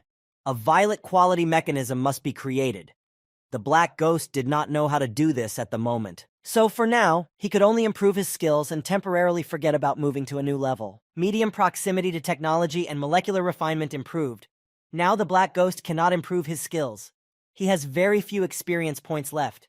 He knew that experience comes quickly and goes just as quickly. He was done with the rookie village in the southern continent for now. Now it was time for him to move on. The Black Ghost thought that there was some hidden task on the western continent, so he decided to go there. So the Black Ghost went to the Fajuian Unification Airport. While he was waiting for his flight, the airport workers were loading his personal belongings. The Black Ghost made sure that they were loaded carefully and periodically made comments to the workers. He said that inside the boxes were very valuable materials that were very expensive. And then his good old friend, who knows how to fly an airplane, came and asked if he was planning to go to the Western continent. He also warned the Black Ghost that the operatives of the Maple and Horde nations would definitely want to meet with a killer like him, and their capabilities there are limited. So he advised the Black Ghost to be as quiet as possible. The Black Ghost only scoffed at this advice and said that he would not be violent on the Western continent. The Darknet stronghold already knew that the Black Ghost was heading to the Western continent. Bennett Anderson was going to invite the Black Ghost to follow up on the implementation of the hideout plan in the Southern continent. But this guy moves like lightning. Mr. Anderson tried to call him, but only listened to a message saying that the caller's device was out of range, and of course there was an offer to call back later. Bennett Anderson knew that the Maple Nation was just a bunch of bureaucrats who understood only power. They refused to provide them with material assistance. But he could ask the Black Ghost to talk to them. Meanwhile, the airplane with the Black Ghost on board took off and was flying across the sky to the Western continent. The boy sneezed loudly. He wondered how it was that he had caught a cold while in a warm airplane. He thought that his players must be remembering him. He read the chat, and there were indeed many players saying that they would die if they didn't meet him, and were very sorry that he didn't come to their continent. By the way, based on the current situation, the NPCs should have already noticed that the players are not ordinary people. So, the alien case will soon begin. As usual, the Embryon organization continued its research activities at the training grounds. One player was lying on an experimental table. He was thinking about the fact that other players were already around level 8, and he had no way to increase his level. He didn't understand why the NPCs locked him in there and conducted endless experiments on him. The guy's name was Electrolux. He had only level 1. His main researcher was Cyberlos, an embryo biologist. Cyberlos was sitting with a notebook and was proofreading something from it. And then a new forced task arose for Electrolux to postpone the operation. The operation immediately began, and biologist Kyuberlos performed it. Electrolux's body was without pathologies. There was no organ in it that could cause resurrection. Disconnection of the respiratory apparatus reduces vital functions. Electrolux did not survive the operation. He died during it. The cause of death, an unforeseen situation. Doctor stood nearby and watched the patient.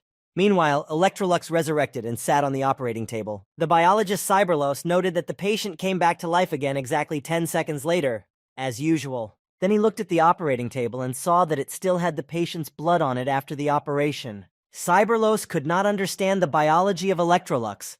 Many experiments were conducted, but nothing concrete was found. He wondered what kind of creature he was looking at. However, Electrolux was just mocking him in his heart, calling him a fool. He was curious to see what the biologist's reaction would be when he learned the truth. He tried to explain to Cyberlos that the world he lived in was just a game, and he was a player in that game. However, the biologist did not want to hear any of this. For him, it was complete nonsense. He remembered well that Electrolux had said the same things under deep hypnosis. Meanwhile, the system was changing Electrolux's words into some strange set of signs so that he could not tell the truth about himself. He realized that the developers wanted the players to become a kind of aliens and integrate into this real world. That is why they are forbidden to disclose information about their world. The head of the embryo organization got in touch with Cyberlos. He asked the biologist how his experiment was going. Cyberlos replied that he still could not understand the nature of the strangeness of the Electrolux. In his opinion, the test subject came from another higher civilization or descended from a new race. He then asked if he could be given more samples. The supervisor replied that if the biologist's assumptions were true, the 6 nations, according to the Treaty on Contacts with Space Civilizations, would contact other civilizations to find out why they sent him here. This will buy them some time. The leader also promised that he would send people to catch more samples and let Cyberlos try to find answers. The plane with Black Ghost on board finally took off for its destination. The Black Ghost realized that for now, he needed to continue to wrap the newcomers around his finger to benefit himself. His task from the Darknet was as follows: to enter the residence of several Maple officials and leave some documents there. The Darknet agent would meet him on the Western continent and hand over the necessary documents, including specific information about the location and information about the Maple officials. The Black Ghost immediately called Bennett Anderson back to ask more specifically about the task he was given to perform. Bennett Anderson replied that there are a couple of rotten officials in Maple who run the finances. They refuse to help the Darknet with funding. They are simply afraid of losing their illegal accumulations. Black Ghost mentioned that the Darknet had asked the leaders of nations to help finance the shelter project. But he asked Mr. Anderson to clarify this information. Bennett Anderson replied that their organization was preparing a large-scale project codenamed Shelter. At first, they planned to launch this project in a year, but the war broke out. so they had to ask for help from all countries, and only Maple refused them. The Black Ghost was happy because he had guessed that the main plot event in the game was the Shelter Project. It would be great for him if he could take an active part in it. So he asked Bennett Anderson if they needed his help. To this, Mr. Anderson replied that the Black Ghost had helped in the battle on the Tedramira River. It was for this that the Star Dragon was the first to agree to support the Darknet, and so the Darknet is indebted to the Black Ghost. He then added that he really needed the Black Ghost's help.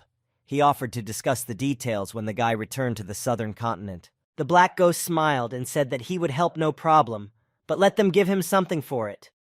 Mr. Anderson liked this solution, laughed, said that the Black Ghost does not change, and that they would talk about it after the boy returned. The Black Ghost saw that there would be no special reward for completing this task, which meant that the task was ordinary, and therefore he would be able to complete it quickly.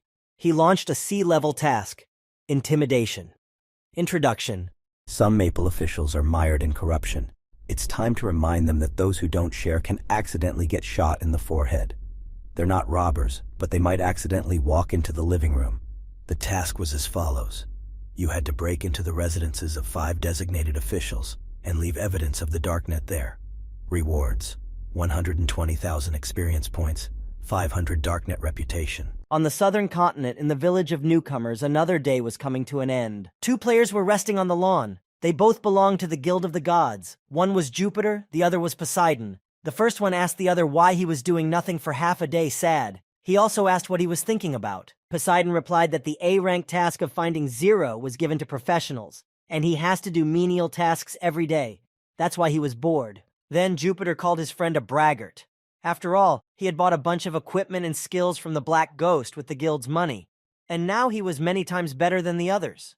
Poseidon smiled smugly and said that it happened because the Black Ghost was on the southern continent at the time. They all saw the guilds on other continents howling with grief. Suddenly, Jupiter shouted and said to see what was being written on the forum.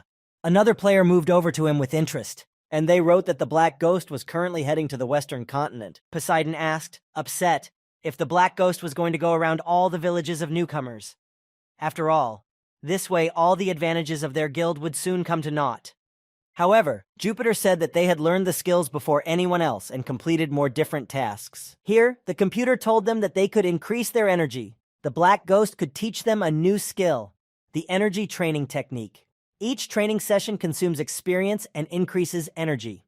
The players knew that the Black Ghost did not teach this on the southern continent. Jupiter thought that perhaps the later the Black Ghost visited the village, the more valuable the skills he taught there. He then said in disappointment that they were now at a complete disadvantage, as other players would easily overtake them. Poseidon was even more sad and said that they were very unlucky. Night fell on the western continent. An airplane with a Black Ghost arrived in the newcomers' village. All the players went to meet the Black Ghost in a crowd. The guy could barely fight them off. Finally, he said that he really wanted to rest now and let everyone come to him the next day. However, the players were not happy. Some of them shouted that they had been standing in line for 2 hours in a row, while others had been standing for 4 hours waiting for the Black Ghost to arrive. And now, they have nothing to do.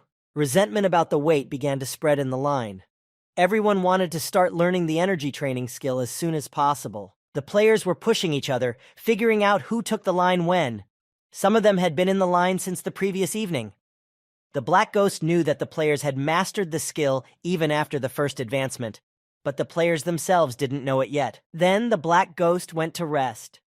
In bed, he was thinking about the fact that he would get experience, while the 10th level players would get skills that were only available at the 20th level. So there was no cheating in it. Suddenly he saw that his ward Banhee Dog had released a new video. The video was called Starsea Research Diary, Black Ghost 1. It already had a lot of views, 5,543,000. It was number 1 in the trends. The video revealed the real name of the Black Ghost, Han Xiao. It was mentioned that there was a time when he worked in the intelligence agencies of the Star Dragon. The Black Ghost did not care that his name was revealed. The exchange of information between players and NPCs is limited, with each side keeping its own. To the Embryo organization, the Black Ghost is known as Zero as Han Xiao, but not as the Black Ghost. The Star Dragon knows him as Han Xiao and Zero, but they are not at all sure that he is the Black Ghost as well. As for the players, they know him as Han Xiao and the Black Ghost who once served in the Star Dragon, but they are completely unaware that he is Zero. and this is unlikely to change in the near future. But to the Darknet, he is only the Black Ghost. Han Xiao was satisfied with this state of affairs because there was no way they could catch him, because the initial problem was created by Zero. Later in the video, Banhidog showed how the Black Ghost goes around the villages of newcomers. And so he took this as proof that the Black Ghost is the leader of the newcomers. Han Xiao liked the fact that Banhidog chose this topic to cover. Thanks to this video, his popularity increased significantly. Now players are interested in what Black Ghost offers, but they lack interaction with the game's plot. Only when they get closer to him will they have a desire to search for him on their own initiative. After reading the chat and watching Banhidog's video about himself, the Black Ghost wrapped himself in a blanket and soon fell asleep. Early in the morning, as soon as the sun began to rise, players gradually began to gather near the house where the Black Ghost was staying. They had no patience. They wanted to pay the Black Ghost as soon as possible. That is, to pay him and to acquire a new skill. The players started banging on the door of the house unceremoniously. Meanwhile, the Black Ghost's morning began with great news. He had one unread message from Lei Zhenyu. It said that the campfire stove that Black Ghost had ordered was ready. It also included the seller's number. The Black Ghost immediately called the number and asked when he could pick up the product. The seller replied that it could be picked up in 3 days, and he would send the coordinates later. Han Xiao got the money and the seller got the product. And then the Black Ghost heard someone knocking loudly on his door and shouting that the sun had long since risen, but he was not there yet. The guy's phone vibrated again. A new message came from an unknown number. It read, Severus, a town near the border of the Horde. So the Black Ghost had 3 days to spare, which was a lot. Now he needed to calm the impatient crowd that had gathered outside his house. In 3 days, the Black Ghost was ready to leave for the border town of Severus. The sniper was already ordered to take his place, wait for the target and keep everyone informed. As soon as the target appeared, the sniper was to shoot to kill. The leadership suspects that the target is connected to a political financial organization, but they need proof. He is quite insidious, so we need to remain extremely vigilant. The sniper was Special Agent Meg. He acted as insurance that the mission would be completed. Therefore, Meg had to be ready to shoot. The sniper took his position. It was raining heavily that day. There were several people at the closely guarded border who wanted to come to Severus. The Black Ghost also arrived here. He was sitting in his truck waiting for his turn to be checked. Finally, a border guard came up to his truck and asked to see his ID. The Black Ghost handed him his documents for inspection and put several $100 bills under them. The satisfied border guard said that the Black Ghost could go on and happily put the money in his breast pocket of his uniform. Thus, the Black Ghost entered the city of Severus without any obstacles. He was wearing a black cloak with a hood. Since it was raining outside, the boy's outfit did not raise any suspicions. However, such terrible, unpleasant weather irritated the Black Ghost. He wanted to find a nice place to take a bath as soon as possible. He thought about it and lit a cigarette. He went first to a coffee shop. It was there that he arranged to meet the seller. However, the Black Ghost was very vigilant and carefully examined everyone around him. He didn't like something here. Something was wrong. In one corner near the window, he saw a man holding an open newspaper in front of him, but he didn't even look at its contents. Then he noticed a woman sitting at the bar. She had an open laptop in front of her. She was acting very tense and hadn't even taken a sip of coffee. The Black Ghost realized that someone was watching the coffee shop, but he didn't know who it was, whether it was the seller or some third party. Han Xiao exhaled. His life is such that every day is a new adventure and it doesn't get any easier. But the fire stove is the core of the mech. Therefore, he would have to take some risks for it. He decided not to guess ahead, but to get his bearings on the spot. And then the seller of the goods for which the Black Ghost had come came. He was dressed in a black coat, wrapped in a shish kebab, and his head was covered by a hat. The kebab even covered part of the seller's face.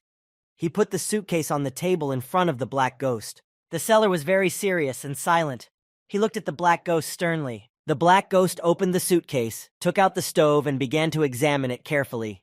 He was satisfied with the product, noting its good quality. He also saw that the battery did not deteriorate. After the inspection, the Black Ghost told the man in the coat that everything was fine and that he had already transferred the money. And then he decided to give one more little hint as a friend. He quietly said that they were definitely being followed. He doesn't know who these people are. Suddenly, the Black Ghost stood up abruptly and began to run away from the coffee shop. He also told his partner to run away. Then the shopkeeper quickly looked around and decided to flee through the window, breaking the glass. Then he jumped out into the street and started running. The police were already standing outside the coffee shop. The police immediately opened fire on the fugitives. Their work was complicated by the fact that the fugitives were divided. There were people everywhere in the street. The Black Ghost ran among them, not paying attention. Bullets flew after him. People began to wonder why the NPS opened fire in the open. Then the Black Ghost stopped for a moment, turned around, pulled out his pistol, and started shooting back. With a few shots, he killed some policemen, although they did not believe it would happen. Suddenly, someone's wet hand gripped the Black Ghost's ankle. It seemed to be made of water. The Black Ghost stopped in surprise. He was a little alarmed. This hand belonged to Esper. Esper is a strong special agent of the Horde. Han Xiao couldn't understand why he was sent here since he had only bought a furnace. Then the Black Ghost shot at Esper's water hand, and the enemy's hand spilled and freed his leg. Han Xiao continued to shoot at Esper. He needed to break out of the encirclement and neutralize his pursuers. The rain did not stop falling. The Black Ghost ran down the street with the suitcase with the stove in his hands. The police kept shooting at him. When he turned the corner of a building, 2 more police cars intercepted him. The Black Ghost wondered why a special agent had been sent after him, and now a special unit. And there was no end in sight. The seller of the stove, with whom the Black Ghost had a business meeting, managed to escape and avoid being pursued. The management was very unhappy with the work of the police and special services. The boss slammed his fist on the table with great annoyance. He gave an order to all his subordinates not to miss at least one customer. It was still unknown what the purpose of the manhunt was. Sniper Meg was ordered by his boss to kill the Black Ghost. The soldier accepted the order and carried it out. First of all, the Black Ghost had to get away from his pursuers and then find a hidden place to change his image. Suddenly, a sniper shot at him from the roof of the building opposite. The bullet hit Han Xiao. Several more shots rang out. The Horde sniper knew his job well. The bullets flew one after another. These powerful shots stopped the Black Ghost. Some of the bullets hit him. He fell to the ground. The sniper was a 56th level master gunner. The Black Ghost managed to run into such a strong opponent. The leader ordered Sniper Meg to capture the Black Ghost alive. The sniper replied that the boss shouldn't worry because he knew the right amount. Meanwhile, the Black Ghost got up from the ground and began to climb up the building. From time to time, he was hit by sniper bullets in the body. He could see that the sniper was shooting from a high place, so he needed to get out of his range as quickly as possible. And the Sniper Meg was laughing at him. He could see that the Black Ghost had his electromagnetic boots on his feet, but he said to himself that they would not save the guy. So he decided to shoot those boots of the Black Ghost first to prevent him from escaping. Then he would see how the guy would run after that. The shots hit the target exactly. The sniper was really a high-level marksman. The bullets followed the Black Ghost's every move. But the sniper saw that his bullets did no damage to the Black Ghost's electromagnetic boots. He concluded that these boots were armored. So he decided to make another super powerful shot, which he thought would not be able to withstand any armor, but would turn into papier-mâché. The Black Ghost heard the sniper make a strange shot, so he turned around and saw a powerful projectile approaching him. Since Meg's sniper was shooting very accurately, the shell hit its target. The explosion fell right under the Black Ghost's feet. The force of the explosion threw the Black Ghost several meters away, but he did not let go of the suitcase with his purchase. This powerful blow caused him considerable damage. He stopped again and coughed. The sniper was watching from above. He was surprised that the Black Ghost could withstand such powerful blows. He used all his rifles in turn. The sniper was wondering how much longer the Black Ghost would last in that meat grinder. The shots came one after another. Stones were falling everywhere and smoke was rising. The sniper got a taste of his work. He was so engrossed in his shots that he forgot that he had been ordered to leave the Black Ghost alive as a witness. Meg was sure he had killed his opponent. He thought that as a result of his attack, he would only bring the enemy's corpse to the leader, but at least that's what he thought. But the Black Ghost used the field repulsor skill. Out of all the smoke created by the sniper's shots, he suddenly jumped out and stood right in front of his opponent. The sniper was shocked that the Black Ghost managed to survive his attacks. Meanwhile, the Black Ghost pulled out his sniper rifle and aimed it at Meg, saying that now was his time. Right in front of the enemy's face, he fired a powerful shot and pierced his opponent's body. The guy did not manage to kill the sniper, but he destroyed Meg Leslie's synthetic ceramic bulletproof vest and inflicted 772 points of damage to the sniper. Meg Leslie is in moderate bleeding condition. He will lose 5 health units every 60 seconds. Currently, Meg Leslie has the status lightly injured.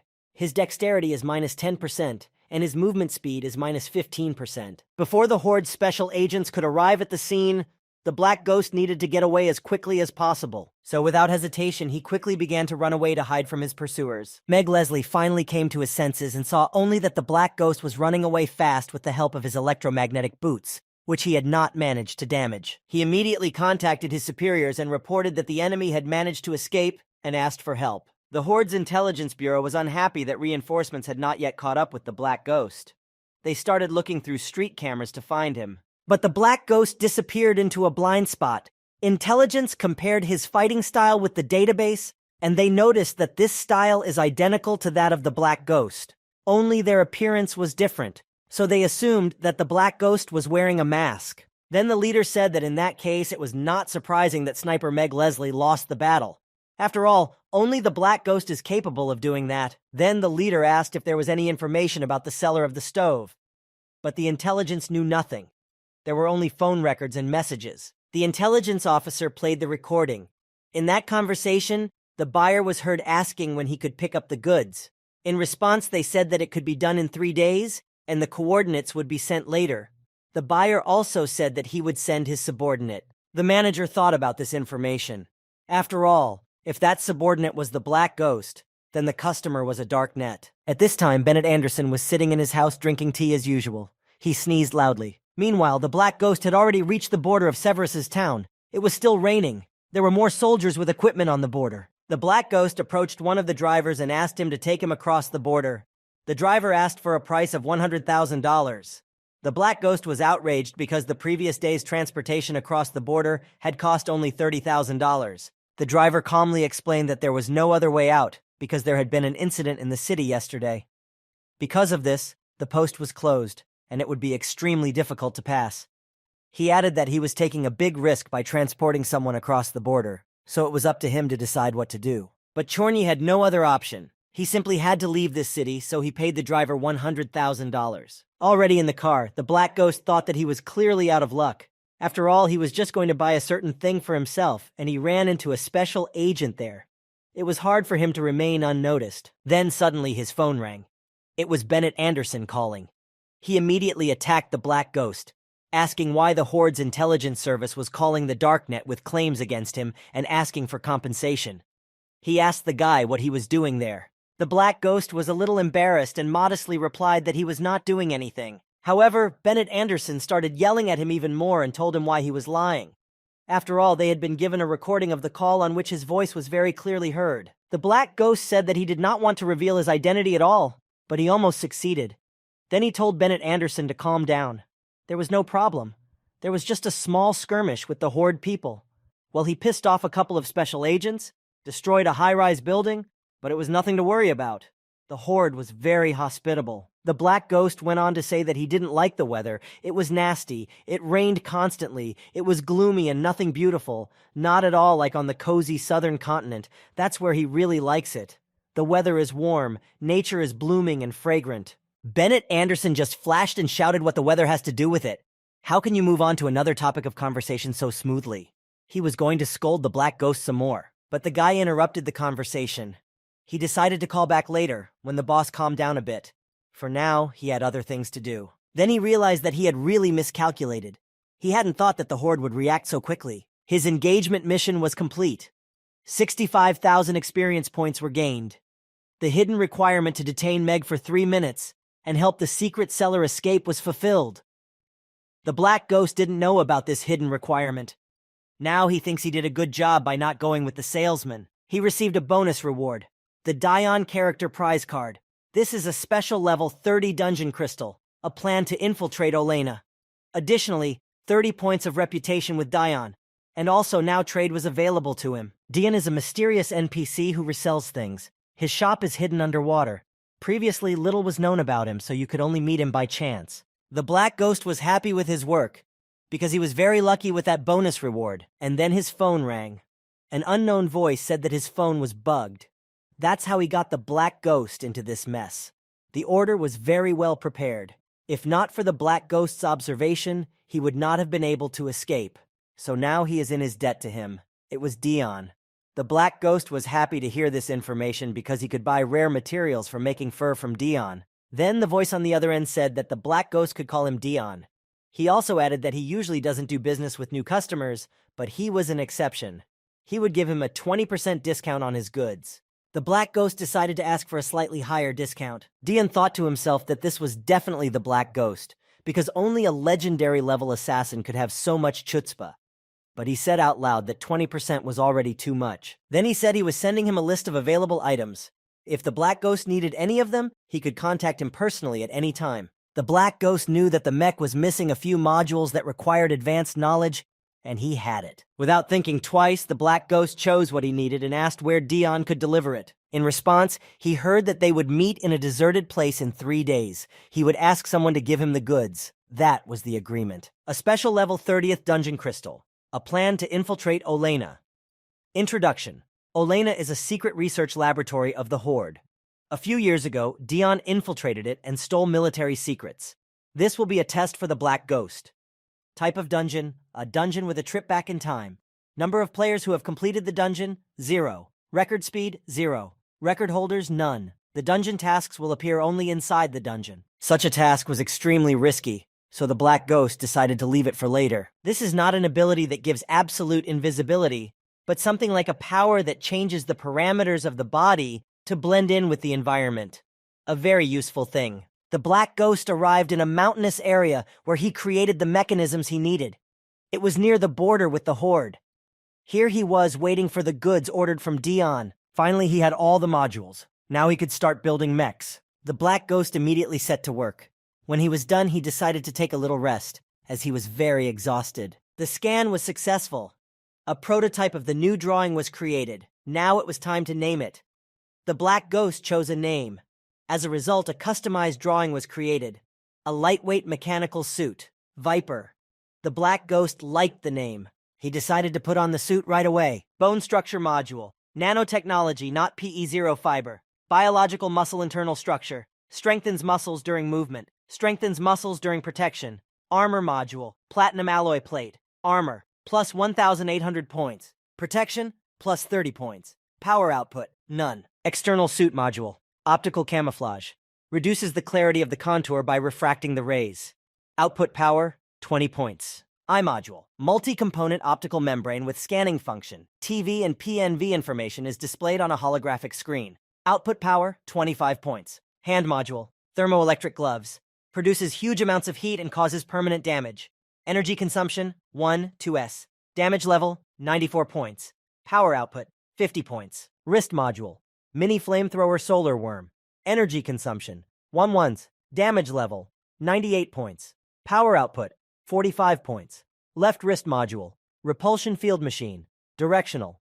Releases repulsive energy in an arc of 150 degrees at a distance of 20 meters. Recharge. 30 seconds. Energy consumption. 10 per use. Output power. 60 points. Leg modules. Electromagnetic boots. Energy consumption. 5 per minute. Power output. 30 points. This suit completely covered the body of the Black Ghost. Every detail of it was carefully thought out. The boy was extremely pleased with his work. The mechanical suit was complete. For long-range combat, he has a rifle. And for close combat, this suit. Now his combat power has increased by an order of magnitude. Armed in this way, the Black Ghost went to the Lapotter area. Lonely animals roamed the deserted area. There was a kind of devastation everywhere. The local animals were infected with the death virus, which was spreading more and more, and posed a serious threat to all living things. 2 men were watching the situation. If they failed to find a cure for this virus in the near future, the situation would become irreparable. The search party that had been researching the virus stopped communicating as soon as they reached the mountain valley ahead. The men realized that they were running out of time, so they had to hurry. The Black Ghost also arrived in the area of Lapotter. He saw a lot of animal skeletons around him. The neighborhood also smelled very bad. So much so that he wanted to cover his nose. The air in this hellish place was saturated with poison. So the Black Ghost decided to put on his newly created fur costume. It would be safer for him to wander around that area. Wearing the protection, the Black Ghost felt much more comfortable in the area. At one time, when creating the fursuit, the Black Ghost installed a filter element and a thermal constant on it. And it was a very smart decision. All sorts of monsters roamed the desert terrain. The Black Ghost landed in the middle of them. The monsters noticed him, but they were quite weak. The Black Ghost decided not to even waste mech energy on them. He simply turned on the invisibility mode. He realized that in this mode, a high-level enemy could see him, but these monsters could not.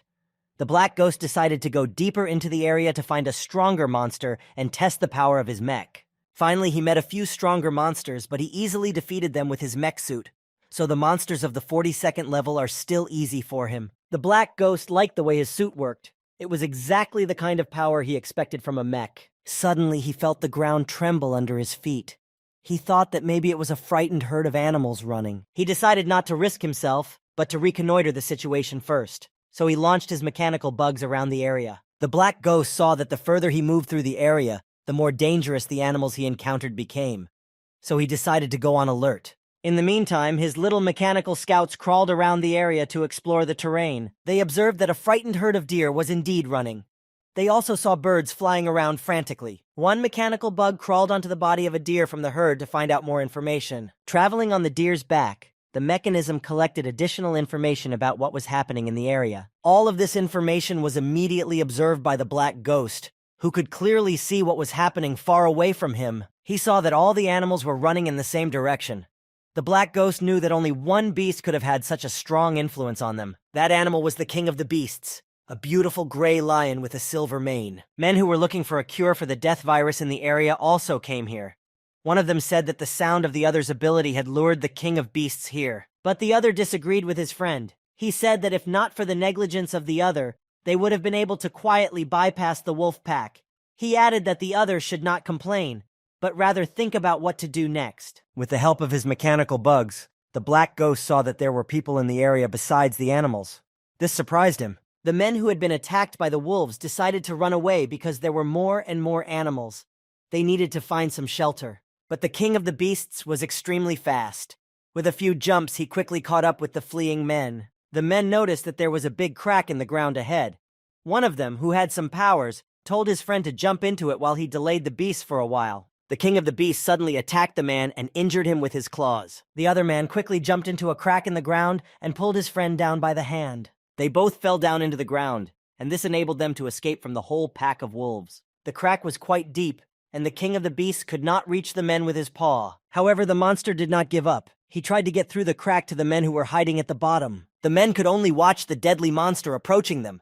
They were mentally saying goodbye to their lives. The wounded man said that now he was only a burden to both of them, so he suggested that his friend run away, and he would stay as bait for the monster. Suddenly, they heard the sound of a gunshot and realized that someone had come to their aid. The king of the beasts roared in pain and gave up his attempts to slip through the crack into the ground to his victims.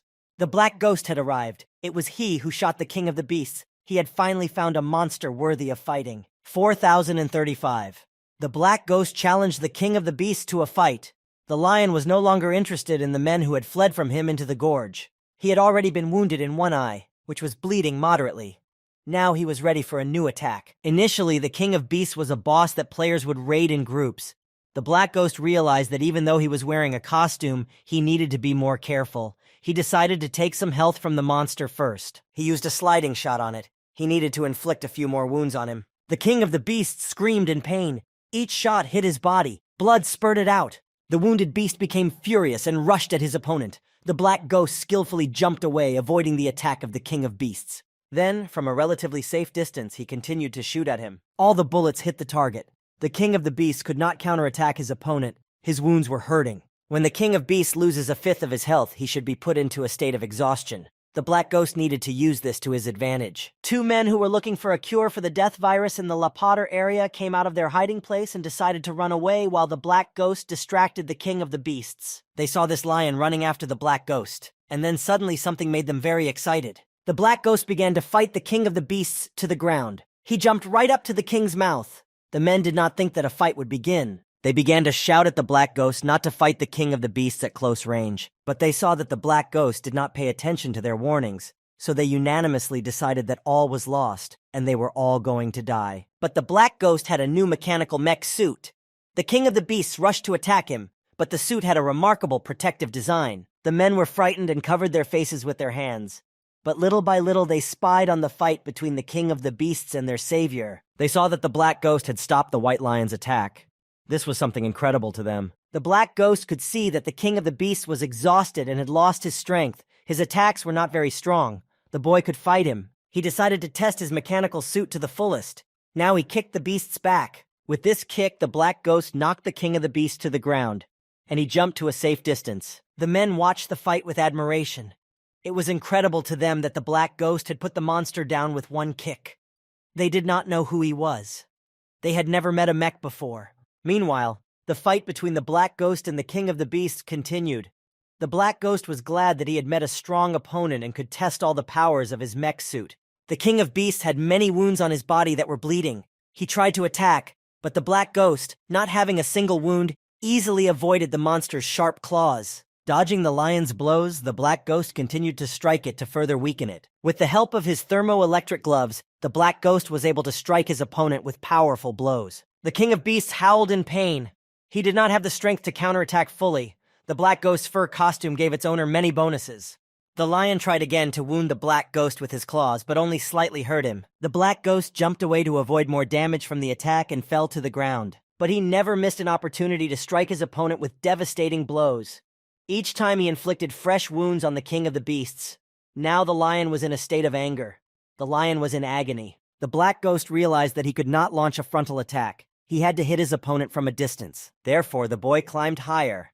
The King of the Beasts roared from his weakness. He could not jump high enough to attack. The Black Ghost tried to get as far away from the enemy as possible. The Beast King was unable to even slightly hurt his opponent. Han Xiao decided to retreat behind a rock. In a few big jumps, he climbed to the top of the mountain. The King of Beasts could only watch him. Now the Black Ghost decided to use the Burning Will, a reset. He pointed his rifle at the enemy and took aim. Then a shot rang out, and the King of the Beasts fell dead to the ground. The men who were searching for medicine in the La Potter area and watching the great battle were incredibly shocked to see how the Black Ghost had managed to defeat the lion. The defeated King of Beasts lay on the ground. His lifeless body was bleeding. The Black Ghost, on the other hand, was not injured at all. This time, his ability increased the damage by 4 1/10 times. Finally, the King of the Beasts was finished. The Black Ghost cut out a huge heart from the lion. He had succeeded in getting it. Having defeated the King of the Beasts, he got a special object, a mutating heart. Han Xiao carefully put the heart into a special container and then into a suitcase. The potion forever increases the attributes of the person who took it. The men who were looking for a cure for the death virus in the area sincerely thanked the Black Ghost for his help. They told him that they had come to this forbidden zone to save the search party. They were looking for a way to resolve the issue with the virus, but had stopped communicating. Then they hopefully asked the Black Ghost if he could help them. The Black Ghost looked into his computer.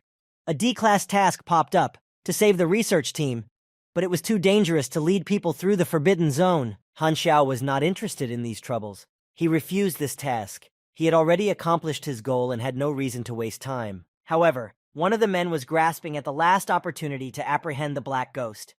He said that these men, who were part of the research team, had put themselves in danger to stop the disaster.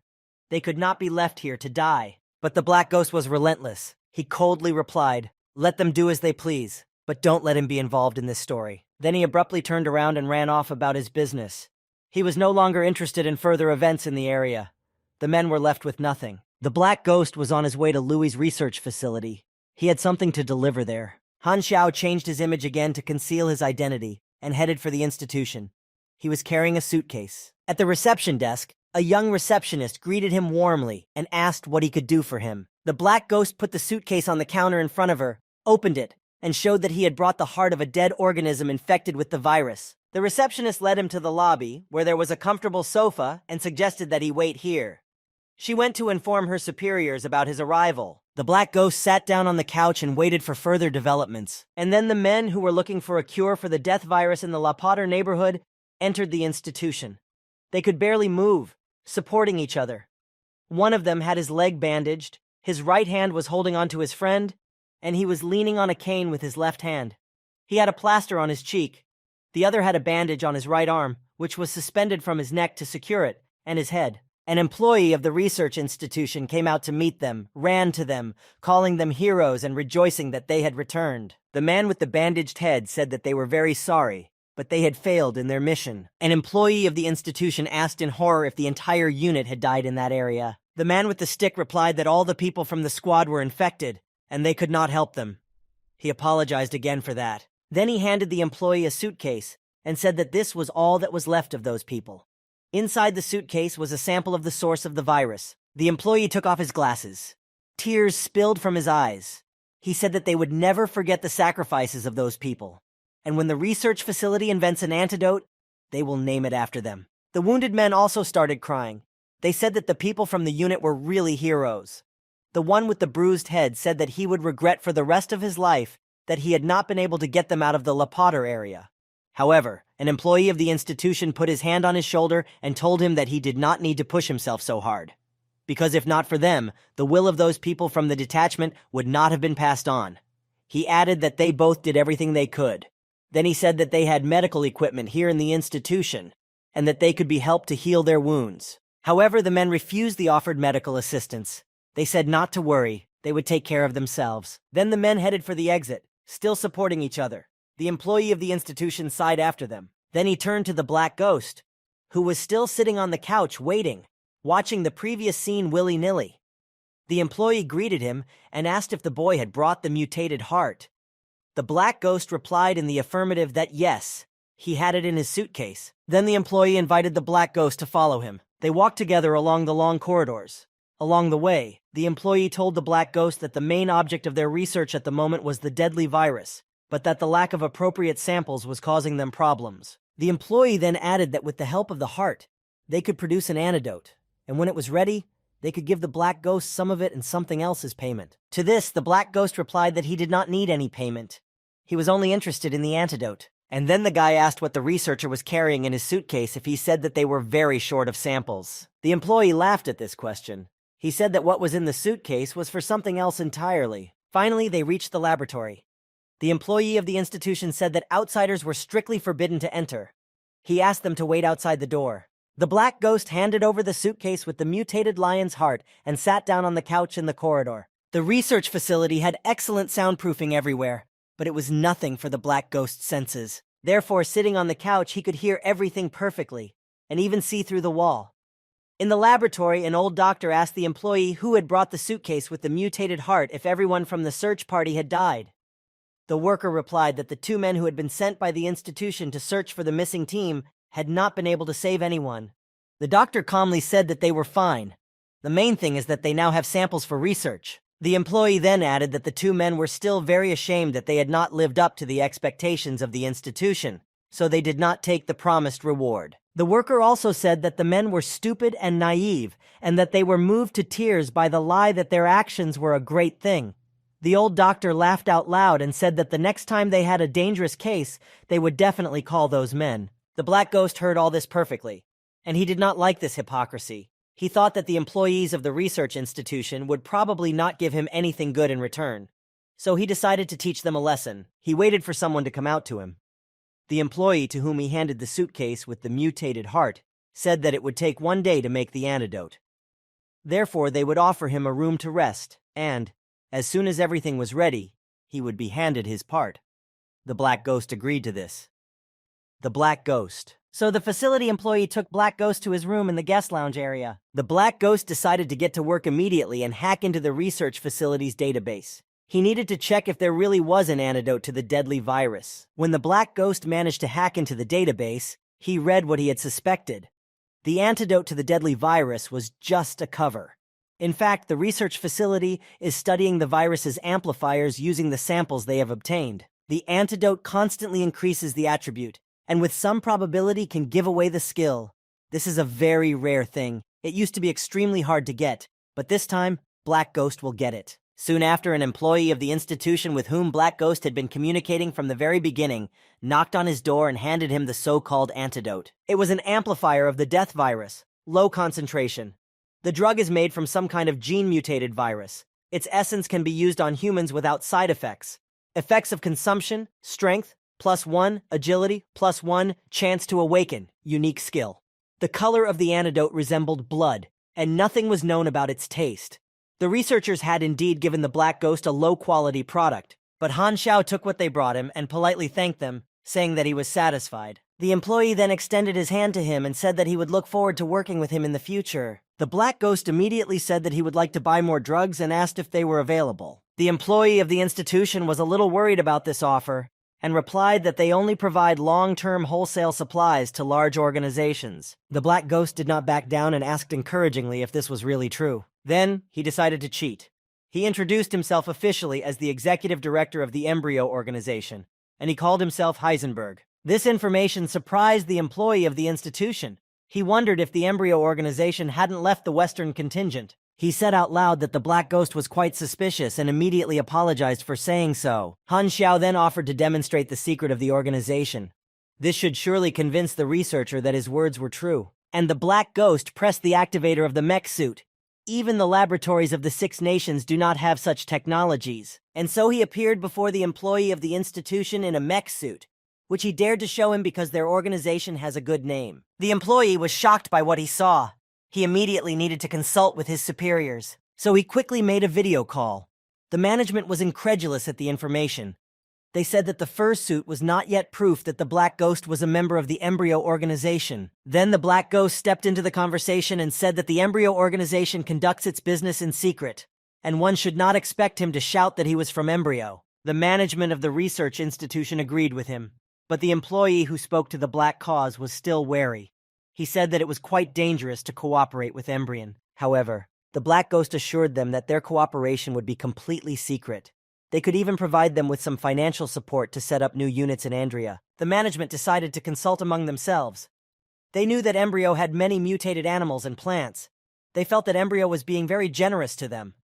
This offer is very favorable for them. So the leaders of the institution decided to take the Black Ghost to the room with the experimental samples. The Black Ghost took off his fur costume and went to see what was actually being researched in this institution. First, he was taken to the exhibition hall of medicines. An employee of the institution asked the Black Ghost how much medicine he needed. The Black Ghost began to look at all the specimens in order. Having examined everything well, he said that he needed a little bit of everything.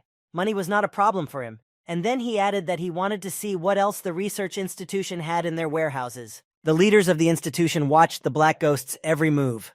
They were excited about the fact that they were about to receive a huge order. So they called the employee who had been leading the Black Ghost around the facility and told him to sign a contract with him as soon as possible. After receiving this order, the employee briefly told the Black Ghost that they had enough stock. After the buyer made the payment, all the items from his order would become his property. But the Black Ghost stood his ground. He emphasized that he would make the payment only after he had seen the goods in the warehouse with his own eyes and checked their quality. However, the employee of the institution said that he shouldn't worry about the quality of their products. They were fully responsible for it. Then he took one of the tubes out of the safe and offered the Black Ghost to personally verify the quality of this product. He added that they would not dare to deceive him, but outsiders were strictly forbidden to enter the warehouse. The Black Ghost checked the contents of the test tube. It was an amplifier. It added 3 points of strength and lasted 3 minutes. It was not bad. He realized that he would never be allowed to enter the warehouse, but the drugs in the showroom weren't bad either. After waiting for a while, the employee said that he noticed that the buyer liked their product. He decided to continue the sale. The Black Ghost agreed that he liked the product on display, but he still had some reservations. He suddenly found himself back in a fursuit, pointed a gun at the employee, and said that this would be his payment for the goods. The employee only managed to remark in fright that the Black Ghost was just pretending to be a good customer. Han Xiao did not hesitate to confirm the employee's assumption and added that the bullets were real. He then ordered the employee to open all the locked supply cabinets if he wanted to stay alive. The managers were watching all this on their cameras. They saw what happened and ordered the employee not to stand still, but to immediately pull the alarm. The employee of the institution was scared to death. He thought he was being shot at and could not defend himself at all. Finally, he found the button that activated the alarm and pressed it with all his might. Immediately, all the loudspeakers announced that the attacker would not be able to escape. He was completely under their control. The employee of the institution who had been in the exhibition hall with the Black Ghost now recovered a bit and became more courageous. He told the boy that if he wanted to stay alive, he had to lay down his arms and give his name and position. The Black Ghost was surrounded by weapons that were activated by an alarm. If they opened fire, the guns could have turned him into a sieve. However, the Black Ghost was not going to give up. He activated the program launch. And all over the institution, various computer programs began to crash. No one understood what was going on. The system suddenly crashed. In the exhibition hall, as a result of a total failure in the programs, all the cabinets with drugs were opened. A Black Ghost walked past the shelves and gathered everything he needed in a bag. One of the executives frantically ordered the system administrators to immediately fix the system and regain control of the programs. However, the system administrator could not do anything about the situation because the virus launched by the Black Ghost was spreading through the system too quickly. The employee of the institution who accompanied the Black Ghost changed his audacity to fear again. He frightenedly asked the boy to let him live. The Black Ghost answered him menacingly, telling him to stay out of his way and not to bother him, and then he would live. He then added that he was not a psycho who killed for no reason, and he was even ready to cooperate with them, but this time they behaved incorrectly. In particular, he reminded us of the two men who were looking for a cure for the death virus in the La Potter area. They are still heroes, even if they are a bit stupid, but they are decent and brave people. Then the black ghost tied up the sack filled with trophies, threw it over his shoulder, and said that there are fewer and fewer good people in the world. This is why society is rotting. Thieves always get their comeuppance, and this is their punishment. Meanwhile, the manager attacked the system administrator, claiming that while he was dealing with the virus in the computer, the black ghost would escape. He gave the order to lock all the doors so that the security guards could detain him. He also told them to ask Maple for help. The black ghost was extremely annoyed that he was being obstructed, so he threw himself against the wall with all his might, since the door was locked, and broke through it. Having thus escaped from the exhibition hall, the black ghost ran as fast as he could through the corridors, looking for a way out of the institution. But then the guards of the institution stood in his way. They ordered him to stop on the spot and surrounded him. They had only sticks as weapons. They did not pose any threat to the black ghost. Therefore, he easily dispersed them in different directions and escaped through the gate from the premises. While running away, the guy laughed that a bunch of nubbins wanted to detain him. The manager was completely dissatisfied with this course of action, angry at the weak guards and angry that help from Maple had not yet arrived.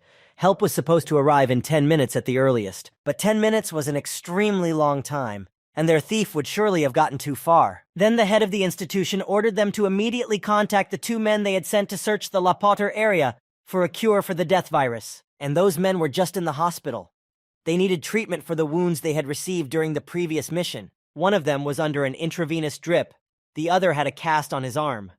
They were told that the research institute had been robbed. Among the stolen items was an antidote to the death virus. The men were very upset and outraged. They realized that the search party they had gone to help in the La Potter area had given their lives to obtain samples to create an antidote to the death virus. So one of them broke the cast on his arm, and the other took the needle out of his arm. And the two of them, without hesitation, ran as fast as they could to help the Research Institute staff to catch the thief. The Institute was counting on this, that these desperate people would rush to save the situation no matter what. And they were sent the coordinates where the thief could be. In the meantime, the black ghost climbed onto the roof of a high-rise building to take a little rest and to watch from a height to see if he would be pursued. He was very pleased with himself, because he managed to take a bunch of reagents with him. Now he can even drink them every day instead of water. Suddenly, the black ghost received information that two trackers of about the 30th level were approaching him. He turned around and heard an order in his direction not to move. Then he saw that a gun was pointed at him. And then the men saw that it was the one who had saved their lives in the La Potter area. But they were categorical about their task. They said that they would not allow him to take the antidote and pointed their guns at him. The black ghost was very surprised that the men continued to help those who had deceived them, so he launched the task of the Heroes Challenge. Introduction. Many people want to become heroes of justice, but not all of them follow the right path. Some people become corrupt and forget their original goals. Some lose their commitment and become those they swore to fight against. Some are deceived or used. The path of justice is a difficult one, and now you can become a test for those people, help them find the right path to becoming true heroes. Requirement: defeat Yang Diane and Ned, and reveal the truth about Lewis's Research Institute. Reward: random. The black ghost decided that the reward was worth the task. The men stood near the black ghost, ready to attack at any moment, but it was the black ghost who was the first to attack. He immediately turned around and ran at his opponents, his fist clenched, ready to strike, the electromagnetic gauntlet activated. And now the first blow was struck. The black ghost had no intention of engaging in a fierce battle, so he had to act with the utmost caution. Yang Dian took the first blow. He was thrown back with a powerful force all the way to the wall, which he broke through with his back. The man fell to his knees and held his stomach, recovering from the terrible attack. Ned immediately rushed to Yang Dian's aid. He shouted menacingly that the black ghost was about to visit his fist. However, before Ned could even touch the black ghost, he met him with a strong kick. Han Xiao threw the man far away. Ned fell down beside his friend. Both of them were consistently defeated. Yang Dian asked Ned if he was feeling okay, but Ned said that now was not the time to think about himself. He had to stop the black ghost and not let him escape. Meanwhile, the black ghost had already thrown the bag of drugs behind his back and was about to leave. Then Yang Dian approached him. He said that he had taken the antidote to the deadly virus and killed many people. Then he started to get up from his knees, bleeding incessantly. Yang Dian said that he would not even spare his own life. The man was going to stop the black ghost at all costs. He was ready to fight to the last drop of blood. However, the black ghost coldly asked what such a heroic death would give him. Only cut flowers, empty praise, and fake tears. But Yang Dian was unfazed by his actions. He said that he did not care how others saw him. If he was satisfied with himself, that was enough for him. Then the black ghost came close to him and put the muzzle of his gun to his head. He asked him if he still thought so. Yang Dian was frightened for just a moment, and bitter tears spilled from his eyes. Memories of his happy parents, who were happy to see him every time he came home, flashed through his mind. Then he remembered his beloved wife, his cheerful little daughter. Yang Dian had already mentally said goodbye to all his family and friends. He was ready to sacrifice himself for the common good, he thought. But the shot did not take place. This surprised the man. He thought that his opponent had simply run out of ammunition in his gun. He asked the black ghost aloud why he hadn't killed him. The black ghost calmly replied that it didn't matter why he didn't kill him. Only what Yang Dian was thinking at that moment was important. The black ghost then put away his weapon, threw the bag of drugs back over his shoulder, and turned around to walk away. Only finally did he throw something in Yang Dian's direction and say that it was for him. It was a digital storage device, a flash drive. Obviously, it contained some very important information that the black ghost wanted to share with the men. Yang Dian picked up the flash drive from the ground and was very surprised. He did not understand what exactly his opponent wanted to tell him. The black ghost left with his medicine, and the men returned to their restroom to treat their wounds and recover from what had happened to them on the roof. Yang Dian lay down tiredly on his bed, his mind racing with sad thoughts.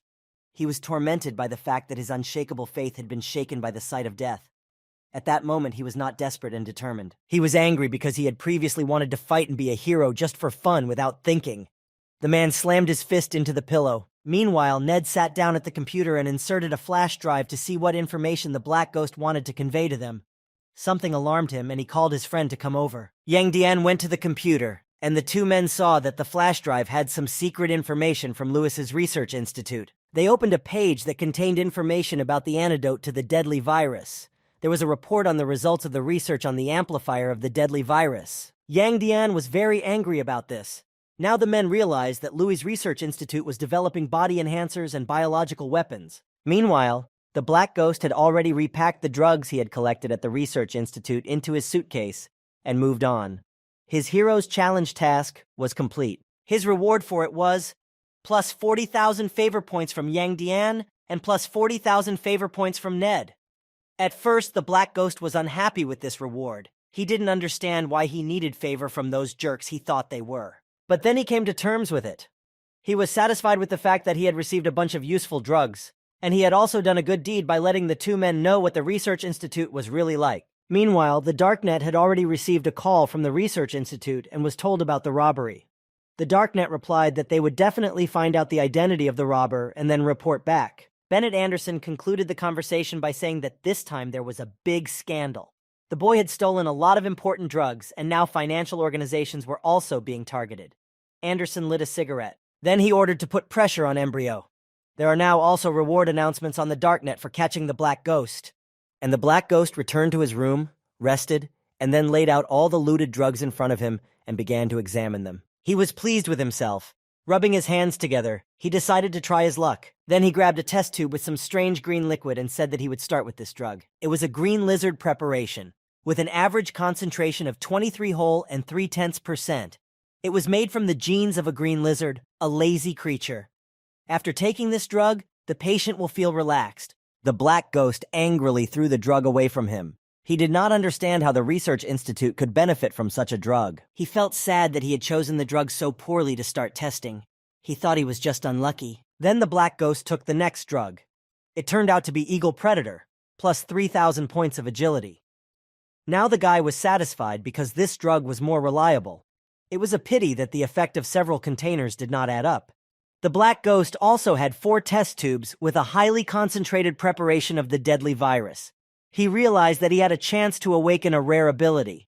In the past, players chased this ability very hard. Without thinking twice, Black Ghost decided to drink that deadly virus preparation.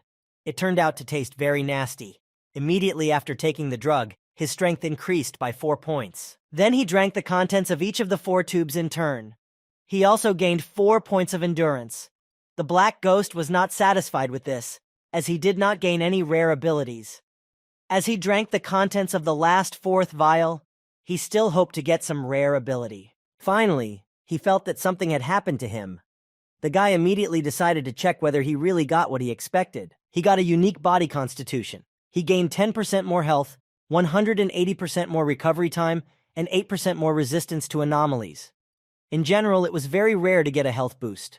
But the Black Ghost didn't understand whether the mechanic class needed it. It was evening. Something was happening at the embryo base. The organization received a letter from Louis' Research Institute. The message said that an embryo employee, Heisenberg, had stolen many different drugs from them. The head of the company was outraged and said that this was a lie because there was no employee named Heisenberg in their organization. And since they lost, everyone started to think they were weak. The message from the Research Institute also included a photo of the robber and some videos of him. The head of Embryo said that the robber's mechanical suit was very strong. He decided to try to take possession of the suit. If he succeeded, the combat power of their soldiers would increase rapidly. He was tormented by the question of where such a mech suit could have been created.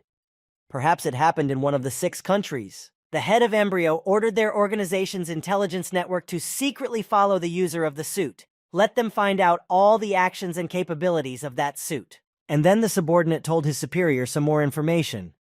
He said that recently, the non-humans had begun to avoid capture, and some of them even resisted capture.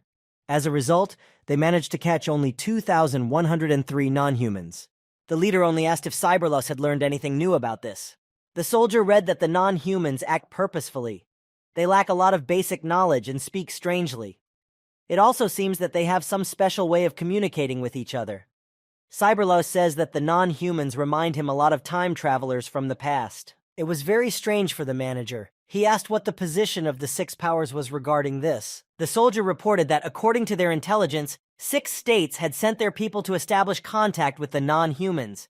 Each of them had different approaches, ranging from friendly to outright violent. However, the leader understood that no one would give up preparing for war with their organization because of these non-humans. He ordered more efforts to catch the non-humans. He has a premonition that they are their means of winning the war. The action shifts to Maple's capital, Maple Leaf City, a multi-level 4-story villa. The doors open from the inside. 2 special forces patrols guard the outside and another inside the house. A total of 18 intelligence agents. The target leaves the house every day at 8 o'clock in the morning, traveling in an armored vehicle with 2 squads following close behind. He returns at 6 or 7 in the evening. The same personnel guard the target on the opposite road. All this information was passed on by a man sitting on a bench in front of the villa. He looked like an ordinary vagrant. Suddenly, one of the special agents approached him and asked him menacingly who he was. Then he ordered the man to show his documents. The man started to shake, pulled his documents out of his torn jacket, and said that he was just a vagrant. He then climbed up onto the bench with his feet. The special agent carefully examined the documents that the man gave him, and then said that it was forbidden to be on this territory. He ordered the vagrant to leave. The man stammered and replied that he would leave now. The man's name was Hannes. He did leave the observation point, and, while walking through the city, reported to the service he worked for that he must have gone completely crazy if he continued to work for them when he was retired. He said this to a man who was talking to him on the phone. There was also a woman in the house named Vernina. She told him to stop complaining like a woman or to go to the dacha to weed the beds.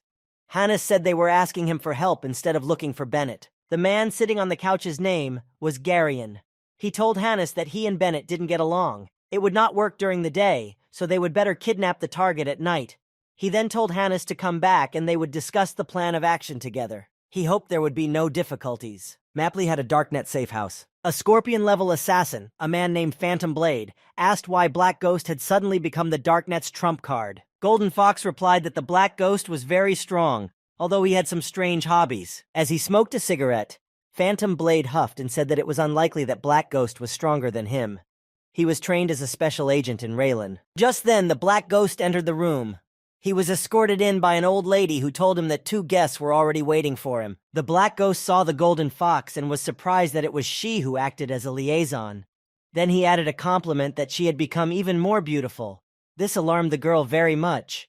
She asked him not to fall in love with her. Phantom Blade came up to Black Ghost and said that he had heard enough about the boy's military achievements. Then he said that everyone says that the Black Ghost is a legend, but he himself now sees that there is nothing special about him. Then the Golden Fox intervened. She said that the Phantom Blade should not compare himself to the Black Ghost. They all have a very important task, and therefore it is necessary to familiarize themselves with all the data first. The girl laid out the photos on the table in front of her and said that they had only 5 targets, All of them are high-ranking officials who oppose their plan.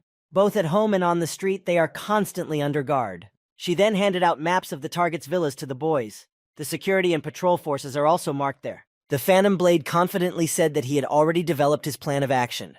Everyone just needs to follow it, and then everything will go smoothly. He walked up to Black Ghost, put his elbow on his shoulder defiantly, and pointed to the special symbols on the map. Then he said that if the Black Ghost didn't understand what they were, he could easily explain them to him. The Black Ghost did not pay attention to the Phantom Blade's words, but simply asked what their specific purpose was. Then the Golden Fox picked up some papers and said that they needed to put these documents in the houses of those people in a prominent place so that they could immediately notice them. Those documents contain certain information that could harm those people. If they realize that they are in danger, they will not do anything rash. To this, the Black Ghost quickly replied that he could easily do that and asked what they would do then. The Phantom Blade replied that he was only responsible for presenting intelligence. It was up to them to carry out the task. However, the Golden Fox said that if they needed help, she would be happy to do so. The Black Ghost waved his hand. He said that this task was too easy, so he would do it alone. Phantom Blade added that if Black Ghost followed the plan he had made, he would be able to do it easily. But the Black Ghost threw the papers that Phantom Blade had given him with his plan on the table and said that the plan was too complicated. He would figure it out on the spot as he went along. This angered the Phantom Blade, because he had been working on the plan for 10 days, and the Black Ghost knew absolutely nothing about it. Nevertheless, the Black Ghost turned around and walked toward the exit. In conclusion, he said that such a task was easy for him. Then he slammed the door shut. The ghostly blade took off running and through the closed door, said that the Black Ghost would screw up if he didn't follow the plan. The Black Ghost immediately went to fulfill the task. The first target, Maple official Darasi Farami, had just left the building. He was on his way to his car. Armed special agents were standing all around him. The Black Ghost decided that he first needed to sneak into the escort squad and wait for a convenient opportunity. Then he suddenly saw that one of the security agents was stuck on the phone. The Black Ghost quickly ran up and neutralized the special agent. He didn't even have time to defend himself. The guy injected him with an anesthetic. It will last for several hours, and then the special agent will be able to regain consciousness. In the meantime, the Black Ghost took off his clothes and left him naked, only in his underwear. Then the guy put on the clothes he had taken. This special agent's name, by the way, was Angustin. Soon the Black Ghost heard that he was ordered to go to everyone. The guy mentally made a plan when he would be able to plant the documents on that official. He decided to do it when they got closer to the house. The car was passing by a high-rise building and suddenly 3 rockets were fired at it from a window on the top floor. All 3 missiles hit the target, but the car was armored, so it remained unharmed. However, the explosion overturned other cars. Some of the guards were wounded. Darasi Farami grabbed his pistol with trembling hands and asked what was going on. Vernina approached his car. She was holding an assault rifle. She ordered the official to shut up and get out of the car. Otherwise, she threatened to crush his dog's face. Then Darasi Farami saw a sniper on the roof of one of the houses and said that they had tried very hard to catch him. Then he opened the car and got out, saying he had no other choice. The Black Ghost managed to hide from the blast wave. He saw that his target was being kidnapped and began to think about who else might be interested in that person. And then Vernina noticed him. She thought that all the special agents had already been neutralized, so she went to the Black Ghost through the smokescreen. Darasi Farami stayed behind with his hands behind his head. Vernina was level 60 and a master of artillery. The Black Ghost didn't like the fact that a Bennett-level boss had appeared here. He realized that a person with such power must have hidden reasons for attacking Maple's official. The Black Ghost realized that first he just needed to get out of here, so he tried to quickly crawl out of his hiding place and deftly escape as far as possible. But Vernina immediately pointed her assault rifle at him. She was never going to let the guy go alive. Then the woman quickly fired a shot. An explosion occurred, but the Black Ghost managed to jump away. He could never have imagined that he would get into such a mess while performing a task that was not too difficult for him. Then he summoned his weapon. He had to defend himself. Vernina was determined, so the Black Ghost accepted the fight. Now a sword appeared in his hand. He counterattacked the woman. He swung his sword at her, and she managed to dodge the direct blow. Nevertheless, the Black Ghost managed to hit Vernina's arm. He inflicted a wound on her shoulder. The woman was confused as to where such a strong bodyguard came from in Doris. But she knew she was stronger even though her opponent's level was quite high. Vernina continued the fight. She definitely did not like the fact that her opponent was smiling. Then she rushed to attack again. She was sure that she would win this fight. The woman struck the Black Ghost with a powerful punch right in the stomach, wishing him to die. The Black Ghost thought only that it was very good that his armor was able to withstand Vernina's blows. If they kept their distance, she would start to gradually lose health.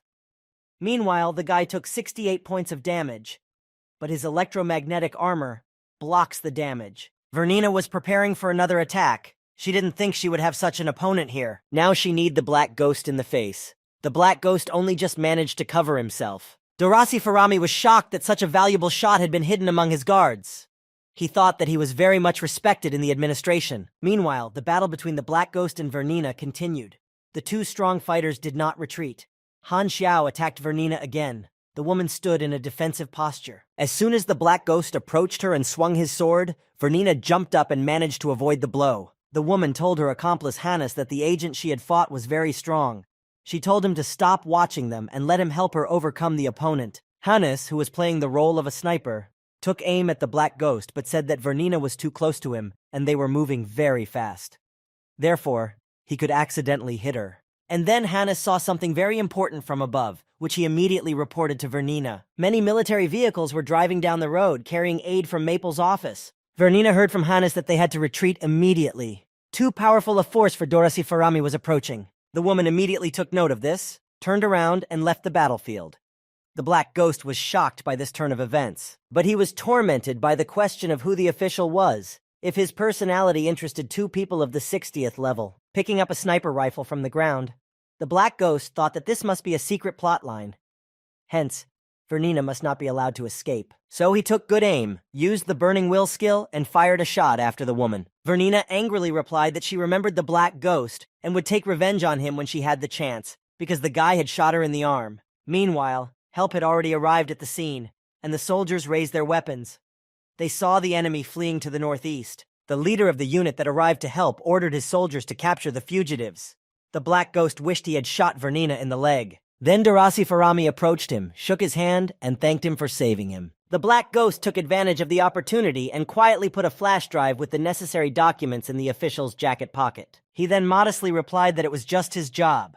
So one of the 5 officials had already been given the documents.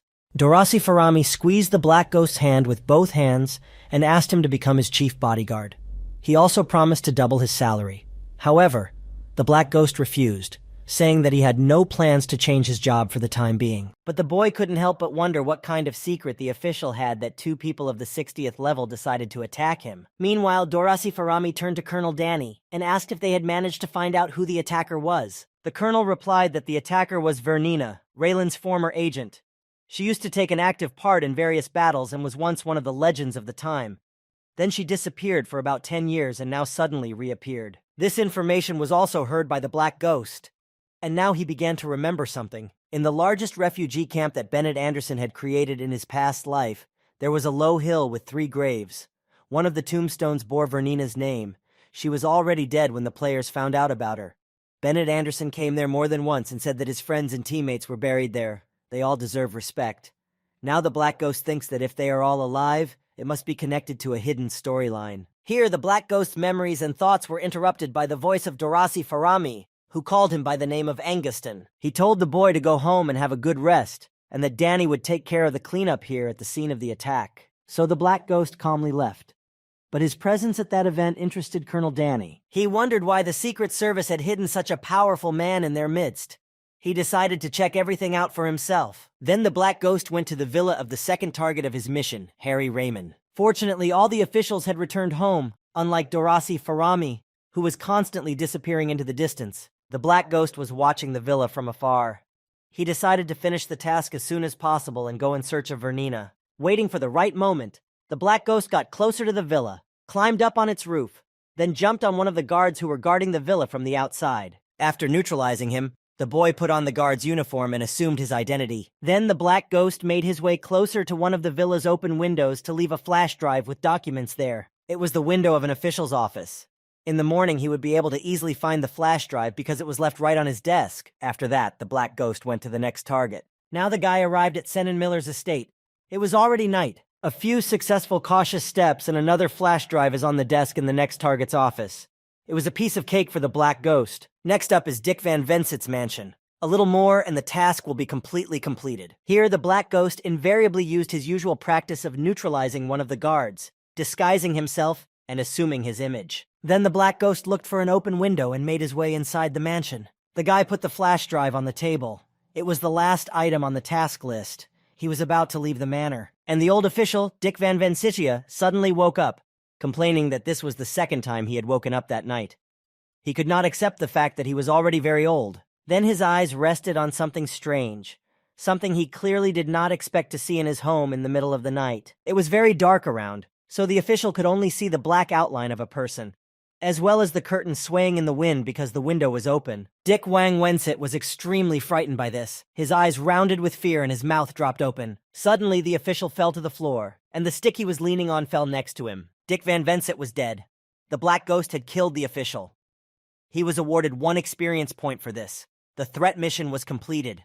The guy received 120,000 experience points, plus 500 points to his relationship with the Blood Pack community. Current relationship, respected, 4,456,000, but the black ghost did nothing to make the official die. Meanwhile, Dorasi Farami returned home. He found a flash drive in his jacket pocket that the black ghost had left him and inserted it into his computer. Then he began to read the information on it. He shouted angrily that this was all crazy blackmail. Then a security guard entered his office. Dorasi Farami ordered him to find out what was happening to the officials who had opposed the funding of the Darknet. The guard said that he had come to the office just for this purpose. He said that each of these officials had been threatened, and Dick Van Vancy died of a heart attack. It was a big blow to Dorasi Farami. He said he would have to agree to the terms of those bastards. Meanwhile, Vernina was reproaching herself for the fact that the task she had been given was very simple, and she had failed because of her own carelessness. Garion reassured her. He said that the intelligence was incomplete. It was not her fault. However, Hannes, who had studied the information, disagreed with this conclusion. He said that in Maple's archives, Special Agent Anguston is represented by the most ordinary person.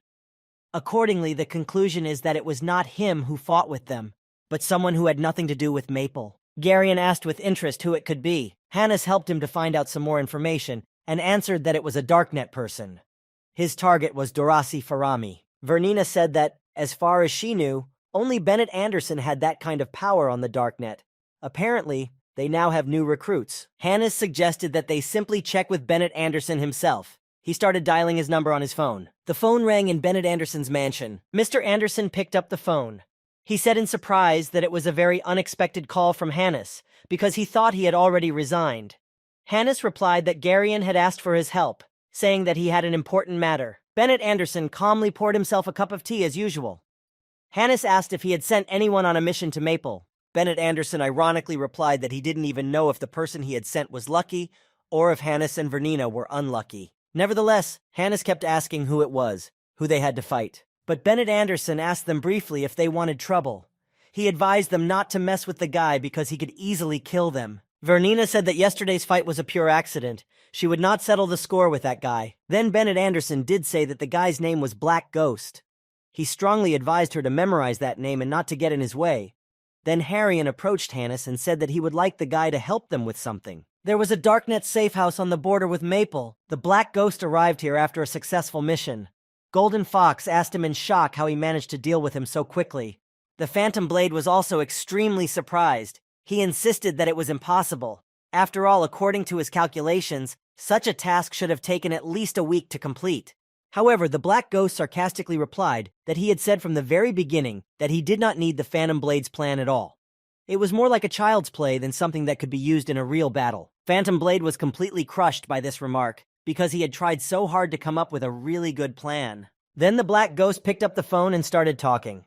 He said that it was about a task he had completed. He said that he had some difficulties. He called Bennett Anderson. He said that he had no doubt that the Black Ghost would be able to do the job. Then he added that he had something else for the boy. The enemy he met on the mission was actually his friend. The Black Ghost pretended to be surprised and said it was an incredible coincidence. Bennett Anderson said that he was even surprised that the Black Ghost did not lose that battle. He remembers that when they first met, the guy was much weaker. And he added that the Black Ghost's development is extremely fast. And Black Ghost listened to those praises and finally asked if that was why Bennett Anderson called him. But let him continue and don't stop. Then Mr. Anderson said that Hannes had asked him to tell the Black Ghost that he really wanted him to help him in one matter. The Black Ghost jumped at the chance. He was glad that the hidden task had come to him. However, he mentally calmed himself down because he needed to behave calmly, naturally, so that no one would guess anything. He told Bennett Anderson that he could help, but he needed to know the details. If the people who asked for help are his friends, It means that they are his friends. So there is no need to attach importance to the small altercation that happened during the task. Bennett Anderson said that this was a decent answer. Then he added that he would be in debt to the Black Ghost for this, and his debt was growing. The Black Ghost calmly replied that Mr. Anderson shouldn't worry and take his time. Just let him remember that. Then Bennett Anderson connected him with his friend Hannes. The old man immediately reminded him that they had met yesterday. The Black Ghost lit a cigarette and replied that Bennett had told him that Hannes needed his help. He asked what kind of help. Hannes told him it was about an unsolved secret buried deep in history. The Black Ghost had an A-class assignment looming. He thought it might be from a hidden storyline. So, the hidden main storyline of the planet Aquamarine was activated. A-class task. New era. Origins. The Black Ghost's cigarette fell out of his mouth. This hidden main storyline has never been activated before. There were 3 main storylines in Planet Aquamarine. 2 of them were the war between the 6 nations and the embryo organization and the creation of a refugee camp. Another line was launched by the players themselves, but it was not the same. The Black Ghost was also tempted by the name Origin. This means that it will be possible to dig deeper into the history of the planet. The guy thought he knew the game's plot like the back of his hand, but suddenly a task appeared that no one had ever activated before. However, the guy was a little scared because the task was extremely difficult if it managed to destroy 2 of Aquamarine's strongest people with 60 levels. His hand trembled. However, the Black Ghost convinced himself that there was nothing to worry about. After all, if no one else was able to complete the task, then that shouldn't be a reason to give up on it. The guy pressed the accept button with a still trembling hand. The Black Ghost decisively stated that since he was the one who had the task, he would do his best to solve all its mysteries. So the Black Ghost went to meet Hannes. The old man greeted him cordially. He said that although they had just met, the boy had already come to his aid. Hannes then added that he already owed him money. The Black Ghost thought that he already had many debtors, and congratulated the old man on joining their ranks. The guy said out loud that he shouldn't worry about it so much. Better to let him tell me about the details of the mission. Hannes said that this mission was related to their attempt to capture Darasi Farami yesterday. Once upon a time, he was involved in a covert project. Everyone plunged a little into the history of Aquamarine. Before the war started, Maple was famous for his soft policy. It was an ordinary and not very strong nation. The leader of the nation gave orders to reduce taxes if there was a drought somewhere in the country. When the war broke out, the leadership introduced a policy that put a lot of pressure on the population.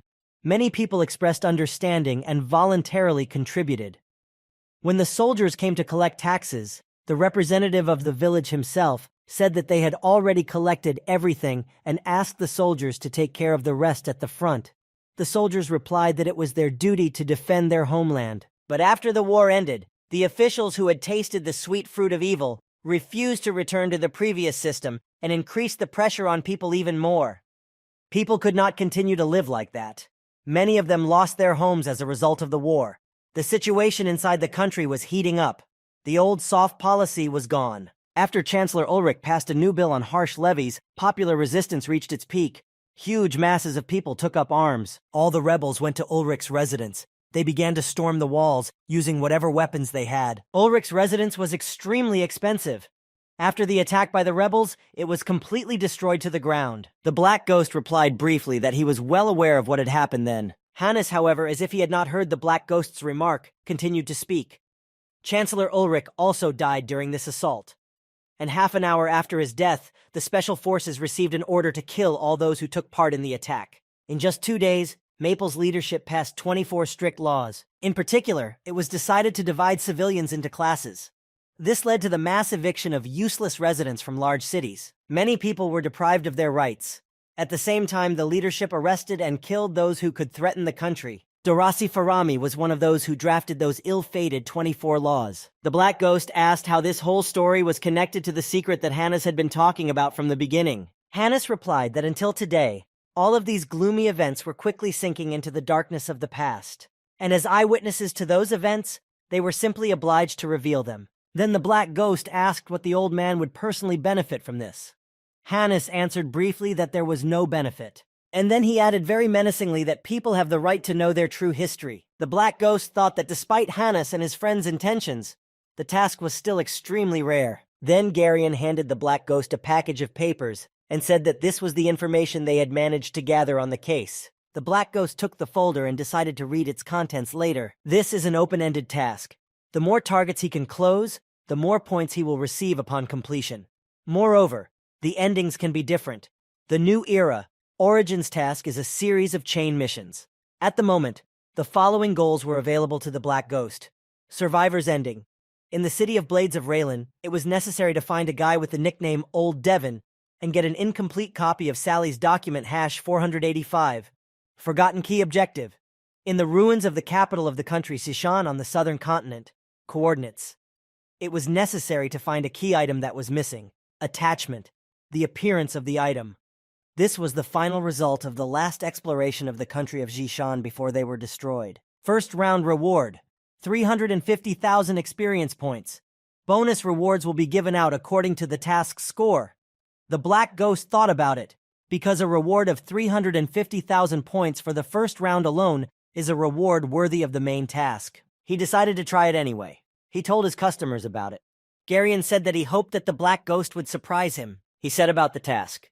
To do this, he traveled to a newbie village on the western continent. The two players were talking about how everyone on the forum has been discussing NPCs lately. On an ancient planet, they, the players, are considered messengers of the gods who must be worshipped. On a magical planet, people were examined by witches and found to have a talent for magic. After that, they began to be accepted to various magician academies. And on the planet Winterfrost, players were not moved at all. But a player with the pseudonym Flying Naughty Shrimp said that it was better than risking being caught and cut to pieces by NPCs every day. He barely escaped from the research center. Another player said that a great expert told him in secret that the appearance of the Black Ghost on the planet Aquamarine was a kind of compensation for that. The Flying Naughty Shrimp was very happy to hear this information. But he was immediately sad because the Black Ghost has been missing for a long time. And there are great doubts about whether he will come to them at all. Suddenly, both players opened their mouths in surprise. The Black Ghost has arrived in the village. The story task can be completed slowly. But for now, he had time to eat. The guy realized that these commoners missed him very much. All the players ran as fast as they could to meet the Black Ghost. They were waiting for him. Everyone wanted to get something for themselves from that meeting. One shouted that he wanted to buy a method of tempering his strength. Another wanted to change his class to mechanic.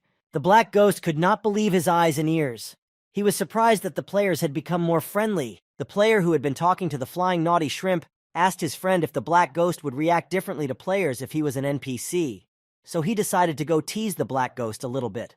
The Flying Naughty Shrimp said that it was better not to, because the Black Ghost would kill him in a second if he got angry. However, the boy did not listen to him. He said that it was only death. He would be resurrected many more times, and he ran. As he approached, he called out to the Black Ghost. Han Xiao turned to him. That bold player folded his arms across his chest and began to give out information. He said that the Black Ghost's name was actually Han Xiao. He used to serve the Star Dragon, but now he serves the Darknet. The guy was smiling smugly. He thought that the Black Ghost would panic since he was exposed in public. The other players were watching in fright. They thought it was a very bold move on the part of the daring player. They were also worried that they were going to be covered in blood, because they thought that the Black Ghost would kill that guy. However, the Black Ghost only faintly agreed with that statement. Then the players admired him even more, impressed by his equanimity. After all, the Black Ghost himself had allowed this information to become known to all the players. The impudent player thought about it because his prank had no effect on the Black Ghost, so he decided to take more serious measures. He immediately announced that he wanted to join Embryo. He also asked the Black Ghost how he could do it. The Black Ghost realized that the bold player was trying to provoke him. That's why he took 3 reputation points away from him. The player realized that he had taken too much liberty and that he could not play tricks on the NPCs with impunity. The other players also realized the same thing. And the Black Ghost thought that he could help the players choose sides since he had some influence in the game community. So having thought of something, the Black Ghost decided to announce it to the players gathered around him. He said that war is coming. Nations are gathering an expedition. Embryo will surely lose. He then suggested that if anyone wanted to join the Darknet, he could write them a letter of recommendation. If someone wants to join Embryo, they should get out of his sight. Suddenly, one player shouted for everyone to come to the forum immediately. The Black Ghost had a new product, a letter of recommendation for the Blood Pact. The other players replied that they had already seen it, but none of them could pay 250,000. Then one player asked which side the Blood Pact belonged to. He had never heard of them being a guide for newbies. Another player recalled that the Black Ghost had said that 6 nations would fight the Embryo, which would definitely lose. Another player said that 6 nations was definitely for newbies, so he decided to join them. He also knows about the Blood Pact community and has a mission to join them. Another player said that this community is very complicated and confusing. This community is positioned as an organization of killers. He doesn't understand what the point of it is. In his opinion, spending 250,000 to skip the previous tasks is a waste of money. The Black Ghost went to his room to rest. He wondered how many players would request a letter of recommendation. After a while, he was stunned to see that there was not a single request for such a letter. Then he analyzed that 250,000 is a very large sum for players. However, he thought that guilds would be interested in purchasing such a letter of recommendation. And then the Black Ghost received a notification that the task, the Source of the Stone Plague, or the Grouper Plague, which he had assigned to Raging Sword and Bandit Dog, had been completed. The guys quickly coped with it. The task had several requirements. Requirement 1, find the source of the plague, completed. Requirement 2, suppress the spread of the plague, completed. Requirement 3, cure all infected people, not completed. 60,000 points of experience, plus 400 points of relationship with the Black Pine settlement. The Black Ghost thought that when he gave his tasks to others, he would be rewarded upon completion. And then he had a brilliant idea. He started rubbing his hands together with excitement. Then he quickly dressed as usual, smoked a cigarette, and went outside. The villagers immediately saw him there and rushed to him with their wishes. One player, also in a hurry, said that he would be the first to change his class today, and quarreled with the others so that they would not even think of preventing him from doing so. The Black Ghost told the players that the flow of time had taken everyone forward. The truth of the past was buried and forgotten by the people who kept moving forward to the future. Afterwards, the guy made a mysterious expression and continued that he needed a few reliable people to help him. And immediately the players had a new task with a very generous reward. This task was one of the main ones. The players were amazed that the Black Ghost could give main story quests. This meant that he was a very important person in the game. So they decided to accept this task as soon as possible. But the players failed. They couldn't accept the task because they didn't fulfill some condition. And then one player noticed that there was a prerequisite for completing a new task.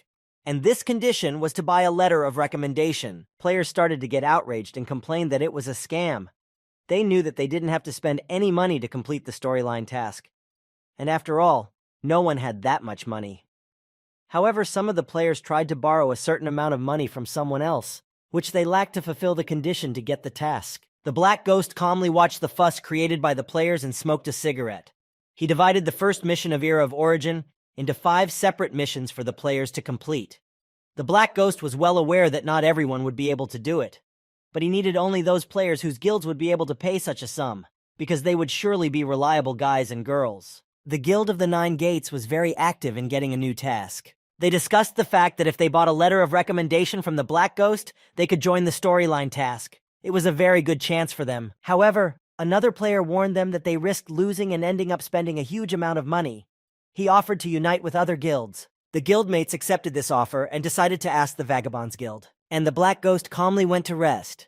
He decided to stay in the newbie village for a few days until the guilds raised the required amount of money. Han Xiao was lying on his lounge chair when he suddenly heard someone calling him. It was the players named Windrunner and Dragontail. He said that they wanted to buy a letter of recommendation. The Black Ghost stood up and took a closer look. He remembered the 2 players. He remembered them as highly skilled players. Finally, his fish took the bait. Then the Black Ghost got up, took the letter of recommendation, and handed it to the guys. He told them to show it to certain people, and they could apply to the Blood Pact community. And then the Black Ghost added that he thought he could trust those players, so he wanted to give them a few tasks if they didn't mind. The guys were all excited at the good news. They said that this was exactly what they expected, but the players were surprised to find out that they could only activate 1 task with 1 email. They thought they could accept all of them. However, the Black Ghost needed strong players, so he couldn't give all the tasks to those 2. And he explained to the boys that if they coped with the task he had just given them, he might find a few more for them to complete later. The boys thought that perhaps this meant that after completing the task, the hidden storyline of the Black Ghost would be activated. So the players hurried to complete the task. After all, it was necessary to cope with it faster than other players. The Black Ghost went on to rest.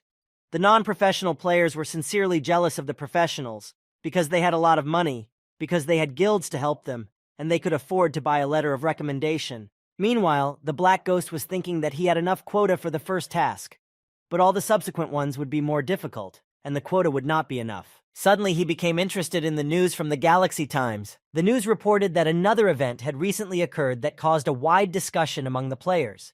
NPCs in the game expressed extreme interest in the unique characteristics of players. Each planet reacted differently to this phenomenon. Some called the players the chosen ones, others non-humans, and somewhere the incident was characterized as a phenomenon of genius. This is very exciting and amazing. It seems that NPCs have their own minds and are more flexible than NPCs in other games. If you give every NPC a mind, it's inconceivable how much computation you'd have to do every second.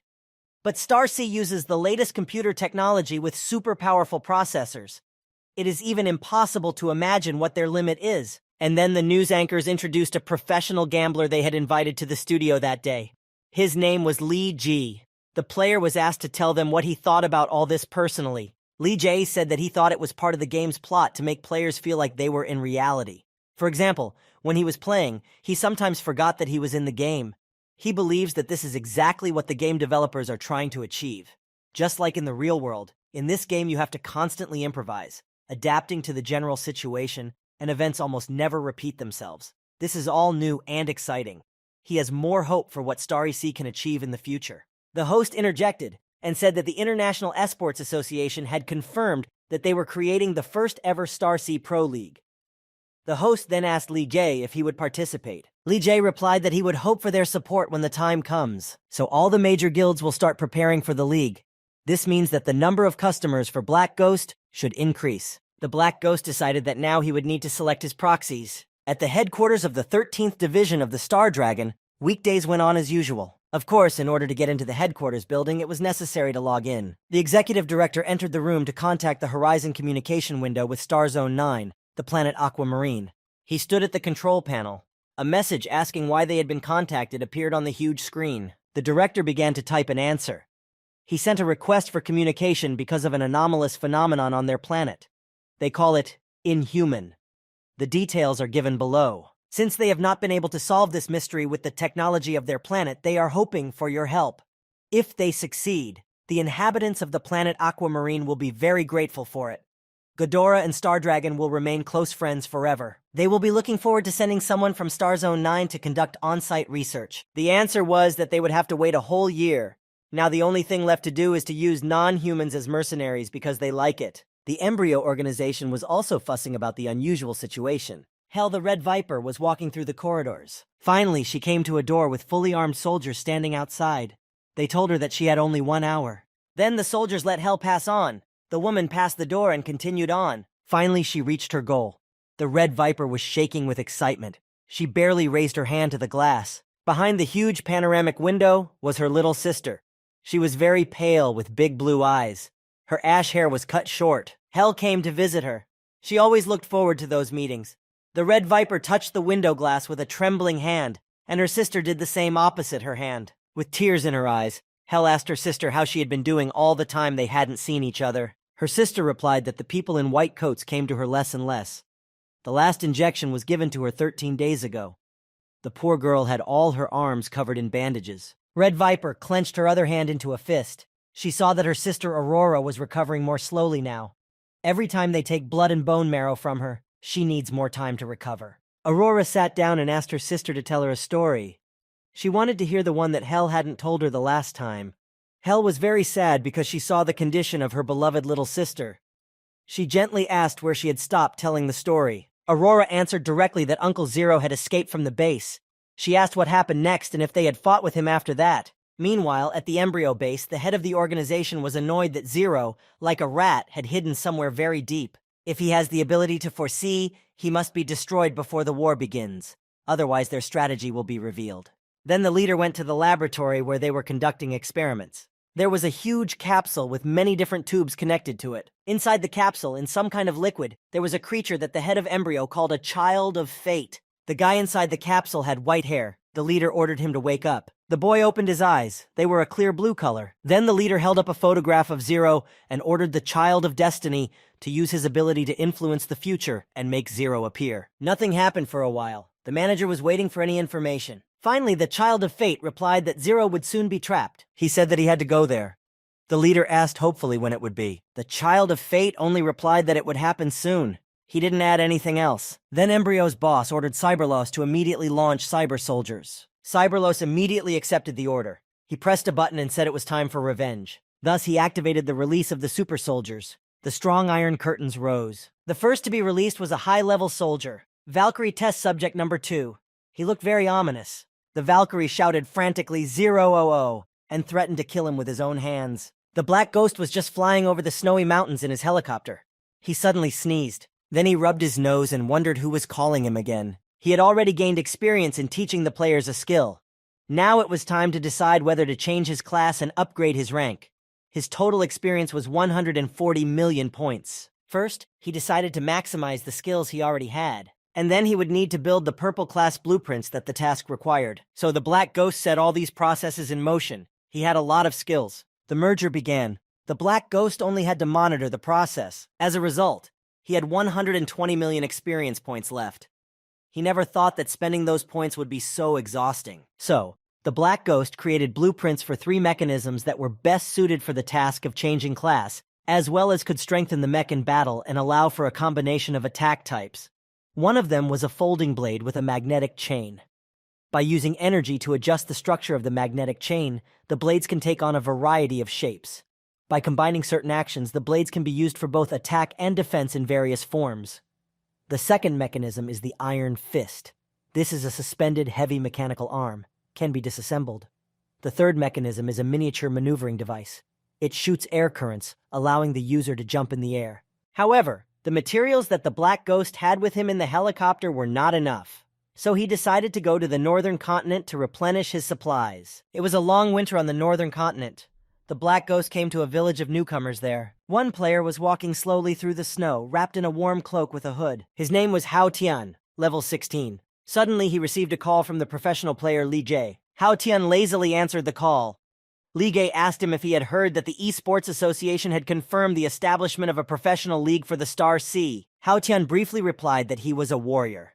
However, Li Jie did not give up. He said that he had an unusual ability. He invited Hao Tian to fight together in the league against foreign celebrities. Hao Tian replied that he would not be involved. Suddenly, Hao Tian stopped. Something alerted him and surprised him. A helicopter landed right there on the lawn in front of the village. The players went to meet the person who arrived on it. They asked each other if it was an NPC or a Black Ghost. There were already level 18 players in this village, and the Black Ghost needed to go through all the newbie villages as quickly as possible before any of the players reached level 20 and realized that the method of improving strength was just a lie. The players were happy to run to meet the Black Ghost. They had been waiting for him for a long time. Many of them wanted to change their class to a mechanic. Suddenly, one of the players saw Hao Tian nearby and was very surprised. The players parted to let the warrior pass. Everyone welcomed the Black Ghost to their village. Hao Tian went straight to the Black Ghost and said that he wanted to buy a letter of recommendation. The Black Ghost was pensive. He knew that Hao Tian was a professional gambler. It would be very appropriate to give him a task to test his strength. Meanwhile, some people appeared in the forest near the village, ready for a battle. They even had a plan of their own. They came to fight with the non-humans and decided that they could easily handle them. And if the non-humans resisted, they would simply kill them. The leader of the small group said that the non-humans looked like ordinary people, and they would not want to catch the wrong one. And then they saw someone in the distance. They began to look closely to see if it was a non-human. At first they decided that it was, because in this forest either animals or non-humans can walk alone. The men of the squad decided to attack immediately together, not to let the non-human escape. Suddenly, the leader of the squad stopped abruptly and shouted for all his subordinates to stop as well. The soldiers asked in surprise why he was stopping them, but obediently lowered their weapons. The leader took a closer look and said excitedly that he was not a non-human. The Black Ghost himself was walking toward them. The people were extremely surprised by what they saw. The Black Ghost immediately asked them who they were and what they were doing in the forest. He also pointed his weapon at the leader and asked if he would tell them everything himself or if he could help them. The people fell to their knees, bowed their heads and said that they belonged to Alumer's family. They had been sent here to capture the non-humans. They meant him no harm at all. Then they began to ask for mercy. The Black Ghost remembered that last time he had helped Lu Chen attack Alumeru. So it is not surprising that these people are so afraid of him. He ordered those soldiers to return to their homes and tell their superior that he would visit him personally soon. The soldiers returned home with nothing and told the leader, Alumer Daryl, what the Black Ghost had told them. Daryl was furious. He said that not only had the Black Ghost killed his men, but he dared to visit them. They hadn't even had a chance to find him and take revenge, and now he wants to come to them. This is a complete disrespect for them. The third commander of the Alumera, Shi Qi, told the leader not to make any mistakes and not to do anything stupid. After all, jokes are not good with the Black Ghost. If he still dared to come here uninvited, it means that someone is behind him. Alumer's second-in-command, Xiao Jin, also supported this assumption. He said that if the Black Ghost wanted to attack them, he would not have given such a warning. First, we need to see what he wants. The Alumera leader then said menacingly that they would listen to what the Black Ghost had to say about Xiao Jui's murder. Meanwhile, the Black Ghost had already reached Alumera. He was standing on a nearby mountain and could clearly see the walls there. Alumera has one of the strongest commanders in the entire northern continent. The Black Ghost once treated them cruelly, but they did not go to get even with him. If he's already here, we need to be very vigilant. After all, it is not known what the leader and commanders of Alumera are up to. Finally, the Black Ghost moved on. He had now reached the gates of the city, where he was met by armed soldiers standing guard. The guards recognized that the Black Ghost was approaching them. The soldiers immediately pointed their guns at him and told him that he was strictly forbidden to enter the city. However, the Black Ghost boldly asked what would happen if he went through. One of the soldiers timidly replied that it would cause them a lot of trouble. Then one of the soldiers' leaders, Umil, came to the gate and ordered the Black Ghost to pass. Umil then turned to the Black Ghost and said that he had heard that he wanted to visit them. He also added that this surprised their commanders, because not too many unpleasant things had happened recently. Then Umil, accompanied by his armed soldiers, led the Black Ghost inside the city. Along the way, he said that since the Black Ghost had come to them himself, he hoped that his intentions were friendly. The Black Ghost knew that, according to intelligence, this family was involved in factional fighting every year.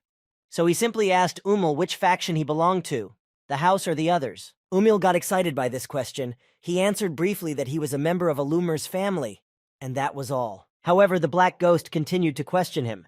He began to clarify whether his interlocutor was telling him the truth, but it was a rhetorical question. The Black Ghost was taken to the reception room of the leader of Alumera. The players who were there were surprised to see who the soldiers were bringing to them, and what was going on in general. A player named Bamboo Rain. Flight decided to go take a closer look. He hoped that some new tasks would appear, and then he shouted with joy that it was the Black Ghost himself who had arrived. A player named Bamboo Rain Incense asked in surprise how the Black Ghost had gotten here. After all, he was in the same newbie village a few days ago. It seemed that everyone here had a special affection for him. Another player said that they were very lucky, because it was an unexpected storyline, and there is hope that there will be hidden plot tasks. The girls saw that the Black Ghost went to the leader's reception, and there is a high-level area to which they personally have no access. However, the Black Ghost is very rarely seen, so the girls decided to wait for him outside. Meanwhile, the Black Ghost entered the reception area. There he was offered a seat. The Black Ghost gladly took the chair and asked the leader to introduce himself. However, the leader of Alumera, Daryl, snarled at him, calling the visitor a cursed little man.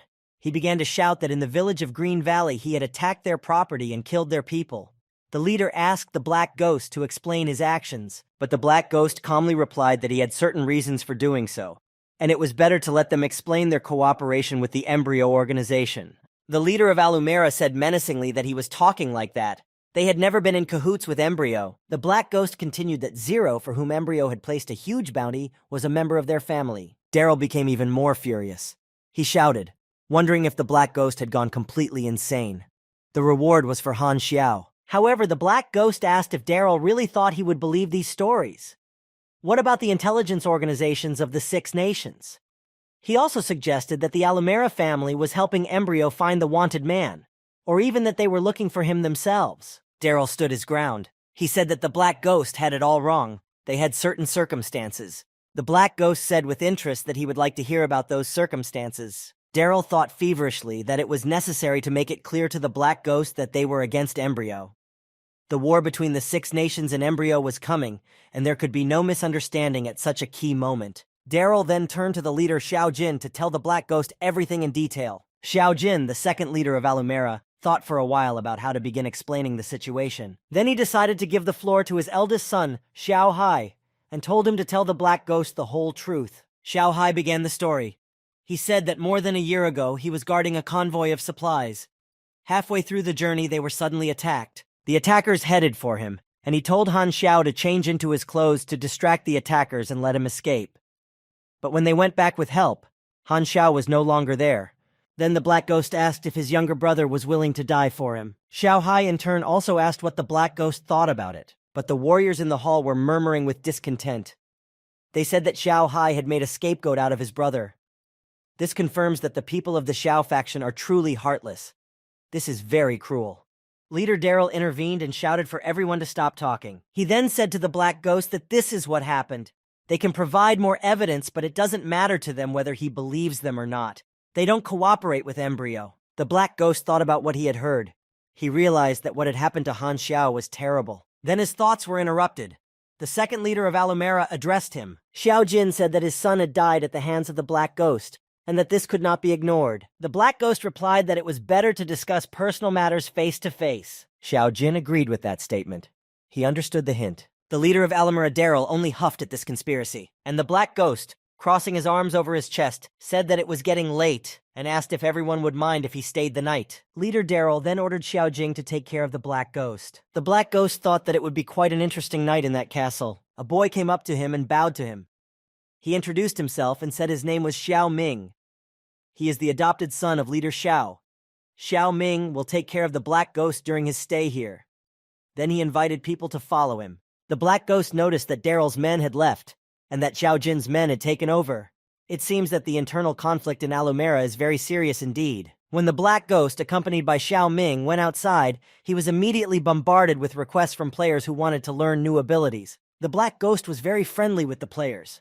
Xiao Ming asked if he knew them, and the Black Ghost replied that it was the first time he had seen them. A player named Bamboo Rain. Flight said that this was a sudden storyline. He wondered why there was no mission.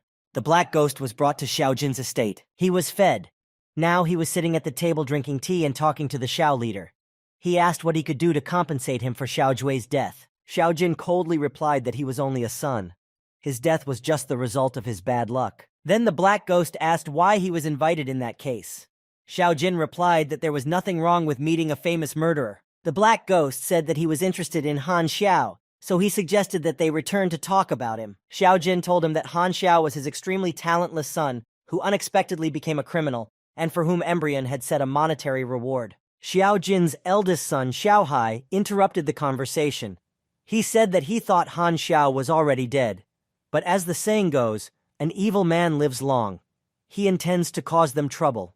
The Black Ghost then asked if he was a troublemaker for them. Xiao Hai responded with a question and asked if he was. This dialogue was interrupted by Xiao Jin.